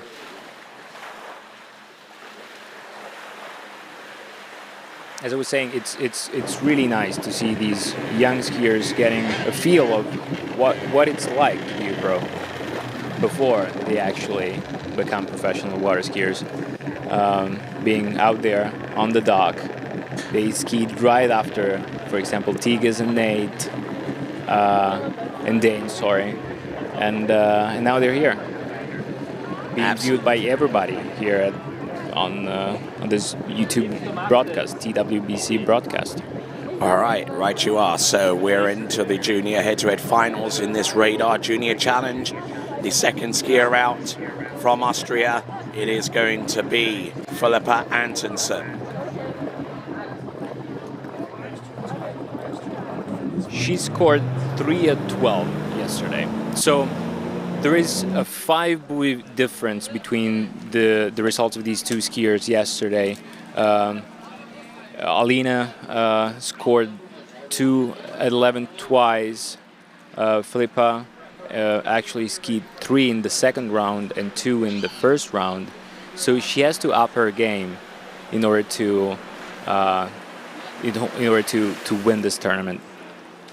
Right you are. Here comes Philippa Antonsen, 14.25 meters, not making too much of an error on that one. So great skiing from both of our competitors, both running their openers. And 30 meters, they should each be approaching the course with some level of confidence now, Matteo. Have you ever done a head-to-head? Yes. Where? Number of different places, Really? mostly in the United Kingdom, where whenever we actually had a British Pro Tour called the Splash for Cash. And yeah, I mean, one of my favorite instances was when I skied head-to-head at a place called Home Pierpont in Nottingham, where I was actually paired against a Portuguese guy, and it came down to the pairing with me in the quarter-final matchup, to where we tied and we had to go back in on the last on the next pass. You didn't have the rule of the second skier. No, we didn't. We both came back in on 12, and at that time my 12-meter passes weren't really that consistent. So to come off the dock and run 12 meters straight away was a pretty exciting feeling. Congratulations. Absolutely destroyed the person in the second half of that pairing. At 13, we have Elena Jones. Yes, indeed. Round number 4 and 5, and here comes 5. That's an efficient way to gain speed. Have you seen how she turned number 4? And using her height to great effect as well. Yeah, but just by using her center of gravity in the right spot on the ski, she was able to maintain the speed and build on top of the speed she had in order to reach that buoy effortlessly. All right, so Elena Jones, 6 buoys on 13 and on 12.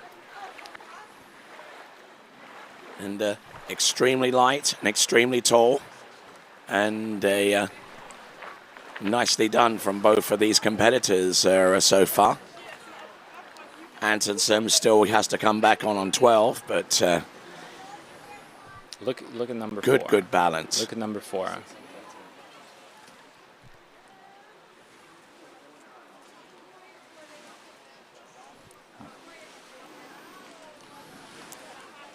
Okay, so 6 buoys there from Elena Jones. Both of our competitors went in on 14.25 meters. You didn't see it up on the screen, but we're continuing on from this point. So now we flip over to Philippa Antonsen from Austria. She has to get 3 buoys more than she did yesterday in order to match Elena's score so far. It was a good start. No problem in 3. This is 13 though. Oh, this is 13? It is yeah, this is 13. Sorry, they went out 14. That's good. That's a good course management there at buoy 5. Not a good 4. Yeah. And she's out the exits and she's got a chance. She's got a chance. Remember, this is the head-to-head final. It's USA versus Austria here. Both of them stride for stride. Both of them with 6 buoy counts on 13 meters. And Elena Jones from Church Point in Louisiana will be our first competitor out to try 12 meters. But for Philippa Antonsen, 13 meters looking pretty strong here. Yeah, looks good. Yeah. She's getting it done. I like the offside. Pretty still. What do you think, Matteo? Like still through the offside, so that's why it sort of comes through so well. She's not like she's very screwing solid. it up. She's very solid. She skis with a very different style compared to Elena. She's still solid, less movement. Yeah, she's still. Almost a better stack position because her hips align with her feet and shoulders better. Yeah. But Elena uses her center of gravity better. It takes all sorts. There's more than one way to skin a cat. Here we go. Round 1. Good one. And number 2. Not so good at 2. Over to 3. Will she get around 4? It'll be tight if she can get the turn. She's still managing to get through this. And that's good skiing. Good management. Yeah, again, that offside turn just coming through for these girls. Like, I mean, I wasn't a big fan of 2, and I thought she was in big trouble. She comes, especially 5. I mean, 5, she'd kind of got back into it, but the 5 turn was beautiful. But you see, whenever you can't really tell when the turn is finished and when the pull begins. Exactly. That's when it's good. Exactly. Yeah. That's on 4. Exactly on 4 that has happened. Because she was struggling here. Look, on 3, that was an average turn on 3. And here, she used that speed masterfully. Yeah, that's really good. Because you couldn't tell exactly when she reconnected with the boat. And the same here. Yeah. And I tell you what, a good portion of this effort was down to just pure sheer conditioning, really, because you have to take a hit from time to time, more often than not, when you're slaloming at this level, and being able to take the hit and keep going, you know, like that phrase from Rocky, you know, it's not how hard you hit, it's how hard you can be hit and keep moving forward. Exactly. I mean, you got to sticking to that analogy. You got to roll with the punches. You know, you got to keep moving. Tyson Fury style. All right, so Antonsen, she's run 3, I think, yesterday. She needs to run it to have a chance. She's got an okay 1, a little bit on the tail, not so great. 2's going to need to be big, and I think she's going to struggle. And she's over to 3, and she's keeping moving, but that's all she's got. And it's 3. And she's second at the San Gervasio Pro annual junior head-to-head. And I think, you know, that's great. It gives the win to Elena. And, you know, Elena Jones is going to be extremely happy. She's come all the way from the US, and it's mission accomplished. I think when you move between continents and you go away with a win, it's always, you can kind of sit there and go, yep, what I came to do, I did. I maxed it out. There's nothing more I wanted to have done, and this is really good for her. How sweet is the flight back home? It is. That's really sweet, right? Yeah, you can... Even if you're flying coach crammed between 2 very big people, it's still sweet. Sweet, and you know, it's 10 hours, and you can just nudge your 2 friends next to you, the big fat people that are keeping you crammed in. You can go, listen, don't you know who I am? I am the winner. Exactly. You get out of my way. Exactly. Or even with that 5-year-old behind you that incessantly kicks the back of your seat. It doesn't matter. She's going to enjoy her flight back. And she'll enjoy her flight back. So that is going to be an enjoyable experience there for Elena Jones. I don't know whether she'll continue in on 11. She is. She's going to come in. She ran 2 yesterday. I believe her best was 2. Look how wide she is pulling out. Very much on the outside of that spray, almost in the flats. Let's see. I think she ran 2 yesterday. A little slow on the gate.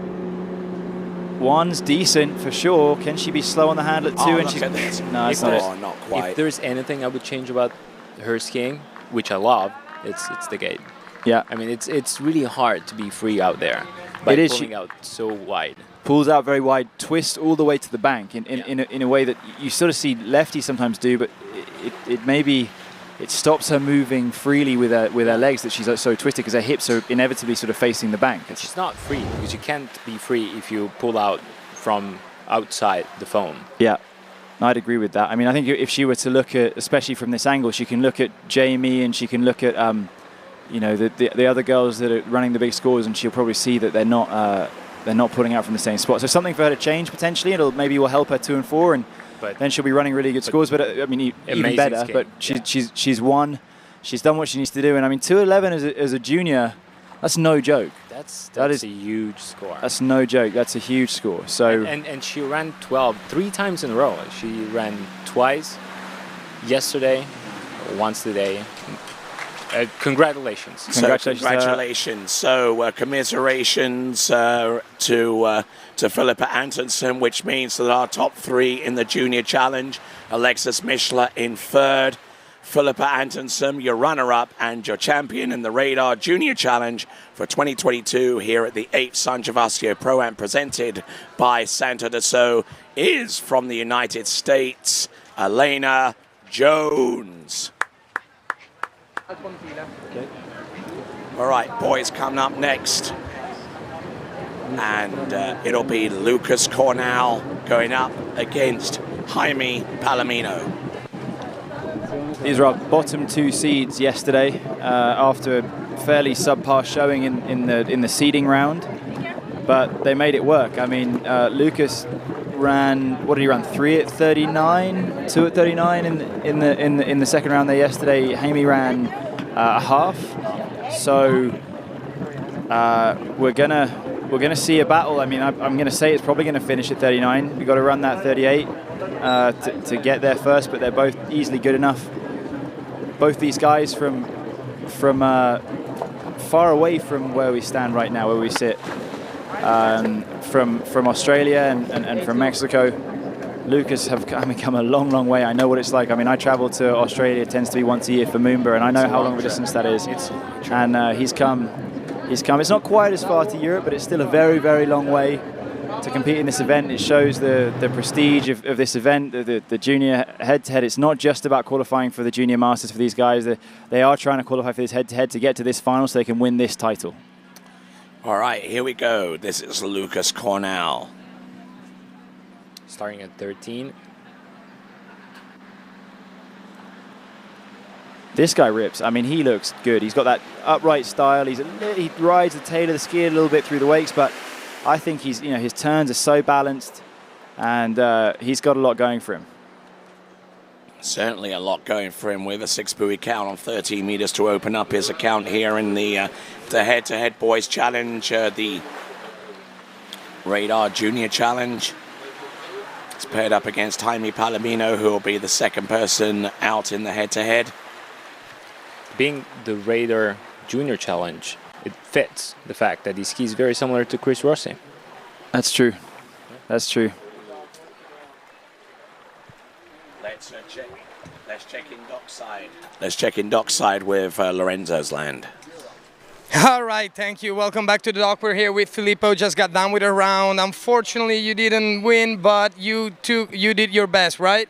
Yeah, I tried my best. Yeah, I'm happy that I got second. I was very surprised that I didn't know that I was gonna get into the finals.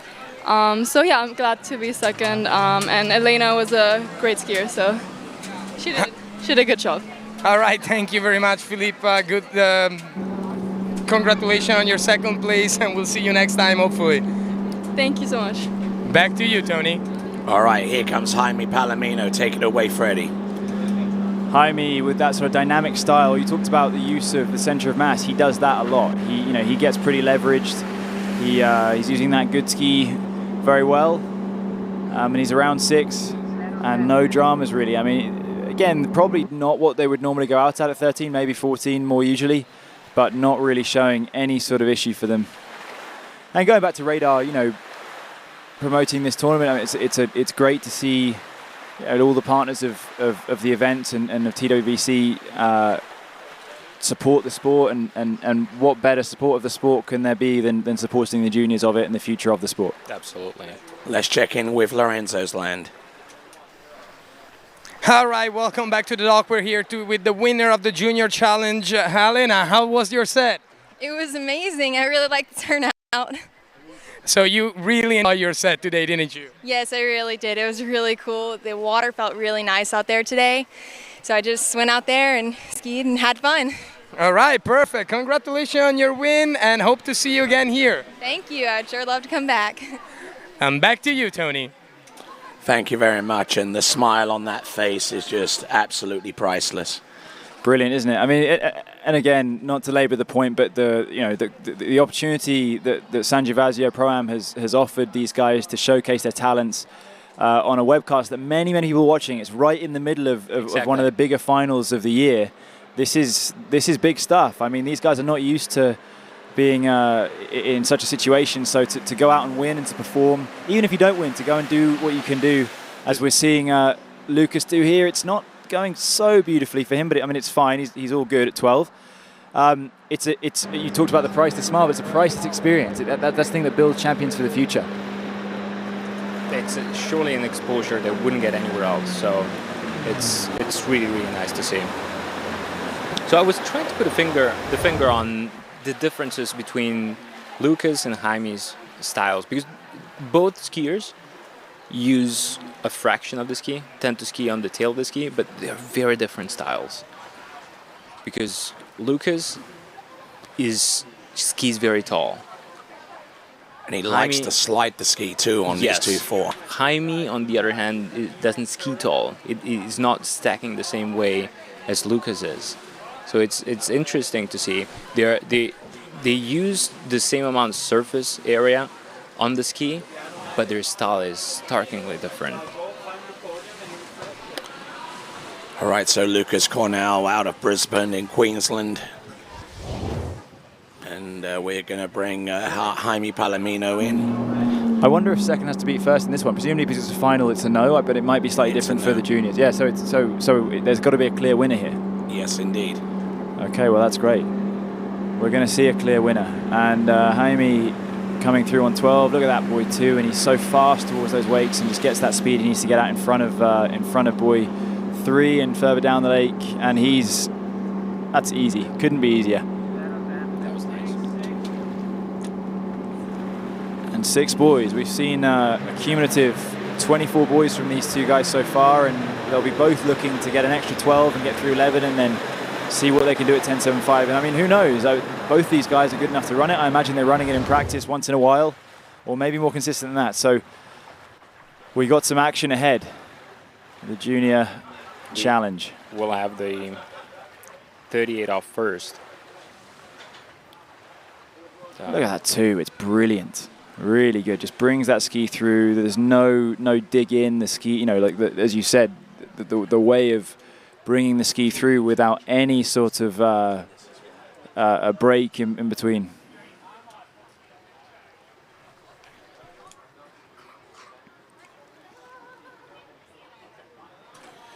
All right, then, Jaime Palomino getting through that particular run on the 12 meters.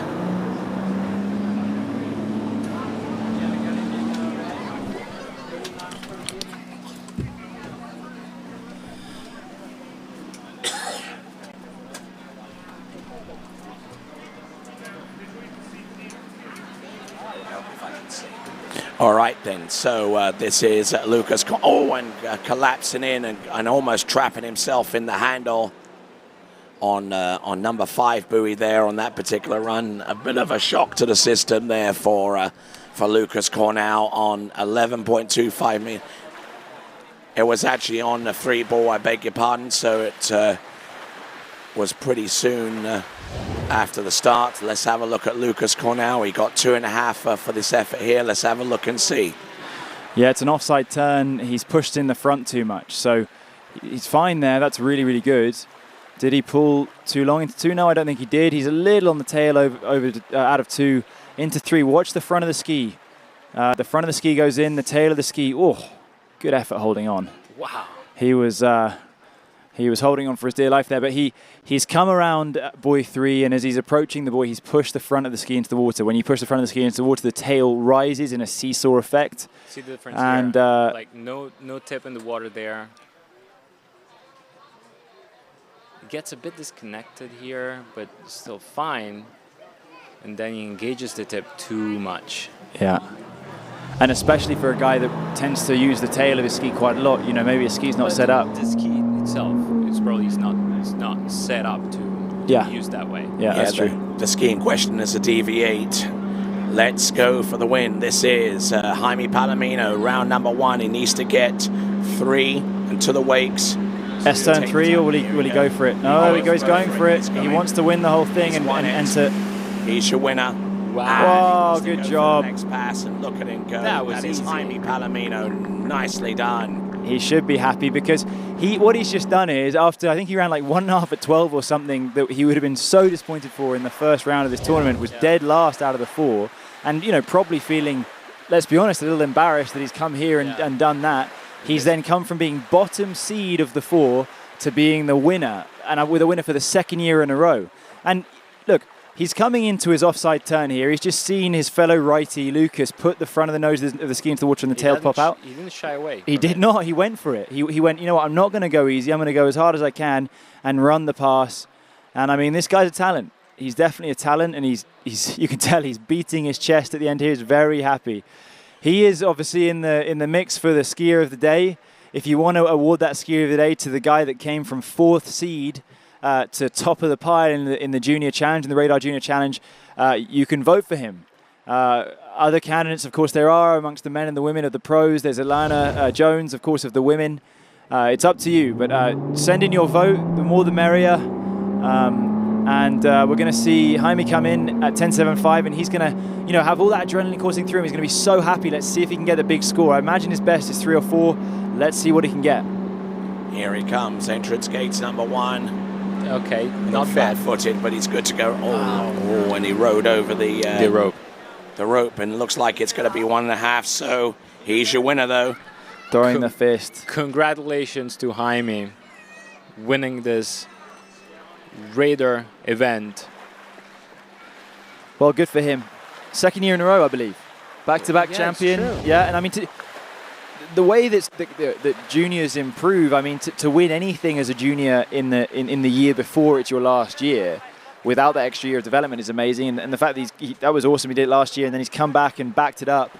I actually didn't realize how young he was, frankly. I thought that he was older. I mean, with the way he's skiing, with the scores he's getting. Yeah, this guy's got a future. They both do. They both have a big future. I mean, Lucas will be frustrated. I mean, he's a better skier than what he showed today. It's what he showed yesterday. Yeah, I mean, fantastic. What a showing we've had with these skiers. Faults there. All right, then. So here is the final podium. Damir Flaratov from Ukraine in 3rd. Yep. In 2nd place, it was Lucas Cornell of Australia, and your champion in the Radar Junior Challenge for 2022 here at the 8th edition of the San Gervasio Pro-Am, presented by Santos Dassault. Your champion in the Junior Challenge is Jaime Palomino. All right, then. Pro Women head-to-head semi-finals to take place in the next few minutes. We're going to take a step aside and take a break.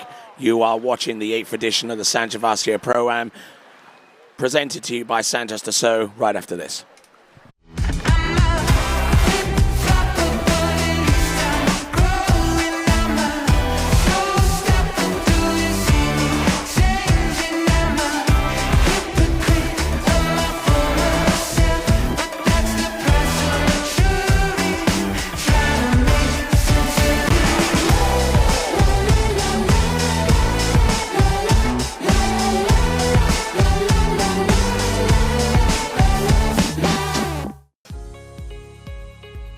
Torrefazione Varanini, a Milano dal 1970.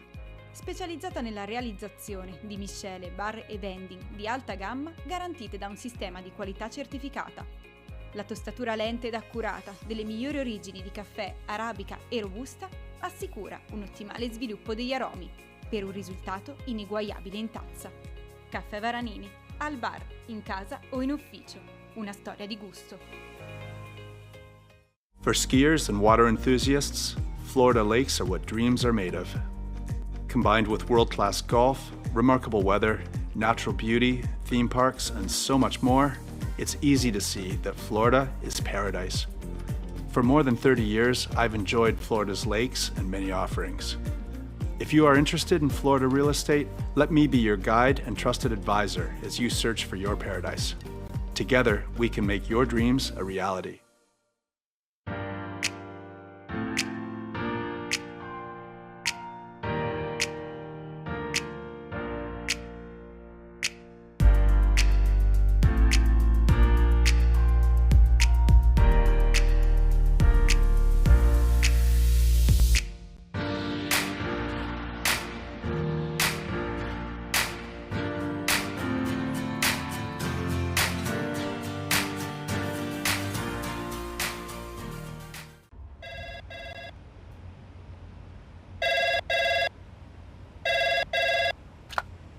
Thanks for calling Wake House. This is Brian. How can I help you?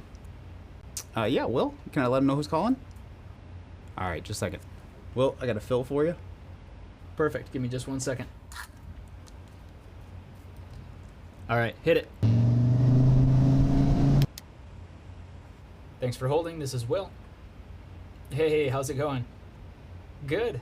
You want to go around all 6 of them? You have no idea what you're doing. All your friends in the boat are like, I don't know, Larry. Maybe get your shoulders down and your thumb out of your ass? why don't you just sign up for Flow Point and figure it out? Ask some people that know what they're doing. If you were lost in the desert and you saw somebody walking down the desert and they look fully hydrated, sunscreen on, friggin' sombrero, wouldn't you be like, do you know how to get out of here? Or would you just walk by them and keep guessing your way out of the desert, dumbass? Sign up.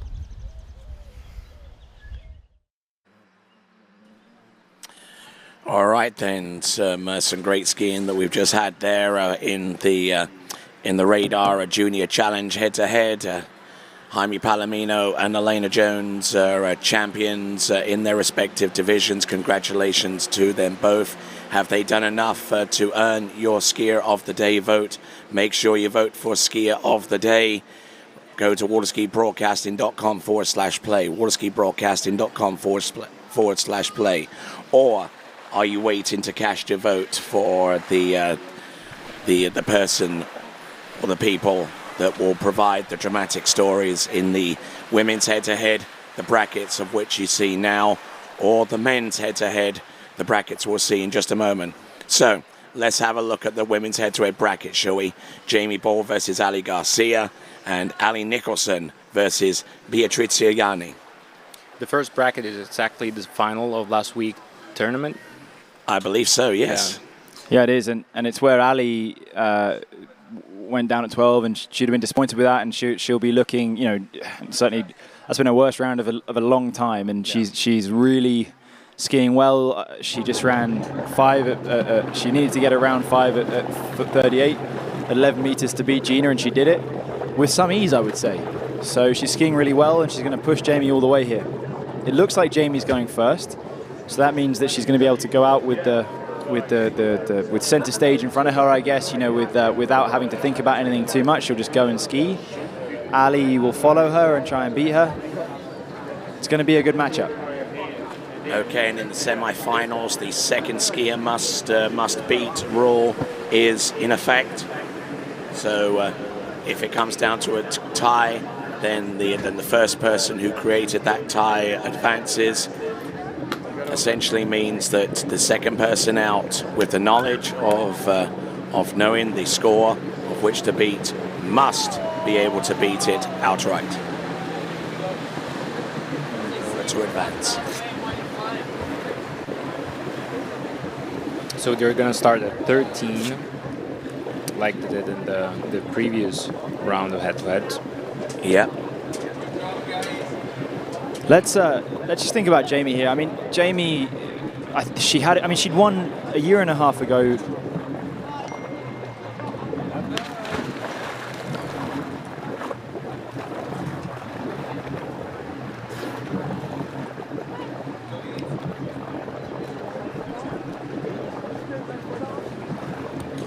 All right then, so we'll get the two male finalists in the Radar Junior Challenge in just a moment or so, but in the meantime, we're going to bring Jamie Ball in on the pass number 1.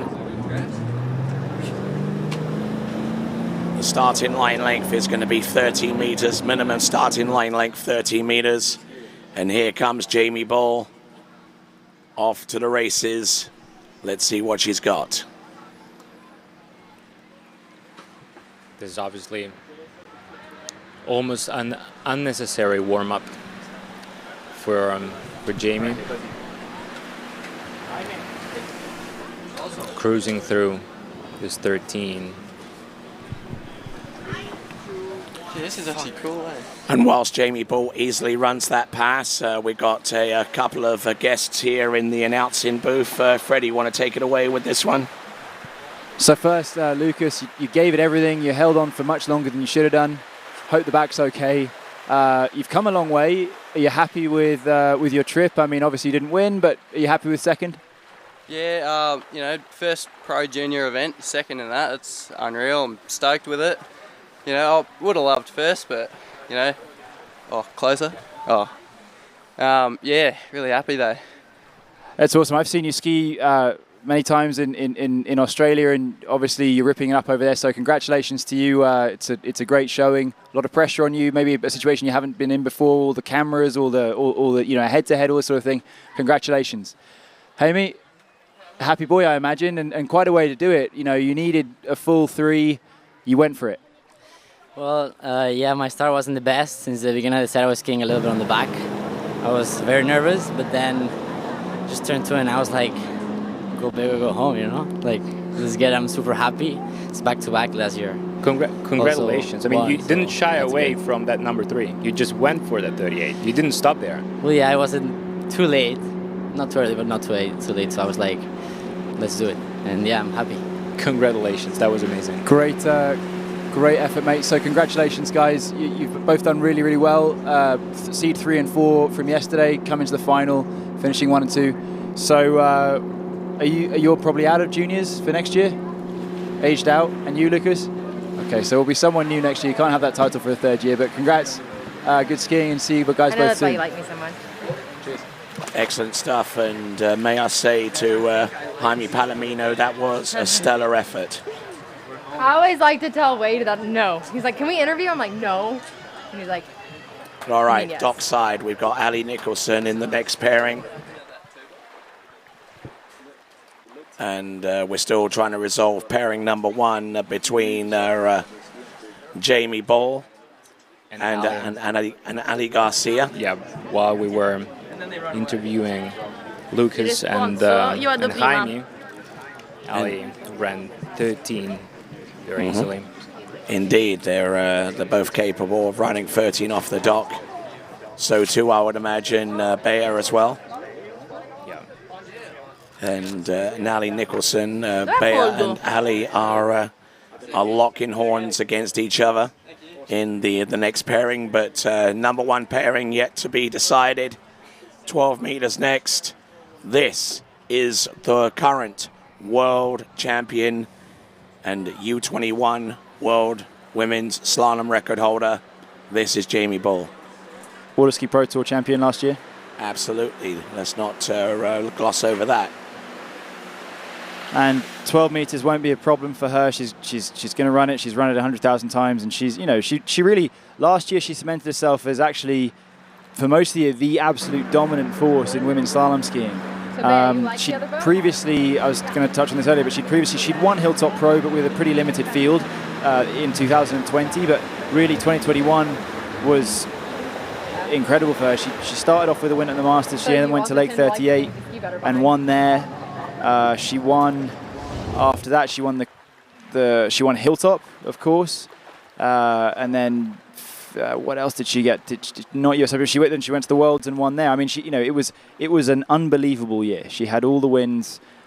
She's a champion of many tournaments, and of course, champion last weekend. Stellar year. I mean, starting from the World Championships in 2017, in the matter of 4 years, she became the dominant skier in the world. I mean, given obviously that Regina had some problems with her knee last year, but they're seeing each other eye to eye right now.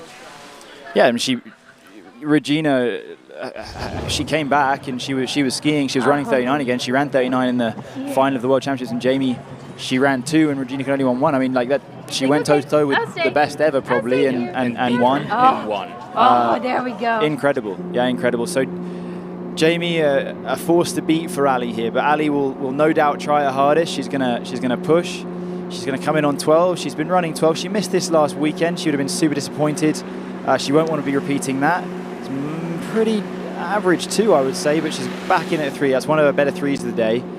Really good onside turn, and that's good. She's right back on it. Didn't love 1 and 2 particularly, but it's a great 3, 4, and 5, and she's through the pass. And proving to the world once again, as if that was really needed, that Ali Garcia is by no means a shrinking violet out there on the slalom course. No, she's looking for her second back-to-back podium in a row. She got her first ever podium, so she's in really good shape, having got her first podium last weekend. To get in a second, she has to, even if she can't get past Jamie, which is obviously the tall order ahead of her right now, so long as she gets a better score than the loser of the other bracket, she will go ahead and get on the podium.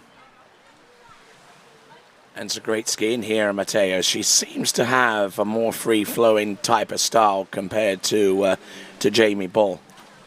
Well, as we said earlier in the quarterfinals, she needs to fix a bit that 135 that she sometimes falls on the back of the ski. She falls on the back of the ski. If she can't control that, 38 is going to be a piece of cake for Ali. All right, and that's where we're at right now. 38 off, 11.25 meters. This is going to be a critical run.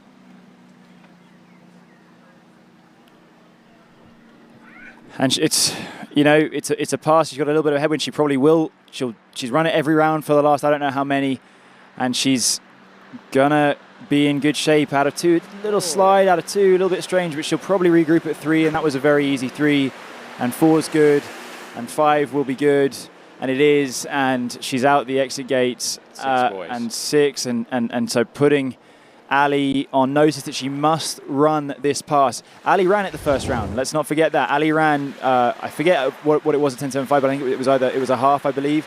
So half in the first round, and then now she's coming through, and she's got to run the pass she ran in the first round. She has not managed it in the next 2 rounds, but she's got a little headwind. She's got a little bit of adrenaline. She's wanting to be the competitor, and she's gonna do it. I think she's got a really good chance. All right, so check out bplayfuel.com to vote for the various matches that are coming up online, especially where it refers to our head-to-head matchups. And also check out Cool Clothing for a wet lifestyle. It is splashthreads.com. All right, Ali Garcia.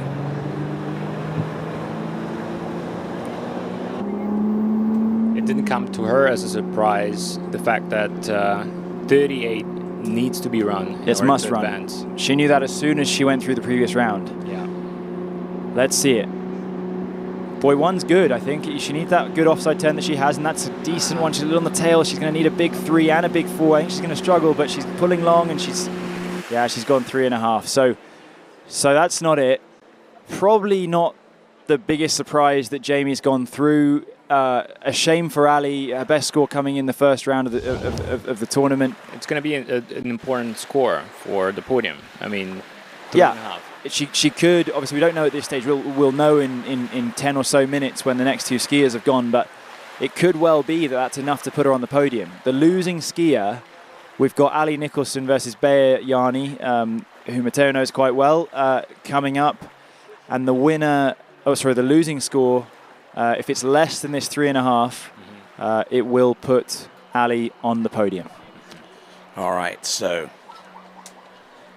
plenty of skiing to come, and for our part on this this first matchup in the semi-final, it is Jamie Ball, your winner. She'll be our first of our finalists to determine her opponent. Our next matchup will consist of Ali Nicholson versus Beatrice Yanni. And Jamie just conserving energy, and that's pretty smart. Like, you don't need to go and do a big score in the semi-final round when you've already won. She's made the final. She's done 4 sets in 2 days. That's enough for anyone. She's going to have a fifth if she wants to win. So we're looking at who's going to join her. Ali, second seed. Bea came in as which seed? Which seed was she? She was sixth, I think. Sixth, yeah. Sixth. So it's now the second versus the sixth seed. Who will join Jamie in the final? The narratives, I guess. There's Ali, who's been really good. She's been pretty consistently running that 38 the last few rounds across the last 2 tournaments, last 2 weekends. But she's on a different ski, but she made that ski work for her in the previous round. She ran 11, and she ran it actually quite easily. Bea hasn't run 38 this tournament. No. She did it last weekend. Yeah. So I think it's going to come down to deep 38, maybe sort of territory. Could be through it. Ali's going to ski first or not. All right, let's check in with Lorenzo's land. Nope. All right, welcome back here, Dockside. We're with Jamie, who just advanced to the final. How was your 11 to this second round? It was all right. Good start. 2, I fell back a little bit and then kind of cruised through the rest. So hopefully can keep that moving into finals. All right, we saw you coming back on the boat. I guess you didn't want to waste too much energy for the final. Is that correct? Yeah, correct. It's really hot out here. Hands are kind of getting a little soggy. Body's getting a little soggy. So trying to stay cool and reserve some energy for finals. All right, perfect. Go and catch up your energy, catch your breath. We'll see you at finals. Back to you, Tony. All right, then. The next pairing, Beatrice Yanni versus Ali Nicholson, and it is Bea on the water first with 30 meters. I said Ali first. No, Beatrice is going to ski first because probably Ali, like before, she decided to choose one boat over the other because of the wake, because she felt funny with one of the two. She certainly made I'd say a bold choice twice in a row. Of course, it worked out for her in the first pairing in the quarterfinal, but in the semi-final, she's doing the same thing. She must beat Bea. She cannot tie with her. If she ties, she will go out. So a bold move. It's not something we often see, but she obviously has some sort of a preference there that she'd rather go with the other boat. So good for her. It's a bold choice. Let's see if it comes off. So a lot of moving parts here, and Ali Nicholson is the next of them, about to take to the water and approach the silent course on the same line length as Bea on the 30-meter line. Continuing to roll here with the semi-finals. This is the second semi-final pairing. This will determine who gets to face Jamie Ball for the championship. And riding on that ski, which she is not entirely familiar with, having to go up on a backup ski by virtue of the fact that yesterday she actually snapped her original ski in half and needing to ride on an emergency replacement. Here we go. This is Ali Nicholson. This is 13 meters. Continuing to keep on track here. Nicely done. Round 5 and number 6. And there you go. There we go. That is Ali Nicholson. And let's go back to the announcing booth and join Freddie and Ali. Ali, you ran a 3.5. You didn't quite make it through to the final, but you're, well, we're going to see it here, actually. Do you want to take us through it? I was really just trying to get a good start. We all know I kind of go back on my 135. I felt pretty solid out of 1. 2, I just got a bit separated and squatted, and I felt my right shoulder drop into 3 and kind of knew I was in trouble. Was trying to fight 4 here, thought I could maybe pull out a good 4, but just ended up on my back foot a bit too much and my weight shifted too far, so not ideal. Well, good job. I mean, you're in good shape. I mean, your odds, maybe evens in terms of the odds for getting a second podium in a row. You hadn't ever had a podium until last week. It was a huge moment when you ran when you got that second. So we'll see what happens here. Obviously, we're going to be looking to see what the losing score of this bracket is. But you're at your minimum fourth. You've got a lot of points. You've got some cash. You can put that in your pocket. A very good European trip so far, I imagine. Yeah, I'm really happy I made the trip. The two girls on the water are really tough skiers, so I think it'll be interesting to see what it takes to get through.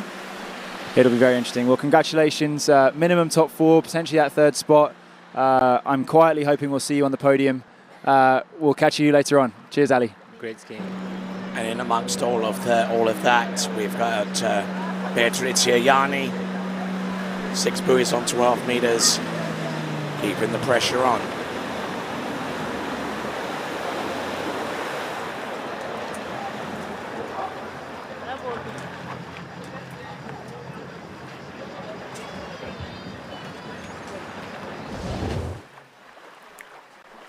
So we didn't see properly the pass, and now we see the replay. That was a good one. Come on, be an analytical brother. Let's get into it. I really can't. Well, because she'll be watching it back and telling you off. You'll be getting a phone call saying, "Come on, Matteo." What did you say? Yeah, what are you saying this for? And probably in a very Italian sort of emotional. Like using her hands a lot. That's right. Even when on the phone. Come on, be one. You can see the hands through the phone. Be one of the Gervasio, you know. So. Well, Ali, 12 meters. Narrow gate, I thought. Maybe not. That was a good one. Very good start. She's getting more and more into touch with this ski, and like I said, I mean, it could be that. Who's to say that this ski isn't better for her? It could be that she got off of it onto something different, and she's just started skiing better coincidentally, and that's why she was sort of riding that ski as her primary. But the secondary ski could really be the one. It could be that she'll end up skiing better on it. The 38 before was good. I mean, it wasn't perfect, but it was really good. This 35 was easy. Very, very easy. Very, very good. Effortless. So the pass coming up is going to be the big one. To guarantee a place on the podium, it needs to be a full 4, I believe, because Ali was a higher seeded skier than Bea. So either of them have to get a full 4 to guarantee a place on the podium. But they really want to run it to try and get through to that final. Do you ever think about this? No, right? What do you mean? You are in this position, you are skiing. Do you ever think of the second best score of the other bracket? Not really. I mean, it depends how scared I am of the guy that's ahead of me. I mean, if the guy's gone out in front of me in run 41, I'm like, well, okay, let's obviously try and run this thing, but let's see it. So Bea has not run this pass this weekend as yet. No. But she has run it. She's capable of running it. She's run it a handful of times this year in tour events. Swiss Pro last week in Madrid. Let's see. It's pretty. It's out the back at 1. Yeah. It's getting a big. That's a big 2. A great start. Still in it at 3, and I think she's going to get a full 4 and over to 5. Come on, Bea. It's a full 4. It's a full 4. So that, I'm going to say that puts Ali into 4th place. Yeah. So that's a guaranteed 3rd spot. Guaranteed 3rd spot. Ali has to get a piece of 5. And this is the thing. I mean, we saw earlier, I think Gina put 4 in front of Ali, and she managed to do it. Ali's got to come into that buoy 4. She's a lefty. She's going to have to turn it and get over to 5. It's not so easy on a ski that you're not so familiar with, but she was able to do it before. So let's see what happens here. It's going to be an interesting one. Well, she showed us before she can do it and do it easily. I'm watching Bea there. I think she kind of maybe, she's coming into her onside turn. Probably she thought about it. Probably thought about it. Well, I don't think so. I'm not saying that. I wouldn't accuse her of that, but I think that she came into her onside turn and she went unusually easy on that number 4. Yeah, it looked like she was kind of in it. Number 3, she was in it. Yeah. Like number 1 wasn't good. 2 was amazing. Yeah, 2 was amazing. Number 3, she was on it. All right, here we go. This now is Ali Nicholson. Approaching the course, 11.25 meters, needing to better the score of 4 by Beatrice Yanni. Coming in. Intense moments now. Needs 4 1/4. Absolutely. Needs to make a play on 5. Round number 2. Good to go off number 2. That was good. For 3. Long pull. Keeping the flow going. Oh, she's going no. to get it. She has to throw get it. That's enough. That's wow, what a turn. And she makes 6, which means she advances through to the finals against Jamie Ball. How did she do it with that 4? Unbelievable, actually. I mean, and she slid it, just squeaked outside of 5, and then was about, I feel like, 10 meters past it, and said, okay, I'll turn it, and went to 6. It was still a good 5. Yeah, it was great. She was all the way in it. I mean, she definitely thought about it at 4. Don't fall, don't fall, don't fall. But yeah, I mean, she's got to be really happy. She's actually skiing, arguably better than last weekend. I mean, she ran 3.5 in the head-to-head last weekend. And went out because Ali Garcia went out and beat her. But here she is. She's in the final. She's run 2:38s in a row. Even this one, look how late she is, and she just goes for it and gets that ski through. I think she's skiing really well. I think this ski almost suits her better. So that's pretty exciting. That's exciting with the weeks we have ahead. She's only going to get better and more used to that ski. So even if it's, she's not fully dialed in yet, she will get there. Okay, and is that enough to earn your vote for Skier of the Day? Yeah, go to waterskibroadcasting.com/play to enter your vote, taking all of that narrative and all of that story into account. Is that enough to earn your vote? waterskibroadcasting.com/play. Also, check our match game as well. All right, she's going to come back in for 10.75 meters. Had a half earlier. It's a 1. So good. Oh, that's 1. Oh, blue tail. And it's going to be 1.5. 1 1/2 there for Ali Nicholson. And like Jamie, she wanted to try again the ski at 39. Yeah, she did. She did. She stood, and every boy she turns on this ski, she's learning because she'll be, more familiar with it thereafter. And you know what? Because she carries the top winning score going into the final round, she now has the choice because. No, that's not. No, the seeding comes from yesterday. From the you carry it all the way through. Okay, all right then. So Jamie has the top seeding. She has the choice, and which I'm not to put any ideas in anyone's heads, but I mean, you think that as Jamie has quite clearly chosen the one bow, I would put her away from that bow. Sorry, Ali has chosen against. Okay. All right. Right, here's our final pairing there. Jamie Ball versus Ali Nicholson. So commiserations to our defeated semi-finalist. Ali Garcia ends up in 4th. We're on the strength of her score of 3.5. And significantly, by half a buoy more, Patrizia Yanni is in 3rd. So Patrizia Yanni is on the podium for Italia. Is it her first pro podium? Yeah. Congrats to her. That's huge. She did. And a few years ago, she wasn't skiing so much, right? Had a big injury, and now she's coming back.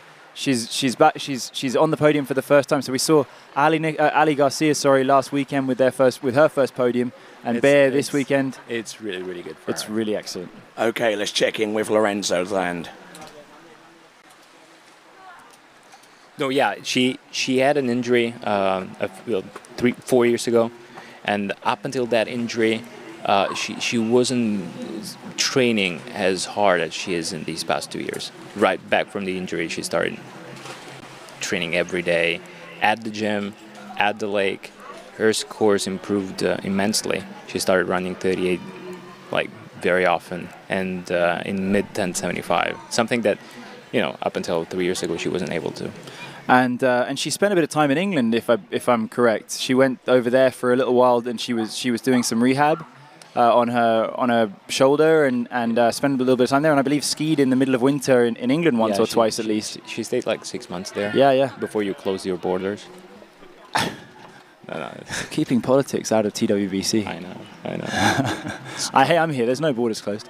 I got out very quickly. Anyway, we're going to go to the dock so we can stop an international incident.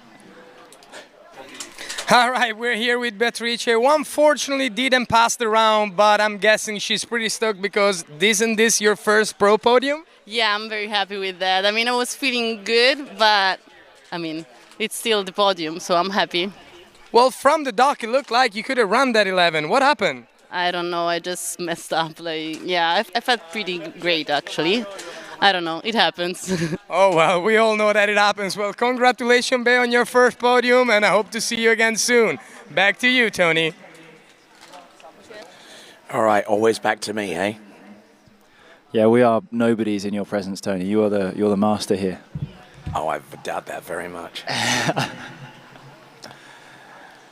All right, then, continuing right along, we've got the pro men semi-finals coming up next. We'll return right after this. This is the 8th San Gervasio Pro Am, supported by Santos Dassault.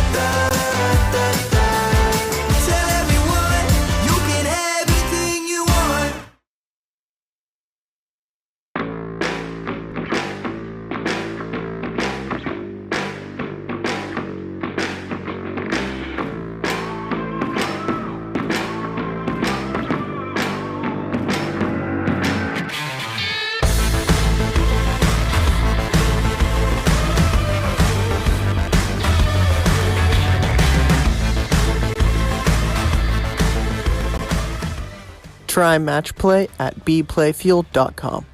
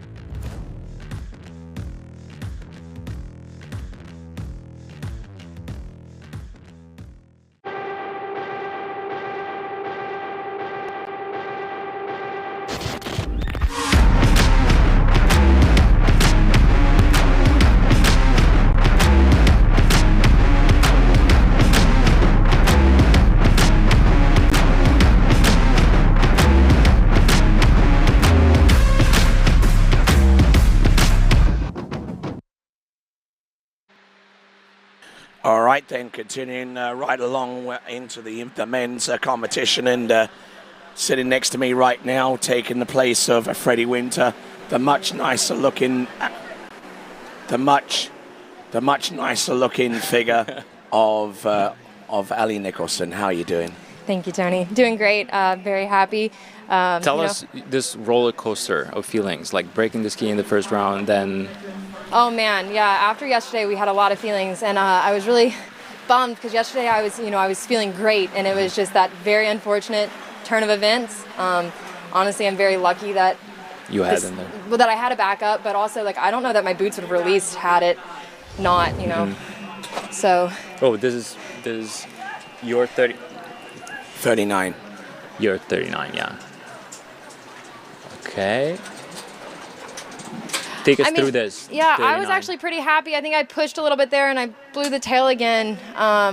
I just think I got a little overexcited. So the ski's starting to feel a little bit more normal every set that I take. So that's really reassuring. That set, definitely has felt the best out of all of them. The very first round you skied on it, like yesterday, it looked like you were walking on eggs. Yeah. So it was just kind of like, what are we gonna do? I mean, I went out at 14 that I don't normally do, and just to get that extra pass under my belt, just kind of fill out the ski. So every set, I think I'm getting more passes, more comfortable. That set, It felt about seems as like normal as it could. It seems like it's working very well Yeah, right now. yeah. So I'm happy. I'm really happy that I had it. I'm very fortunate that I was able to change and adapt, and that I'm here in the top 2. So I'm really happy. All right, then let's have a look at the bracket for the men.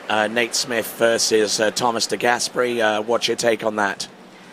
I mean, as you've got 2 of the best right there. I mean, all of the people in the final here, it's going to be a great show. I mean, any one of them, it's just going to come down to. With men, it's especially with men. Especially with the men, it's about getting to number 3. Yeah, yeah. Putting the 3 there, and then your competitor is gonna have a hard time getting to number 4. So if Nate gets a 3, okay. Okay, so just one more thing, Sasha Deska and Will Lasher. What do you reckon on that? I mean, Will's been skiing great, so it depends on who goes out and who puts up the big score first. You're going to make the other one chase, so it'll be very interesting to see. But we've been seeing Will get deep down 41, and he's looking really good right now. Ali, you're up against Jamie Ball in the final. We wish you the very best of luck. Get after it, girl. Thank you so much, Tony. Thanks, All right. Teo. All right, so Thomas de Gasperi.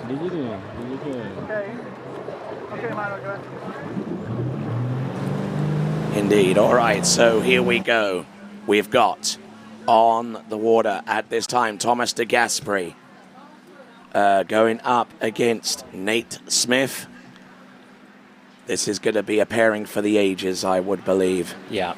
Good versus D3. I'd be lying if I say that I see anything on the screen.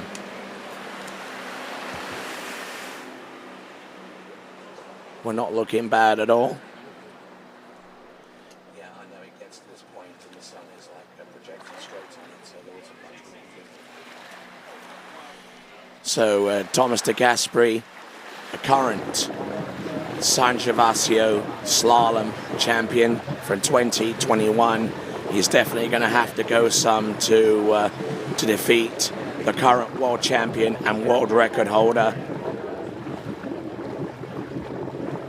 And certainly one of the top 3 in the Waterski Pro Tour standings. It is none other than Nate Smith.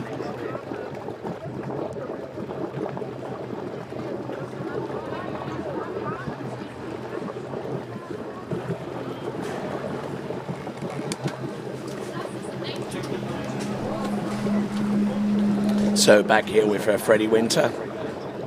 So Nate decided to go second. Basically. Yeah, he obviously has a preference with the boat. That's crazy. That's a big call because you can kind of you can almost bet your bottom dollar that Thomas is gonna go get his 3 at 41, maybe more. But I mean, probably the safest bet if you had to bet on a score would be 3 at 41. So it means that Nate's gonna have to get past that, and we know he can do it. But I guess with that one boat that he skied with in the earlier round today, and then the first round yesterday, he only ran 3, so he's choosing to go with the one that he ran 41 with in the second round. Oh, it's evident he has a preference. Evident he has a preference, and that's the interesting thing here. You do have some sort of input, like if you don't like a certain boat, at the same time, he's doing it sort of slightly, putting himself ever so slightly on the back foot with having to beat Thomas. So both of them running the opening pass of 12 meters right off the dock. Matteo Yanni on your left and to my right, and on my right and to your on my left and to your right on the screen is Freddie Winter. Caught me yawning. Switched to the view of us as I was yawning. Very unfortunate. Long day here. Very hot. Apologies, everyone. But not yawning for a lack of excitement. I mean, it is an extremely tight last 4 in the men. I mean, Thomas. I think putting Thomas first has probably added to his favor a little bit. I mean, at the same time, probably this is the boat that Thomas ran 4.5 behind in the first round yesterday. So at 39, 10.75. So kind of an interesting little deal in there. Tigas is a very adaptable skier. He adapts very well to conditions, both drivers. He doesn't really care most of the time.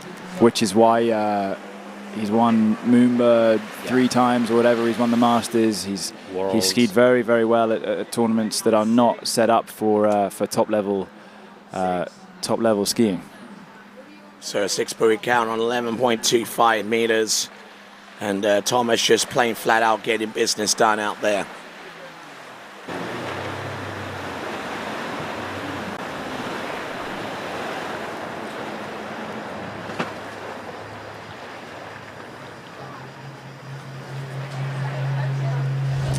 I think it's the heat. It's the heat. It's like everything. Let's get a temp on that. All right, so Thomas de Gasperi in beautifully impeccable form on the second pass, also on the opening pass, I do have to say.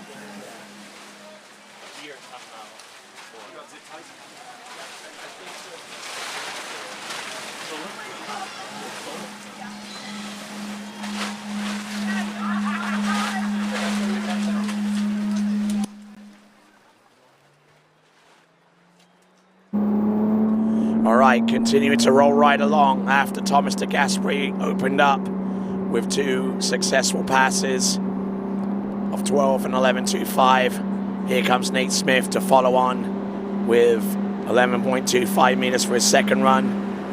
Can't afford to put too much of a foot wrong, although when it comes to recovering from a bit of a bad situation, he is one of the best at doing so.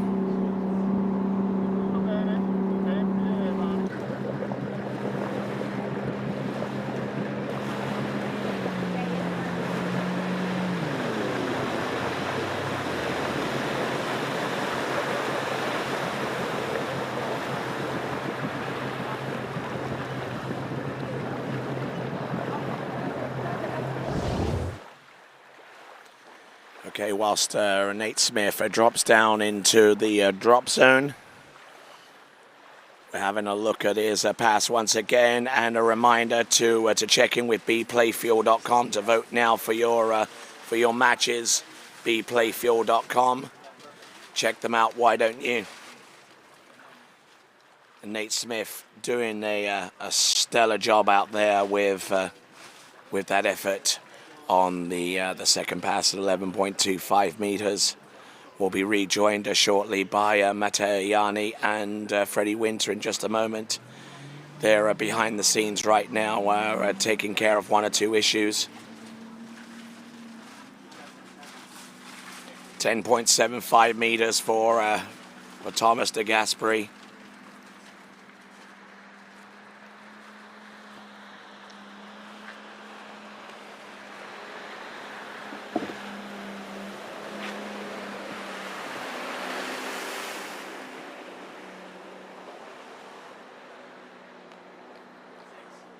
So a 6-buoy count for Thomas de Gasperi, and looking in fine shape there, and basically skiing stride for stride with the current world champion and world record holder Nate Smith. I mean, I'm not too sure how many world championships that they've won between them. I know that Thomas de Gasperi won his first world slalom championship in 2007. He replicated that feat in 2011, and Nate took over from him in 13. Yeah, in 2013 and in 2015, right? 15 and then 2021. So between them there's 5. So a lot of experience to draw upon between these two competitors. And neither one of them prepared to give the other an inch. And I mean, of course, in the other bracket, we got Will Asher, 2005, 2009. Is that right? Yes. So we've got a lot of world championships between the three of the 4 skiers remaining. Like, all the 4 skiers in this semi-final ran 41, apart from Tigges, who ran 5.5, but Sasha, Nate, and Will, obviously.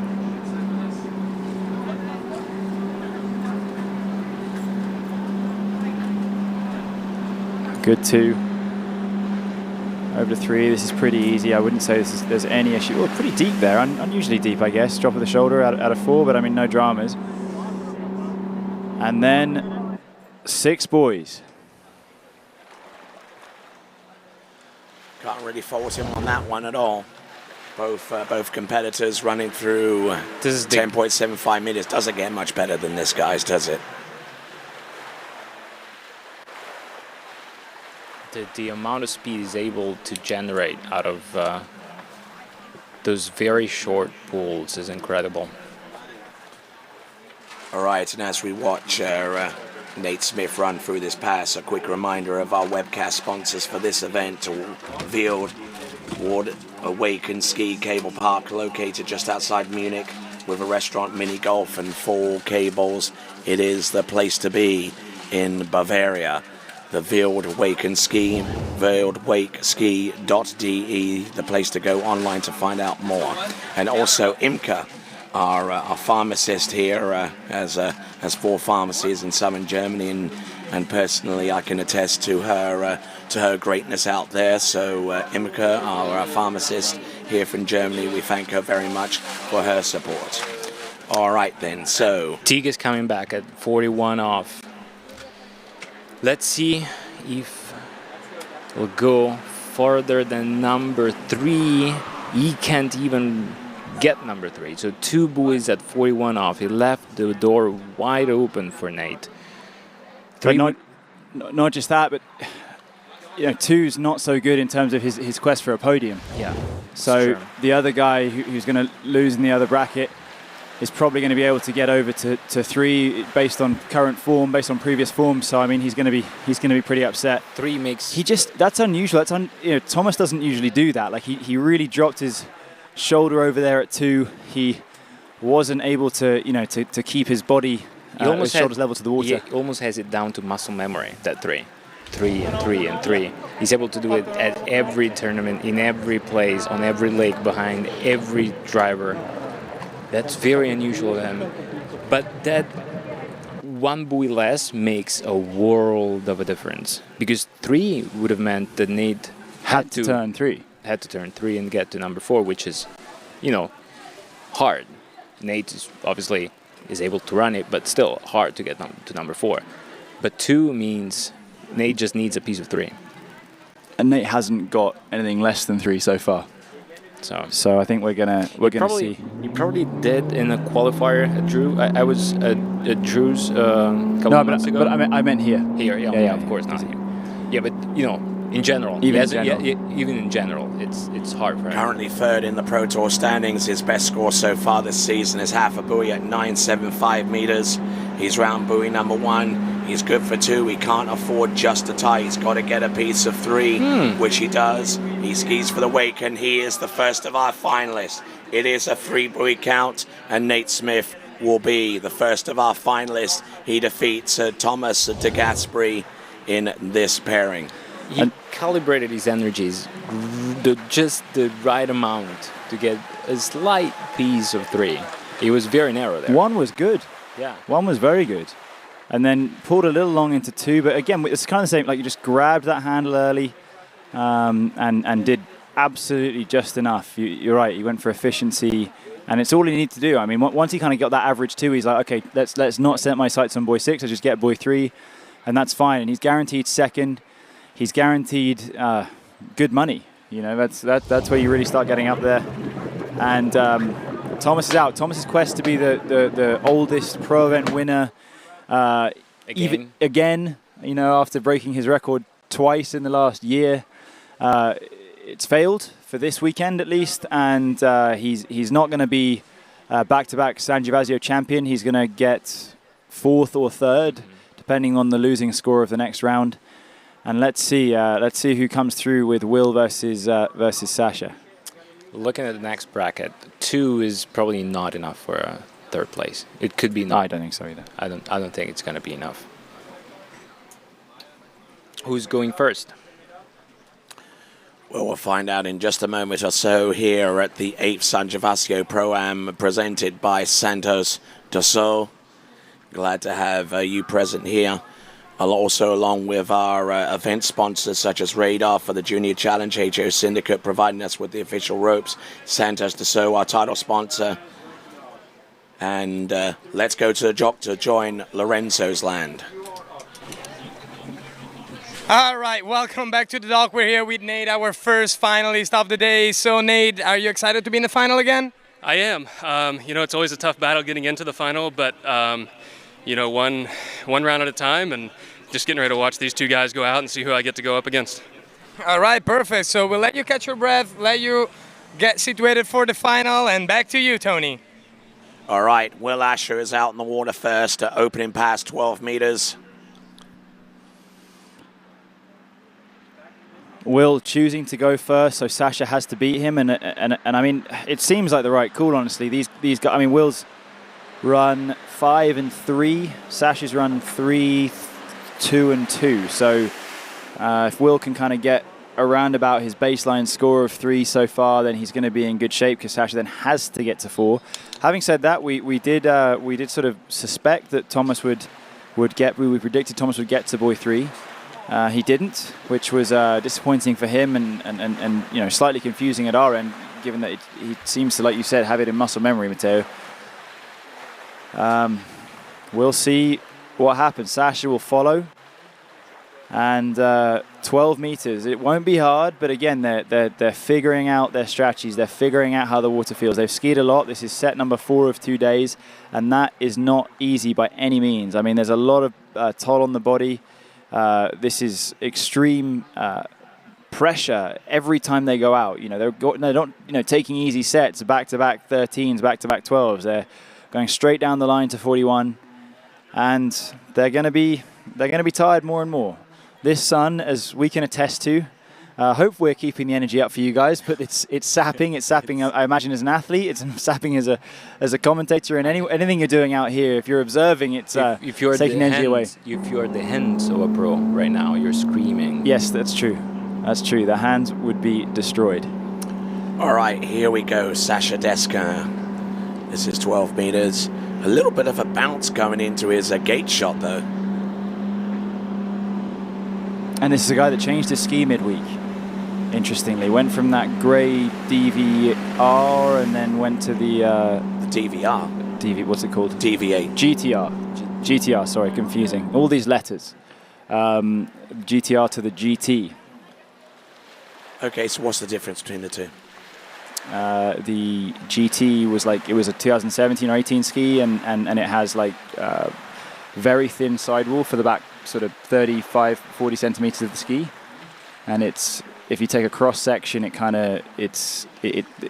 as you come up to that sidewall, it goes flat in, then 45 up, and then you have the sort of the spine there. Whereas that's the ski he's on now. The ski he was on last week has a sort of a diamond shape. Like you come up to the top of that sidewall, it comes up at an angle before you get to that middle spine. So it's an interesting thing. You don't often see it. It means that the tail of the ski rides very low in the water, which goes to Matteo's point we saw with Lucas earlier with the Connolly, that they ride low in the water and you kind of use the tail more.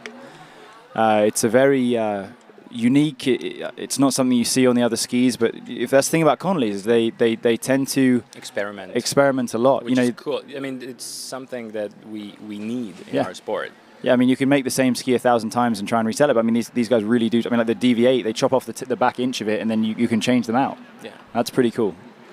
All right, here we go. This is Will Asher against Sasha Deska.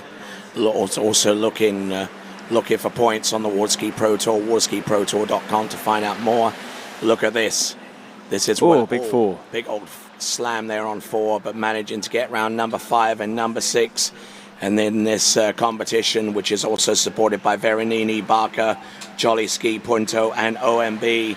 That was Will Asher, a 6-buoy count at 11.25 meters and maintaining the pairing, at least from his standpoint. So the fun part of this tournament is there are so many generations in the top 8. That between Tigas and Florian, it's not just one generation apart. It's like 2-3 generations of skiers apart. But you'd have to double Florian's age and plus 5 to get to Thomas. Yeah. Which is pretty amazing when you're talking about people competing against each other. It's nuts. You know, you Will and Tiga ski together their whole life, so the same generation. Then you have Sasha. It's a different generation of skiing. It's your generation of skiers. Then Brando is probably there in the middle. And Dane. And Dane as well. And then Florian. It's so exciting. Well, that's professional sport. It's what you see when you're, in the team sports. You don't really, define a team by its age. But I mean, you have individual sports, and it happens. You see, the young guns going up directly against the old guys and trying to take them on. Sasha coming in at 11, and again, probably not going to be so hard. But the thing is, at this stage, there's been so much skiing, and often we've seen in recent times there's been sort of weird stuff happens in a final. Like last weekend in Madrid, Will, Asher, they tied 3 at 41. Thomas and Will, and then suddenly they do a runoff, and Will goes down 39. I mean, you would have bet your house that wasn't going to happen. And then Thomas has to get 4, and he nearly missed it. I mean, he got it, but it was not easy. It was not a cakewalk. Strange things happen in head-to-heads as people get more and more tired. The fatigue is building, your body is moving more and more away from you, and it's tricky to keep your standards up as your body's falling apart more and more. I'm destroyed, and I just talked for a bit yesterday and today. We just did a little bit of mouth movement. These guys were whole body workouts 4 or 5 times. They're going for their 5th. They want to have their 5th time out in the water. It's going to be tricky. The water cools you down, so that's probably why. That's probably it, yeah. All right, here we are. Will Asher coming into the course, 10.75 meters. It's a must run. Absolutely. Absolutely a must run. He's got to do it. I mean, that'll be confirmed later on when Sasha goes, but I mean, I'm going to say that Will has to run this. He's dropped the shoulder at 1. That's a little bit weird. A little bit sunny.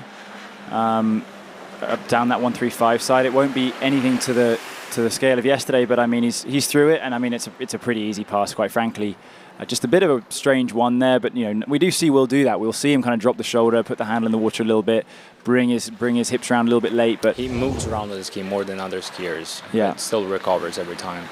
Do you think the sun is bothering them? I don't think it's later. I mean, later it will actually bother them going to 135s, but right now it's kind of in the middle, right straight through the corridor, so it doesn't bother the skiers. It shouldn't bother them too much, but it doesn't hurt. You get that little glint of at the wrong time, and you can kind of get put off just a touch. But yeah, I mean, I think these guys are fine, and the crucial thing is that they're coming back in at 10.25 from that end. I think this will be decided at 10.25. I mean, it could be decided at 9.75, but I think odds on 10.25 the next pass. We'll see what Sasha can do here. And going forward, a podium spot for either of our combatants here will be guaranteed if they score more than 2 at 10.25 meters. I think actually if they get 2, because they're higher seed than Thomas, so it'll push him down. Yeah. So if they get a full 2. So anyway, but to get there, Sasha has to run this.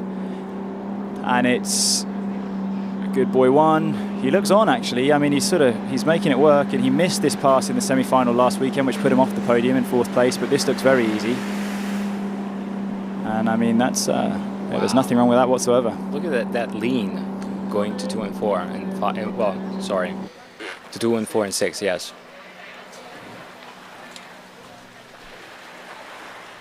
What's Will going to do? Again, going back to last week, looking, it's all relevant because of the form, and Will previously he in the semi-final he got a 2, and he might have thought that he was out of the final from that, but he was given a reprieve because Brando, who he was skiing against, did not manage to get the 2 1/4 that he needed.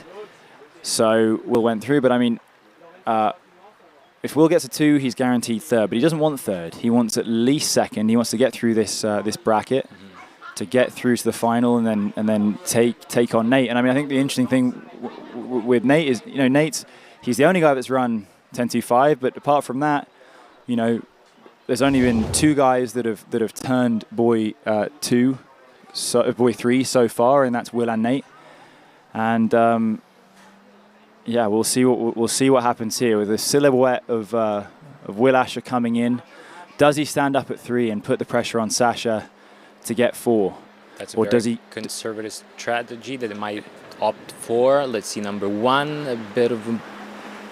It's good too. Very good too. Oh, he didn't stop there.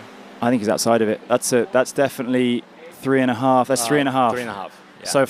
So that's a good. I mean, it's really good skiing actually, and I think that Sash he's gonna have to get his best score of probably the year, I would imagine, but certainly the last few tournaments. Well, that's great skiing from Will actually, and again, we're talking about skiers that have turned 3. That's where you're going to put the pressure. I mean, if Will gets through this bracket, he's turned 3 on 2/3 of half of his runs. That was ballsy of him. I mean, look at 3. Yeah. Usually, if you're there, if you don't feel perfectly, you can stand up, and it's kind of the same thing, 3 and 3.5, because the other skier still has to get to number 4 to beat you. So yeah, but I mean, I don't know, because I mean, Sasha, he can't just get that really easy 3 and pull and get slam it outside of buoy 4. He's got to get a full 4, and so that means you have to come into 3 and turn it to have the power, the composure, and the ability to come around 4 and stop. I want to ask you a bit of trivia that you probably know. How many people ran 41 here? You ran 41 here. Yeah, I've done it here. Nate's done it here. Will probably has done it. No, I don't think so. I could be wrong. Will's ran 5 a bunch of times here. Okay. All right, then it comes. Sasha's run 5 a few times here. So if twice. there are other 2 guys that can run 41 here, are Will and Sasha. Well, so it's going to be interesting. Well, Will's at the dock, waiting to find out what his fate is going to be. Sasha Desco coming into this second part of this pairing in a semi-final, which is represented by 4 different ski brands. Well, let's see it. He needs a full 4. There's no 3 3/4. He's got to get a full 4, and that would be his best score in a little while. He skied well this set, actually, so let's see what he does. He's over to 1, and it's decent 1, and he's over to 2, and it's a really good 2, and I think he might do this. And wow! Oh my God! And does he get the exit? He does. That's it. And Will Asher is out, and Sash is in the final, and that's huge. Out with 3.5 at 4. That's huge. Yeah. That's amazing. Which means that Will Asher is in 3rd and Tigas is in 4th. Yes. Wow. Well, he definitely earned that. I'm going to say that Will's going to be thinking, how on earth did that happen? Because, I mean... He was in it. I mean, he could run it. I mean, he obviously didn't change edge the way you would on number 4 if you didn't know that 4 was enough. Because number 1 and 2 were great. Well, he's it's funny. I mean, he got 2 at 41 in the first of these in this quarterfinal, and we thought he might have a chance of going out, but I mean, he was in good shape here. And there it is. That's 4 at 41. That's a very good score. Okay, so great skiing, and it's going to be 4, and let's go over to Lorenzo's land. All right, welcome back to the dock here with Sasha, who just got through this round and is into the final. So, Sasha, how was it out there? I don't know. It's the first time of the year I can turn a 3-ball, so it was the right time to do it. And yeah, that's it. I'm happy. I did my best. Better than the first round. Definitely better than the first round. Congratulations for getting into the final, and we'll see you next round. Thank you. See you soon, and back to you, Tony. Okay, with a season's best score, that was Sasha Desco. And is that enough to earn your vote for Skier of the Day? Vote now. Go to waterskibroadcasting.com/play. And also, from the TWBC point of view, it means that the sponsors of the Skier of the Audience Prize of the Day are represented. D3 and Conley. You're a company man, Tony. I try to be. Yeah, well, that's maybe an upset. I mean, Will probably would have been fancied with 3.5. I mean, like we were talking about, there's been 2 skiers that have turned 3 today. Will's done it twice. Nate's done it once, and now Sasha, in the most recent round here, he did it. So that's an upset, I'd say. Will would have probably thought he was sitting pretty. We've been talking all day about that crucial 3 at 41 and putting the pressure to turn to get around 3 and over to 4, and that was pretty. Sasha didn't bend under pressure. He performed. I mean, that was a very good start. Given that pass, I'd say he might have a shot. At running 41 off here. All right, so we'll be back with more action. We've got the final two pairings. The final of the women's, the final of the men, and all that action to come right after this in the 8th edition of the San Gervasio Pro-Am, presented by Santos Dassault. We'll be back right after these.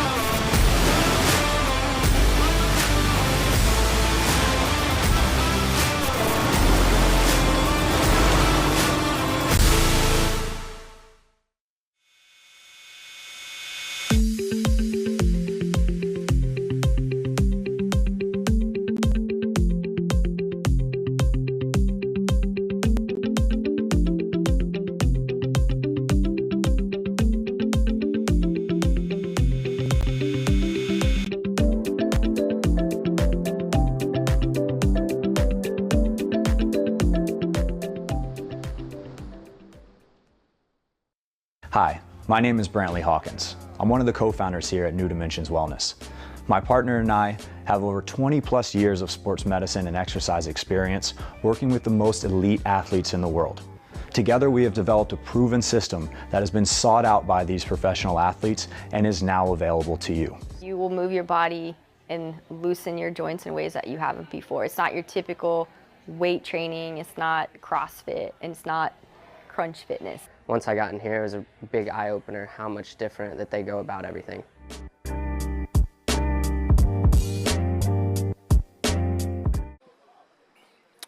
All right, returning to our last stanza of action. Yes, the women's and the men's final here at the 8th edition of the San Gervasio Pro-Am, presented by Santos Dassault. And, well, it's come down to this. 2 HO skiers in the women's competition, and then a Divry versus Conley battle in the men's. It certainly has, yeah. And I mean, beyond that, like I think what's cool is that we've had in the women, it's the top 2 seeds, and Jamie's sort of just been business. She's been just knocking down those 38s, looking really, really good and not having any issues. And then Ali's probably had more of a bit of an emotional roller coaster. She's come through having busted her ski up. She's gone through 2 rounds running on a ski that she hasn't been skiing on, and you know, I can't overstate how hard that is, and I'm so impressed with her to have kind of gone out there and started running her 38s on that new ski. Here she is. She's about to be in the final with Jamie Bull, and Jamie, you know, let's say probably the favorite. She's got, I don't know, 5-10 somewhere in there career wins, and Ali has had some podiums. I mean, I think she got on the podium at Swiss earlier this year. Let's see. Maybe she came second at Moomba in 2020. Still searching for her. Actually, at that 2020, she ran off for the win. So she's still searching for her first pro win. HO marketing team sitting there very happy. They're like, well, whatever happens, we got a winner. They're also probably paying out some performance incentives. So. Good for them, but that's what you want to see. You want to see your guys on the top, and they've obviously been supplying good equipment for their guys to get to the top. Jamie will be, yeah, like I say, going in as a slight favorite. She's the only one that's run 39 so far. She's one of only a few that have run 39 so far this year. I think Regina and Whitney McClintock have done it earlier as well. But yeah, we're set up for a great final. I'm very excited, and I think we're just going to see that on the other side of a commercial break. All right, then we'll return after this and the 8th San Gervasio Pro-Am, presented by Santos Dassault. What if I told you there was a place where the sounds of nature are only broken by the roar of a boat, a place where that summer feeling lasts all year long, place where the Florida sun is only outshined by the smiles of the skiers. A place where first-time skiers can ski alongside world champions, and the world-class coaches work with all levels of skiers. What if I told you there was a place where life slows down and your only job is to make lifelong memories? That place is Swiss Waterski Resort. Book your trip at SwissWaterskiResort.com.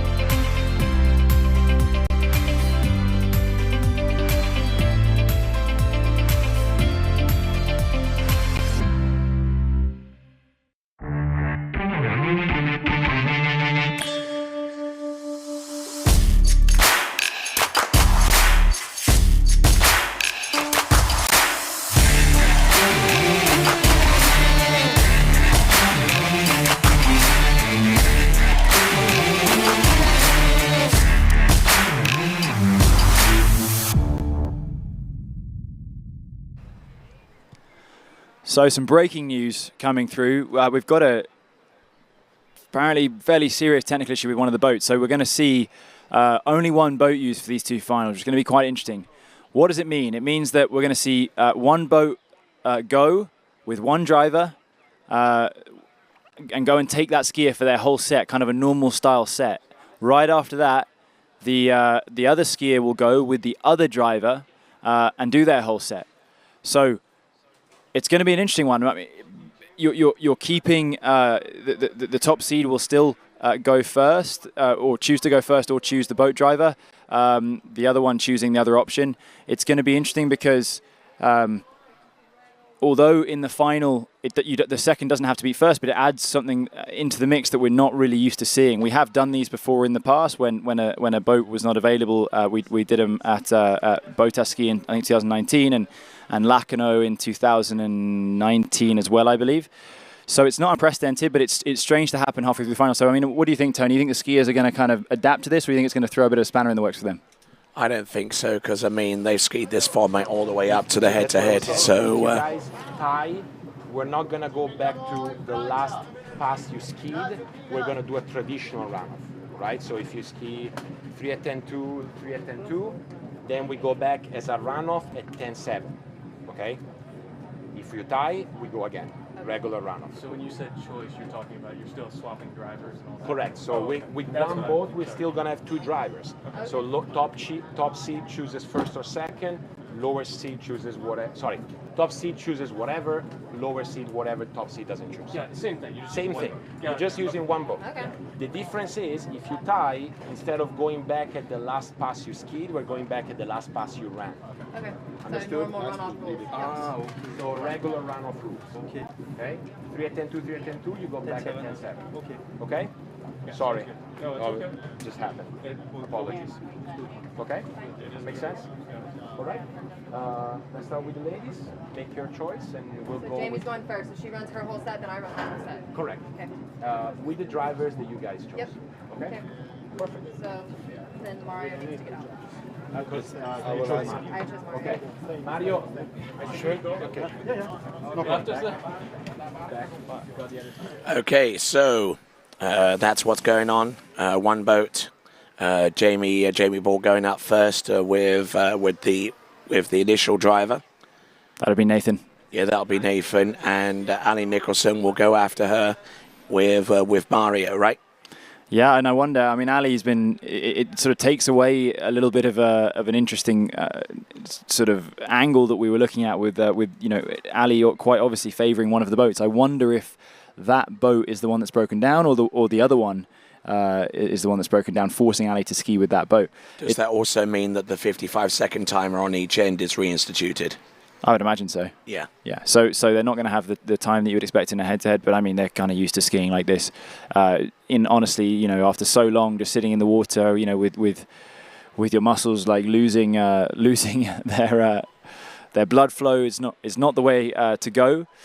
But yeah, I mean, it's an interesting wrinkle. I mean, I don't think it's going to be that crazy. I feel bad for tournament organisers. I feel bad. Matteo there, obviously apologising, but doing a good job of explaining the new situation. I think the one thing we've got to look at, just from a competitive standpoint, is previously it didn't really matter in a head-to-head if you were going first or second, because it basically, you when you got to your ultimate pass, if you tied, you would go again, and there hadn't been much time in between when you skied.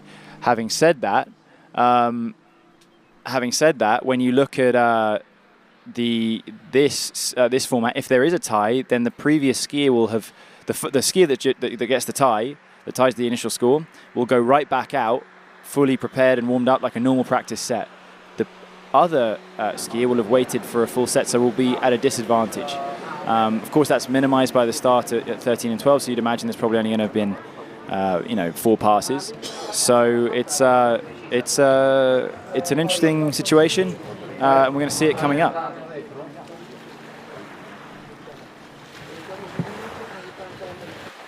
Yeah, so certainly a different dynamic now. So to re-emphasize the point, one of our boats used in the head-to-head has developed a mechanical problem, necessitating the need to use one boat, and so the choice for our skiers is basically the driver, not so much the boat.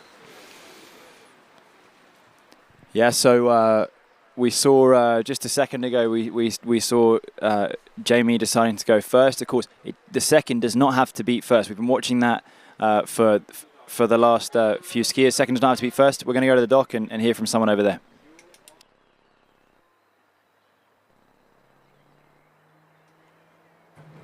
We're here with Ali. So you are in the final. After all the drama of your ski snapping in the first round, how does it feel now? It's going to be slightly different because we have only one boat. What's your take on this? Yeah, so I mean, this weekend has definitely been a roller coaster of emotions for me, and now we're just kind of adding to the change again. But it's fine. I mean, I've been skiing behind the boat that we still have all day, so that's good. I'm happy with that. So yeah, a little different head-to-head situation we have here, but it's going to be fun. Good luck to you. Thank you.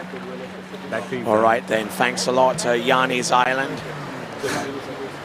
We'll keep coming up with them as soon as they change. Our friend Lorenzo had to return to his land and had to get a plane, so he's running late, so he's run off. So Matteo has gone to replace him, leaving you in the booth with just me and Tony.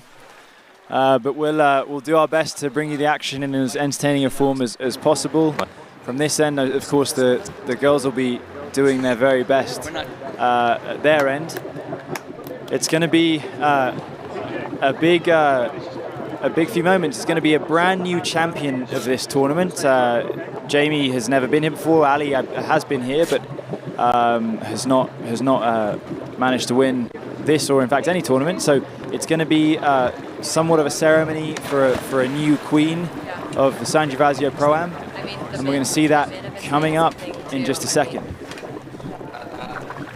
All right, so Jamie Ball, the current world champion, the current under-21 world champion and record holder, had an absolutely scintillating season last year. is already off to a great start, having graduated in her degree field of biomechanical engineering from the University of Louisiana at Lafayette. So 13 meters, and this goes back to being a very traditional set.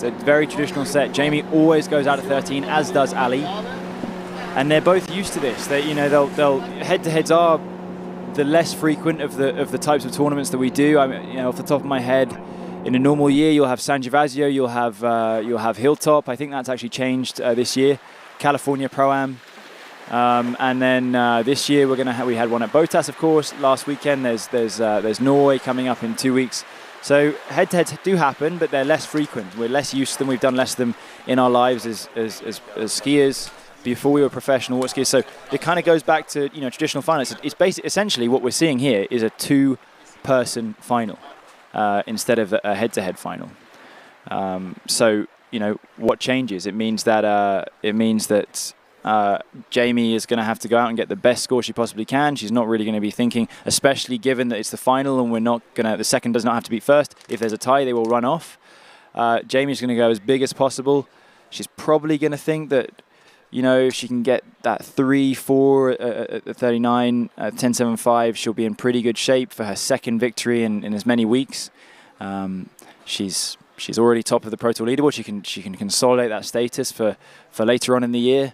We're taking the best 7 results for the Pro Tour leaderboard. Jamie coming right back, so sitting back down for barely 50 seconds, 55 seconds, and she's through the gates and into 1 and into 2 at 12. And again, it's just very, very easy. You just don't expect to see a mistake from Jamie Bull.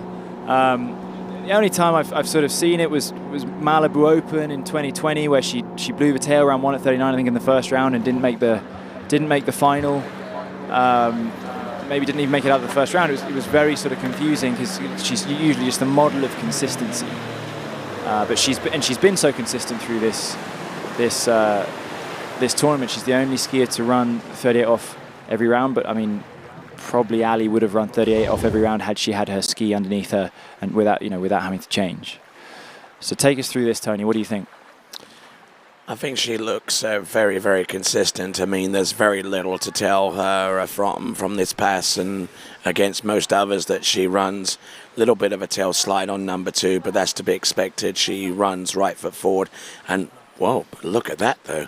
A huge tail slide off number 3, and that's on her offside. So she skis fairly even-handed on each side, and that is the mark of a truly fantastic athlete out there that is prepared to spend the time, spend the effort, spend a lot of other elements to get the technique exactly right to where it puts her in the best position to win. Yeah, and I've seen Jamie improve. She got on most people's radars for the first time in 2017 when the World Championships in Paris, which was a very, very hard place to ski. She did well as I think she was probably about 17, and she got on the podium. This is 38 off, and she's running it. She's over to 5, and it's easy. It's almost easy to kind of forget that that's a short line because she's right through it. That's a big pass. I mean, I think she's gonna be going for a very strong score here at 10.75. I mean, she looks good for it. I was going to say her offside has always been especially good, freakishly good actually for a righty. 135 always been a big strength. She comes out so strong, so balanced. Onside hasn't been so good, but watch, she's worked on it so well. I think with Marcus, they talk a lot about technique. They talk a lot about what to do to improve every aspect of the ski of your skiing, and she comes through her onside better and better, which I think that's why in the last year we've seen her be so dominant and get so many wins, is because she wasn't kind of getting to a buoy 2 at 39 and sitting on the tail and scraping a 3. She's now getting the 1 that she was always getting a good 2, and then doing what she does best at buoy 3 to take her down the pass. Just wonderful stuff there from Jamie Bull, just making sure that whenever she goes cross course, she doesn't sacrifice the position behind the boat for the sake of the turn. Because you only get one shot to get from one side to the other, and it has to be spot on. Okay, so Jamie Bull is 10.75. I mean, she's going to obviously want to run it. We know she can. We saw her do it this way in the first round. She's got a decent one. Will she get the 2 she needs? Little on the tail. I think 3 is going to be a big turn. And will she get the 4? No, she did 3. So, you know, she's got a best score of the tournament in the first round, a bit like Ali Garcia earlier, we mentioned it. She'll be disappointed because I think, you know, she got the 1, I'd say, to get through it. And I've seen her get all the way through this pass with a 1 like that many times. She's run this pass a lot the last year of tournament. I've seen her run it a bunch of times. Let's have a look at this again in more close detail. Yeah, that's a good enough 1. I think I just wonder coming in here, did she grab the hand a little bit too early? Like she was maybe just a touch narrow. She moved a little bit late, moved a little bit aggressive, and then here she just sort of pushed a little bit on the ski when she didn't need to. And it's still a good score. It's still, honestly, it could be a winning score. Ali's going out second. She's going to ski, you know, knowing with Mary at the helm, and she's going to be able to know exactly what she needs to get. I think her best score of the year is 4. In fact, I saw her at the Masters qualifier in it would have been in May. She needed a 4 to get in the Masters qualifier spots, and she did it. You know, in the last round, and it was really clutch skiing. So I've seen her do this earlier in the year to get, and she doesn't need a full 4. She just needs a piece of it. She's definitely in the game to do it. She's been improving every round with this new ski. And what a story it would be if she could go out there and take the title on a ski that she had not skied on for, you know, a handful of months, at least 6 months before today. So before yesterday afternoon, when she unfortunately had the ski snap due to the handle going around the tip of it. And I think there's a lesson to be learned from this is don't be so quick to sell your ski. Yeah, exactly. Yeah, I mean, it would be whatever happens, she's done well. She's run 38 round after round after round. We did see, and you can see on her face, there's a lot of sun. We saw them sort of squinting into the sun down the lake earlier. And Ali, you know, like I say, business as usual. It's 13 meters. It's Ali Nicholson, and she knows what she's doing. She would have been very disappointed last week with going out in the quarterfinals, especially being the second best skier, the second seeded skier through the qualifiers. I think that you know, she's made up for it this weekend. Whatever happens, she's guaranteed second, and that's great. That's probably her highest podium. Well, it is her highest podium equal. Like I said, she's got a second at Moomba off the top of my head, and she's got a third at Swiss. I watched her the whole way through last year at all the tournaments, and she was always, it seemed unfortunate. She would kind of ski well. She did it at Hilltop. She did it at Malibu Open. Off the top of my head, she was always kind of there or thereabouts and very much in the mix going into the final. And in the final, things just seemed to not work out. So, and that included the head-to-head finals, and she just wouldn't, you know, she wasn't that close to the podium too often. She's done obviously a lot of work. People that don't know her story, she was a nurse of some description. Tony, you'll tell me. She's a traveling nurse these days. That's right, but she's taken a sabbatical specifically for this purpose. She wanted to put her skiing front and center for 6 months. She left her job, I believe, you know, a handful of months ago. She moved to Orlando. She trained in Orlando for the last few months. She got her podium at the Swiss Pro. She made the final at Masters. I think she came 4th there, and then here she is. She's decided to do all of Europe. She's traveling to 5 events in 5 weekends. She'll be in Greece next week, Norway the weekend after, and the UK after that, before, you know, heading home to probably quite a reality check after quite a fun few weeks. And sampling all the meats and cheeses from all the land. That's true, yeah. I mean, so her boyfriend is leaving start of this week, and her mum's flying in, so she's got a lot of support, and she's making the most of, you know, maybe a once in a lifetime opportunity to come out here. She's told me she's planning all sorts of sightseeing, tourism to do. You know, she's going to do in Greece. She was worried this morning. She was talking about where she might get a practice set in Greece so she can get used to this new ski. But having said that, she seems to have got used to it pretty quickly. She's not going to be too stressed going into next weekend, having run 38, 2 out of 2 rounds today, and probably doing quite a good job as we're about to see in this round, I imagine. Okay, let's point out why Jamie Bull is still in her ski gear, because the rule that dictates that the second person out must exceed to win is no longer in effect. It no longer is in effect, and look at that, it's a brilliant offside turn. And I think, Ali she in the first 2 rounds of this head-to-head in the quarterfinal and semi-final, she chose to put out the skier that she had the opportunity to go first when she had the advantage in going first, but she chose to put them out before her.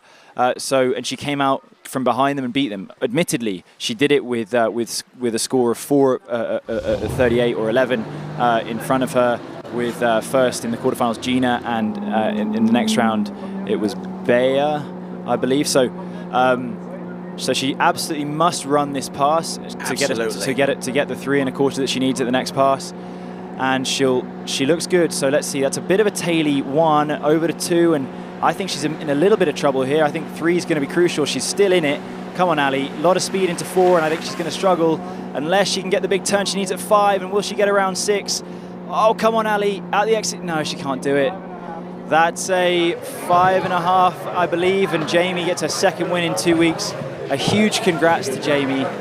That's massive, and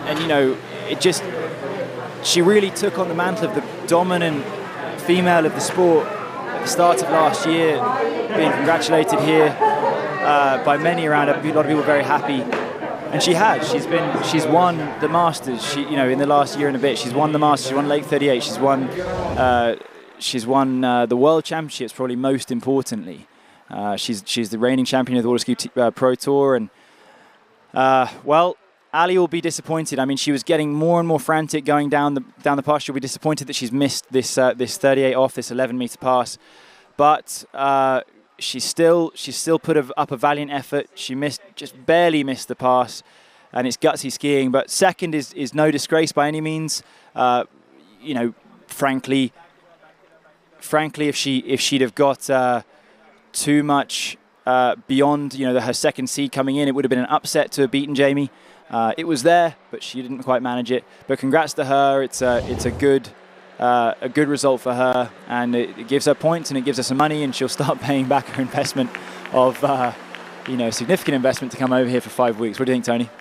Yes, absolutely, and let's not forget Patrizia Ianni as well, who got third place, is on the podium for Italy, her highest Pro Tour position finish, and we'll go to dockside and check in with Ianni.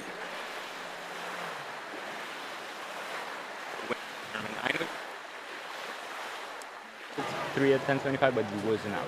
How does it feel? I mean, I'm super happy to take another win, so can't complain with that. Be enough.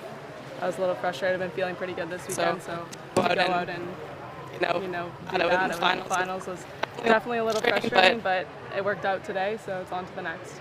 Congratulations again. Hoping to see you here next year. Back to you, Tony. Why, thank you there from Ianni's Island. Thanks, guys. And a typically calm Jamie Bull. She's she's got ice in her veins. She never gets too excited. I mean, look at the lead.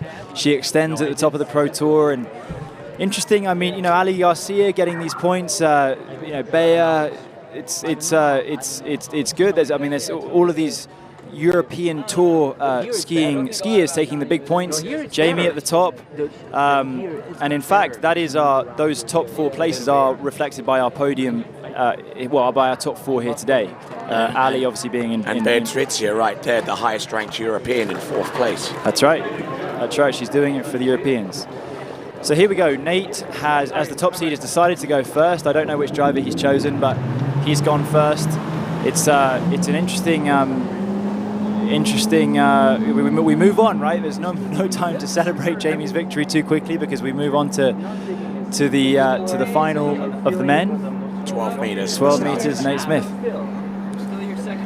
Entrance, buoy 1, just trying to plant his ski in off each turn and just hold on to everything that he can muster and get through the opening pass.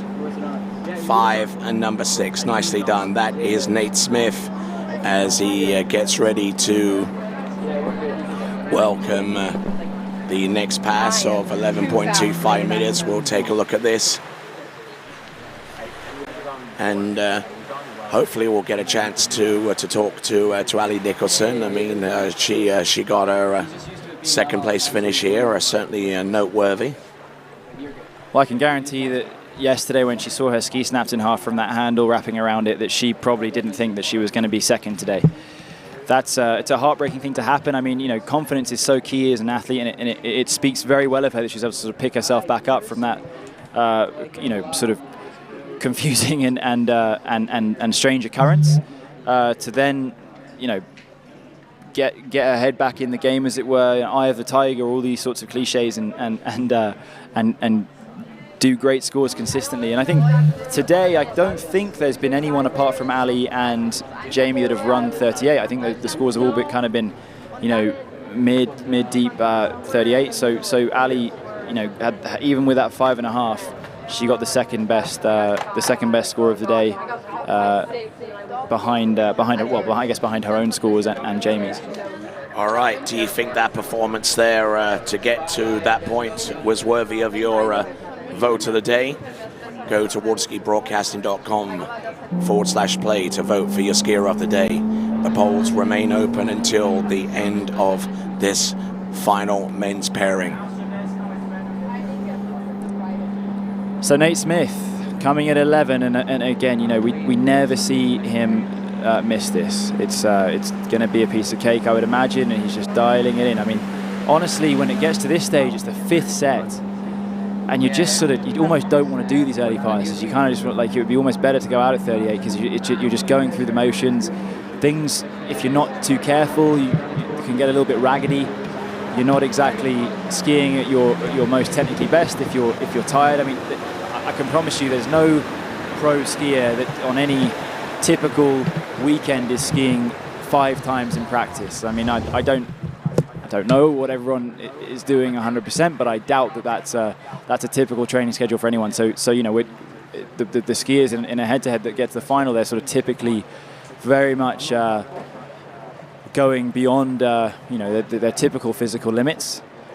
So very easy pass from Nate, very, very easy, and we're going to see him come through at 10.75 in just a second. Again, I'm going to say a must-run pass if she wants a chance, and if he wants a chance, and we're going to see Sasha come up afterwards and try and take down whatever score he sets. Right, you are. So Nate Smith, I understand that both of these skiers are skiing behind the same driver, which will be Mario Pagazzi. I wonder why that is. That's a strange change of rules there, but yeah, that's a funny one, isn't it? All right, so a little bit sunny. Nate coming in at 1 at 10.75, over to 2. Nothing particularly crazy about this pass. It's Nate Smith, it's 10.75, and we all kind of expect him to run it, and he does, and he's waiting at buoy 6. Nice, absolutely.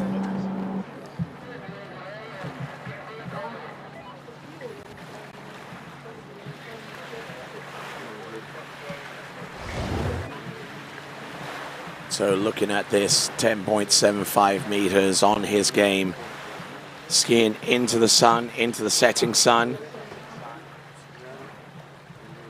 This lake ski is east-west, as you can probably imagine. And just absolutely crushing these buoys, especially that number 4. Right foot forward, hardly surprising.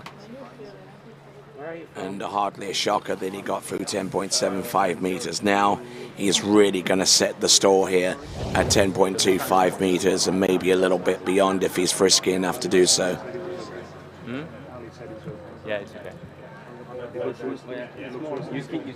So here we go. We're going to see Nate Smith come in at 10.25. His scores have been sort of irregular for him. He's had, I think, 3, 6, 3, 3.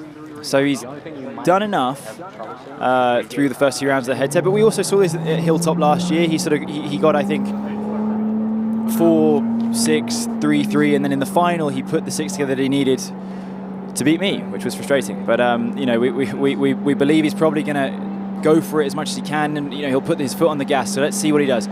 His one is very good, actually. He's pulled hard to 2 and he's turned 2, and he's way better in this than the previous ones. And he's over to 3, and it looks just easy. and 4, and I think he's going to go around 5 and turn this and run it, and actually that's as good of a 10.25 as you'll ever see, I'm going to say. Oh yeah, absolutely on form there. That is Nate Smith running through 10.25 meters and really setting the stall out for Sasha Deska. Now it comes down to how much he can get down, 9.75 meters, skiing very much into the sun. Watch the balance around the back end of 1 here. I mean, he just got whipped over to 2, you know, and barely any tip rise, straight over to 2, turns it. Previously, he was kind of grabbing the handle high and finishing with his weight on the wrong side of that ski, but there he is, nose in the water from an early point, moving backwards on the ski, and yeah, that's it. When he runs it like that, you go, how can he miss it? Like that's what makes it so strange that he's sort of managed to only get 3 in 3 of the rounds this weekend. Like I say, irregular for him. 6, 3, 3, and 6. But anyway, here we go. I mean, we've never had a pro final decided at 9.75. So for that to happen, Sasha is going to have to run 6 at 10.25, and I think there's going to be sun in. Looking at that, there's going to be sun in Nate's eyes. One's going to be crucial. You know, let's say leaves the door open if he goes inside of 1. I mean, I think that's harsh, but I mean, he'll want to get around 1, and he does go inside 1. Does he go inside of it? Yeah, so he does. So that's 0 at 9.75 twice. Well, I mean, you know, again, incredibly hard to say, given it's the best score of the tournament by at least by 1 boy, that he's left the door open there. But I mean, if Sasha can get through the 10.25 pass, which he you know, he hasn't managed this year. Let's see. But yeah, Nate Smith so far, he takes the best score of the tournament, which there are points for. He gets 2 points, sort of like in F1, where you get the fastest lap gets an extra bonus point. There's the same sort of deal here. So he's at the moment got 2 points. Sasha's going to, you know, in order to win, he's going to have to get the 2 points for himself. So you know, the winner here is going to leave with 50 points plus 2. That's 100% for certain. I guess unless there's a tie, and then they'll come back at the last completed pass, which would be 10.25, which would be brilliant to see. But we'll see what's going to happen. The boat is down at the other end of the lake. It's going to come back, and Sasha's going to go out and ski. The pressure's not really on him, I'm going to say. I mean, you know, you're not expected to win by any means when you have to run 10.25. So, you know, he can kind of go out there, he can attack. It's not like he has to think about, oh, I've just got to get to 3, I've just got to get to 4. No, he has to attack from the very first ball. He has to, you know, make sure that he's going for it at every step of the way.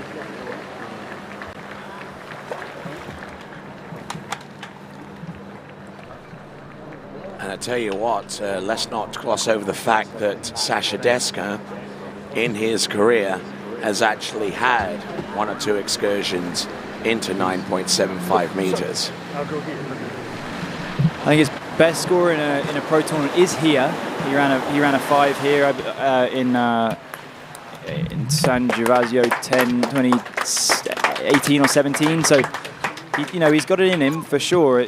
It would be, you know, and he did it with the pressure on him earlier on. He needed to get a full 4 at 10.25, which was a big ask against Will, and he managed it. He did it. He got through that semi-final as the underdog, as the lower seeded skier, against someone that just got you know the third best score of the whole tournament, and better than Sasha had the whole tournament. So, you know, who's to say that with the pressure on, the time to shine is now. Who's to say he can't do it?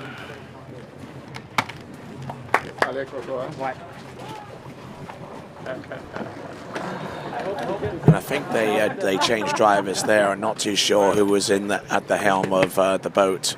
Yeah, that's Manuel now. I think that it was Mario before, and it's now Manuel, which I think is fair. I mean, I think the rules as Matteo was stating him earlier, it looked like he said that there was going to be a swap out of the driver. I think that's, you know, they've kind of planned for that, and, you know, these drivers, let's not forget, they want to participate in this final, so to take that away from them would be pretty rough.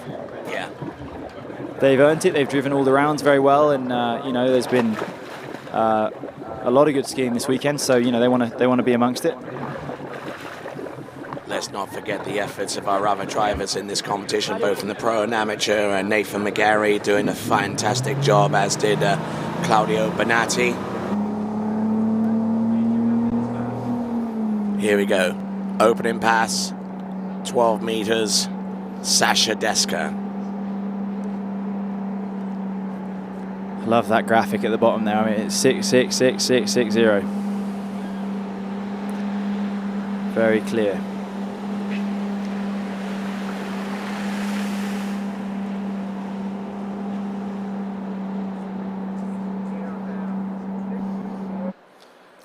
The sun's going to come into it again. I mean, I think, Nate didn't seem to have too many problems with it, but I mean, I'm looking down the lake, and I mean, it's glistening. It really is. There's a lot of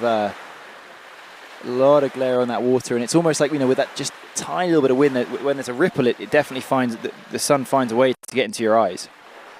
Not so easy going away. Of course, it won't have any problem coming towards the dock, but the 10.75 going away, which is obviously a must run. I mean, the first 4 passes here are must runs in order to get the win. Right, you are. Go vote for your skier of the day.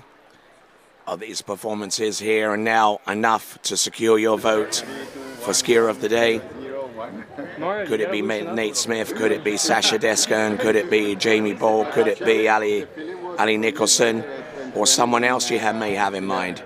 Also participate in our matches in bplayfuel.com, bplayfuel.com. Yeah. That was good.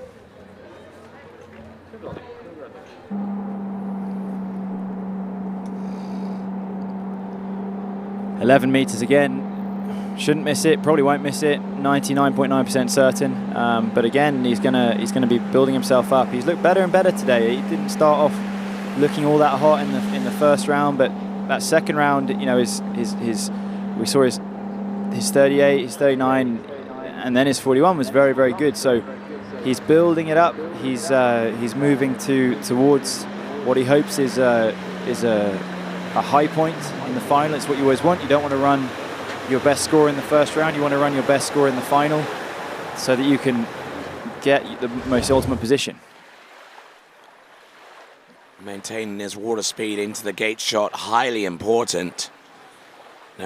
Especially at this short line length at 11.25 meters, where the line doesn't even get outside buoy's width. Just look at this, just remarkable stuff. And you know what?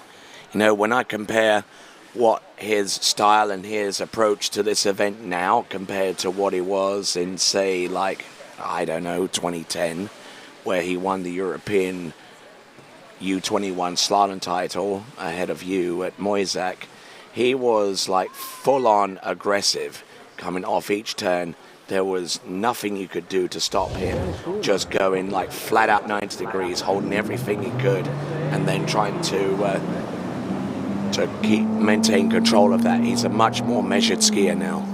Yeah, I think that's what you do as you're a kid. You kind of think that water skiing is about pushing and pulling as hard as you can, but it's not. And I think we're hopefully all getting more refined as we go, which is why Thomas and Will are still going so strong. Sasha coming into 2, he's looking good. A little bit of a glare probably, but he's fine. And this is an easy pass.